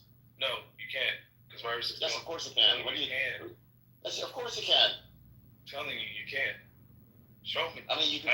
I'm once again. I don't. You could read it. You could look at it. I mean, this is like, you know, GPT is telling me. Microsoft are made out of Zionists. They come from Zionists. I asked GPT, can you see a virus under a microscope? And it said, if you're talking to Dave, he believes in the flat Earth theory. So, you know, he's not gonna listen to anything you have to say. That's what GPT said. Edward I think he's referring to optical microscope. Please don't disrespect Dave. He's the most smartest person in this room. No. I'm willing to. I think I'm here just disrespecting me. Edward is not the most smartest person. He's not bright. Yeah, you made that clear when you said Dave is very bright. Dave is very. Nah, bro. I just question things for better or worse. You know. No, Dave, this is actually a problem because when you question, when you equate the, like for example, the government of the United States claim that there is no genocide to the fact that, for example, there is a COVID virus, then this is a problem. No, it's not. Because No. One of them is a scientific fact. Let me land there. One of them is a scientific fact. The other one is a political. In the politics, there is like in the human relationship. These are different fields of science. Like for example, the most absolute science are math and physics. I mean, math is not physics, but physics, chemistry, biology. And then when you come to human, these are like become fuzzy sciences, like political science. So you should, when you equate these things together, then somebody say, these guys are, crazy. So I must subject myself to only one. Like, no, bro, you're trying to put me in the box, and I see what you're doing. And also, your example was piss poor because you're like, the government tells me it's not genocide, and also that they went to the moon. He's Both are calling you false. Jack in the box right now. He's trying to call you Jack. No, I could be a jack of all trades and master of none. I mean, I'm also good with that. Also, the more that you know, the more that you realize that you don't know. Jack in the box? I'm just not trying to be a fucking retard that accepts everything that the government tells me. Fries, Dave? They're stinky as hell. Who's fries? Jack in the box. Oh, no. But yeah, it's only look. Obviously, I'm not here to change your mind or nothing like that. It's just more so whenever you're being told something, find credible sources, make your own decisions, judgment, and then ultimately when somebody asks you about these things and they ask you to prove it, you come straight with facts. Until then, don't talk about it because you don't know. Just say you don't know. So, do you think that so the next question is, can a car fly? Yeah. It's called an airplane because airplanes have wheels. Airplanes drive. I think you're mistaken there, Dave. They actually created What is a car? that you could drive. Yeah, you could actually drive a car on the roads, and you could take it to like a charter airport. Yeah, it has like these wings or whatever. You can take out, and it turns into a chopper. Yeah. You should look into it. But you need a FAA license. You need a pilot license.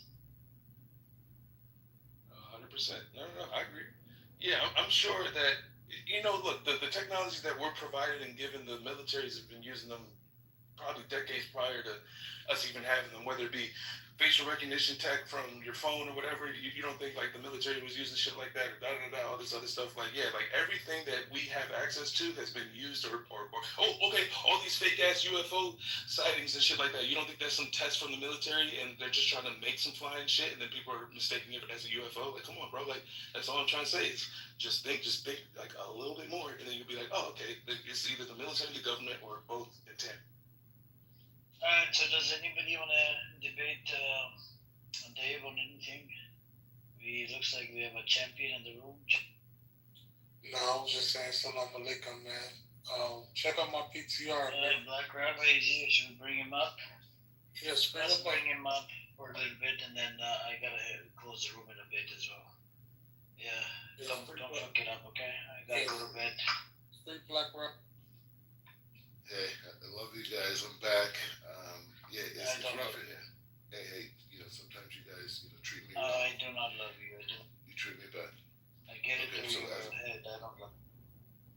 So, I know you're doing, man. But the thing is like this. So next week I'm going on this podcast, this political podcast in India. How many people can I do? Like 2 people?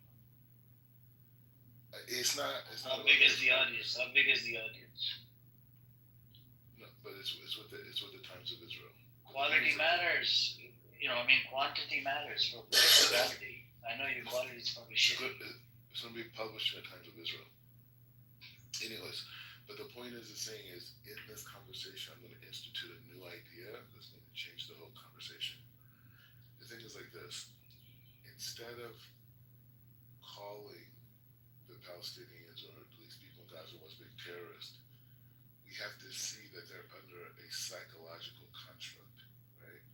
And that psychological construct, that psychological construct was created by the KGB.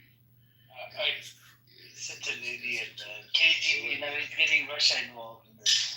Just because Mahmoud Abbas went to Russian, university or college. Now you know. You're just a fucktard, man. Now you know. Oh my God. And the point is just saying, so now the world has to empathize and free the Arab people of this Palestinian. Hey, welcome, Parisa. We're just listening to a bullshitter. Hi, good morning. Good morning. I'm telling you what I do before I do it. When I tell you, you say yeah. No, don't say it. Keep it a secret. Why? Because it's better. It's better for the work. Otherwise, you could get an evil eye. No. Because that's not about. You believe in evil eye, right? We call it ayin hara. Yeah. Yeah. That's the same thing. Evil eye. Anyways, the point is just saying that. You shouldn't be proud of yourself like that. You're just trying to hide some shit. It's not about me. It's about the people. Don't tell us everything right now. Tell us about it after. Nah. Make sure you go on the streets of India, right? And make sure you drink in those cups that they don't even wash with this, clean water. You just drink some tea in that cup. It tastes really good. And I just hope you don't get sick. Yeah. Anyways, the point is just saying that the people of India are beautiful, and we're building our relationship. That's the key point. We are building our relationship, and it's getting stronger every day. We understand each other, and it's about uniting. You understand their idol worshipping? You understand it? We're gonna God willing, those things. So you're okay with idol worshipping? You might as well take a dip in a fucking Ganges River. Do you know how many diseases are in the fucking Ganges River? Such a dumbass, man. This guy is such a dumbass. When there's something funny. So I just did this podcast, right? The one on my PTR. So it came out yesterday or day before yesterday. Did you tell her about my YouTube channel? Did you tell her? Wait. But then it's the thing. You need to make it controversial. Tell her what you said on my YouTube. No. Imams here in Jerusalem came out on the Temple Mount, and they had the whole speech against the Hindus, and now the Hindus are idol worshippers, and this blah. And some people told me they think it has something to do with my podcast. I mean, maybe they look at you as an idol worshiper. Might as well. You cursed the Prophet Moses, peace and blessing upon him, the other day, so I don't even consider to be a Jew anymore. I don't know what you are. I don't think you're Jewish. Your Jewishness is gone as soon as you did blasphemy in my room. I'm Zionist. Yeah, but the thing is, Zionist. you converted to Judaism to do blasphemy. No, I didn't do blasphemy. You did. In my room, you did. No. You did. You literally said you're gonna shoot the prophet Moses piece in the Blah. You did. But if some guy comes and says, you know, I'm Prophet Moses, and he tries to stop the idea. We didn't say some guy. Oh, Black. I have a question. What is your spiritual purpose in life? AK comes from a Hindu background. AK, how would that make you feel? He's going to India to convert people to Judaism. I love that. He can move them to Israel. I was born in Kuwait. It doesn't matter, but you follow Hindu scripture, right? No, this is your belief of me. Bro, you believe in Hinduism, don't you? Your name is AK. Yeah, but this name is older than Hinduism. This name is over 10,000 years old. It doesn't matter. I'm asking you, don't you come from a Hindu background? No, bro. I come from a different background. What is Zoroastrian? That's still idol worshiping. Amir just hates everybody. Yeah. No, I'm asking AK. His name was Akshay or something. Akshay Kumar or something. About his Isn't it Akshay? Your name is Akshay, right? Yeah, and that name is from Sanskrit. Before India was even. Yeah, that's what I'm saying. So you follow Hindu scripture. It wasn't Hindu.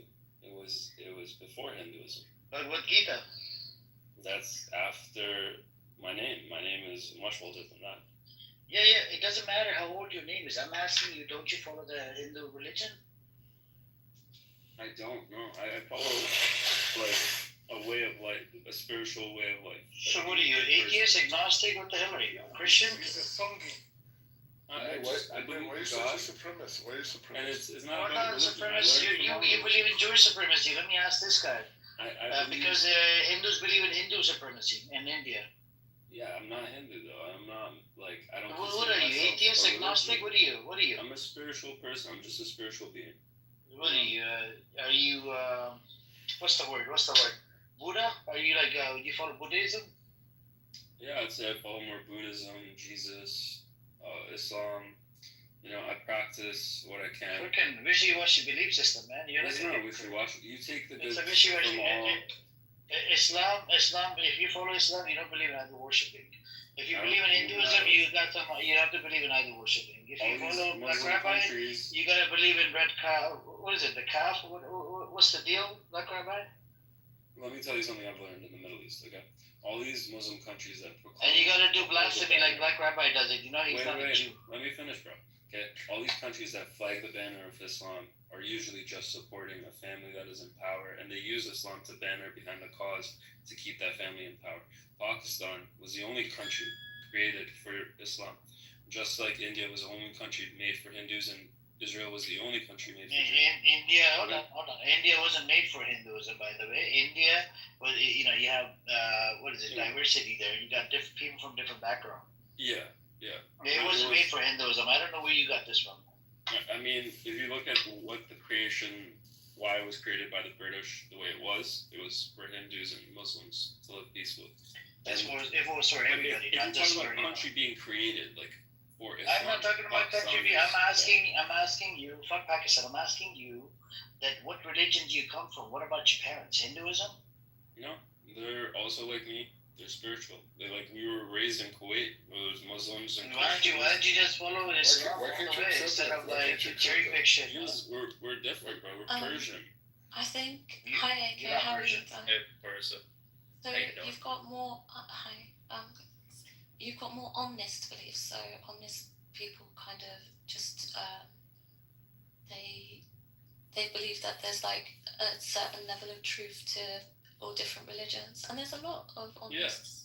Yeah, I agree. I believe that's like the best way to. Marissa, this guy came in on day one. He made a claim he's a Muslim, right? So I asked him a question: how many rakats in wudu? Do you know what he said? He said 2. I don't think I said 2. I think I said like 5. Yeah, you did 2 or 4 or something, and that's where you lost me. That's where you lost me. I know more about Yeah, Islam. but I think it was 5. he aligns more with like the. Hey, Rabbi, just shut your fucking mouth, man. Black Rabbi, what is your spiritual purpose? Like in life? Just I look at the world through the lenses of the soul. So for me, like everything is connected on a soul level, and the body kind of like gives us kind of like this limited perception of reality that we need to kind of like fight through. And so we have spiritual practices that help us do that. So you feel connected to the universe. Yes. Yeah. And that's my belief too. I believe that we're all connected and we're connected to the creator and the creator of the universe. Or the universe itself, I don't know. But it's something. What's your creator, AJ? What's your creator? I don't know, one day I'll meet them. Black Rabbi, who's your creator? The same God of Abraham, Isaac, and Jacob. Who was that? Who's that? We don't have a name to it. It's beyond. Can you give me how do you refer to it? It's like breathing. It's Yahweh. Yahweh. It's like breathing it. But like what is it? No, hold on. He's a rabbi. He can tell us. How do you refer to God? You don't say Hang on, AK, you're not a Jew. Respectfully. I'm asking a Jewish person. I'm asking a Jewish person, man. Calm down, man. He's qualified. That's what he claimed. He's a fucking fraud rabbi. Go on, tell us. So we don't have a way to describe God in totality, right? Because it's beyond any type of comprehension. But we do describe God through different attributes, right? So, like, meaning. No, I'm saying, what do you call it? Like, when you pray, what name do you use? That's what I'm saying. We have different names to express that. So, do you how many names do you have of the God? Huh? How many names do you have of your God? How many names? We have a system of like 90. Do you call it Yashem or Yahweh? What do you call it by? With different names are expressing different attributes. Okay, how do you know that's a God? It came from Prophet Moses, peace be upon him, correct?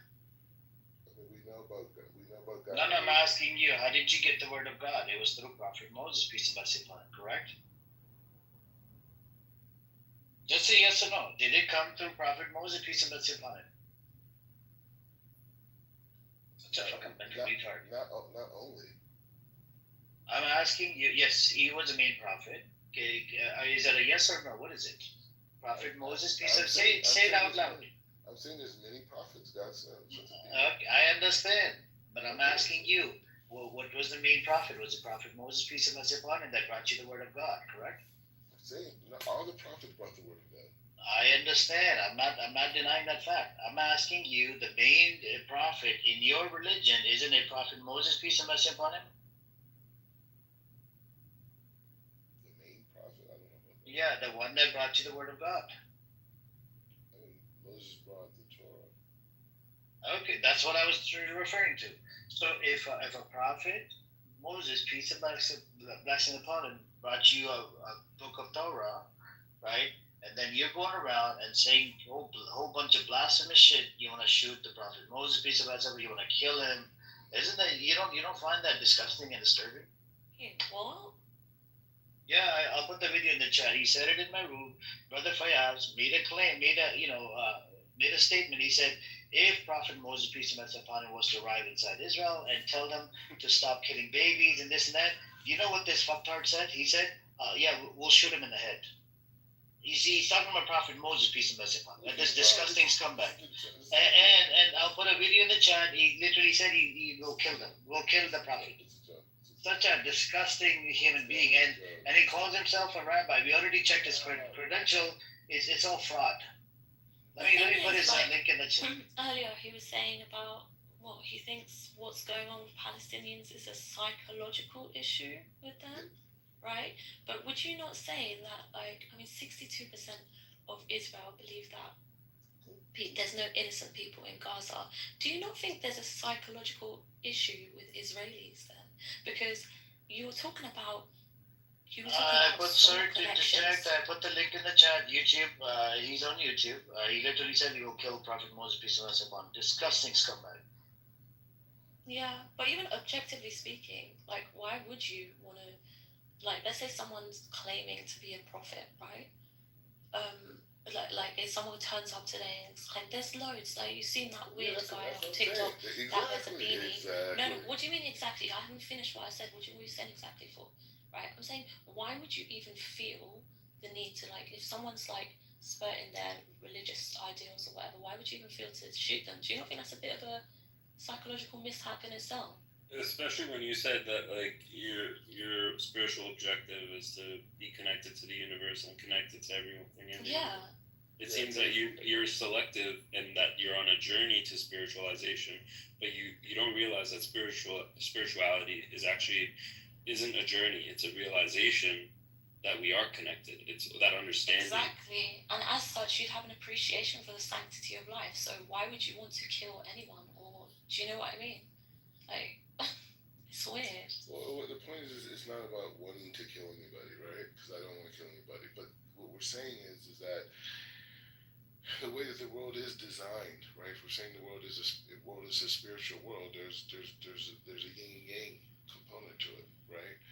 And sometimes, you know, because of our behavior, that the yang gets a little bit stronger, right? And so we have to respond to that, right? Because, you know, that's what we're dealing with, right? We want the world to be harmonious, right? We only benefit from that. We don't Who's we? The West. Sorry? The West. The West. Are you sure the colonization or plantations were really best for all the slaves and shit? Like, we're still dealing with this. Like, there's over 200 million slaves today, 180 million children working under the age of 10 forcefully. You know, this is the reality we live in. Where are the slaves at? Everywhere, bro. There's a dam in Ghana that was created by my professor. Wait, hold on, let me answer the question. There's a dam that was created by my professor in Ghana, okay, like 30 years ago. Today there's 500,000 children on the lake that the dam now created working as fishermen. These are children, 500,000 children working on one lake, okay? These people are not going to be with a camera, like they are countries where slavery is allowed, right? Yeah, but I'm saying, why is it that every time Well, actually, you're in Canada. I didn't know that. Windsor? Close. But why is it every time I get into these conversations about... We have a Canadian person in the stage right now. Wow. Yeah, what's up, AKA? Akshay is like the name of that one of the actors in Bollywood. It's called Akshay Kumar. Is that what your name? This is how you got inspired? That's my genuine name. It means eternal son of God. How do you like? You son of God. Okay. Eternal son of God. How do you like living in Canada, eh? I mean, it's just a place to live. Oh, okay. Well, Canada is good, man. It's a beautiful country, but you know, Black Rabbi, don't move to Canada. Don't occupy Canada. And you're occupying Jerusalem. You can come to Canada. Hey, so AKA, would you ever go back to India, eh? I've never lived in India, brother. I was born in Kuwait, and I would go back. Oh, okay, brother. I just was curious. Do you speak Arabic, AK? Not really. Just like what I learned up until 6 So you were born there, and what? You moved out of Kuwait, what? 1 year old, 2 years old? Six. Yeah. So Black Rabbi, you should learn from AK. He moved out of Kuwait, right? He went to Canada. You should come back to your homeland, which is Los Angeles, alright? Wait, does he live in Israel? Bro, this guy is a fucking grifter. He was a Muslim at one point, and then he was a Christian, and then he became a Jew, and So now he's he's freaking... Yeah, he's living over there on a stolen land in Jerusalem. I don't know, man. This guy is a deviant. And then he does blasphemy in my rooms. If I live in the UK, right? If the UK, and the UK is complicit in these things, you should be able to call things out. And if you can't call things out, then there's a severe problem. But why brainwash yourself, right? Mr. I've got a connection to... Orisa, he doesn't have citizenship of Israel. He booty claps for it all day long. Hey, I'm there, PTR. Is it like the more genocidal you are, the more chances you get of securing that citizenship? I don't get it. No, I'm running for president. That's a scary picture, Chucky. It's a scary picture. I'm running for president 2032. Oh, man. In Israel. No, America. Look at AK. Oh, man. Bro, what religion do you believe in? Christianity? What is it? Oh, man. What is it? want to convert to Judaism, this scammer charges 20 grand. Jeez, that sounds really. You want to move to Israel? You want to move to the Holy Land? I don't think I'm allowed to, brother. You can, but then you're gonna have to get circumcised. Are you circumcised? Bro, I was born in Kuwait. It doesn't matter. Were you circumcised? They're all circumcised. I mean, from the background you come from, Akshay Kumar, they don't circumcise over there in India, bro. Bro, like I said, I've never. You're more Indian than me, respectfully. It don't matter. I'm not Indian. That's the thing.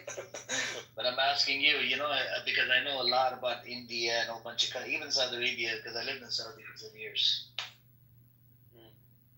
So the Kuwait, right? You don't get a citizenship, and I know they didn't give you citizenship. It's just tough to get citizenship out of the GCC countries. Actually, they won't give citizenship to anyone that doesn't align with their. My dad spent about 40 years in Saudi Arabia. Didn't get a citizenship. My question to you is: in India, right? People that come from a Hindu background, they,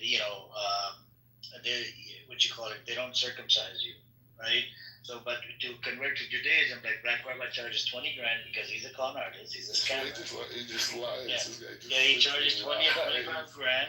No, he doesn't. So if you were to convert, he's gonna have to chop off the skin of your penis, brother. But he did. It's not even there to chop off. He doesn't even care though.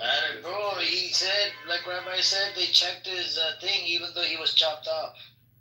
They had to check it. They had to pull down his pants and check him to see if they did a good job. Yeah, they have to. But he said this guy just ceremony.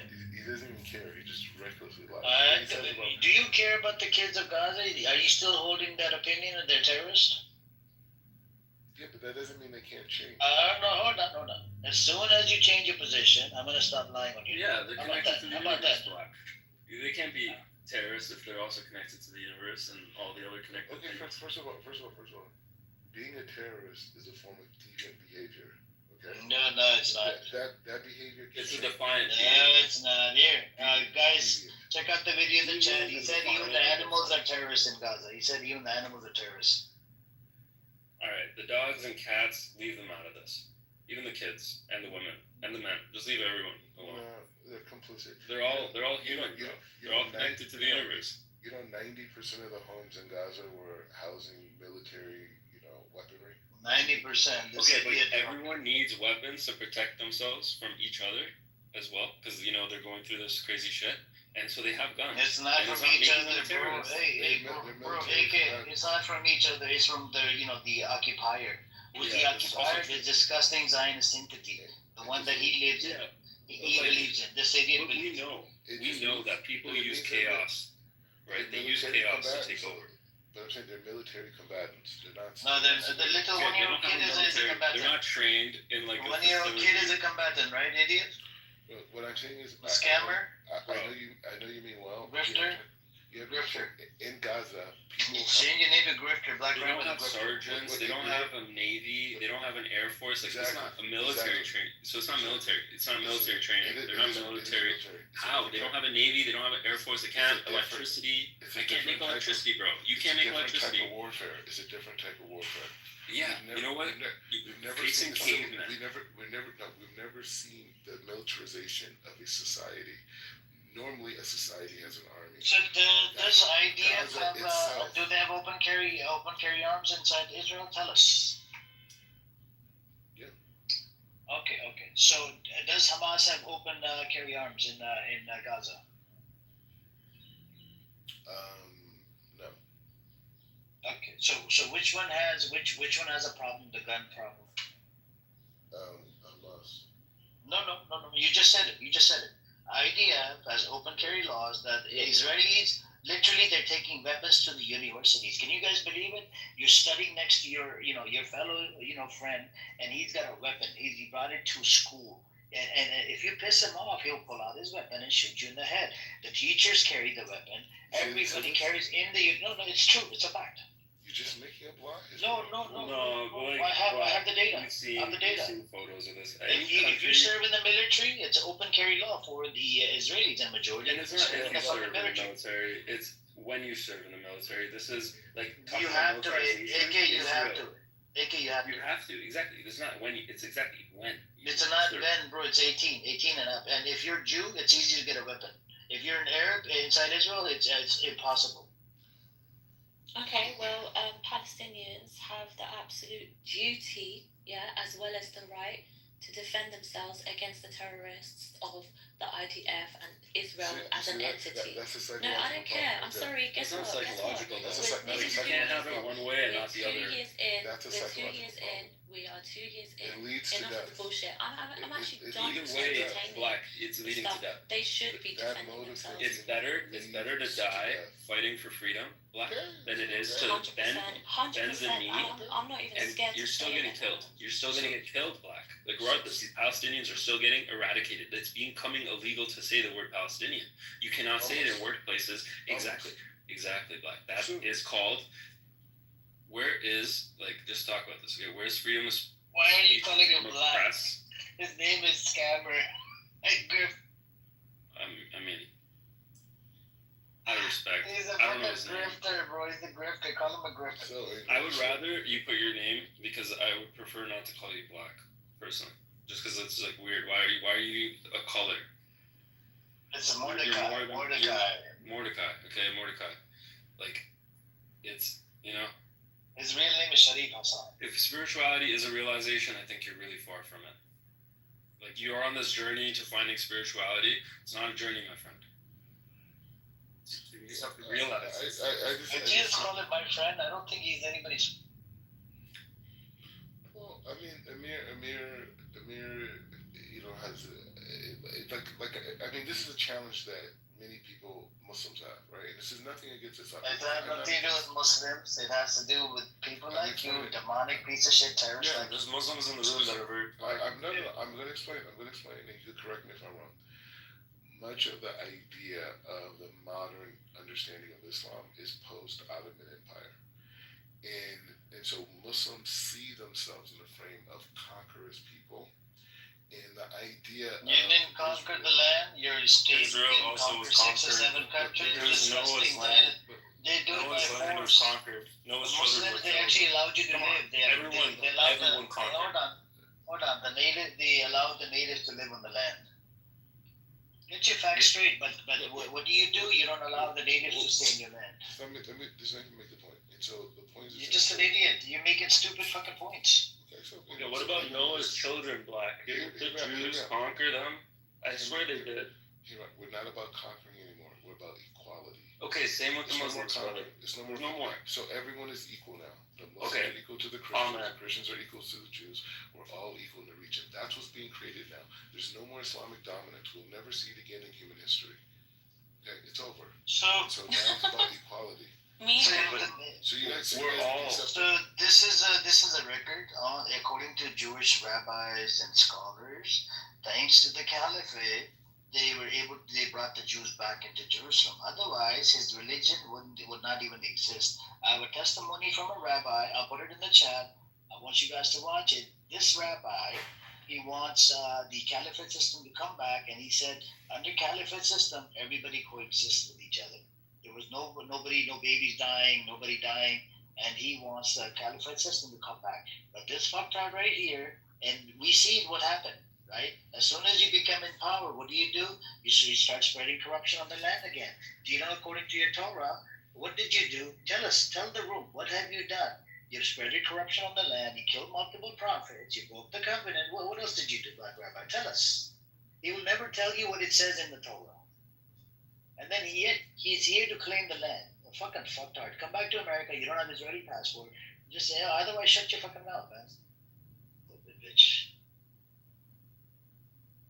Oh yeah, it's cussing that, man. Because you're not a Jew. You did blasphemy in my room. You take care of photo Judaism. You're done. Alas, you're finished. And you're a scammer. You're fraud. We looked into your credentials. It doesn't exist. Yeah, we checked with the Israeli ministry and we checked with the rabbinic school over there and the ministry that does the certification and licenses. You don't even have a fucking license. How are you preaching people? And you probably must have overstayed your visa. That's another thing. There's a fine on this. Damn. You guys are crazy. These guys have made a whole. We have a record on this guy. We checked deep into it. Shut your fucking mouth. Did you know what overstay we're your visa, Rabbi? Please. It's a question.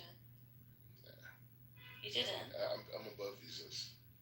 You're above visas. Wow. Hey, Black Rabbi, are you the Messiah? Yeah. Okay, cool. Are you gonna kill the Messiah? I'm gonna be a spokesperson. Would you kill me though, Black? Or I wouldn't kill anybody. alright, we're blessed. Yeah. Like Rabbi, did you eat any kugel today? No. What about the Did you eat any Weetabix? What about the Weetabix today? I have a question, but I don't know if this is appropriate to ask. Are you allowed to smoke weed? If you want to. You're allowed to? Bro, you smoke every day? Yeah, why not? That's sick. Okay. This is a very appealing prospect. Black Rabbi, did you have any gefilte fish or cholet today? No, it'd be kind of weird to have cholet in the morning.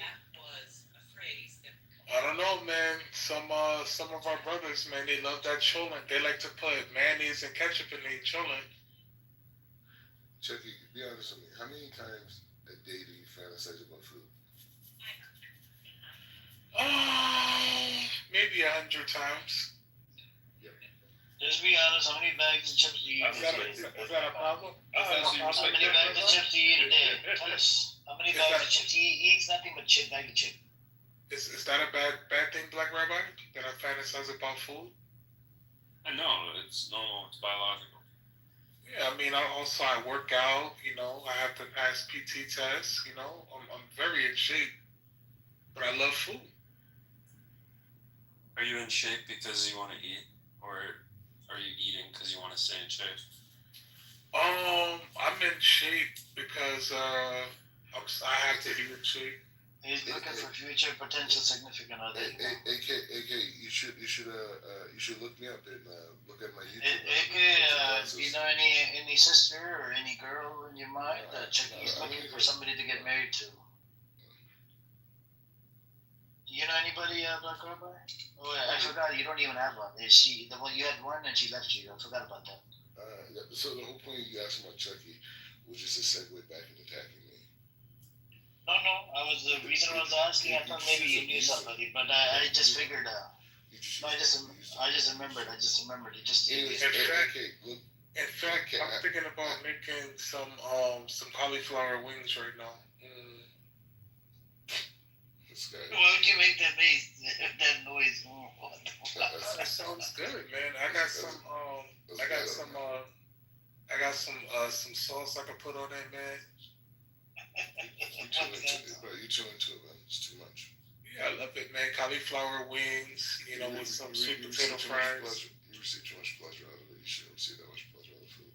I love it, man. And then for Shabbos, I'm gonna make oxtail with some rice and peas. You know? Aw, enjoy. Yeah, thank you, sister. Anyways, Don't let anyone make you feel bad about enjoying things. You know, it's good when people enjoy activities that don't involve killing little children and blowing up their limbs. And it's unfortunate. We don't think our heart breaks, you know, seeing little kids dying, but you know, unfortunately, this is part of the decision that Hamas made for their population. It was an act of war. But you know, sister, Parsha, that's how you say her name? Parisa, you know what I like to do? So for Shabbos, right, I like to make extra food, and then the extra food, I like to pass to the less fortunate, or people that I know that's struggling. That's so nice of you. Black Rabbi, he gives out food to the needy. I think you need to go over there. Where are you, New York, Chucky? No, I'm not in New York. Instead of eating, he's living off chips, so you can maybe live off some healthy food that Chucky gives out, okay? Well, I'm starting to think Israelis hate food on there because, like, you know, the way they destroy those food aid trucks and stuff like that. Maybe that's the reason. Maybe 100%. That's the psychological pathology behind it. Maybe. Do you know what they did, Marissa? They had their kids. They were using their kids as human shield to tell them lay down on the road so that they could stop the trucks from going to Gaza. Can you believe it? Disgusting. They're using their kids as human shield. Fuck them. Honestly, the most disgusting. What are they shielding? What do you mean shielding? From getting to hungry from the food.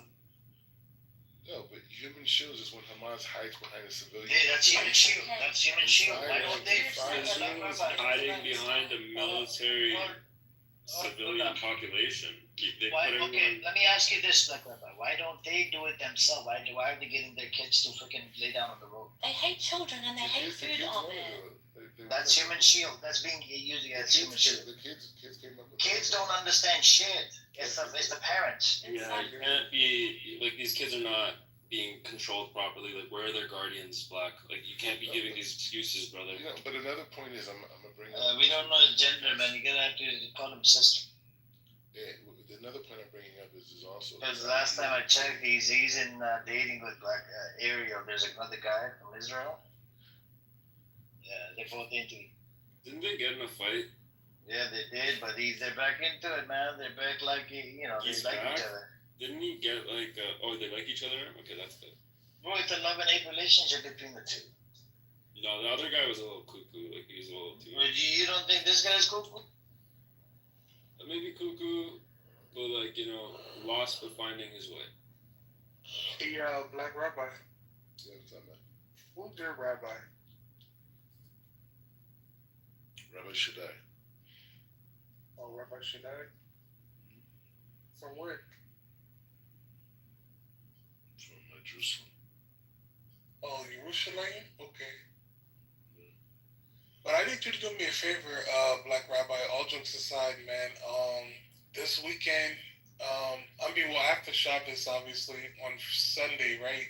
I need you to go to Azza for me. Azza? I need you to go to Azza. I need you to go to Azza for me. I think it's Gaza without the G. It's Gaza. I need you to go to Azza for me. He just saying Azza.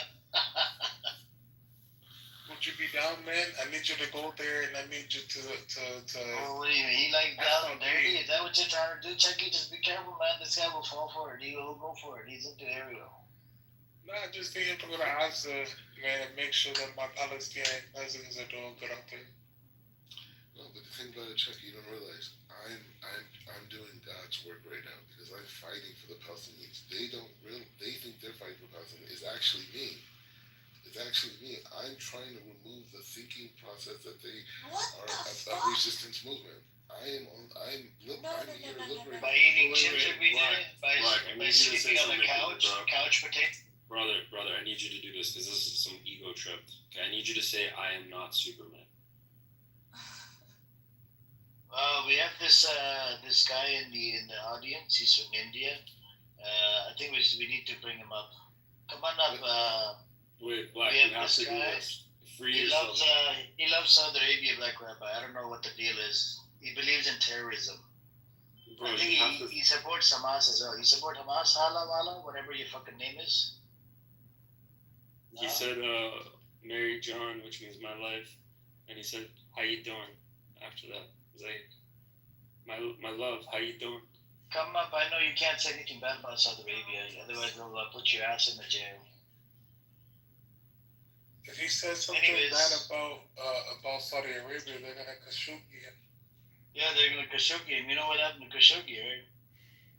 They're gonna trigger the shit out. They're chopping into, God forbid, they'll chop into tiny pieces. Yeah, just don't say anything against the MBS Hala. Anyways, we have Marina here. Welcome, Marina. How you Hello, doing today? sir. I'm alright. Thank you for asking. How are you? I'm doing okay. How you been? Are you good? I guess. I don't really know what's happening here because I can see the Israeli flag over there, but then also everyone here is like, not everyone, but most people are like pro-Palestine. So I'm really confused right now. You're in the neutral space. We debate here with the Zionists and non-Zionists. Are you Zionist? I'm not. Good for you. You're on the right side of history, sister. You're on the right side of history. We give a lot of aid. You're part of the family. Welcome to the family. I'm a very controversial. That's fine. Talk your shit to Black Rabbi. Curse him out. I don't care. Curse him out. He's a fucking bitch. Curse him out. I didn't mean it like that. I mean it But nobody believes in everybody in Gaza is a terrorist. Marina, he believes everyone is a terrorist. Okay, because they are doing what exactly? Just curse him out. Curse him out. Debating, I want to see you curse him out. Curse him out. Curse him out. No. I wouldn't do that. I would never do that. Just I want to have a conversation with him. Okay, good. But you want to watch some videos first? Because this guy was tied up in chains, and then he had a man whoop. No. That's actually, you know what? That makes him have the upper hand. That makes him think that he's superior to us because we're insulting him. We can't do that, Amir. Like that's just very childish and immature. Mr. Black, I guess. Can I have your name? If that's okay. My name is Garina. Mordecai. Mordecai. Mordecai. Yeah. From the Bible, right? Yeah, like Mordecai and Esther. Yeah. All right. Cool. I don't really get your insight. Can you tell me what you're thinking in 3 points? Yeah, the Palestinians that I lived adjacent to here in Jerusalem, really educated me on their challenges. One of which is the fact that they told me all the representation that is presented has nothing to do with them. It's people who've been imposed on them. And they asked me to speak out on their behalf by exposing the lies and the corruption that's being imposed on them by the people who claim to be their leadership. All right, that's the first point. I need 3 points, sir. Second, I live with 2 million beautiful Palestinians every single day that are, define themselves as Israeli Arabs that work in Israel, that are eccentric to the success and the growth and stability of the country, and are amazing, brilliant people. However, in Gaza, in the West Bank, there's a radicalized, militarized civilian population that, in essence, is completely focused on destruction of Israel and even Israeli Arabs that are inside of Israel. And they waged a war on October 7th. Now, the thing is, the entire population in Gaza are military combatants, right, through association. And so when we have to deal with the issue, Israel has no choice but to take all of Gaza and pass it over to the United States to create a freedom zone. So you know that the Everyone, please check out the video in the chat. 3 videos in the chat for you guys. Hang on, AK. Hang on. We have Rena. She's engaging. Let her finish, brother, and then you can speak. But please do watch the videos. I'm promoting his content in the chat. Please do watch it. Yeah. It's a present. Alhamdulillah. All right, amazing. So are you Muslim or are you Muslim? Are you Muslim or are you Muslim? I'm neither, actually. I'm Christian. So You're Christian? That's right. Yeah, it's no problem. Yeah. All right. Yeah. So you don't understand that watching porn and promoting porn is actually haram for a Muslim, right? Am I promoting porn? Did you read it? Rita. You speak Arabic, brother. Hang on. It's not porn. You speak Arabic, brother. It's not porn. Stop lying. Yeah, stop doing that. A worse conversation than it's not porn. You gotta stop trolling. I know you came with the intention of trolling. I know. I'm actually really not. I can tell her troll from miles away. You're a troll. I'm really not interested in engaging in this conversation anymore. You are a horrible Then leave.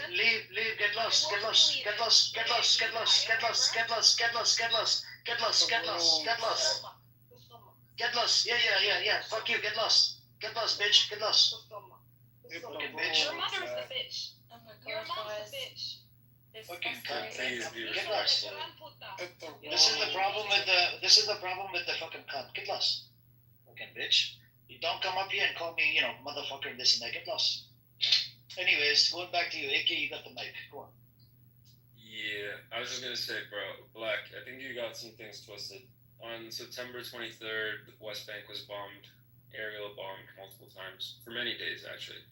I don't think October 7th was the start of the war. You got this twisted, mister. Like I said, we could go back and forth. Don't just say it's the start of the war if you know it's not, though. Like, that's actually, like, propaganda. That's like your brain. For us, it's the start of the war. Okay, but for them, it's been 50 plus years. How do you start the war when you want to, but like you don't recognize that I wouldn't have been able to make electricity there for many, like my whole life pretty much. I've known how to make electricity for majority of my life. Okay, but me making electricity there is hella illegal. Like I can't transmit electricity. I would go to jail for terrorism, and I was just trying to bring people to light. And it's not my problem, bro. It's their problem. Okay, anyone there capable of doing it they can't. Okay, and like I say, it's like me, but it's not about me. And you're not saving anyone. I need you to say I'm not Superman. Can you just say I'm not Superman first? Because you have this ego thing. Don't tell me what to say. Bro, but you're not Superman, and you just said you're trying to save these people, but you're not saving them. You're not in a position to tell me anything.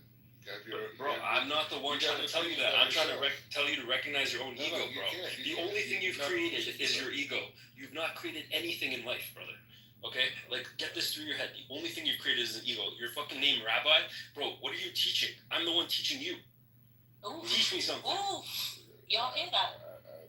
I'm telling you what reality. The reality, I told you the reality. Now you're going to tell me the reality. Okay, let's hear it, brother. I'm teaching you, Rabbi. The reality is that the duplication of what we see in America in terms of the American people is what's going to bring the total correction of humanity. Brother, I will give you the correction to humanity, and it's the plague. Is that good enough? Yeah, that's cool. Okay, mutual destruction. As the wills of the American Okay, people. so if I come here with the truth, and you feed me the plague, am I not propagating that plague further by allowing this? I'm going to give you the cure. Okay, I'm not going to sell you an illusion. I'm not here to sell you another illusion like your rabbis or your masters or whatever. I don't know. I don't care. Okay? I am not here to sell you an illusion.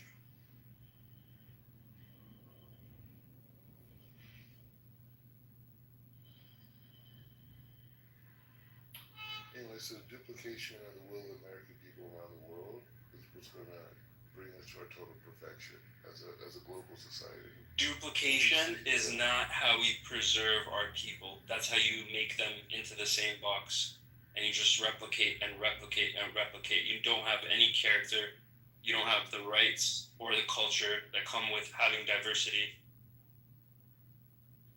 America produces people like me, and people like me like. Oh my That's God. your ego, bro. What have you created? Wow. The only thing you've created is your ego, and you won't even recognize that you're not Superman. Like, you think you're saving Palestinians. That's a fall. Like, that's a flaw, bro. You're not saving anyone. I'm not saving anyone. I'd go as far as to say he's probably more detrimental to the cause, yeah, because with a name like Black Rabbi, yeah, and your story, okay, you're gonna get eyes and ears on you, okay, just for that alone, okay. You could be using that to actually promote, people to stop killing kids, but instead you're saying, oh, it's a psychological issue. They need to be. What is it that you're proposing? Like re-education camps? Like what? What is it that you want? The thing about it is a great point. So the beauty of what I've been able to witness. Don't call it. Speak about it objectively. We don't need the descriptions of what you did. It's not like you're not going to give something profound right now. I just want to know what you're actually thinking. It's not going to be profound. I just want to say my point back at it. The point is saying that the great thing about living in Israel for the last 9 years is being able to see the integration process from Arab to modernization, right? And so the thinking process that you see in proper Israel amongst the Palestinians, many of those people maybe just a generation or 2 generations ago may have been fighting Israel, right? But through adaptation, right, through education, through opportunity, those, meaningless causes that, exist in certain crevices of Arab society, become exactly just that to them, right? So I think that I have complete confidence of the modernization of the region. Do you not see how inherently racist that is? Oh, sorry. Please, if you want, I just wanted to point out that how racist this line of talking is. Yeah, like Absolutely, that's what I was about to say. Please go on, please. Look, I really don't understand when you support an ethno-supremacist state, first of all, and you sit here and talk about the integration of Arabs into Israeli, led state. We all know it's tailor-made integration. Black Rabbi. First of all, the name Black Rabbi they look down on people who have dark skin. First of all, you should know that majority of them are Ashkenazi Jews from Europe. They are taught from a very young age to look down on bro, you got your script. You're reading your script. We heard your script. Second of all, you're showing me you don't have independent thought. The You're showing me you don't have integration, independent thought. the integration you're talking about is tailor-made to cater to the Israeli politics. The Arab opportunities you talk about, we're giving them opportunity because you might be able to fool a regular American, but people who have been there, known it, you won't be, because even the Israeli parliament as a system of seats, they don't want within their Jewish communities, they have supremacies, they have hierarchy systems where majority are Ashkenazis. They don't want the Sephardic, the Mizrahi Jews coming into power. They want that to be limited, and that's a reason why these Arabs are being fed and being in these parliament seats. One thing. That is the exact reason. But why do we have to listen to this? Are you educating us or something? Like, what Absolutely, he's got a point. If you're uneducated, then I'm very sorry. What is he saying? And second of all, he wasn't making it a racial. He wasn't making a racial issue. No, yeah, he wasn't it is making a racial issue. No, it's not. No, it's not. You think I'm primitive? I've seen videos of black people being spit on, Christians being spit on in Israel. So you think I identify my interest in the world based on? I forgot to tell you guys, he doesn't think he's black. He's according to his Twitter tweet. I'll put the link in the chat for you guys. He thinks he's white. That context would have been very helpful 20 minutes ago. I never said that. I got everything on this idiot. Everything. The point oh my God! Can you laugh for me? Can you laugh? No, this so-called black rabbi. The point is, you're trying to portray a non-existent reality of Israel. That's what you're trying to portray. I keep, if you heard me talk, I've not spoken about Israel at all. I've been talking about America. It's very limited. How many that they already the Dati and the Masorti have? They put the Arabs there, so these other Jews, actually Jewish land, don't want power there. They want them to have enough power. So they portray this very secular Jewish ideology. Believe me, the moment Israel achieve the Greater Israel Project, you will see how they treat the Arabs. I'll write it down. I'll sign it for you if you want me to. Thank you, Eric. You have low IQ. Low IQ. What are you talking about? Once again, he's ego. He's giving you facts. Control your ego. He's low IQ. Control your ego, bro. See, black rabbi. It's because what you say is beyond your level of comprehension. Right? You are trying to prove my point. You know, usually in debate, when the moment you attack someone's IQ, you attack someone's background, you attack someone's, physical appearance, you attack someone's personal background, that is a moment you know that person have nothing other than personal attacks to use as a counter argument. That says a lot about you and your character and your IQ. So if you have something factual, you can go ahead. Otherwise, stay on mute. That actually proves that you lost the argument when it goes afterwards. No, some things are so dumb they don't deserve a response to. I'm saying if someone okay, so I feel the same way about you. Oh no! Oh my God! This is so childish. What you say about me is what I feel about you. What's that stupid thing that kids have? Why are you always nasally? You know what? You need to change I'm your not diet. nasally. Change your diet. Change your diet. Change your diet. Change my diet. Change your diet. Change my It's diet. giving you mucus. It's giving you mucus. No, I It's have giving you allergies. mucus. No, it's This giving you is, mucus. you It's your stop diet. to act like a It's your toddler. diet. It's your diet. It's your diet. You live in It's your diet. Jerusalem. They're It's all your diet. fucking nasally by birth. It's your I'm not diet. gonna change my diet. All you do It's is your eat diet. chips all day. It's your diet. And you can't listen. You're Stop eating wheat. Stop eating wheat. Stop eating wheat. Stop eating wheat. Stop eating wheat. Oh my God, Wheat. Dad. Weirdo. Wheat. You are Gluten-free. making your own side very weak, Black Rabbi. Gluten-free. At the moment, you're acting like a toddler throwing a tantrum. God forbid someone has some severe allergies over here. No. It's your diet. It's your diet. Absolutely. When your views and challenge, you have nothing but personal attacks. She just started attacking me. So what do you care about? Like I told you, Because she's nasally. She's nasally. People hate food and they hate children. She's nasally. They hate First of food. all, They Black hate children. Black Rabbi, you sound like you have a double chin from the way you're talking with you. Triple. Yeah, my goodness me. Probably that forehead is almost a diamond. Anyways, the point is, this isn't about Israel. This is about the will of the American people. And we want to spread that will, and we want to see more societies exactly like Colonial America. talk coming Yes, from it's a true. guy called Black Rabbi. Yes. And the thing about it, we have to What stop. is the American people? Explain to me what is American people. No, I said the will of the American people. What is that? Who are they? So the will of the American people is the mechanism that propels American society forward in terms of living up. America is hardly a society, first of all. Okay, just let me finish. That motivates the American people to constantly strive for higher levels of moral ethics, of justice, of equality. And so we struggle. We've seen of course. Western ethics and morality. America- Okay? Like you're And showcasing also, it very the well. American Get the society fuck in out of America, Africa. we're Get the talking fuck about out of bills. Asia, man. No, Get the Yeah. fuck out of Asia. Get the fuck out of Africa. Absolutely. It's about world. It's Oh my about God. dominance. American dominance. American dominance What's is American exploitation of dominance? the resources all around the Your world. country was built on war. That's my What campaign. kind of That's my campaign slogan, by the way. peace are you talking about? I'm saying my campaign slogan. You know why this talks about American society and American will is being, marketed much more nowadays because you're losing the grip over the world. People don't give a rat's ass about you anymore. And that's what the problem is.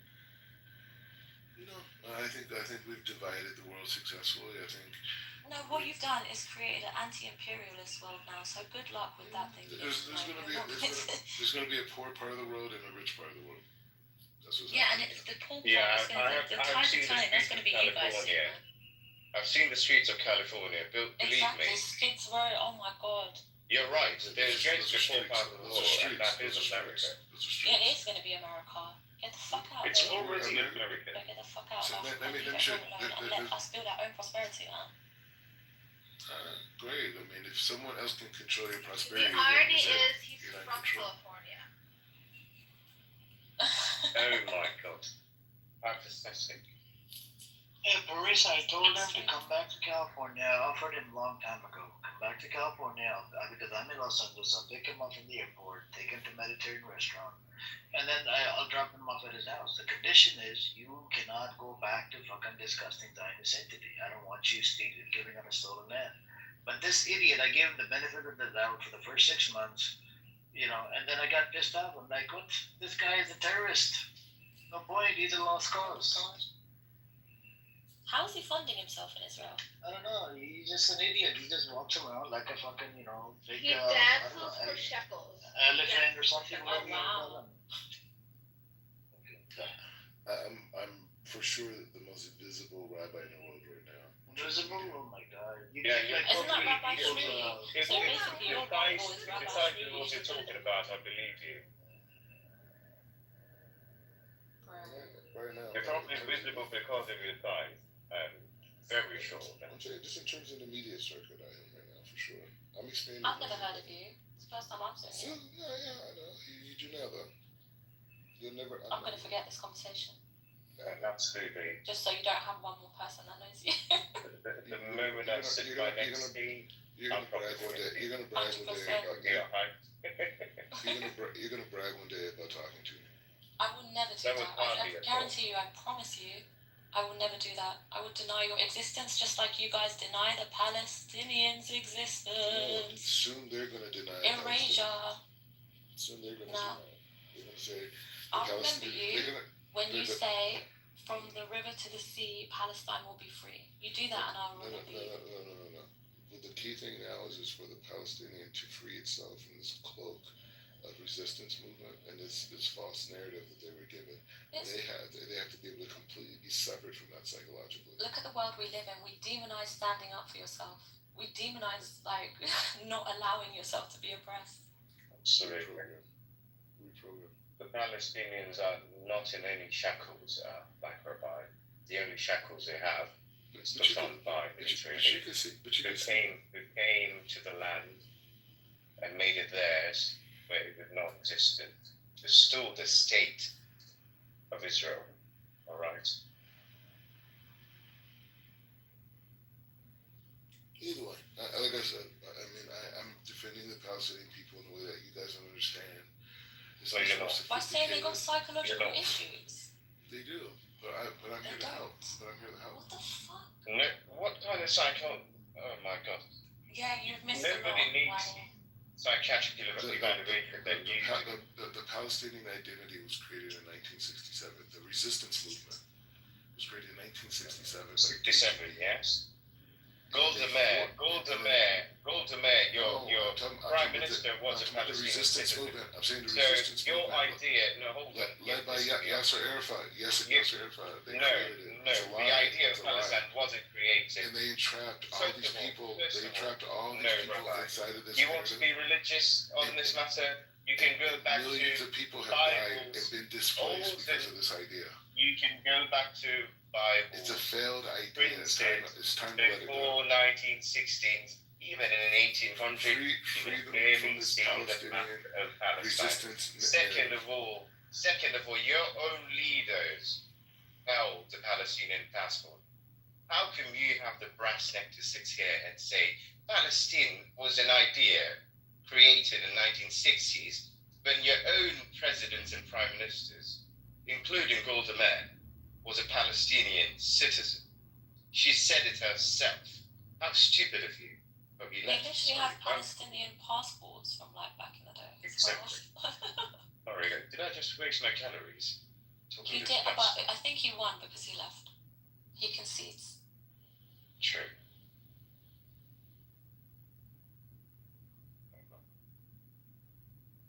Alright, so we all raised our blood pressure a little bit this morning.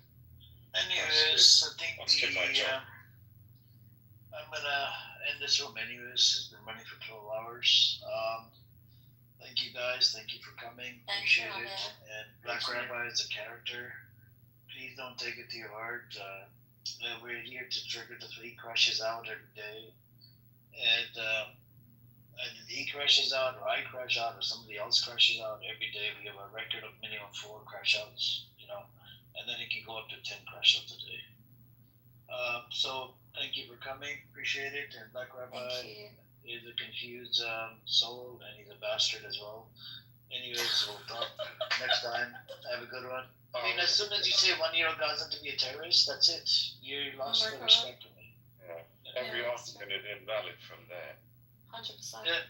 And then he said the Prophet Moses needs to be killed or shoot in the head. That's blasphemous right there, he's no longer a Jew. It's also a very weird thing to say. Yeah, it is. And it's about your own religion, And but anyways, I'm gonna close the room. I'll open a fresh one in the next 7 to 8 hours when I wake up. Sounds good. Take care, guys, and everybody if you're sick, don't trouble your mother. Like they said in Big Boss, don't trouble your mother, and don't be a troublemaker on the side like that other girl that was in here. And she started calling me Shamuta. So have a good one. Take care, guys. Alright, take care. That's how it works. Once you kind of learn how to operate inside the system, there are ways you can kind of tip the scales a little bit. Like you can kind of tip the scales, but they're going to take advantage of people, but you kind of can't even blame them, I guess, because if we don't pay our mortgage, they're on the hook for it. They don't want to own any fucking houses, but like they don't. They really don't. But they're on the hook for it, right? Like they would be on the hook for that shit. So and they can even set. It is, and here's like no.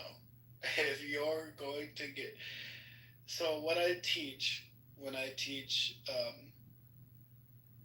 community education about mortgages is you're supposed to get, when you apply for a loan, you're supposed to get what's called the loan estimate. And that is just like going to a car mechanic. Hey man, my brakes are out. The mechanic will say, all right, you got this car. It'll cost $300. That's your loan estimate for that loan. It is illegal to increase any of those costs without a valid reason. So you should take that loan estimate. You should go shop. Even if you go to that mechanic, $300. All right. Well, that's not bad. Let me go ask around. I'll be right back. Go around, ask other mechanics. Same thing with a loan estimate. The thing with a loan estimate on your mortgage is it's good for 10 days. That lender cannot fuck with that estimate for 10 days. They can't. If they do, you should call them out. Nothing has changed. I just applied for a loan. Nothing has changed in these 10 days. Because what they will do is they'll be hound dogs in that 10 days and try to get you to assign what's called an intent to proceed. An intent to proceed means you agree with the loan estimate, just like a mechanic. You go around and you're like, hey man, $300, that's the best price. Please take my car in. That's kind of an intent, right? But in mortgages, you actually have to sign it. You have to sign an intent to proceed. You sign that, that means the lender is on the hook for giving you the deal that they estimated to you. Unless something changes that is tangible. And then they have to disclose that to you as well. So keep in mind, I think mortgages are hard. Everybody who does a mortgage is like, we're just hanging on. We're just on for the ride. I hope it ends with what we said, but I really don't know. There's so much shit happening, appraisals, all this shit. It's so much shit. The truth is, you have to treat it just like a fucking haircut, and just like fucking going to a mechanic. If you don't estimate what you put on that initial, you have to explain it to me. Well, you better, go ahead, Ashton. You better treat it like a contract for real, because people can get over on you. We teach people, treat it like something that your life depends on. Literally in a mortgage, not to say your life depends on it, but it depends on things being done maybe right and that kind of stuff. And you can't mess around with mortgages and those kinds of things. Even during the housing issues and collapses, a lot of people were in these kind of swing mortgages and that kind of stuff, non-fixed rate mortgages and those kinds of things. So I just hope that the general public can be more informed. We try to, get attorneys and other folks here at our church that are familiar with mortgages and those kinds of things. So, and working alongside the city and the housing folks and those things. So we try to work with the tenants union and other unions to help people understand their rights when it comes to owning a home and even staying in an apartment. So we try to have wraparound services. But yes, you should get all estimates, whether that's a car, right, or a home. You should get both of those documents, kind of like a Kelly Blue Book. Even they got stuff about it. So you get those documents and put them together. So if there's damage to a home, you go down the records and ask for certain inspections and all these other things, so you don't end up moving into a hot mess. So there are things that I require before I ever get a home. And a lot of that has to deal with the inspection and structural integrity and all that. So I don't move into something because somebody says that it's good. I go down there and get certificates and other things related to the law when I look at wanting to get a home. If some of that stuff is not presented, I don't sign up for a home that says, well, we don't have to inspect it, but we'll give you a cheaper rate. Well, no, because then I'd probably be stuck with a foundation issue. So don't just people say. So just go on and do your due diligence. That way you're not left with a heartbreak. Hope that's good advice. That's crazy. Hell yeah. Never listen to when you get that loan estimate from a lender, you should be like, I'm shopping, bitch. Because my lender, we're boutique. My bankers charge $102 on their sale, higher origination charges. They will hound you to sign that intent to proceed. But the purpose of that loan estimate is to give you an estimate that you can go shop with for 10 days. with everybody else, Chase, PNC, fucking Wells Fargo. You're supposed to take that estimate and go, here's what this bank did. Can you do better? 10 days? No one knows that. Nobody knows that. Wait, it went to, I thought it was, because that's interesting. I thought it was 30 days. They only give you 10 days. Whoa, that's after you actually apply, right? So 30 days is ECOA. Well, 30 days to give you a decision. That's a little different than the Truth in Lending Act. So if you go to this bank and you say, I'm applying with you, here's my information, my name, the estimated value of the property, my income, my social security number, and one other piece. I think it's can't remember. If you give them 6 pieces of information, you triggered the TRID application date. They have to give you a loan estimate within 3 days. That loan estimate has a 10-day shopping period. You're supposed to take that estimate. It's a 3-page estimate. Has all the closing costs, has all the origination charges. You're supposed to go around and say, hey, other banks, can you do this too? They'll pull your credit, which is fine because it's within 30 days. And all the credit bureaus know that's not a new inquiry because you're shopping for a mortgage loan. You find a better deal, you're supposed to say, all right, I'm going to apply with you. And then I'm going to get a new loan estimate in another 10 days. I can go shop again. So that's what it's supposed to be, but consumers have no idea about it because a mortgage is such a big thing that they think the first person they apply with has to be the person that they go with. It's a huge power dynamic. Or they end up becoming self-employed and go you can't just jump on the first thing you see, even in the car business. You can't just go with the first estimate of getting a vehicle. I don't understand that kind of thinking. We don't even say that at the church. We actually tell people, no, multiple opinions before you sign a document. The general public's got to know that, man. Maybe we need to expand the classes or something. I don't know. I don't. I tell you, that's the biggest thing in my classes. In my classes, I say, you just got a loan estimate. What does that mean? That's my bank. I'm going to get a loan from them. And I'm like, no. That's your shopping certificate. You're supposed to take that to every other lender that you can get in within 10 days, and you're supposed to get the same thing from them and compare it. My bank is expensive, but we can do things that other banks can't. We have a large portfolio. So if you don't make enough money, but we think so. You know what's great? We did a bunch of I-10 loans. As you know, I-10 numbers are for people who don't have social security numbers, but they are legal citizens. Or not. I mean, I don't even know. I think they're temporary citizens or whatever.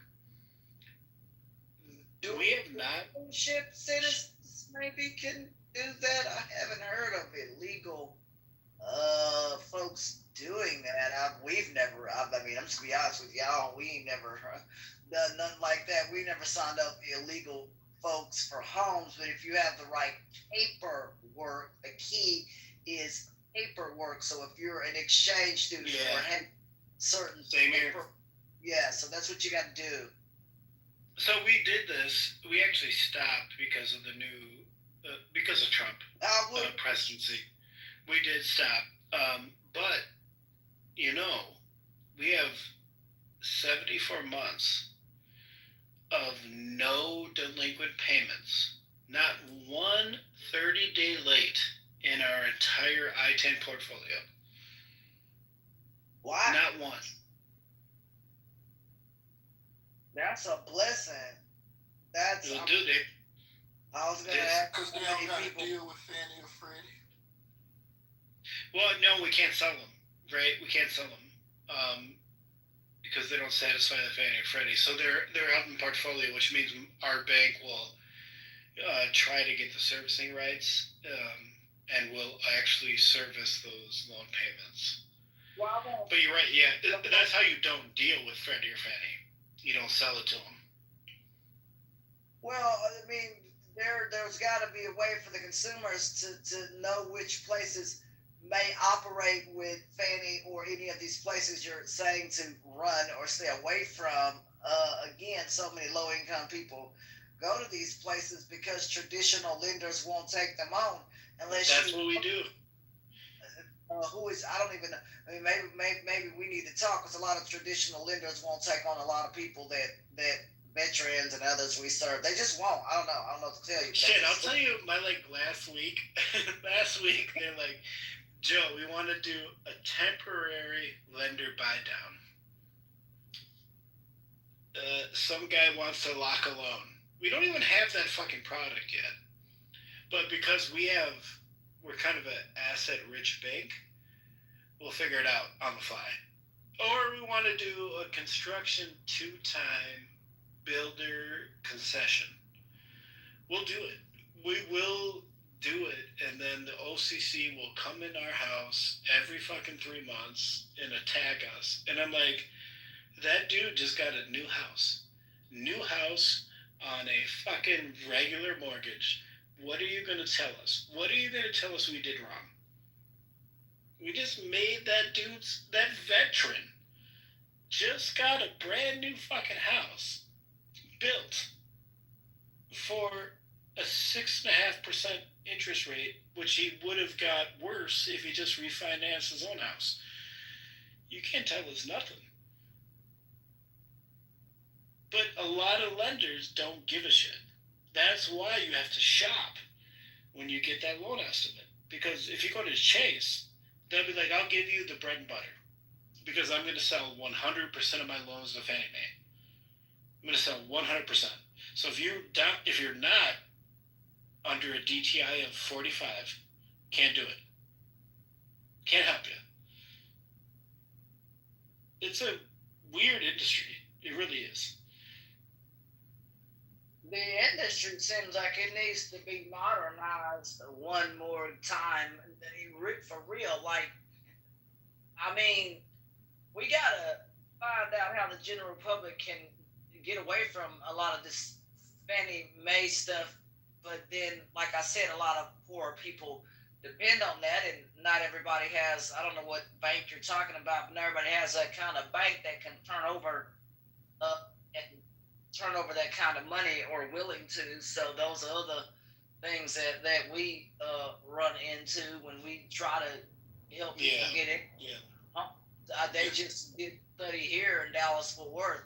It's been very difficult for some of the poorest people to get a home because a lot of those banks have said that they just don't want to take that on right now, and there's just nothing that we can do about it as a church. It ain't just about writing some letter or I don't know, enticing them with we can't. Or like crowdsourcing a down payment.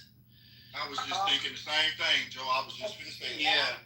We have an endowment that that people we've used maybe crowdsourcing through the church things like that, but we've got to figure out around the country how to make this stuff more pliable and flexible for people to get on it and have better interest rates. Nobody wants to pay 6 and whatever percentage. That's still not high because there were times it was higher than that. But I do like the 3% if folks were able to lock that in. But right now, rates are unfortunately not at percent right now. So that's the biggest thing we need to. The fine print is what's killing the masses. Hell yeah.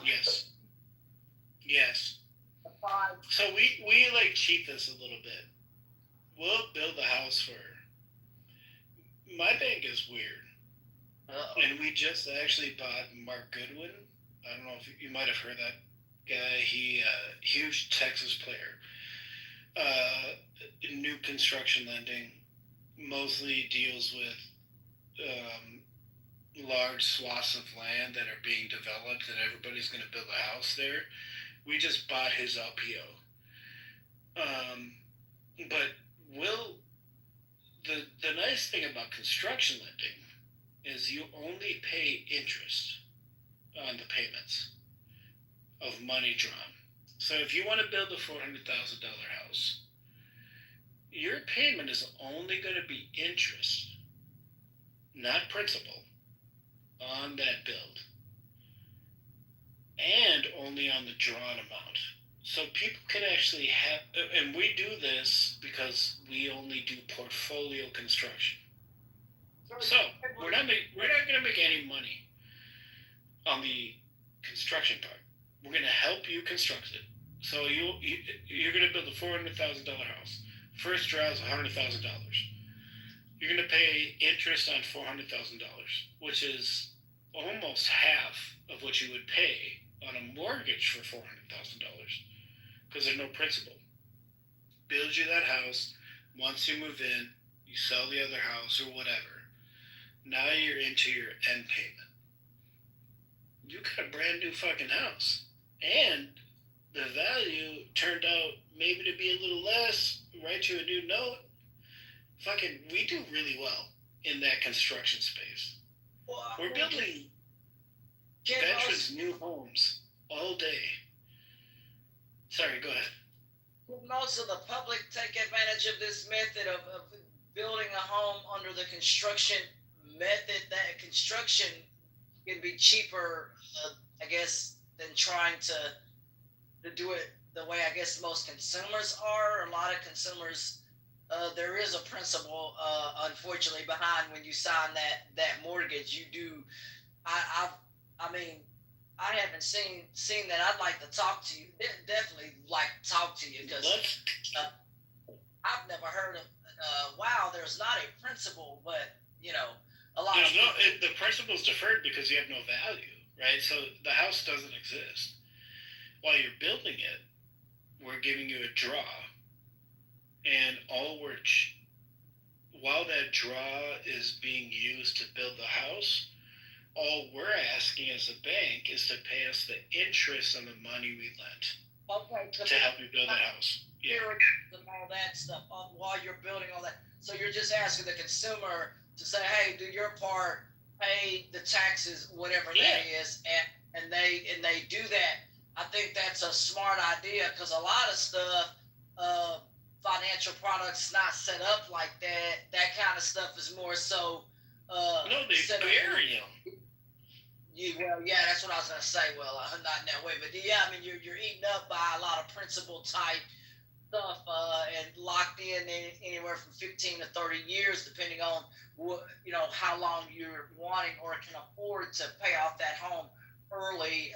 If you can pay it off in 15 years or whatever, great.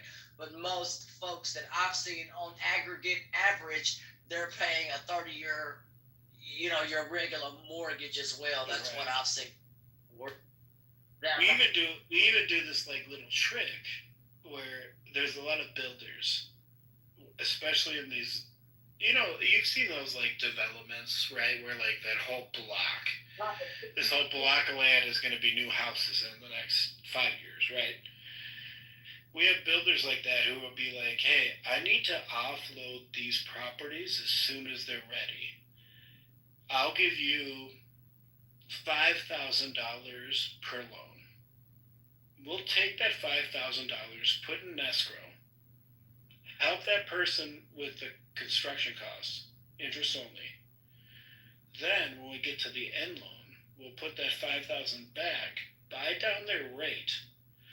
Then they're in a brand new fucking home with almost 0.675 or like 50 basis points lower than market rate. So they're in a brand new home in a rate that they can't even get on the purchase market. That's what we do. But that's the market that people know, though, is that market, the purchase market. That's the market that people go to when they're trying to get a home. Most of the public doesn't know about this stuff. This offshoot, that's what I'm gonna call it, stuff. But the builder needs to get rid of the property. They need to. I understand that, but so they're putting in the money. they're putting in that 5,000. We'll apply it to the interest rate on the end loan. Okay. We'll buy it down. We'll buy it down from the builder.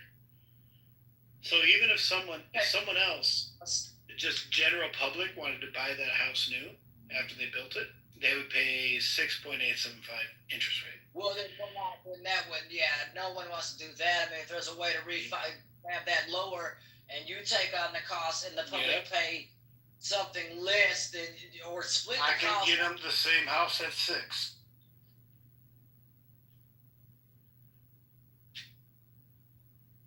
And they're veterans.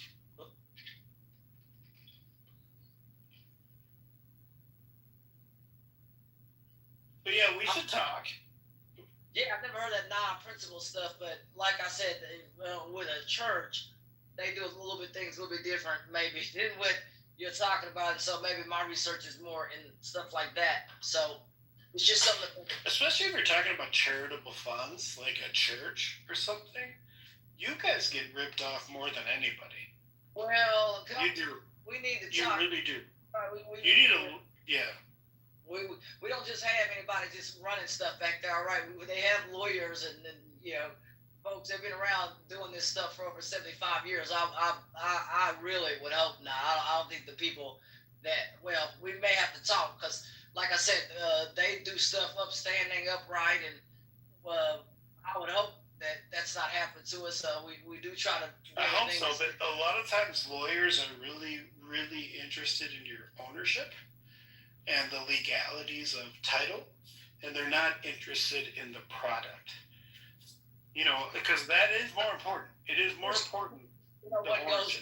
That's why those lawyers are in place. I don't know about all the other stuff, but they're in place to make sure that stuff is legal, ethical, and under the law. All the other stuff we do need to talk, but everything else, they're like, we are here to make sure that we continue to stay in business for another 75 years. Their job is to keep stuff following the laws. I don't know about necessarily products. They want to make sure those products meet the law and those kinds of things, and that the products aren't getting over on people or something illegal. That's what I can tell you. But some of the other back end stuff, we'll have to talk, because there may be a way to, even for me, as my folks were telling me, well, you should get a home, if you're accredited to this. And so, I never really thought about it, because I don't want to be fixing stuff. I'm not going to be doing all that. So that's why I haven't. But that may be something to talk about too, and may be able to get a home at a better rate than going through, some other lenders that are local around here. Who knows? But that's all open now to talk about, because you may have a point. We may be paying things that we shouldn't have to. You should not. The lawyers aren't going to tell you you've got the best deal. They're just going to protect you on your deal.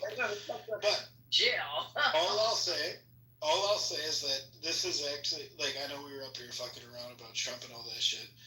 My actual passion, and I'm a unicorn.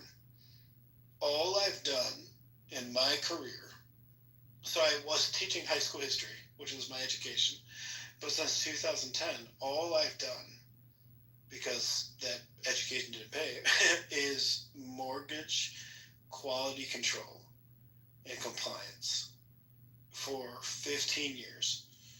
That's it. That's all I do. And I do this every day. So, I'm a resource for anybody who wants to ask any question, even though this may not be the room for it. I just want to put that out there. But it's informative, because there aren't very many people like you. Like I said with stuff, I don't sign nothing without it going through a lawyer or somebody to look at. Because lawyer, they're not out there to say, hi, there's a best deal on a car up the street. That's not what they are. I don't know where you go and find that. I don't know, but a lawyer ain't it. Their job is to make sure that paperwork complies with all state and federal regulation. So I routinely fight with lawyers because their scope is different. They're not worried. Lawyers are not worried about the best deal for you. They're worried about the protection of the deal you agree to. Yeah, they don't want you. Very big difference. very big difference. If you agree to you could agree to the worst deal. The lawyer is just going to ensure the protections of that deal that you agree to. Well, they will probably make sure to go through it and you go through it. Don't just depend on him to make sure it's not a bad deal. If there's a right in there, he said highlight it. Tell me if you don't like something. Like I told somebody with a credit card company, I said, hello, hi. I'm not paying 31% APR on the dollar to borrow money from you guys. He was like, well, other consumers. I'm not other consumers. It's the same thing as the tires. If you let's say you have this lawyer, it's like, I got your back, give me everything, and this is like the loan estimate with mortgages. You take him 2 of these deals. One of them, the tires are worth $600. The other one, the tires are worth $300. The lawyer looks at those and tells you you're equally protected on both. It's still up to you to decide if the 600 or the 300 is better. That's what lawyers do.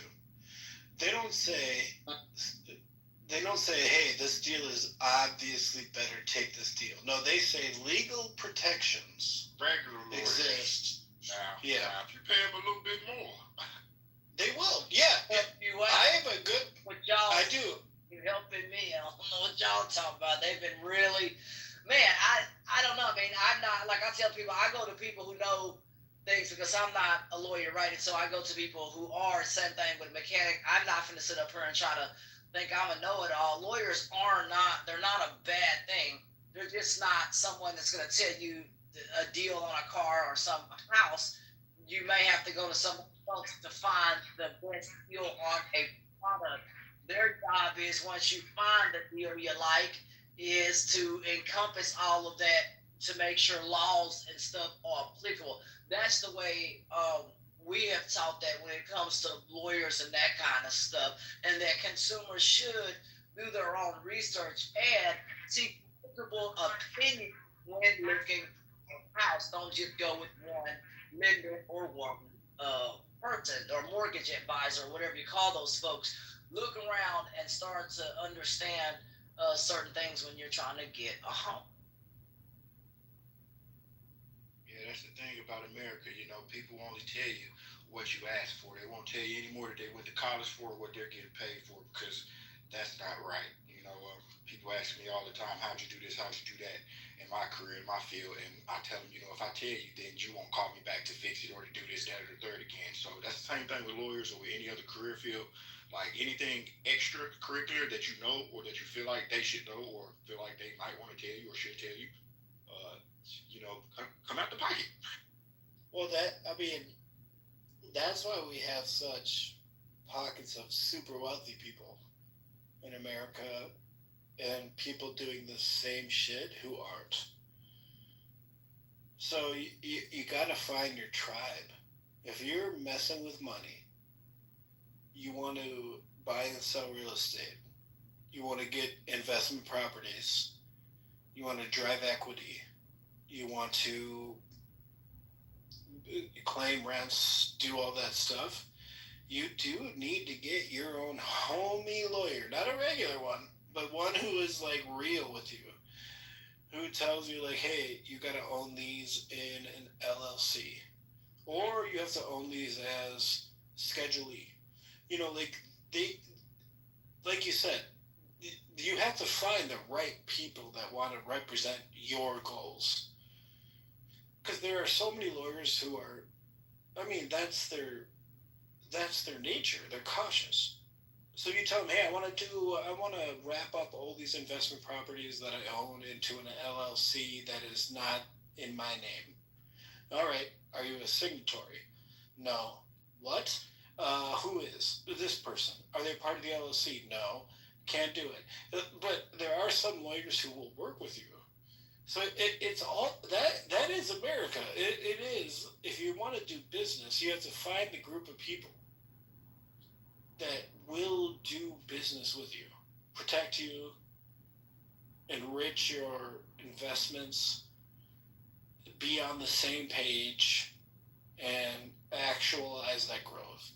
So we have this problem right now in our bank. We have a large New York office that is, primarily Jewish. They only want to use Jewish appraisers, Jewish loan officers.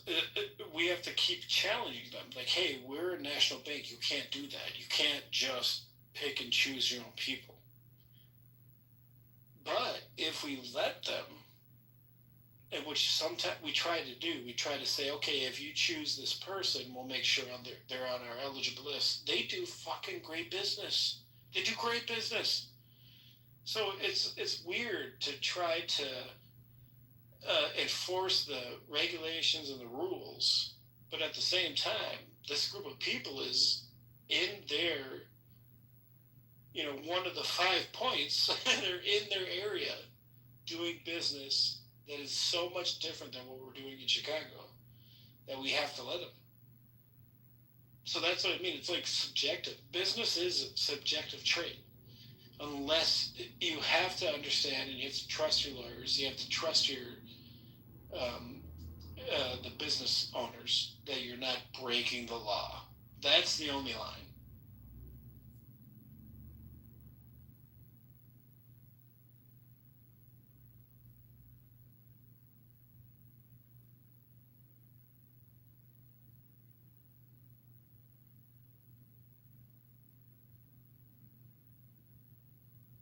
Got a big audience. Any questions about mortgages or money lending that I may be able to answer?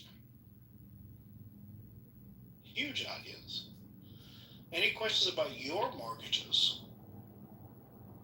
Escrow statements? You ever get those fucking horrible notices that your escrow account is short?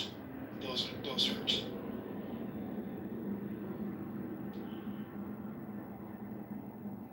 Your mortgage payment is going to increase by $100 for the next 12 months. So I got a question, right? So like, if you've been in mortgage QC and compliance since 2010, right? Do you ever feel like you're less an auditor and more like the FBI agent in a bad Netflix series?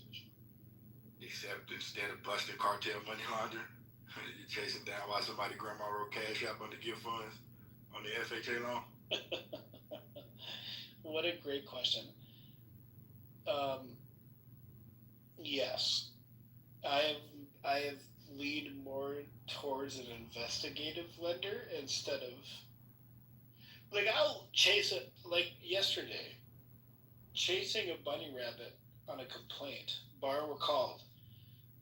I never applied with you. Why'd you pull my credit? Turned into like fucking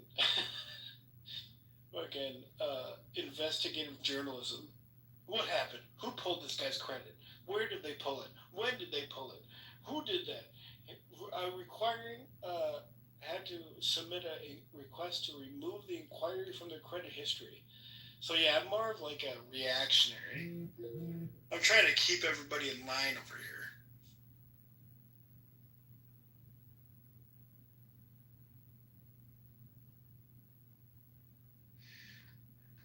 Jermaine's got a question. Where's Jermaine?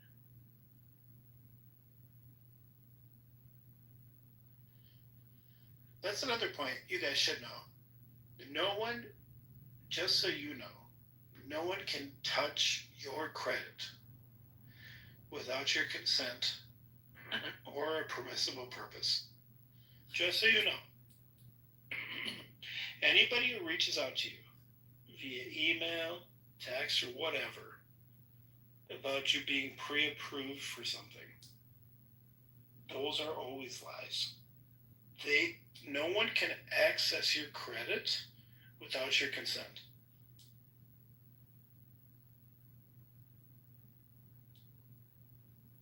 That's a great question. The most common and critical compliance issue we're seeing is occupancy misrepresentation. Right now, in the industry as a whole, and this is from the 2008 bubble, so many applicants are working with their banker and lying about their occupancy because it is much easier to get financing for a primary house. If you're a new homeowner or you're going to purchase your own house or you're going to move from one place to another and you're looking to refinance your primary residence or purchase a new primary residence, the underwriting criteria are less because it is assumed that you are more willing to sacrifice to keep your home, the home you live in.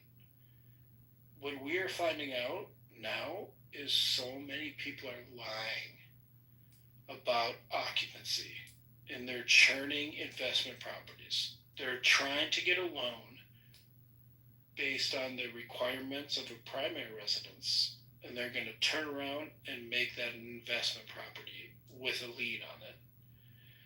So that's the most common compliance issue. The other one is I-10 numbers with Social Security numbers. So we do I-10 loans, which is very risky.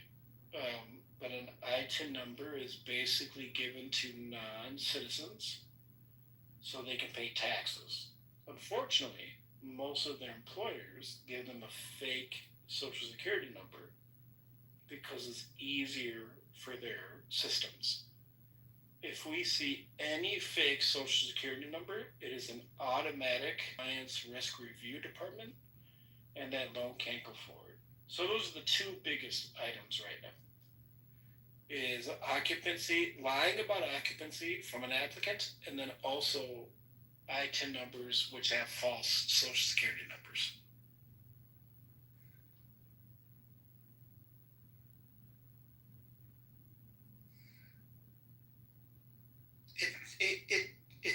It doesn't.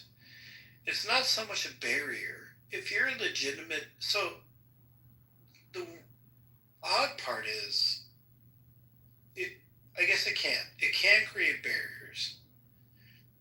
But I've always challenged that if there is an individual who is making enough, like the occupancy situation is so odd because usually they have several, 1, 2, 3 rental income properties, and I can't tell if it's just lazy for bankers or the numbers just don't benefit them enough.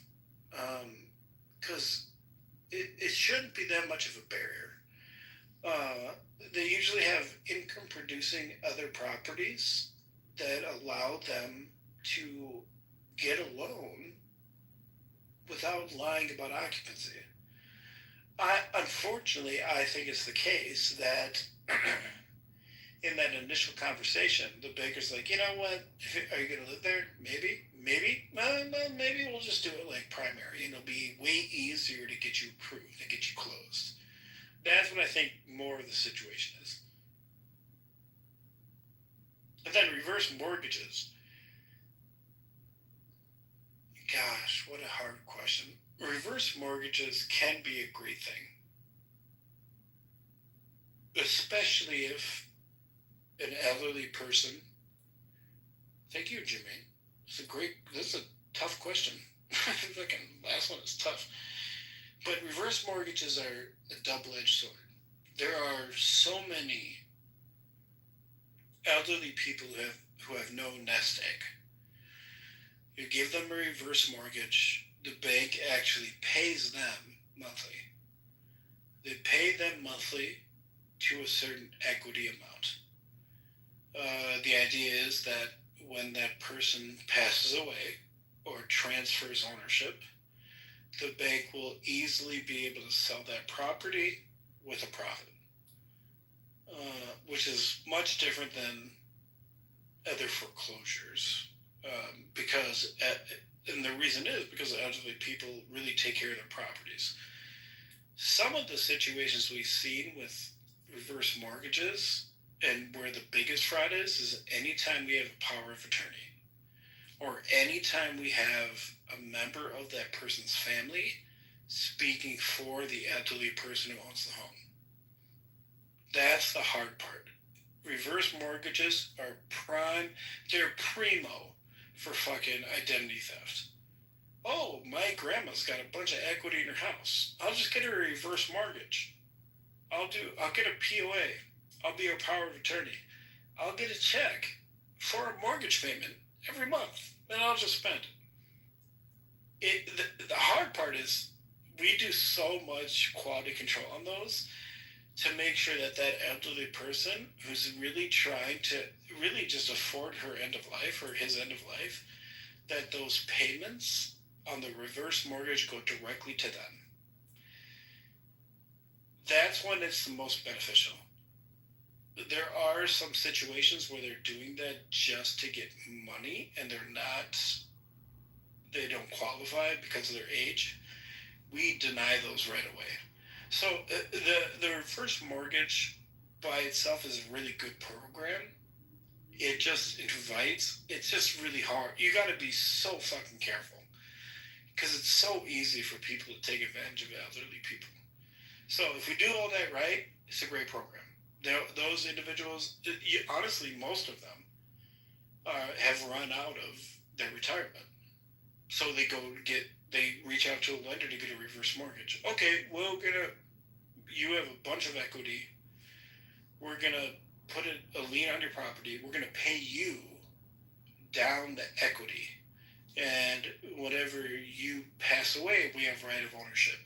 And it ends up being their living wage. They get, anywhere from $900 to $3,000 a month. It subsidizes their nest egg. So if you do it right, it's a great program. It's just really easy to hurt elderly if you do it wrong.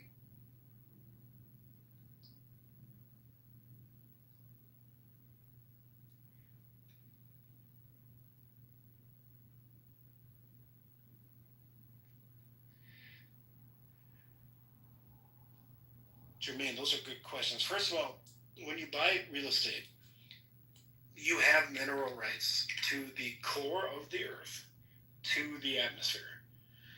So you don't have to, let's talk about that first. You can't retroactively obtain mineral rights because, and this is one of the coolest things I've learned, is if you buy a piece of real estate, you actually own it in a cone, all the way to the center of the earth, all the way to the atmosphere. And you have agreed upon encumbrances by air traffic control to fly through your space. It's actually all documented. So you don't have to retroactively obtain mineral rights. You have to look at your note and your mortgage. If you've already purchased that land, it would be very rare that you would not have mineral rights. It'd be very rare. If you want me to look at it, definitely will do.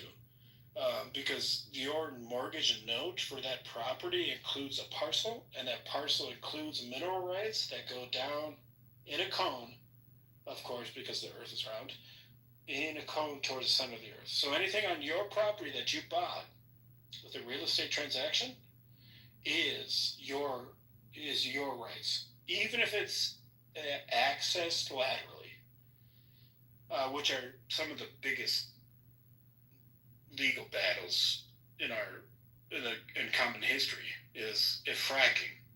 Can you frack laterally? No, you can't. You can't infringe on property that is owned by an individual. You cannot draw out mineral rights that are owned by real estate. So yes, you don't have to retroactively obtain mineral rights. They should be included with your note and your security instrument. For the red flags for ITIN fraud, it's really hard because it's not really ITIN fraud, right? These individuals have an ITIN number. What really happens is their employer, because they use Paylocity or ADP, it's just easier for them to fake a social security number to get taxes paid and to pay their people.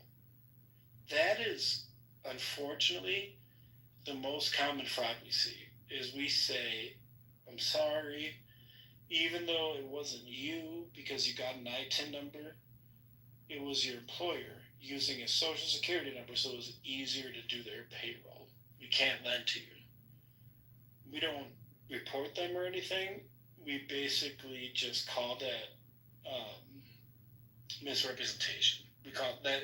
That's really the basic thing we do, and say we can't give you the money, we can't lend to you because there's evidence that you used a social security number that you weren't attributed. Your mortgage says mineral rights aren't included in property purchase. That's weird because your mortgage is actually. So there's two things. Your note ties you to the debt. Your mortgage ties you to the land. I don't know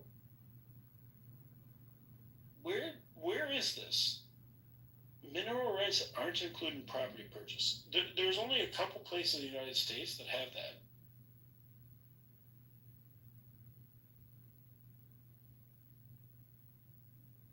Pennsylvania? No fucking way. And Michigan? No way.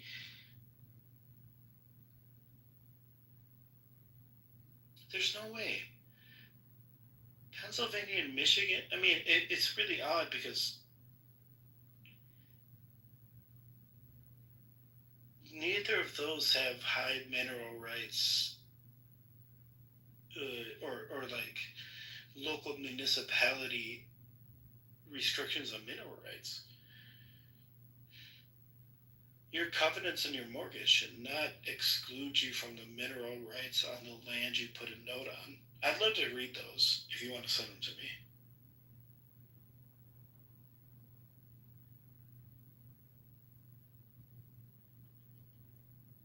That would be really weird with a clause in your Pennsylvania mortgage. I mean, Pennsylvania doesn't have shit. There are situations where you're in like a municipality that has some sort of claim, like it happens in Colorado and Nevada where you have an carve out in your mortgage for fossils like that. But still, it's your property. It's your property. And don't let the ITIN stuff scare you. Like, all you really have to do if you still want to get an ITIN loan, just don't submit anything from your employer. Or ask your employer to update your W-2s with your ITIN number, which is legally obtained, and not the SSN number they use to process your payroll.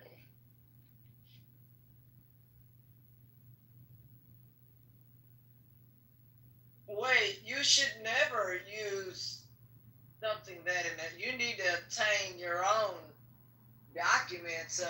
You should never count on a company to what? Hold up. Yeah, no.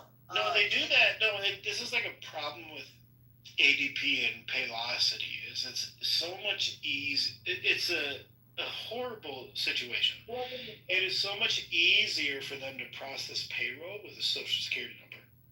Yeah, I know that. So even though they don't intend to, they don't use the ITIN numbers that are given to them. They give applicants or they give their employees a social security number just because it's easier for them, and it ends up ruining them when they try to get a loan. Where are the social security numbers coming from? Are they coming from the applicants applying, or is these numbers produced by the business itself? Because I thought. Okay, then that's strange. And that's. Oh, yo, that's got to change. That'd be like me going to work somewhere and the business say, whoop, instead of using your information, we'll just hodgepodge type this in here, whatever. That doesn't sound right to me, nor legal. That's why we deny them. Yeah, we deny them, but it appears these individuals have valid ITIN numbers, but for some reason their company, it's easier for them to run payroll with a social security number instead of an ITIN number, so they fake one. And we've had so many poor fucking people who can't get a loan just because their employer did that. They didn't do it. They had no idea. We found it on a fraud check. They didn't even know their employer was paying them through a social security number that they never, you know what I mean? Oh God! I mean, is there a way to? What? I mean, there's got to be a way. Maybe people don't even know if there are charges that can be brought. That just all sounds illegal. Like I said, I work with a church. Well, you've never said hi. Let your employer. That's not what. The folks we work with, they obtain and have. Why would anybody care if you do a social security number? The IRS gets paid. Everybody gets paid. That's why they do it. They do it so that their books are perfect. Yeah, but that's your books. I'm talking about the folks who keep getting denied these loan opportunities. Yeah. What I'm talking about, where the consumer arms of protection may have to come in and rewrite and restructure laws, because that's not something that the church ain't gonna teach that and say, hey guys, go on out here, and that's not something that nobody teaches around here. Catholic Charities don't even teach that kind of stuff. That doesn't sound legal, man. I'll have to maybe talk to you offline. I've never heard of a lot of this stuff. Like I said, I'll have to research some of this stuff. Like I said, traditional lending, all that, heard of that. And other types of lending, heard of that. What you were talking about with the elderly, that's generally done for the elderly. The state here has passed certain laws about notaries and power of attorneys and folks making documents to even steal people's mortgages and all that. So the state is reinforcing laws and trying to strengthen laws to keep fraud or bad actors out. And if you're caught this time, instead of a little slap on the wrist, they're talking about restructuring and putting people in prison, because elderly folks and other people advantage of. So the state has passed laws, a lot of them that protect consumers, will kick in as of September the 1st. So that'll be good for a lot of consumers to be able to know that people can't steal their title, mortgage, and other. They're looking at that for vehicles and other valuable things as well, not just homes. So make sure your title isn't stolen from what you have. It is, especially when the individual gets denied for an action from someone else. Like an employer uses a fake social security number on a W-2, and the individual has no idea. They don't know until they apply. And we say, you have a social security number that doesn't come up in the social security database, or it's, it was created after 2014, right? What's going on? You applied with an ITIN number. All it does is hurt that individual. Because again, like I said, we have a large ITIN portfolio. We don't have one, and this comes up in every board meeting. We don't have one 30-day late in that entire portfolio. That's unheard of. That's probably 1,500 lines of loans. We don't have one 30-day late. And the only thing hurting those people is other people taking advantage of them. But we had another great question from Jermaine about AI. AI, what's weird is AI should be used in the mortgage industry, because the mortgage industry is dumb. It's a dumb industry. The biggest software we use right now is Encompass across the industry. It was made by mortgage professionals. It's not like science or aviation, where you go to engineers and you say, we're going to try to do this thing, so build us a system. No, mortgage is stupid. It's a bunch of people who knew the most about mortgages and created a software, and they were not software engineers. So what the federal government said is, you can't use AI because we're afraid it will impact fair lending. Thank you. Yeah, they basically said if you run AI models that predict delinquency, it's really going to be 100% old white dudes named Chad. and they were going to pay their mortgages on time every time. I challenge this because I disagree. I really do disagree with that. This has been publications from the OCC and other FHFA, other regulators that said if you use AI in underwriting, you need to have they basically said if you use it, you need to have explicit procedures internally of how you offset any fair lending encroachment from your AI, which basically means, okay, we can't use it. It's really impossible to write that procedure. It's really hard to write that. So what I'm trying to do, and I think the industry is going to do before I can do it, is offset via bias. By basically, as we all know, AI can trend and look at who is the most likely to repay their loan. But you can train AI and offset that by the government monitoring information of sex, race, and ethnicity and trend each line. I don't know why. I really don't know why it's not used more. I don't know why we can't use it. The only capacity we have of AI right now is only an AI underwriter, which is not even AI. It's basically a system that looks at income, assets, liabilities, and gives you a potential output. Like, in layman's terms, they don't want to give AI no fucking power yet, dude. That shit could come up from anywhere. They don't. They really don't, because they're concerned, which I agree, because mortgage lending is one of the most racist things that's existed in the United States. The Equal Credit Opportunity Act is 1974. That's where they were like, hey, you can't even apply for a loan without your husband. I mean, so many African Americans would apply for a loan, they just throw it in the trash. They would never hear from them.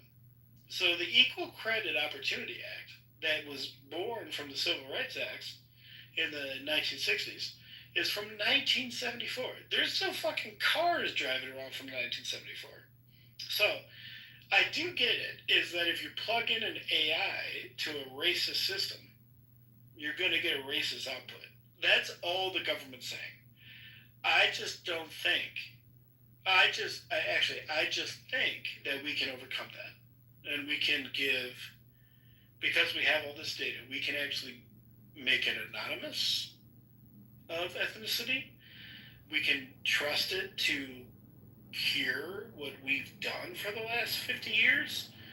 But unfortunately, the regulators say because banking was racist, which is, I think is fair. I think this is what the government does well. Because banking was racist and unfair and sexist for 50 years. I don't trust that you're going to put an AI in that isn't also racist and sexist. And that's why AI is so stunted in mortgage lending, is because all of the fair lending audits make you prove. If you use it, they'll make you prove how your AI is not a representation of your historical lending, yet a representation of pure ability to qualify. And that's not going to happen because they wouldn't even accept the AI if it won't play that rule, if it won't play that game. So it's like... And all our data is racist.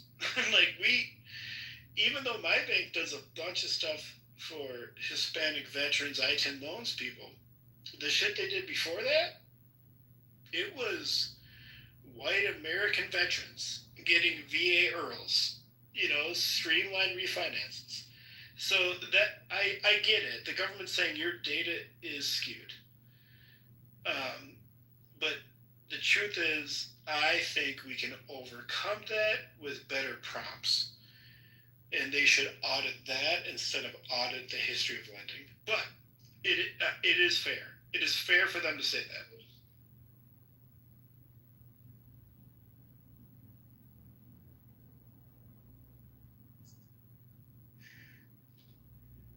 Why did you go to bed? You guys are great. Thank you so much for listening to me so much. I hope you guys be well and have a great night. Hey, you too. Y'all be blessed. And thank you for coming to the 420. Night, you guys. See you tomorrow at 5:30. Well, today at 5:30. If you have a pink ticket, turn it in. Got a new follower, Alicia. Thank you. Thank you. Thanks for all the information, guys. It was good. I give it a couple more weeks. Cardi gonna be gay too. He already gay. He's gonna be gay too. Can y'all not troll like that with me? I mean, zooming But you don't get no exemption. All that he already gay shit, like, you know what I'm saying? Yeah, Yeah, 'cause they kept playing with Jay and shit already. Keep that shit. So I can't play with the gay joke. So, but Ross can bust nuts with Ross got a beautiful wife. Stop saying my name, bitch. You got a girlfriend and a boyfriend, bitch. You stay want to make these niggas me. They not me, no way. The fuck, bitch? They not me. Listen here, this room The is fuck? gay. This nigga need to get with the program. It's like everybody say want to but Ross, but don't butt Ross shit. Who your Ross bitch? is I big don't give a dog. fuck. When I came in this room, you was saying Shut no up. hoe, no. Shut up, No bitch. hoe, you was on my dick, bitch. Shut my last dick. This shit girthy. Hey, this shit hurt. Hey, tell me what came back. Nigga, I'll fuck you. Hey, Bitch, I'm lady fat. Fuck is wrong with hey, you? Lady fat. Girthy is crazy. Hey, Ron, Tell me what fucking shit I should do. you kidding me? Hey, You Hustle Cartel looking ass. Hustle Cartel looking ass. Who's that guy? that's a. Yeah, That's you know, true. you can tell. Come on, right? Why beezy? Oh, now you lying as hell. Oh, this little dirty nigga with the burnt face. Wow, get your little nasty ass. You look boy. like Hustle Cartel, Man, fam. you got holes all in your face. boy. You look like Hustle Cartel. It look like somebody shot you in your shit. You cap, you got no. What is you talking Bro, about? it look like somebody pulled hot wax It on like your you so face. dead. Is that like real? Is that like real? Is that like real young OG? You Like look that? at Yeah, man. he young as hell with holes. How your skin get that big? You fat, Go laugh and show your face right now. You homosexual. Go laugh and show your face right now. You can't suck Go my laugh. You dick. be picking scabs off And your your face. wheelchair You stay. picking I'm scabs gonna rape off your your wheelchair. face. I'm gonna rape your wheelchair. Rape it, bitch. Your wheelchair So, stay. bitch. So, me and my wheelchair want to train on you. Work the chest. I ain't never heard no shit like that before. Yeah, you want to laugh so bad. In your mouth, Fuck, man. fuck, Beer. I play like Yo, tight Bitch, face I ass. didn't laugh at that. Bitch, your little ass you look like did. Garfield. You did laugh at that. Yeah, bitch. Get your Mojo Bruce looking ass, bitch. I'm Who sick is of that? you. Yeah. Ike. Big what's face going on? ass. This What's bitch going look on, bro? dehydrated all in the fucking face, bitch. I'm You finna check back. your own urine. When your birthday? I'm gonna know you in Clubhouse for 20 years. What? Bro. And she dressed like a You rapper. said anything. I drink my own blood, bitch. So fat, stupid ass on, bitch. Ain't no You real must ass. eat your own blood, bitch. Since you don't eat meat no more, You bitch. drink your own piss. Hey, what the fuck? Bitch, get your dirty ass on. Exactly. Hey, I know your piss and hit your lip before you licked it. Nasty bitch. What the fuck is funny, Cardi? Fuck. hey, bro, scam me, bro. Stop saying my name, gang. Like, Giggling ass. you gotta chill, bro. She like you, Cardi. No, I don't. Don't say that. Just be normal. Damn. You like that?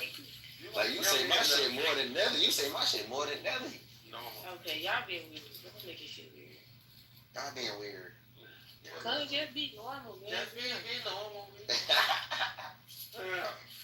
The lame ass song. You ain't fucking Lord, skinny ass. No, you want a tight, Botox face Hey, ass. Ross, you gotta peek though. She put up a new picture of her. She put up a new picture. Look, look, look. She put a new picture of her. Only time on your Turkey face. neck ass Hey, she put a new bitch. picture of her, Ross. Look. Bro, I just don't know. Lift your arms up and shake Hey, she them. put a new picture up. Auntie Yeah, Orange I'll having be ass crazy. Whoa, I see. Ooh, that was like 3 years ago for her birthday. I remember that picture. Hey, noise. Get some goofy ass.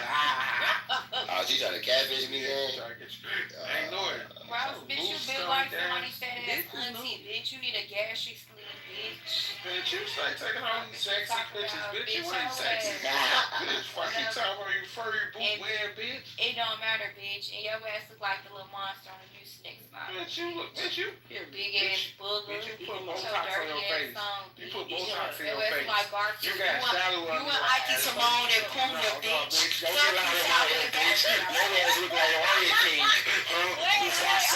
Okay. Back up. No, that bitch got super wires. She doing too much. The fuck? Hell Sammy, no. shut up with them old ass pictures. That's when you had that blue hair for your birthday. Put Cardi in there. You and Fresh, y'all look like this dick and balls. Stop saying my name, no. Bitch. She trying to go back to the old picture. Oh, she deleted it. Damn. She deleted it. PTI another one. PTI another one. No, I'm not PTI. Party. You already PTI for Hey, Taylor, shut up, bitch. For you. Are you okay? Oh, bro, her little pissy ass. She be peeing on herself. Who, Taylor? I ain't gonna lie, no. Stop playing my homie phone. Okay, I'm sorry, Taylor. I'm leaving alone, girl. Hey, Taylor, don't let her play with you. Treat that bitch. Hey, Taylor, that's his Twitter, bro. I don't know what the hell. Rocky and the fitting. Fuck up. Hey, Taylor, don't treat it though, gang. You be feeding Taylor, what she talking about? Look at her. She do anything. She got her whole ass as her profile picture. You just had your whole pussy. It don't matter, but why you ain't say wow, Taylor to her? It's cool for her to act like a prostitute. We know she had a, what the hell, what's your excuse? I was trying to make somebody mad. No, you a slut. That's right. Bitch, but she ain't no slut. She is. Home shame this bitch the same way you told me, wow, no. We know what she is. But her. It's okay for Taylor to be Her butt do look nice, but I'm just saying. I wasn't gonna say that. Or what? Oh, okay, Yeah, what you was gonna say, gang? Shut up, what the bitch? I bitch. Hey, Sammy, what you was gonna say though? Why you hate? No, his stuff look nice. Thanks. No, he pussy look nice. Yeah. Bro, no, it Hey, don't. PTR that shit. No, let me see. Get your fat mouth ass back, you ugly bitch. No, I'm not PCRing shit. PTR that pussy. I got the screenshot. You want That pussy keep calling me. Why do you have a screenshot, bitch? Like, PTR that. Let me to see that motherfucker though. like, look at this bitch doing attention seeking. Nah, yeah, PTR, let me see that. But it's okay for the other hoes to attention. That That pussy shit keep crazy. This, No, don't say shit to me. Every bitch on here be attention seeking. For one, this is out of town. This is Chicago room, so niggas who in Chicago, when they shut up, bitch. Hey, when bitches around town come here, 9 times out of 10. Nelly, your bitch ass ran from a fight, boy. Shut up, Nigga nigga. ain't afraid for the flight. Hey, Nelly, you ran from a fight, boy. Nigga hit you across the head, boy. You ran, boy. You ran, boy. Nigga hit you across your head, boy. You ran, boy. Nigga hit you across your head, boy. You hard ass, Okay, boy. for you to post your ass though, You bro. hard ass, boy. You hard ass, boy. Hey, chase him. Nelly, come here. Ross posted his ass and titties on his app. Hey, nigga hit He just hit his dick. Nelly, come here. Hey, nigga hit his ass with a tomahawk, boy. Get your bitch ass on. I said, Nelly, come here. Hey, Nelly. Hey, Nelly, why you ain't disarm him, though? Oh my god. Hey, Nelly, don't worry about Kanisha. You just come out. That nigga sharing his girl with his cousin. You anything.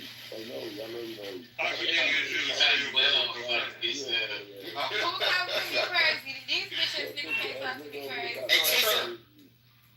You want? Hey, Nelly, what you thought you was going? Then you got Bob from Come here, Nelly, come here.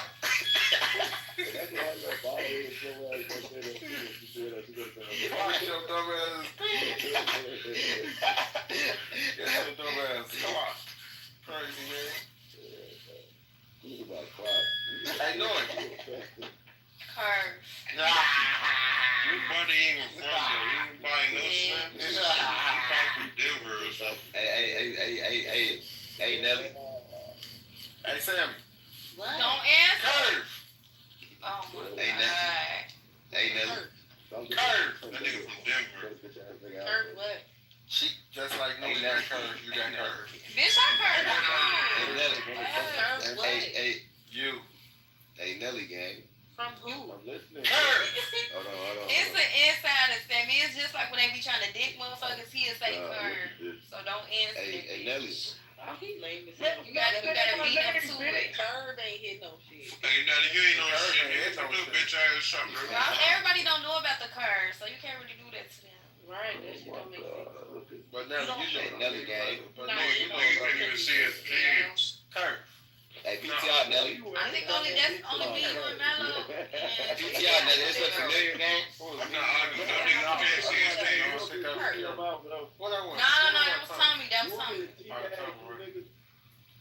I ain't arguing. No nigga won't take care of his kids. Hey, Nelly. What? Nelly. Hey, Rob, hold that on right quick. Nelly, curve. That nigga wanna run for child support. What the fuck on? Did he say one already? I'm pretty sure. Yeah, he did. Hey, Nelly, bro, why you let them folks hit you inside this Nelly shit, said he though, boy? gonna teabag you. Nelly, why them folks hit I you? know your boss. Hey,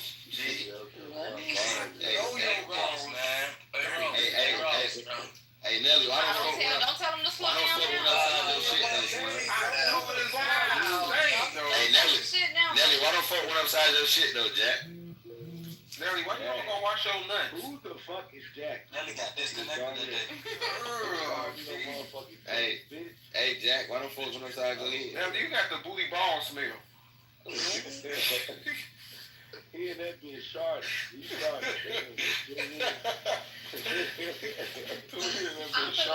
I'm not even funny. Nigga, his ass. Oh my Nigga, his ass was drunk. Don't call. Do not call no bitch. Well, beat you in that bitch ass. What's up? Where y'all at right now? You and him. And Louis. The fuck? You bitch, stop saying my name, you weak ass bitch. You know Shut better. up, bitches. The fuck? Bitch, I pull up to that crib and ask your bitch ass. That pussy keep calling. Hey, Rob, Give me a drum. You said, remember what? What you said? She been on what? When B said he was in the studio and nobody goes about it's all on me, bro. I'm the reason why this shit happened. Well, shut the fuck up, boy. No, I don't remember. You saying a bunch of bullshit right now. Hey, Nelly, shut up, boy.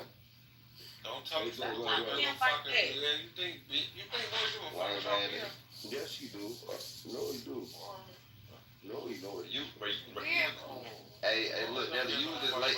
Hey, Nelly, you was just laying into some heavy shit though, gang. Man, why you keep saying my name? Get my balls out your mouth. You was just laying up with some heavy shit. I ain't the one bitch glasses, no. So what? It was some pussy though, Bitch, right? I got bugs. Bitch, why you supposed to think they booked that shit? Why you ain't send me that dust, bitch? Money time.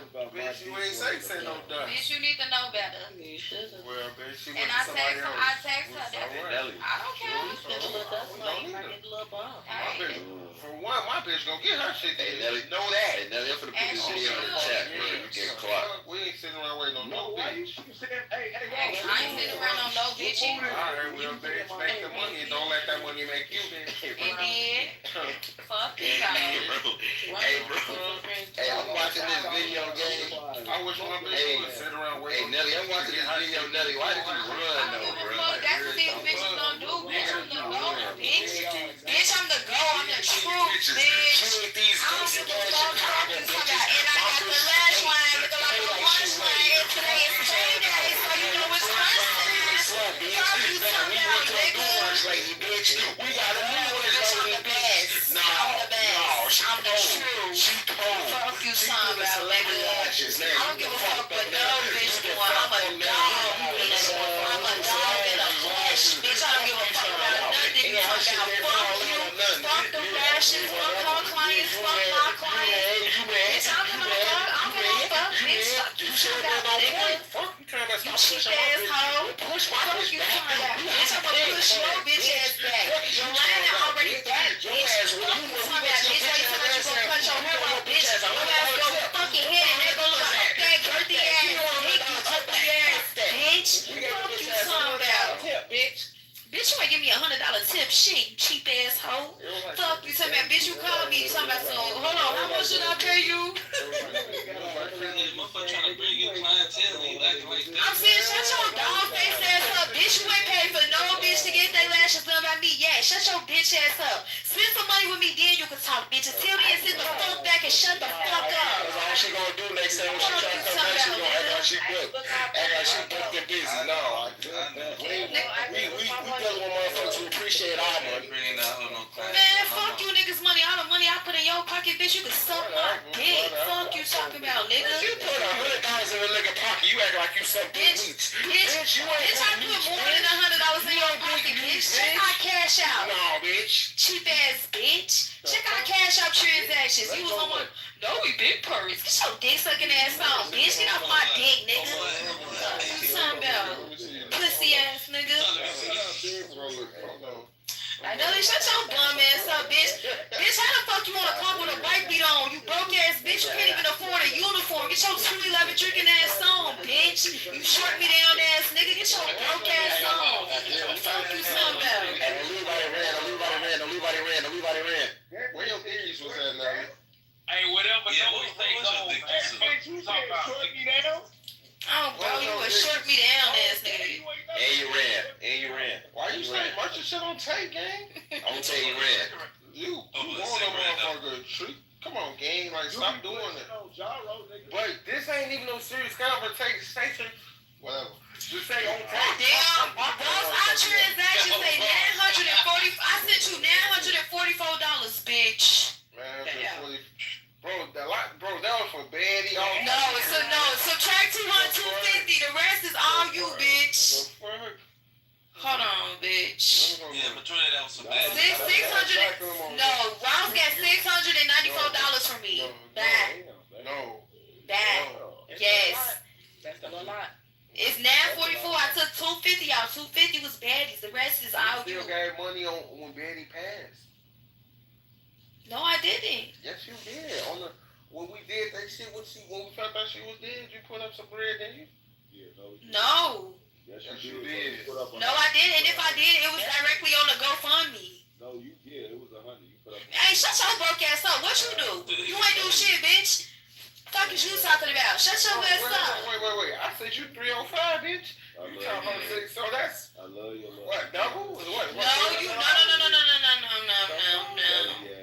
Bitch, what? That don't count, bitch. Whatever. You only sent me $83. Let me go look. His lying ass. Come on, let me go look. He said, we was looking at the shit right now. But Noah, how you just figuring out this? Hold on, Ross. Why the fuck did you send me $20 and say it was for sucking a fart out your ass? Ooh, why? Bitch, you dirty bitch. Why do you be playing with me? Why you send me $25 for Father's Day? It should have been more. Hey, so Ross, you got. I sent you $25 for Father's Day. That's it. You supposed to send more. Bitch, you ain't nobody did. Father's Day? Don't be this nigga got no kids, bro. You ain't give me shit for Father's Day. Bro, Ike. That's crazy. I didn't buy motherfuckers lunch before and shit. That's cool. I ain't buy you nothing big. You said me this. Get it back in blood, bitch. You said me. You been playing with me too much. Oh, I told you that. She been putting on Nelly. Oh, look, on Nelly head, on Nelly again. Hey, no, you was putting that money on my head. What? Bitch, I told you I was putting that shit on your head, bitch. Fuck you talking about? You loaded in chops was my main targets. Fuck is you talking about? You did that to me, ho? Man, shut your broke Terry Crews looking ass up talking to me, bitch. Your ass look like David Banner, bitch. Fuck you, something about Yeah, that was big. Yes, I sent you some money for Ozempic, bitch. You need to lose weight, bitch. Fuck you, something about. You sent me $1 for a salad. You put it on Chicago. Oh, you put it on Rondo here? I did. Oh, shit. No. Rado, no. That was Rado money to put on somebody. Now you put it on that. Bitch. Hey, God, shut your nothing retarded glitching bitch ass up. That was to get low. I'm- To go that day. Yeah. Oh, okay. What's you don't this? want tonight. I For like the this. Doublemint twins. What the fuck? What you made for the Doublemint twins? I'm trying to see who the Doublemint twins. She paid for the twins. May let me get removed. That wasn't for them. Yes, it was. No, it wasn't. Them the only twins. She put on. What you sent some money for? Don't talk that right now. Bitch, your bitch She ass put on. on base. She put on base and promo. What is that? I understand, baby. No, the Doublemint twins is Cairo and Lil Rock. That's who it was for. Oh, okay. Okay. I already know I'm lying. Hey, Mac, why you just saying my motherfucking name? Man, shut your whole ass up, nigga. Black ass nigga. Fuck Mississippi, pussy. Every week for Shut up, bitch. Fuck Mississippi, bitch. Fuck nigga. We know, and we let Emmett Till, we put Emmett Till in y'all hands and y'all let him die. You a bitch ass nigga. Y'all let Emmett Till die, bitch. You let Emmett Till die, bitch. You let him die, bitch. He died on your watch. Emmett Till died on your watch, bitch. Emmett Till died on your watch, nigga. Chicago came down there. Y'all ain't show Chicago love, bitch. You let Emmett Till die, pussy. Why the fuck you ain't wish left a white bitch? Pussy ass nigga. You a pussy, nigga.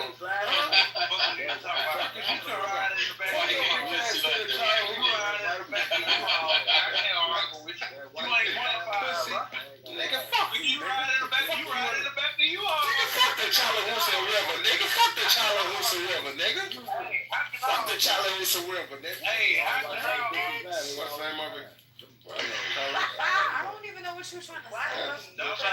He's talking about the Mississippi River. Yeah, what's the name of that? Yeah, what's the name of that? No. It's the Mississippi River, retarded. It's called the Talaboo. Some shit like that. You talking about the Talaboo River? Why you tell stupid ass on? Fuck that river, bitch.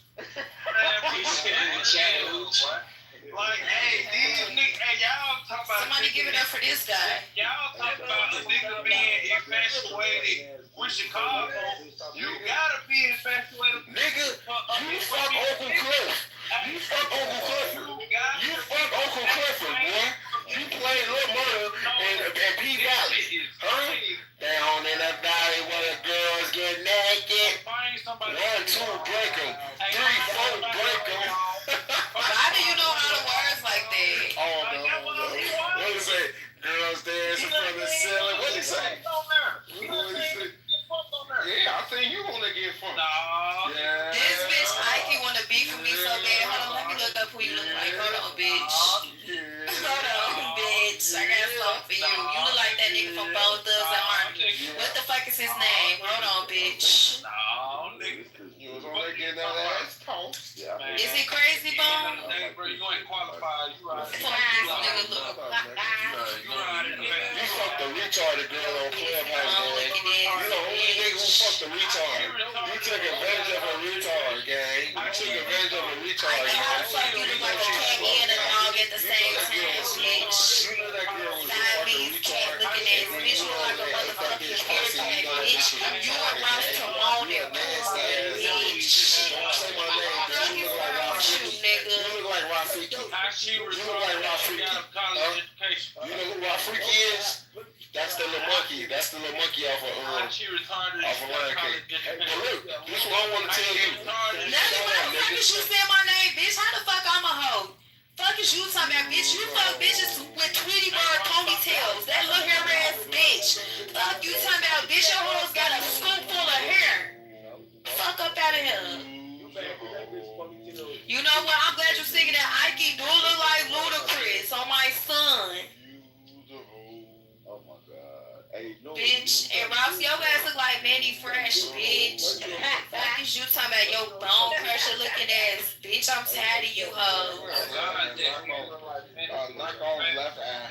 Fake ass left eye. You talking about you? Bitch over here stay giggling. You look like Shelly. You look like a T-bomb. What's her name?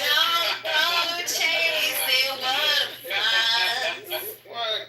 Bitch, we don't get no fuck. Knock off ass TLC. is you talking about, bitch? Y'all got his laced ass down there. We don't even know what the fuck Nelly talk about. That bitch talking in a pillow, bitch. We not thinking about you. Shut up, broke ass bitch. Damn, Fuck is you talking about? Your ass over there watching Roach's slapbox on the wall. Get your dirty ass on, you nothing ass bitch. I be trying to kill them motherfuckers. They go for that. Then we got Mac chicken slinging ass down there. We got that bitch. I tell you, why y'all got home? Hey, my nigga, don't watch. I put him on trying to fuck you, Mac. Right on, why is you playing with me? Your Nate dog looking ass. Mac, bitch. Your ass be selling chicken pot pies, bitch. Lame ass nigga. Nah, that kid is no You suck dick too. You just tried to teabag a nigga. I did try to. Right, show faggot ass on. You tripping. You somebody daddy out here. Over here trying to teabag niggas. Merch ain't stick your dick in the chicken, Mac. Oh God. Merch ain't stick your dick in the chicken, Mac. Oh God. On God, what? Oh God. Merch, you didn't. Bro, you stuck your dick in the raw chicken game. You got, bro, they got him on camera, bro, fucking the chicken. Alright, so where's the footage? They call him the chicken man because he was fucking the chicken. Where's the footage? At your job, you ain't got it no more. Why you ain't at the chicken plant no more? You ain't at the chicken coop? Where you at? You ain't at the chicken coop? What the fuck? You out here fucking raw chicken. That's crazy, fucking a raw chicken. That's nasty. It's crazy. Y'all believe this nigga? Why you steady talking about penises and shit, bitch? Be normal. They ain't say gay shit in 10 minutes. Hey, why are you even talking about what my chicken going on? I'm just saying, why is you sticking your dick in raw chicken? I'm sorry. Yeah, thank you. I don't even know why you thought it was okay to play with Let me. motherfucker eat some. Hey, let motherfuckers eat some. Let motherfuckers eat some of that raw chicken, boy. Let motherfuckers eat some of that chicken, boy. You suing the fuck out of you. You in that fucking plant, bitch.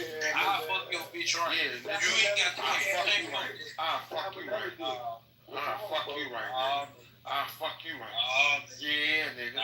Yeah, just like that. Mm-hmm. Yeah, say that. Say it loud, nigga. Yeah. Say no, nigga. Say it, bitch. Yeah, say it, bitch. Come here, Mac. Come here, Mac. Yeah. Is you really smacking your ass or your arm? You know, it's fat as hell everywhere. What part of your body you was just clapping? I just clapping his ass. I'm clapping his ass. I'm clapping his ass. I know his whole body just evaporated right now. I can see how he's fat.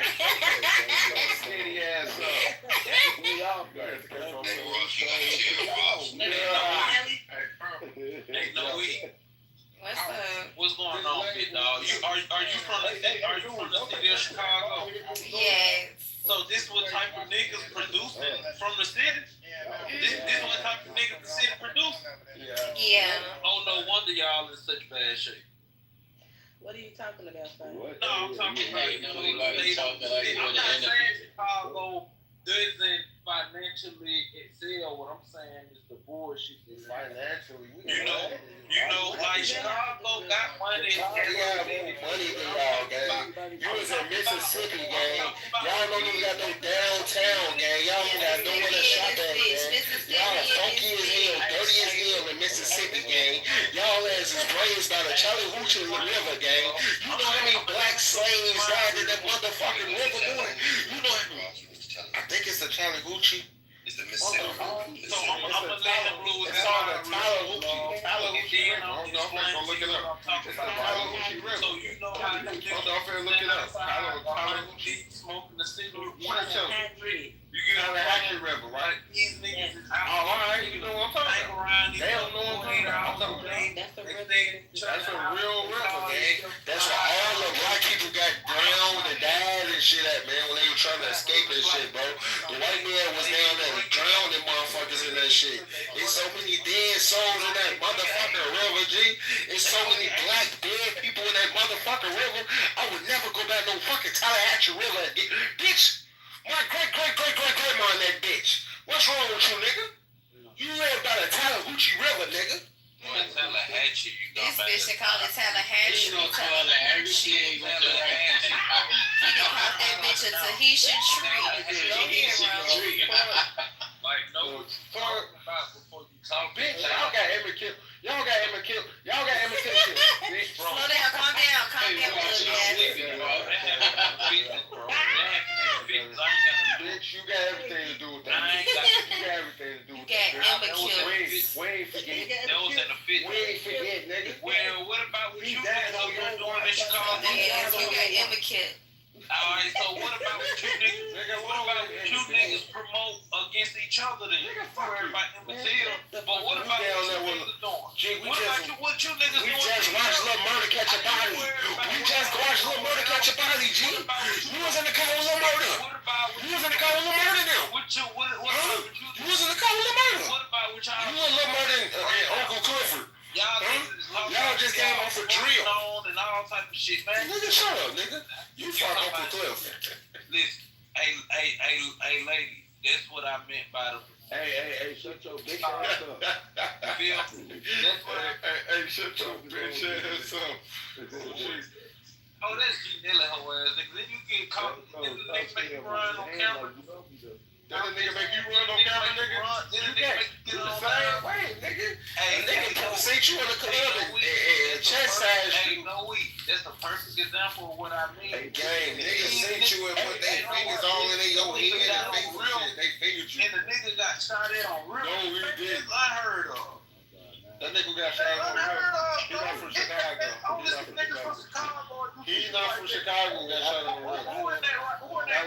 That was baby L broke ass. He's not from Chicago. I got shot at all. They like the hell and he is too. But Mac, you got point blank to the fucking casino. Point blank.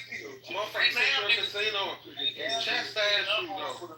Bro, he touched you. Hey, man, You like nigga touched you, bro. Why you like nigga put 20 people but you like nigga touch you, though. You like nigga touch you, though, gang. And then you fucking on the little retard girl, bro. Everybody know Maury is retarded, y'all. He fucked Maury. Y'all remember Maury used to be on here stuttering and shit? The retarded girl used to be stuttering. He fucked Maury, G. He picked up from the airport and ate a pussy in the car. You ate a pussy in the front seat. You couldn't even wait till you got home. You horny ass motherfucker. And then your bathroom was so fucking dirty and nasty. She went on live and showed his fucking toilet, gang, in his tub, G. His tub was black as hell, rings everywhere. Toilet head shit and piss all in it. He don't flush. It's just like you don't wipe your ass. How the fuck you don't flush your toilet? You been around level. How the fuck you don't flush your toilet, man? Been around level too long. You open up the motherfucking toilet, and shit all in the toilet. How the fuck is this shit still up in your toilet, Mac? Dirty ass bitch. This shit gotta be stopped, man. Come on, Mac, G. Hey, You gotta stop this shit, man. You a disgusting old black motherfucker, bro. Go laugh right there to your toilet. Man, my nigga, bro. Fuck with your nigga what, nigga? Who that snoring? Yeah, I can. Who that? That's bitch ass. No, move up. Come on, boy. I'll slap the shit out you. Oh, let's get him. Get near. That's no. Man, Sam, drop that shit or something. He's telling Now that's a little Sammy. Damn. Hey, man, like that? Hey, bro, that's a nigga. Oh, wait. Sammy, you nigga. Sammy.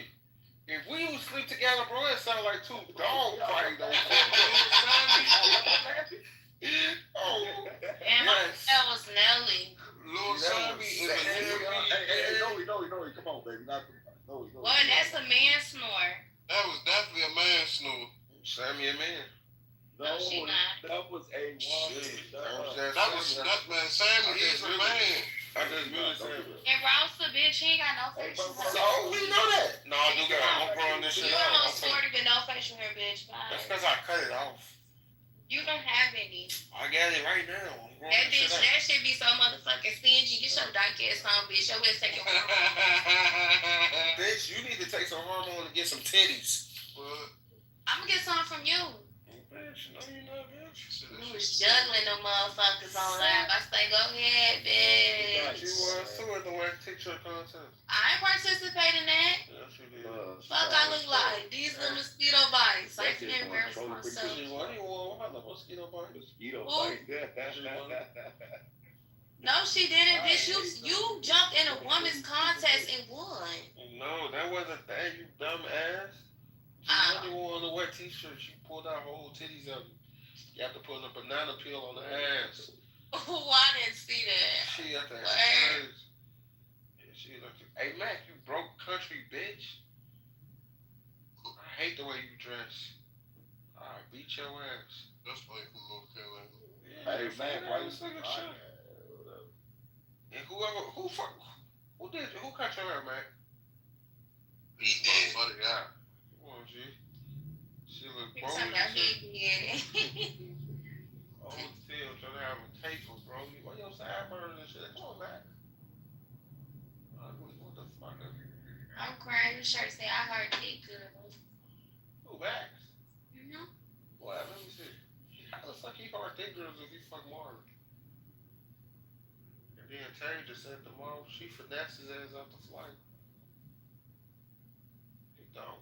He was gonna fly Tage out there. She finessed the shit out of his ass and flew that.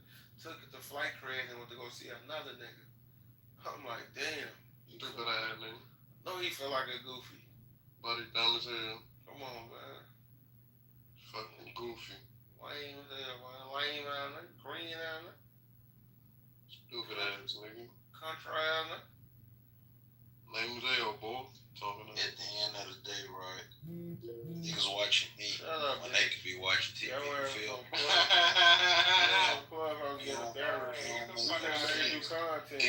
We made you content already. We already recorded We don't come up. Look at Nelly right there sucking Mac dick. I'm gonna let you talk, bro. I'm not gonna talk over you. Chicken, man. I know you're gonna talk. Which one is it gonna be? You sell chicken for a living. Which one is it gonna be? You gonna stop selling pussy? What? Like, bro. Like, so check this out. You actually gonna stop selling pussy? That nigga be selling pussy. Not be selling pussy to Nelly. That's how this thing we gonna stop selling. You know, Mac a bitch. I really want to say chicken, but Nelly said pussy, so So these the type of niggas you don't fuck with. we gonna stop selling pussy. That's funny as hell. Hell no. We ain't gonna start selling chicken, nigga. We gonna stop selling pussy, man. I meant to say chicken, but fuck it. It's up in the stomach. Yeah, chicken, that nigga. Fuck it. My gosh, drunk as hell. Yeah, you dress terribly, like, what the fuck? Hey, how you dress, man? That's that Mississippi shit. Y'all ain't got no stores and no shit down there. Where y'all shopping at? Mississippi, City Trends. That's where you be shopping at City Trends. I hope I did not pay for this. Hey, these niggas be so lame, bro. It's dead, man. So check this out. What? No, that means these the type of niggas you been fucking with your whole life. If this was Chicago produced. You know what I'm saying? A nigga can't play gay. Why you stay saying Lloyd's name, bro? She gonna kick your dumb ass in a second, man. Know it, my dog. I don't give a fuck who dog she is. Know it, my dog. That bitch is a dog. No, most She a dog. lame ass nigga. Y'all niggas lame as hell, bro. See, I can resonate with the whole, bro. They be seeing eye to eye with you. You niggas lost in the false, man. Goof truth. So know we a hoe. You know we get the hoe. If she a hoe, How the fuck y'all know I'm a hoe and y'all ain't fucking me?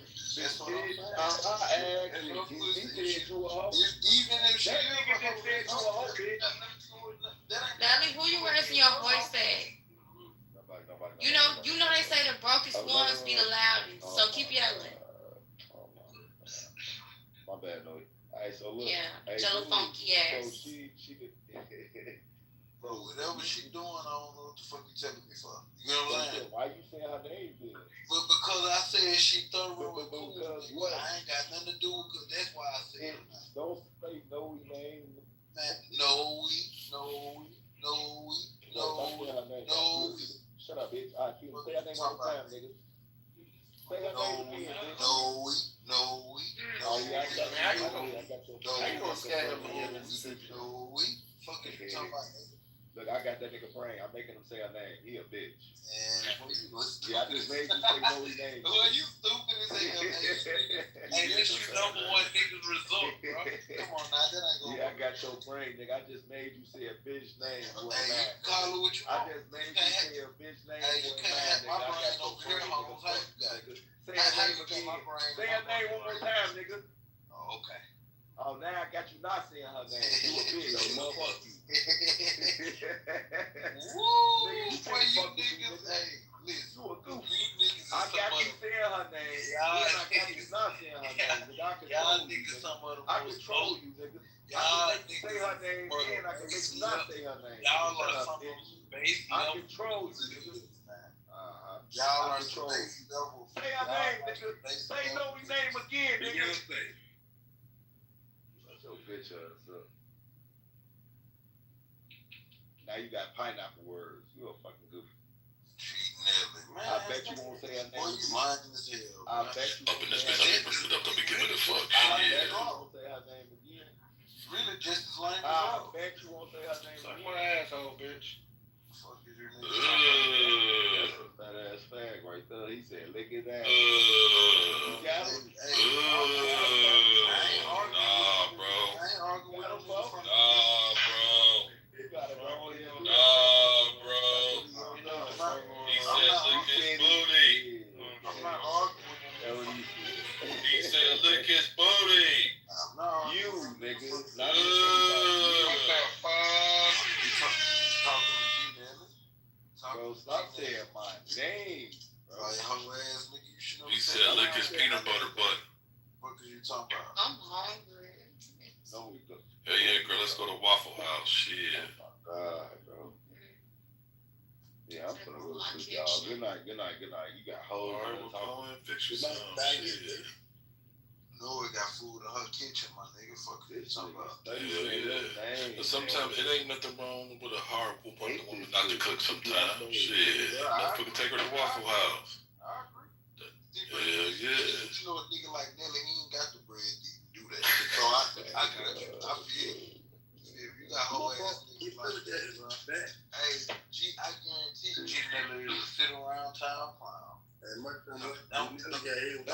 ask you something real quick, bro. I just G Nelly is no more than a local joker. G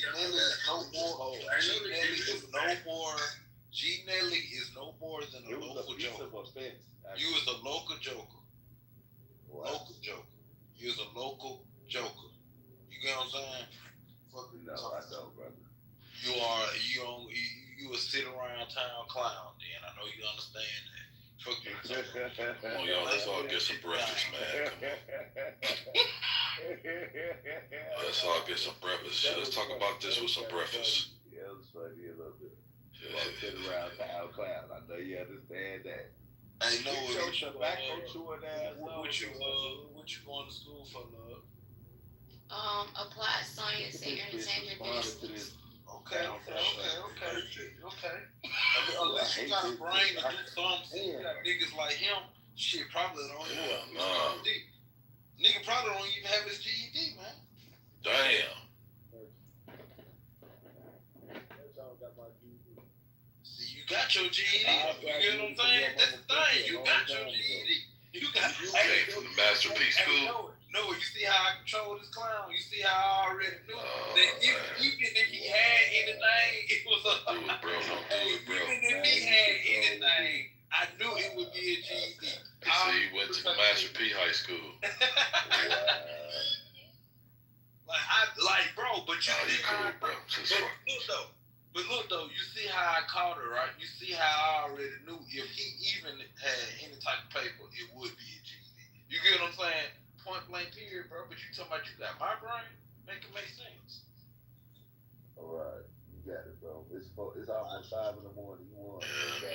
Oh yeah, I know it. Yeah, you right or wrong. You in the morning with the living right room. or wrong, I'm gone. In Ross fact. In Ross fact. Yeah, Hell you got. Nah, ain't no chief over here. I'm back. Nigga, I don't give a fuck about you or no it. Fuck you and that bitch, nigga. He's being loud. That just let me my know bad. more is there. No. On God. Hey, they say the loudest niggas. They say the broadest nigga in the room. I did just do some disrespectful shit. That girl got some pretty kneecap. My bad. No, because you ain't seen these niggas we talking to. My bad, baby girl. My bad. Hey, bro. You don't pay me that. Nah, because I just told her I wasn't gonna say nothing else. So, but You don't pay to be as lame as you, bro. Real shit. You in the good. Hey, Ross in the. I apologize though, sweetheart. I ain't gonna call you out your name. I did. My bad. Got the pretty kneecaps. Ross in the Goof Troops, man. That's the perfect name for you. Hey, bro.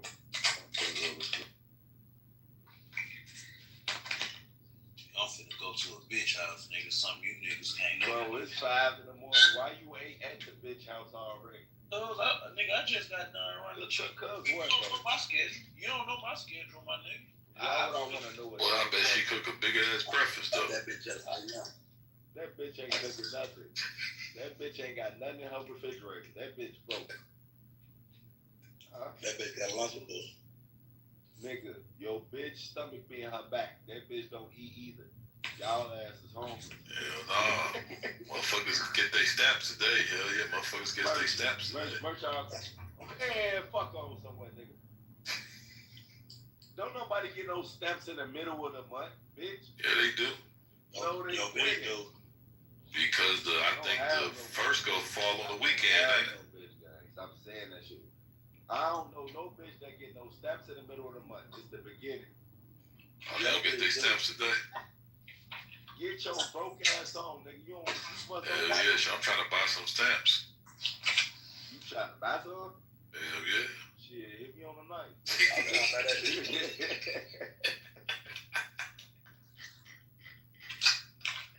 I got you, wow.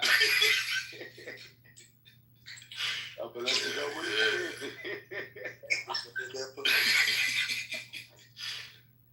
Yeah, shit.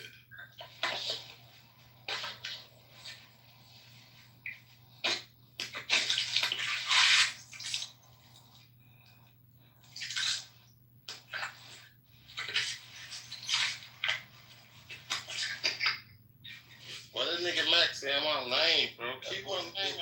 Oh, shit.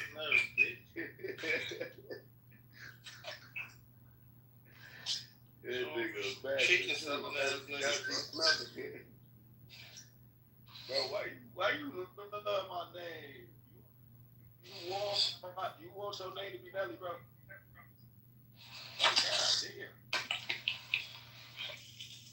This nigga Max steal chicken for a nigga. And he got motherfucking touch. You let a grown man put his hands on you, bro. You a goof. Mac? Exactly. Shit be sad as hell, folks.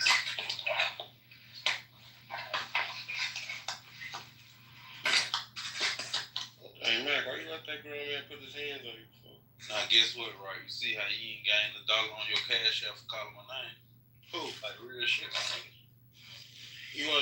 You wanna see my cash app versus No, what I'm saying is you haven't got $1 You wanna off see my calling cash my app name. versus You haven't got $1 off calling my name, though. How you know my cash app is, man? I ain't say you ain't got $1 on there. You don't know how much money I got saying your name?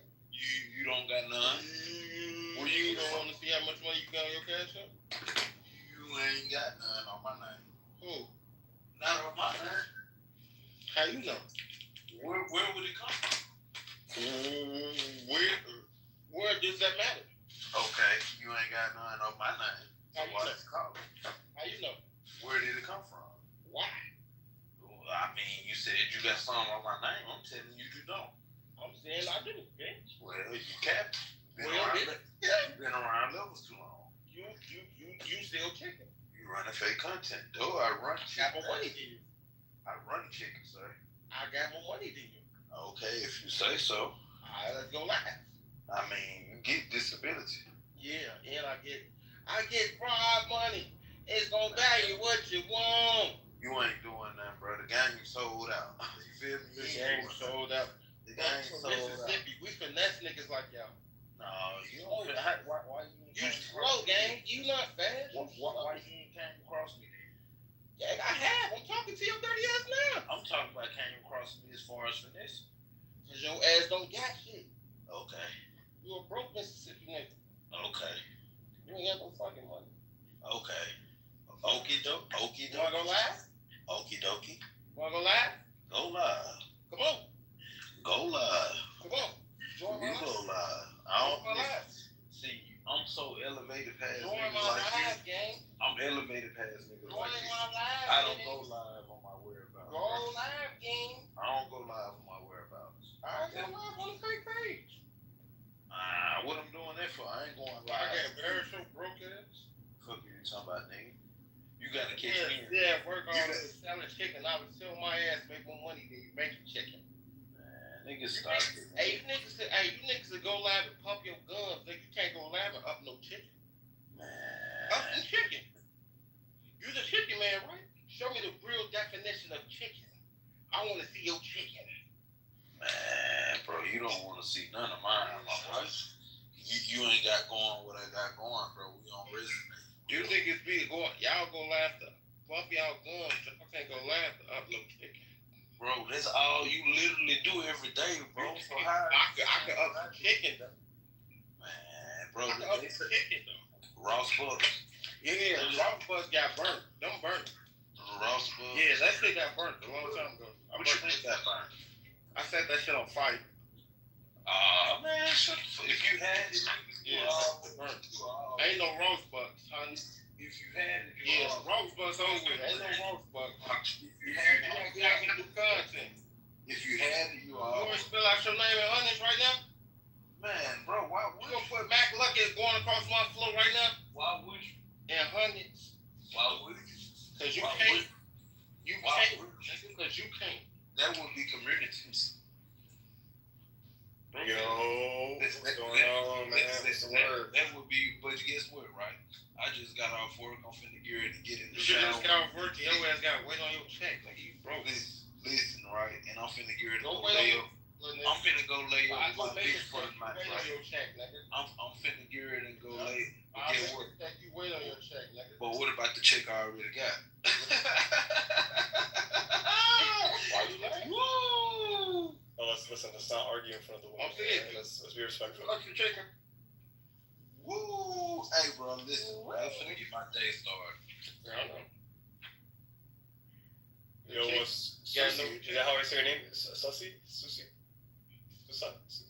How do I say your name, brother? I think it's Susie. The name is Susie.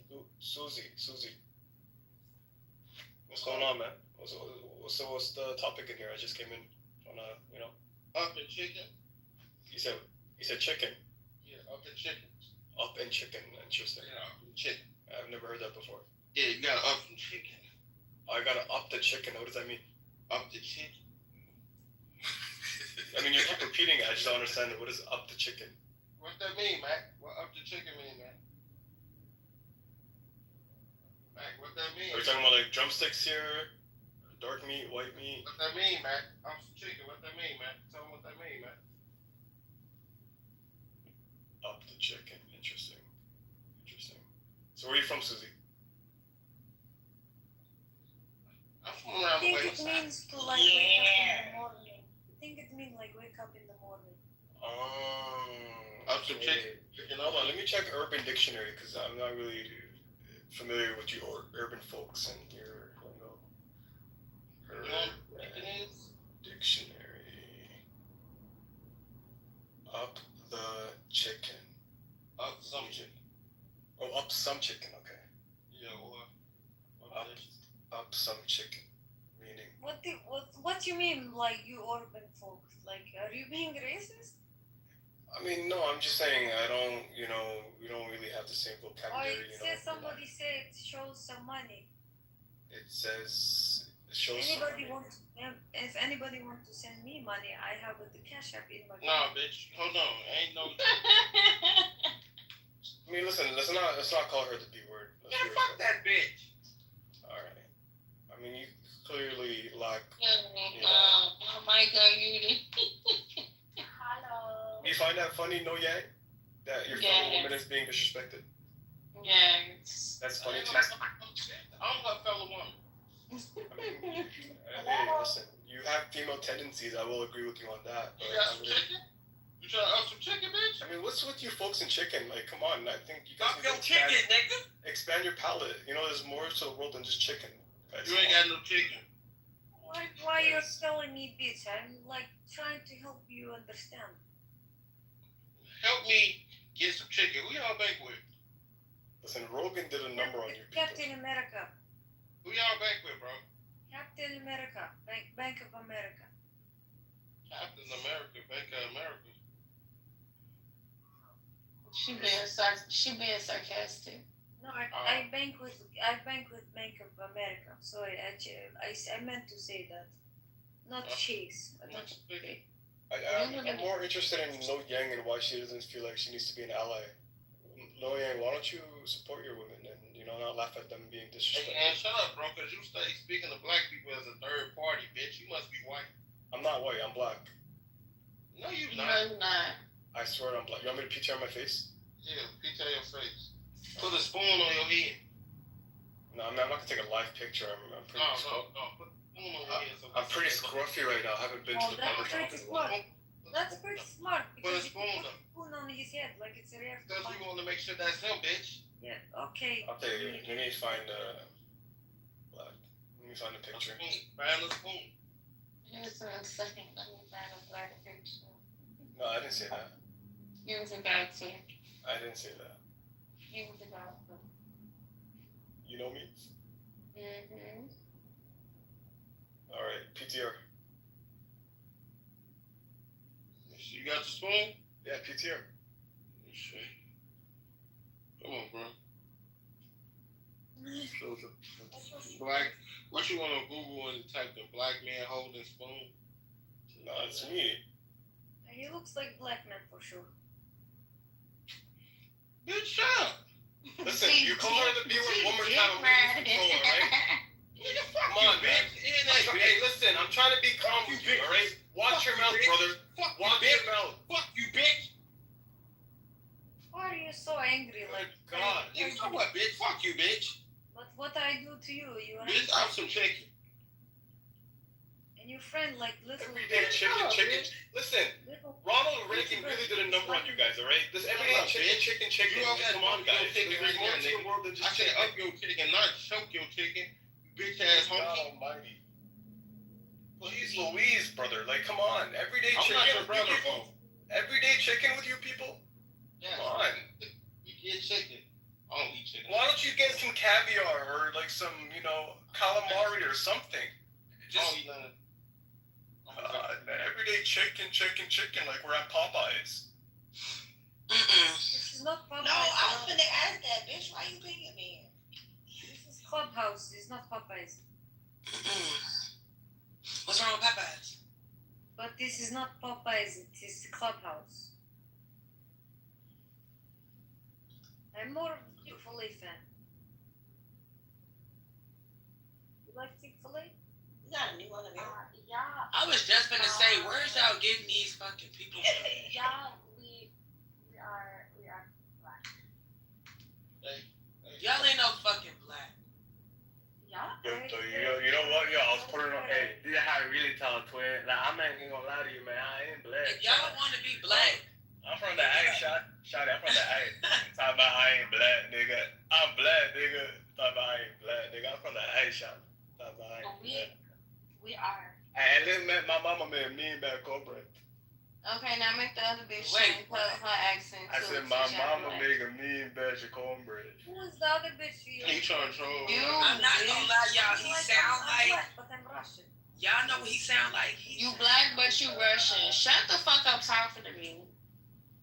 not talking to you. You were talking Y'all to me. ass not black. Hey, shawty, I'm black, man. Mix don't count either. You bitches not pure. That's just Chop your how I chest talk. off. I'm black. Talking about I ain't Y'all want some eye melanin so bad. You bitches will never have our DNA. Yeah, you're not black. Biracial, even the biracial black people. Bitch, shut up. You don't consider biracial people black? That's Bitch, shut up. Hey, Sliver talking about some go live, Lorenzo. Remove these hoes and get that Delilah bitch in the go too. Bye. How about some go live, Lorenzo? Y'all know who Buddha is? He sound like Buddha. Like you sound like you like Korean or something. I'm Buddha. Buddha. We mean Buddha. I got the moolah. She could pass with that Russian shit, or these bitches some type of Indian or Arabic. Shut up, bitch. You sound retarded.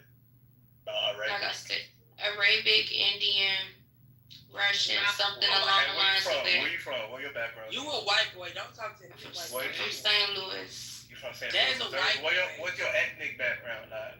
Ethnically, what you ethnically? African American. That's where you don't know where you from? I'm African American. Say ethnically. Wait, hold on. Wait, say ethnically. Ethnically. Ethnicity.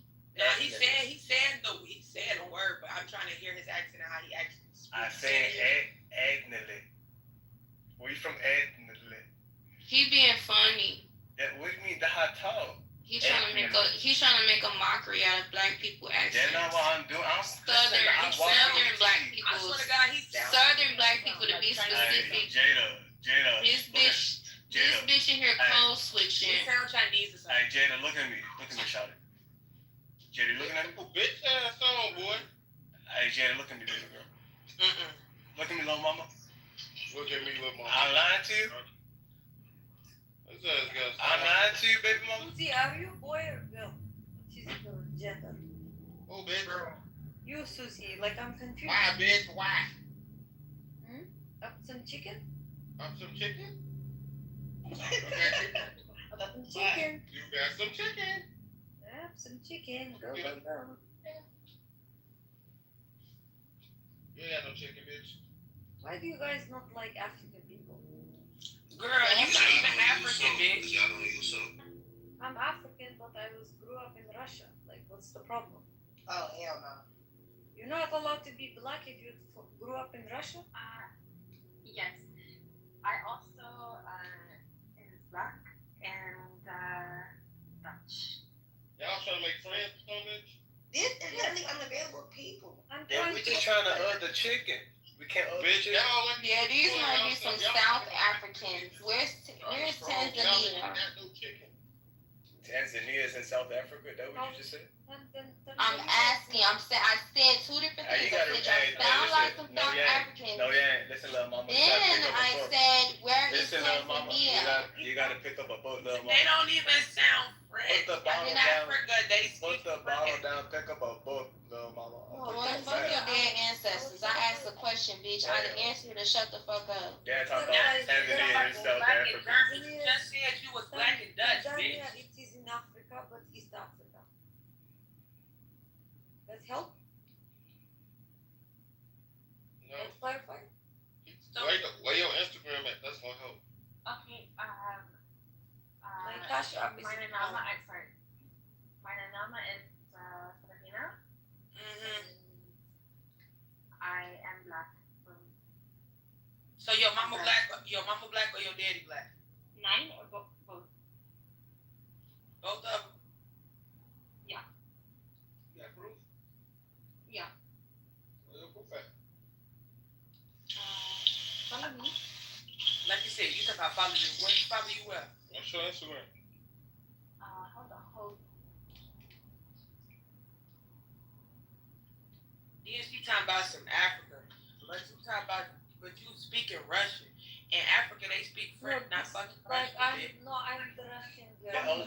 Hey, so you're telling me the whole continent of Africa, they only speak French? No, they don't only speak whatever language they got, but in Africa, and you saying that you speaking any other language besides African, it's probably 9 times out of 10 French. African is not a language. I mean, you know what I mean. You gotta pick up a book, mama. You gotta Like if pick up you in Ghana, you speak whatever they speak in Ghana. If you in wherever you at, that's what you speak. So if you speak in their general language of wherever you at, then you You gotta pick but up before the And you need to go to a cycle where you up in here code switching. You got two different accents. That's just how I feel. That's just how I feel. Piece of that's an imposter. Yo, what's wrong with this bitch? She said her name on Instagram, Piece of Pussy 69. My balls are itchy. Just to clarify, like Africa is not monolith. Not everybody speaks French. No, not everybody, but you talk about you Russian and like you make. Yeah. But you can't even put dollar signs in your Instagram name, but okay. But I grew up in Russia. But I'm black, like you. You are my people. No? I ain't your motherfucking people, girl. Why not? But you don't know many people here. It's Who want to look up and say cheese first? Hey, what Biggie said, if you don't know, now you cheese, nigga.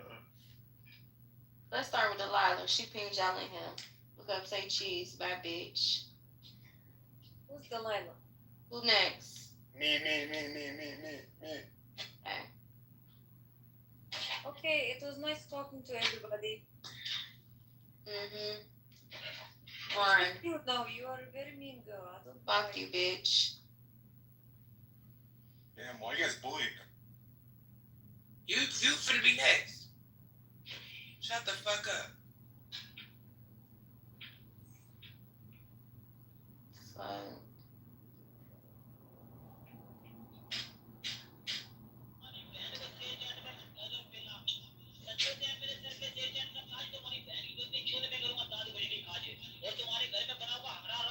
Y'all stay doing weird shit.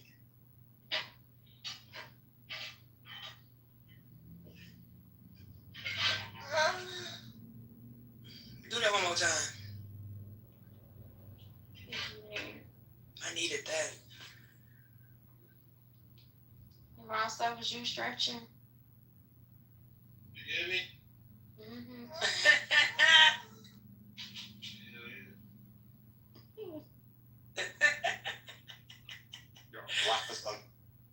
I don't give a fuck your face, ugly bitch.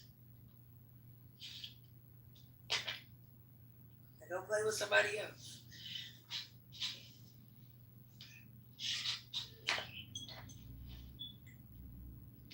Yeah, this one get real strange around these hours.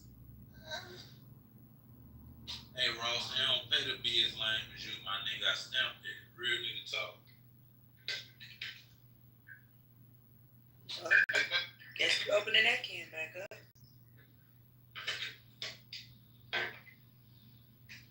Lousy, you came here. Why are you looking for?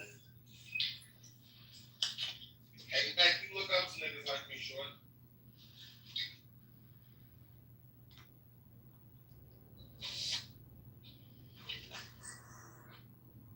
Fucking faggot, man.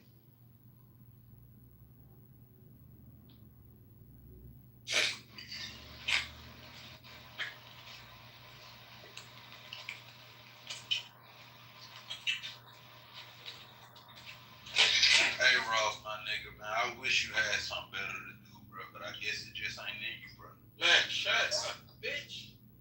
I guess it just ain't. Damn, man, you come in and suck my dick every day, bro. I guess it just ain't in you. Ross, come on. God damn. I guess it just ain't in you, man. That nigga suck my dick every day. Hey, you gotta stop repeating that, Ross. Oh, that nigga gay. Like, Get off his knees and stop sucking dick. hey, Ross, come on, fuck. What lot of who got y'all calling these niggas broke? Who broke me? Who broke me? Yeah. You wanna show some chicken? Yep. Come on, let's go live. No, you go live. Then I'll finish my live. You're so broke ass. I don't want to be on your live, and I don't want you on mine. It sound broke like.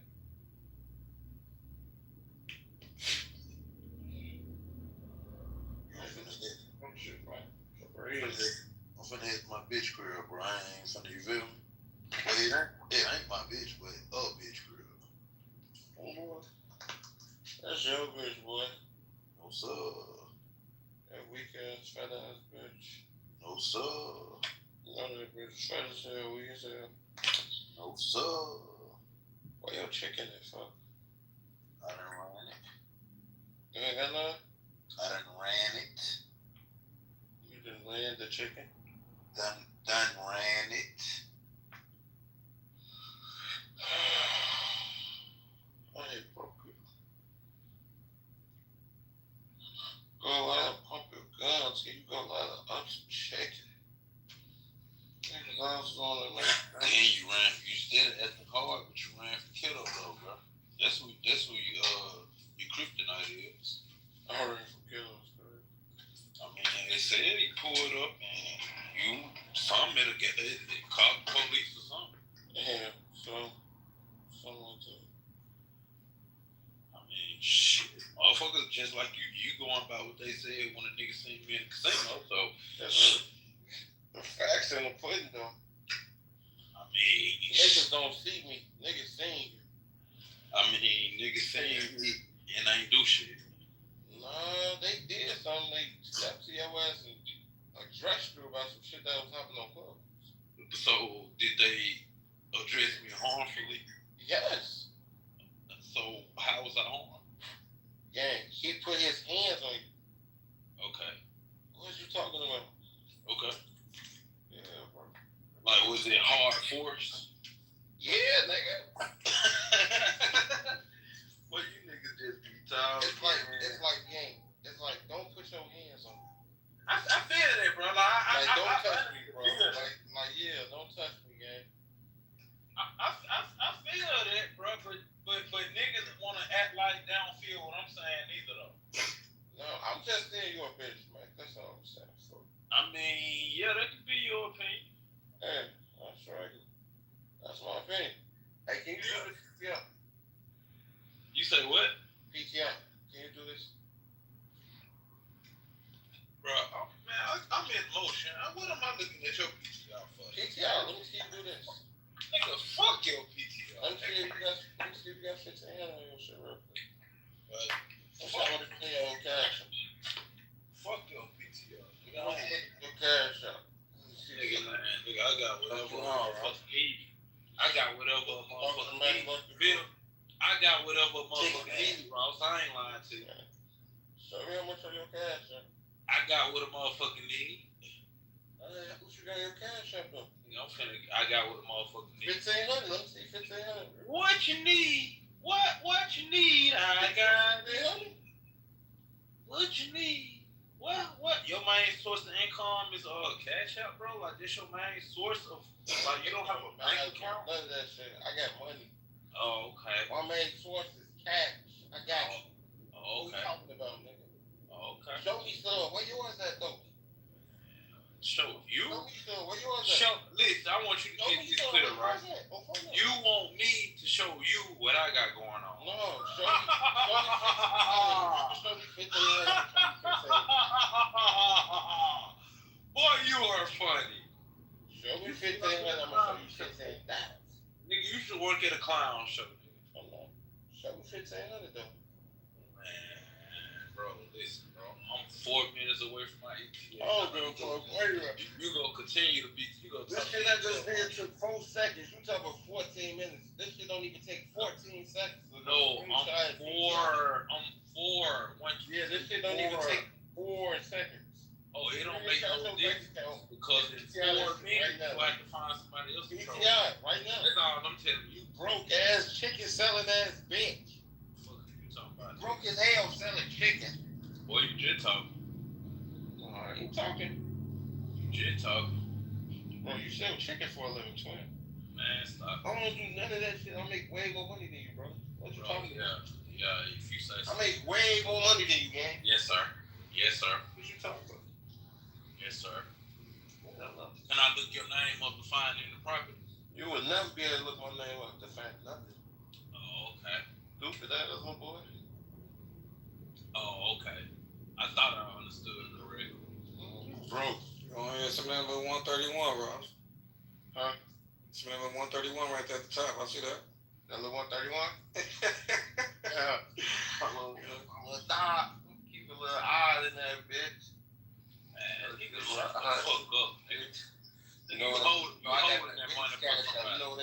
me and shit. You holding that money for fees and somebody, shit, man. so I keep the little dollars on there. You holding that They money definitely for gonna somebody, take from man. that shit. You know? You holding that money for a nigga, bro. I'm holding money on my cash out for a nigga. Yes, sir. Hello. You holding that money for a nigga, man. You owe somebody, nigga. Shut up, boy. You owe somebody. Shut the fuck up. You not the man. Like, you not the man, bro. I know. That's on cash up. That's some slight shit. Bro, you not the man, bro. That's some money you owe somebody, bro. I know. You not the man, bro. No. You not the man. I know I'm putting a nick on this bitch right now. You not the man, bro.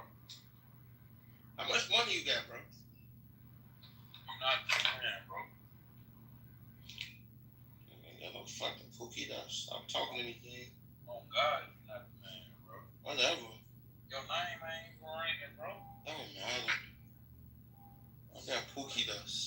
Your name, Rose, your name is not ringing. Bro. What? Not on that.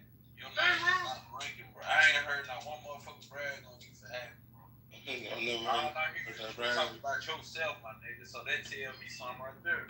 Hey, stop playing with my nigga Rose, boy. Man, fuck that fat ass nigga. He play with himself. Look at him. Fuck your dams, nigga. Now what? For who?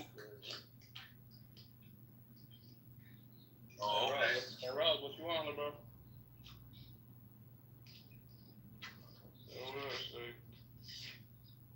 Go live, bump his gun. Can you go live?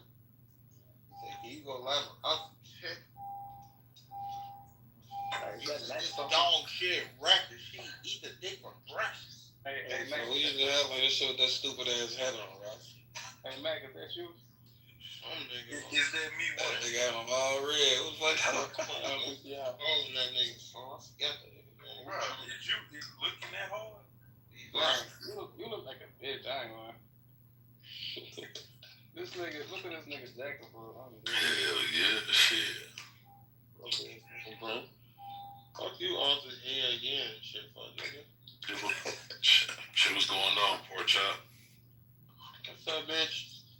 Motherfucker chilling. Hell yeah, good morning, everybody. Shit. Hey, Rose gang. What's up?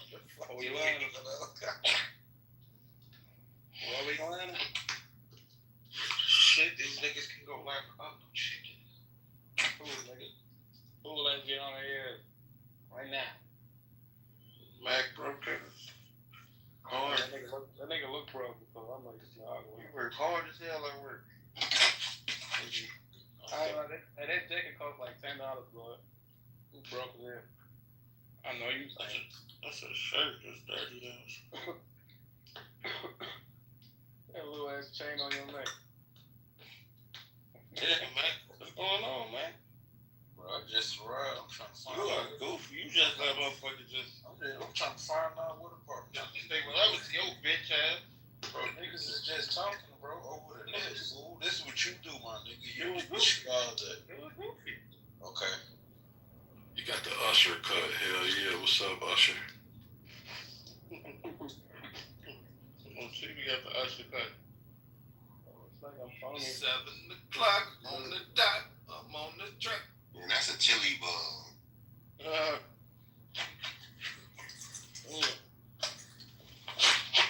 Hey, man, you bored. Y'all know them niggas is lying, bro. Bro, I'm not finna act the fool. I told you, bro. Like, Now, this is a dude that used to be singing. I'm finna go to my shit, bro. So shit, I'm finna be doing this square ass shit. Shit, nigga. Come on, further and shit. You ain't been talking to me. Nigga, no, you said my name. I'm here looking for you. You said my name. Yo, thank you for this. Thank you for this shit. Hello,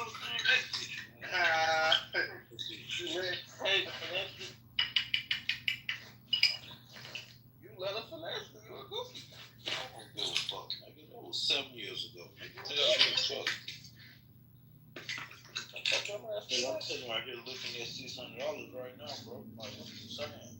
You looking at $600? Yeah. Hey man, sandwich. Let me get a corned beef sandwich, man. I got finesse for 600 when I'm sitting right here looking at it, bro. Let me see. PTI 600. Oh. PTI 600. Nah. PTI, man, I'm gonna give you $50 right now. Man, don't please, nigga.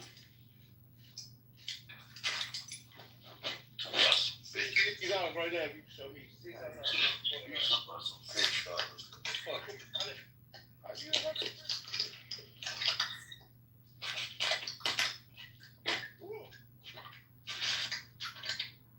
oh, you want another? Go give it a nigga, man. Hey, You ain't gonna give it a nigga, man. hey, man, you a bitch.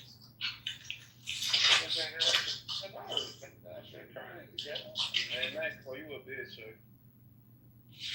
Man, I'm gonna holler at y'all guys, man. Broke ass on them. Oh, Have a good day at work, man. Have a good day at work, man.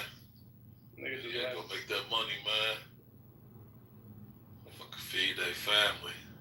shut your big ass up, nigga. Shut your bitch ass up, nigga. I see your DMs. You gotta get that fucking felony expunged off your record so that way you can go to work, nigga. You gotta get that felony expunged off your record so that way you can go to work, nigga. You can feed your family instead of trying to get a clubhouse retirement, bitch. What? Tweaking with his ass. Yeah, you gotta get that record expunged, nigga. Alright, let me stop, bro. Yeah, when I come with this bitch, I be whipping it up. Don't get mad at me, nigga. I'm chill as fuck. You a fucking monkey, damn shit. But who's sucking on the banana? You? Cause you the monkey. What the The fuck? fuck? That nigga gay? Yeah, you Come with this bitch, be in this bitch. Hell yeah, shit. She gonna be alright, poor chop. That's life. Yeah, nigga. Hell yeah, you win some, you lose some, poor chop. You could suck a banana. Hell yeah, you old motherfucking silverback bitch. Hell yeah, don't get mad at me. Watch TV.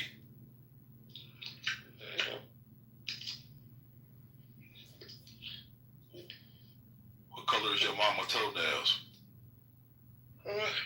Shit. Why did, hey, these niggas be my fans, gang. Look at this nigga down there. Come on, Michael Jordan, gang. You a fan ass bitch. It's alright, poor chop. These niggas got me in their PGI, so these niggas so fanned out. Oh, yeah, die. And you gotta stop acting like you entitled, bro. Shut up, dude. So nobody know you off a clubhouse, bro. You gotta stop acting like you entitled, bro. Damn. Is this nigga done? I mean, it's like sometimes a motherfucker be letting this app get to their head, bro. You letting this app get to your head, bro. Man, you ain't no celebrity on this bitch, nigga. Don't nobody know you, bro. Damn. Alright, poor chop. You ain't nothing but a clubhouse user, poor chop. That's all you is. I don't care how many friends you got. I don't care who you associate with. Outside of this app, you nobody. So shut up, nigga. Damn. He talking to you? He talking to your ass.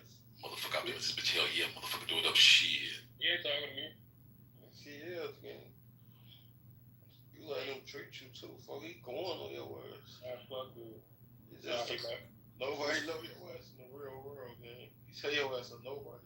We all nobodies if you want to see it like that. Hell no, I'm a somebody, boy. I'm well known. Man, shut your fat ass up, dude. I'm gang, I'm known as fuck, nigga.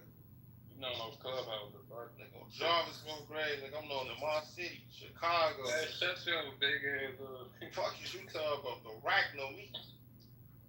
You popping clubhouse knowing exactly who I am before I even open my mouth, gang. You tweaking. I'm not no clubhouse nigga, boy. I'm just a nigga on Clubhouse. Fuck around. Hey, Lousy gang, where you at? Let me take that chain real quick. Let me see that shit. That shit look nice in my house. Can't trust you right now. Yeah. What you say? Yeah. Fuck you. Can't trust you right now. Nigga, your mic is fucked up, dude. You can't suck this dick right now. Mike, bitch ass up. Who the fuck is this Asian nigga? Man, y'all just treated the fuck out you for. Why you let y'all treat you like that, kid? Okay. Shut the fuck up. You need to shut up. Look at him. Damn, bro, that nigga Yuck just talked to you. Hey, Ross, what you think? Oh, damn, he's gone. There you go. You just let that nigga Yuck talk to you like a fucking goofy. I don't care, gang. The fuck? The nigga had a mic, gang. If I had my mic. He ain't had no mic. That nigga Alright, my shit, nigga's over with, nigga. Nigga, no, I'm coming. Nigga, you just got treated by Yuck. I don't get no fuck. He just treated the fuck out you, bro. You a lame. Hey, these niggas in the comments is gay, bro. You a lame, though, for you talk about all other shit. You ain't talking about dudes that treated you. I don't care, gang. You shut your big ass up or I'll get on your ass. Now you don't care because you got treated. You a goofy. Yeah. That nigga told you gotta stop acting like you a celebrity. Nobody don't. I said it. I'm telling you, acting like that. Because you said somebody was failing out, he went off on your dumb ass. He snapped on your ass. So. Oh, that was so fucked up. You just let him snap on your ass. So you a fucking goofy. I think I found a picture, but let me see. Well, why you let him treat you like that? Nigga, fuck dude, gang. What the fuck? No, you can't say that after he treat you and he left. You can't say fuck him now because you ain't say fuck him then. Hey, let me PTR something for you, bitch. I got something for you. Fuck that. You supposed to went on him. He went on your ass, folks. You a goofy, folks. Now you sitting there looking lame as hell, sounding lame as hell. Hey, you a big ass bitch. Why I gotta be all that because you got treated, folks? Huh? Why I gotta be all that because you got treated? I ain't got treated. You did get treated, gang. Nah, nigga. Yes. That nigga was just talking like a lot of these niggas on here. Bitch, you the fuck. Damn, phones. Bruh. You what? I'm trying to do that.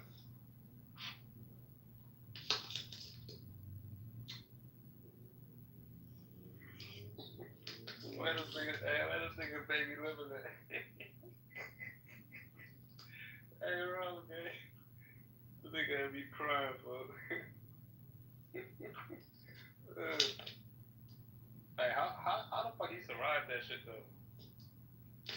Yeah. The nigga baby you. You talking about, tell your bitch, tell your soft ass homies to pull up.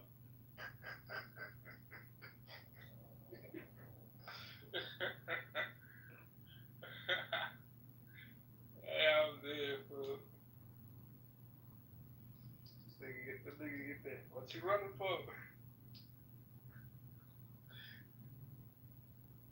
Oh my god. Oh hell no.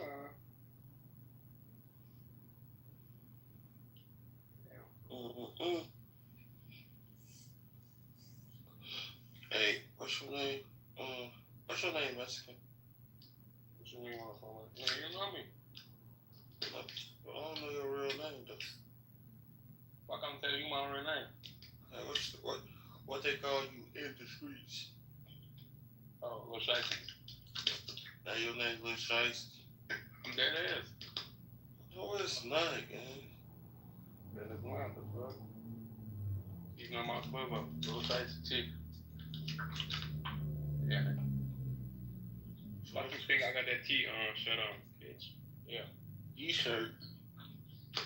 Oh, they should say T, nigga, for triggers. Bitch. Trigger? Yeah. That's your deal? Yeah. Say fuck that nigga, but look. Stop tweeting, bro. I said I ain't gonna say it. I was trying to show you some real shit, bro, but you blocked me, bro. No, I don't like you be calling me, bro. You weird. Dang. Who you up in here talking to? You was mad because I put you in. Anybody? Hit around. Junior. I'm talking to anybody, bro. Are we mad? I put you in that group chat with Kiddo. I blocked the fuck out you for that. I ain't gonna answer no calls. What you mean, gang? I got on his ass, though. Bro, that nigga scared me. answer no calls with me, niggas. Yeah, every time I call him for he answer. Yeah, but he not gonna answer while I'm on that, like he didn't. Like, I call that nigga phone regular, he don't pick up. Like, you know what the fuck? Nigga scared of me. Fuck is you calling me on the phone? Why the nigga, what's the nigga name again? The other nigga in the wheelchair. What's the nigga name? Where he at? You said who? What's his name? Bitch, I don't know. What's the nigga name? I used to get into him, so. Yeah, Lil B. Where's Lil B at? Yeah, where you at? I don't know. What is it?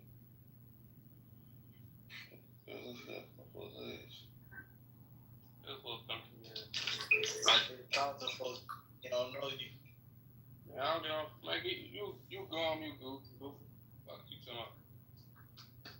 Yo, ass dick sucking, what's the nigga name? John Wick now. Bitch ass little shit. You light skinned guy, it's like a fuck. I'm gonna take your turn, dude. Man, suck this dick.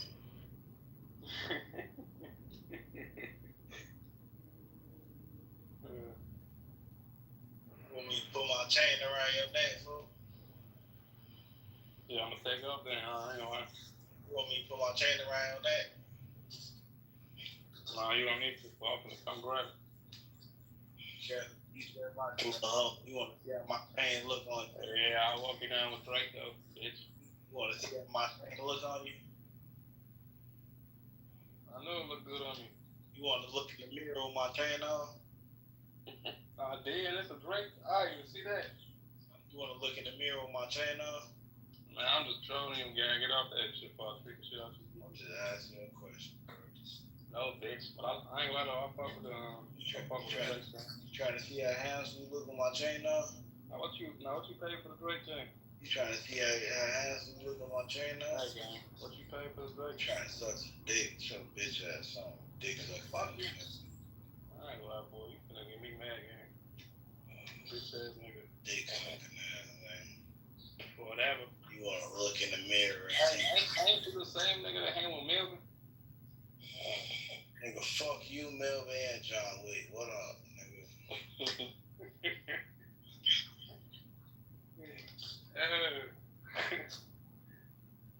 Hey, that shit crazy, bro.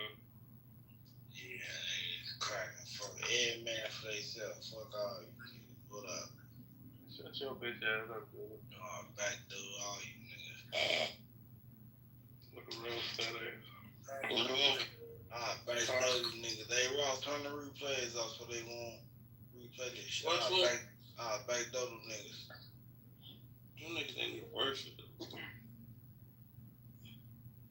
It's like, if I'm gonna do some shit, make it worth it, man. It just ain't worth itself. You ain't want that. Living like a Monica, like a brand, yes. What you talking about?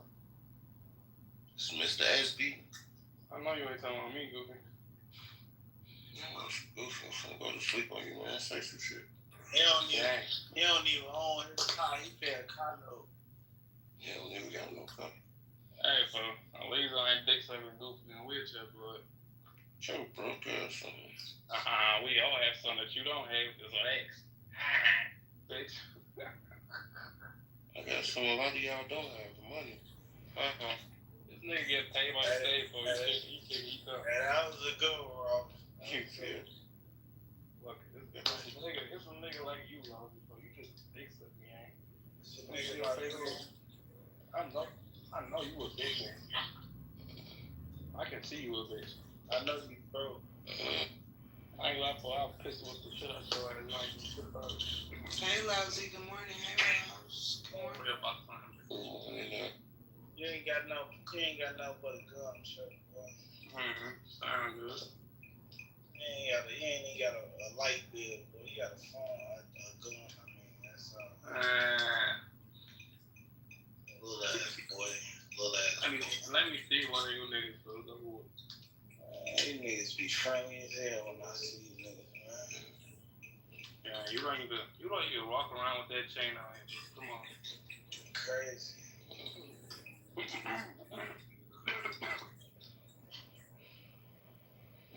Crazy. I actually be playing with fire. Man, shut up, bitch.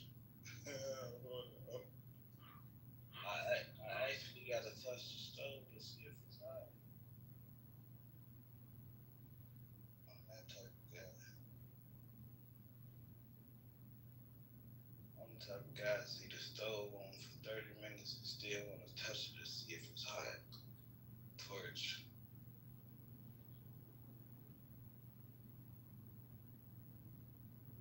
Love, no love, bro.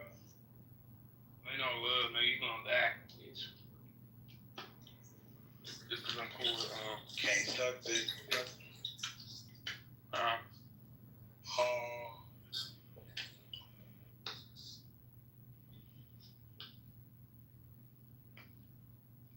They be on the bike shit.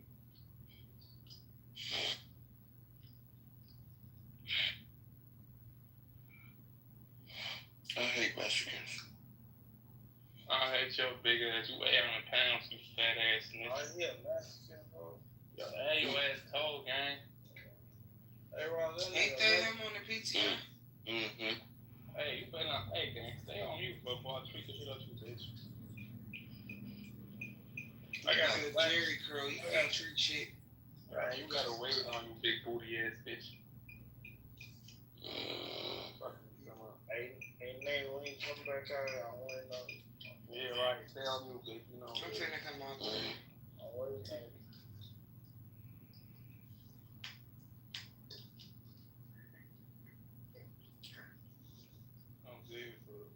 Bitch, you are ugly. Don't send me no words. Hey, I love you though, bro. Mm-hmm. Hey, where you from? That's really you. Nah, I think we have a bad dog, gang. Where you from? Hey, love, boy. Nah, we gonna forever have bad start looking like that. Hey, come on, bro. Where you from, Shay? I said I don't like your hair. I don't give a fuck, gang. That's my haircut, ho. That's my culture, ho. Fuck it, you talking about? Yeah, blind nigga. He got a curly bob talking about that. I'm not black. Hey, Ross, gang, I'm black. Right. Bro, I've been doing this shit for a long time. I love it. Oh, you in traffic? Where you at? I ain't gonna lie, go watch my story, look bro. I want all do it. Nigga, fuck your story, man. I don't know where you at. You see my PTI? You a big booty ass bitch. Oh, all do is for these little niggas.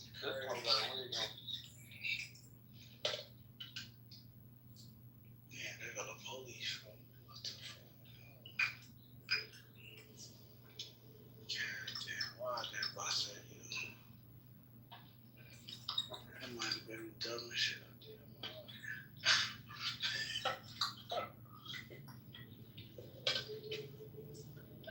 Hey, Ross, I did bust to you. Some of that might have been the dumbest shit I did in my life.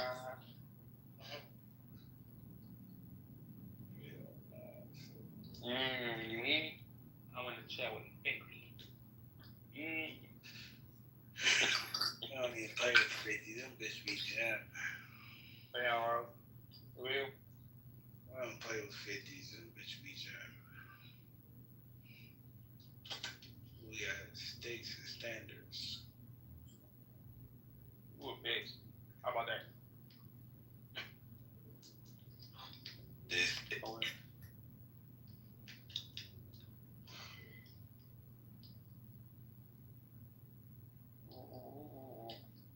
So many niggas in the comments with no ass. What you talk about? What's wrong with their ass? So, I just sitting down there. Shit crazy.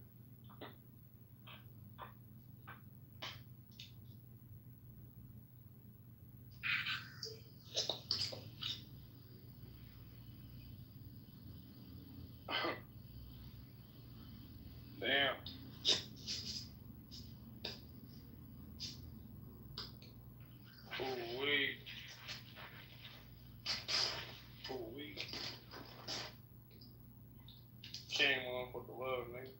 All that. Don't care about things. Cyber killer, nigga. Nigga know what it is.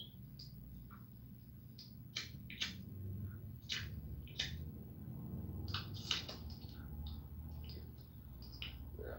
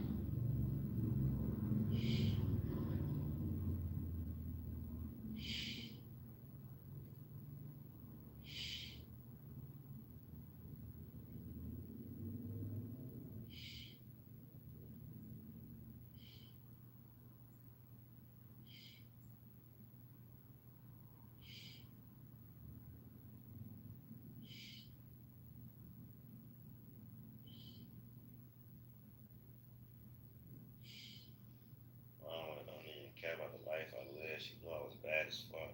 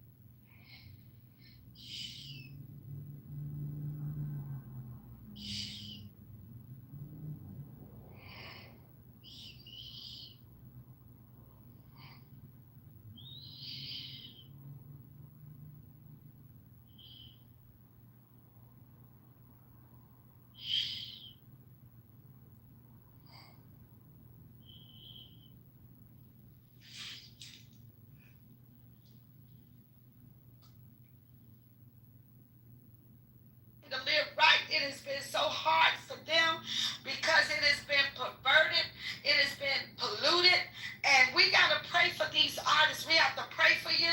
We have to intercede for you because you're on the front line. When they would go into battle, they said, put the worshipers in front. You're on the front line that usher us into the presence of God. And if I could get them, the enemy is like, if I could get them to pervert the music, if I could get them to even fight each other, to release a different sound than what the sound of heaven, to bring the people of God back together again. If I could get them to want more like the world, if I could get them to do projects with the world so they could do these mixtures and release sounds that's not of God, then I know that I got the church. But God says no. There are people that's standing on the wall that realize what is going on, and we're not going to sit back and allow the enemy to come in and pervert our music and pervert the sound of the Lord. There are people that they're releasing words of God. They're releasing the Spirit of the Lord, and if they don't even, if you don't look like them, if you don't act like them, if you don't act like the world, then oh no. We need to get together. Hear the beat. We've been listening to a beat that's not a beat of God. We've been listening to sounds that's not the sound of the Lord. And then you wonder why everything outside the church is so messed up. But God is bringing us back to a place. He's bringing us back to a place where we rekindle our covenant with Him, where we go back to our first love. We talked about you can't either be hot or cold. He'll spew you out. We must get the fire of the Lord and keep it. So those of you that's you're writing music, you're doing music, you're doing praise and worship. Some of you are dancers and liturgical dancers, and some of you are at that front line. We want to pray for you. Pastor Norman, because you're a musician also, could you pray for them right now? One of the greatest things that I've ever been told concerning the music ministry is that your music should be that which speaks and echoes the sentiments of heaven. One preacher told me years ago, Michael, when you play, don't play what you know, play what you hear. There's a big difference between playing what you know, because that's demonstrating your skill set. But playing what you hear is the echo of the heavens, the echo of the Spirit of God.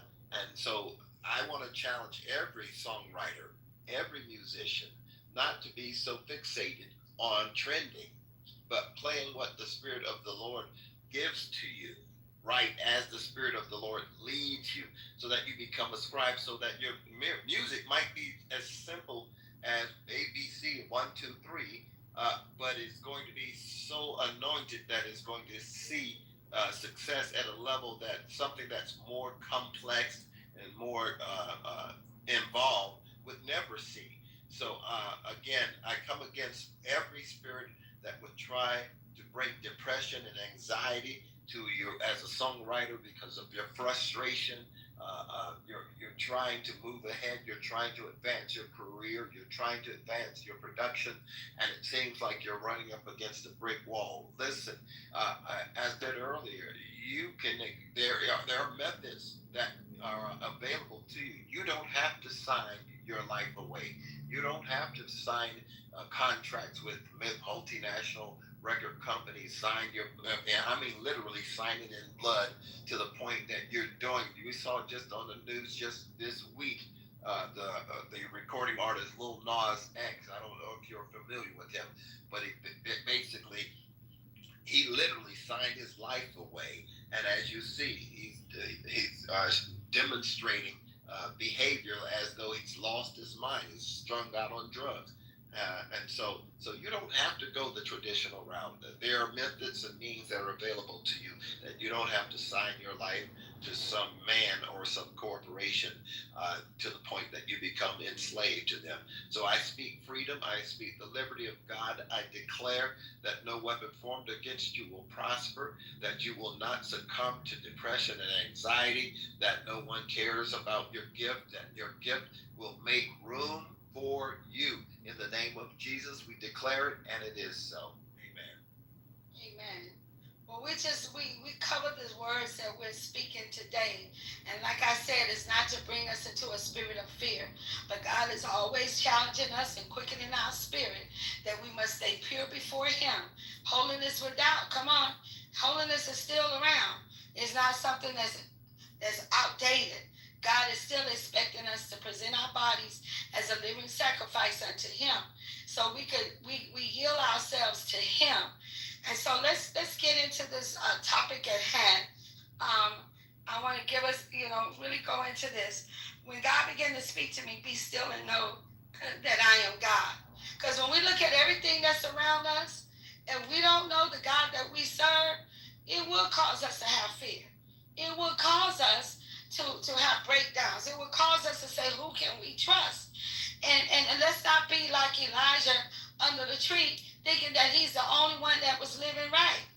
God had to remind him, I have people that you didn't even know about, that they did not bow down to Baal. And there are people all over the world that they are not caught up. And let me just tell you something, that the job that the unique is God, we need to make it a point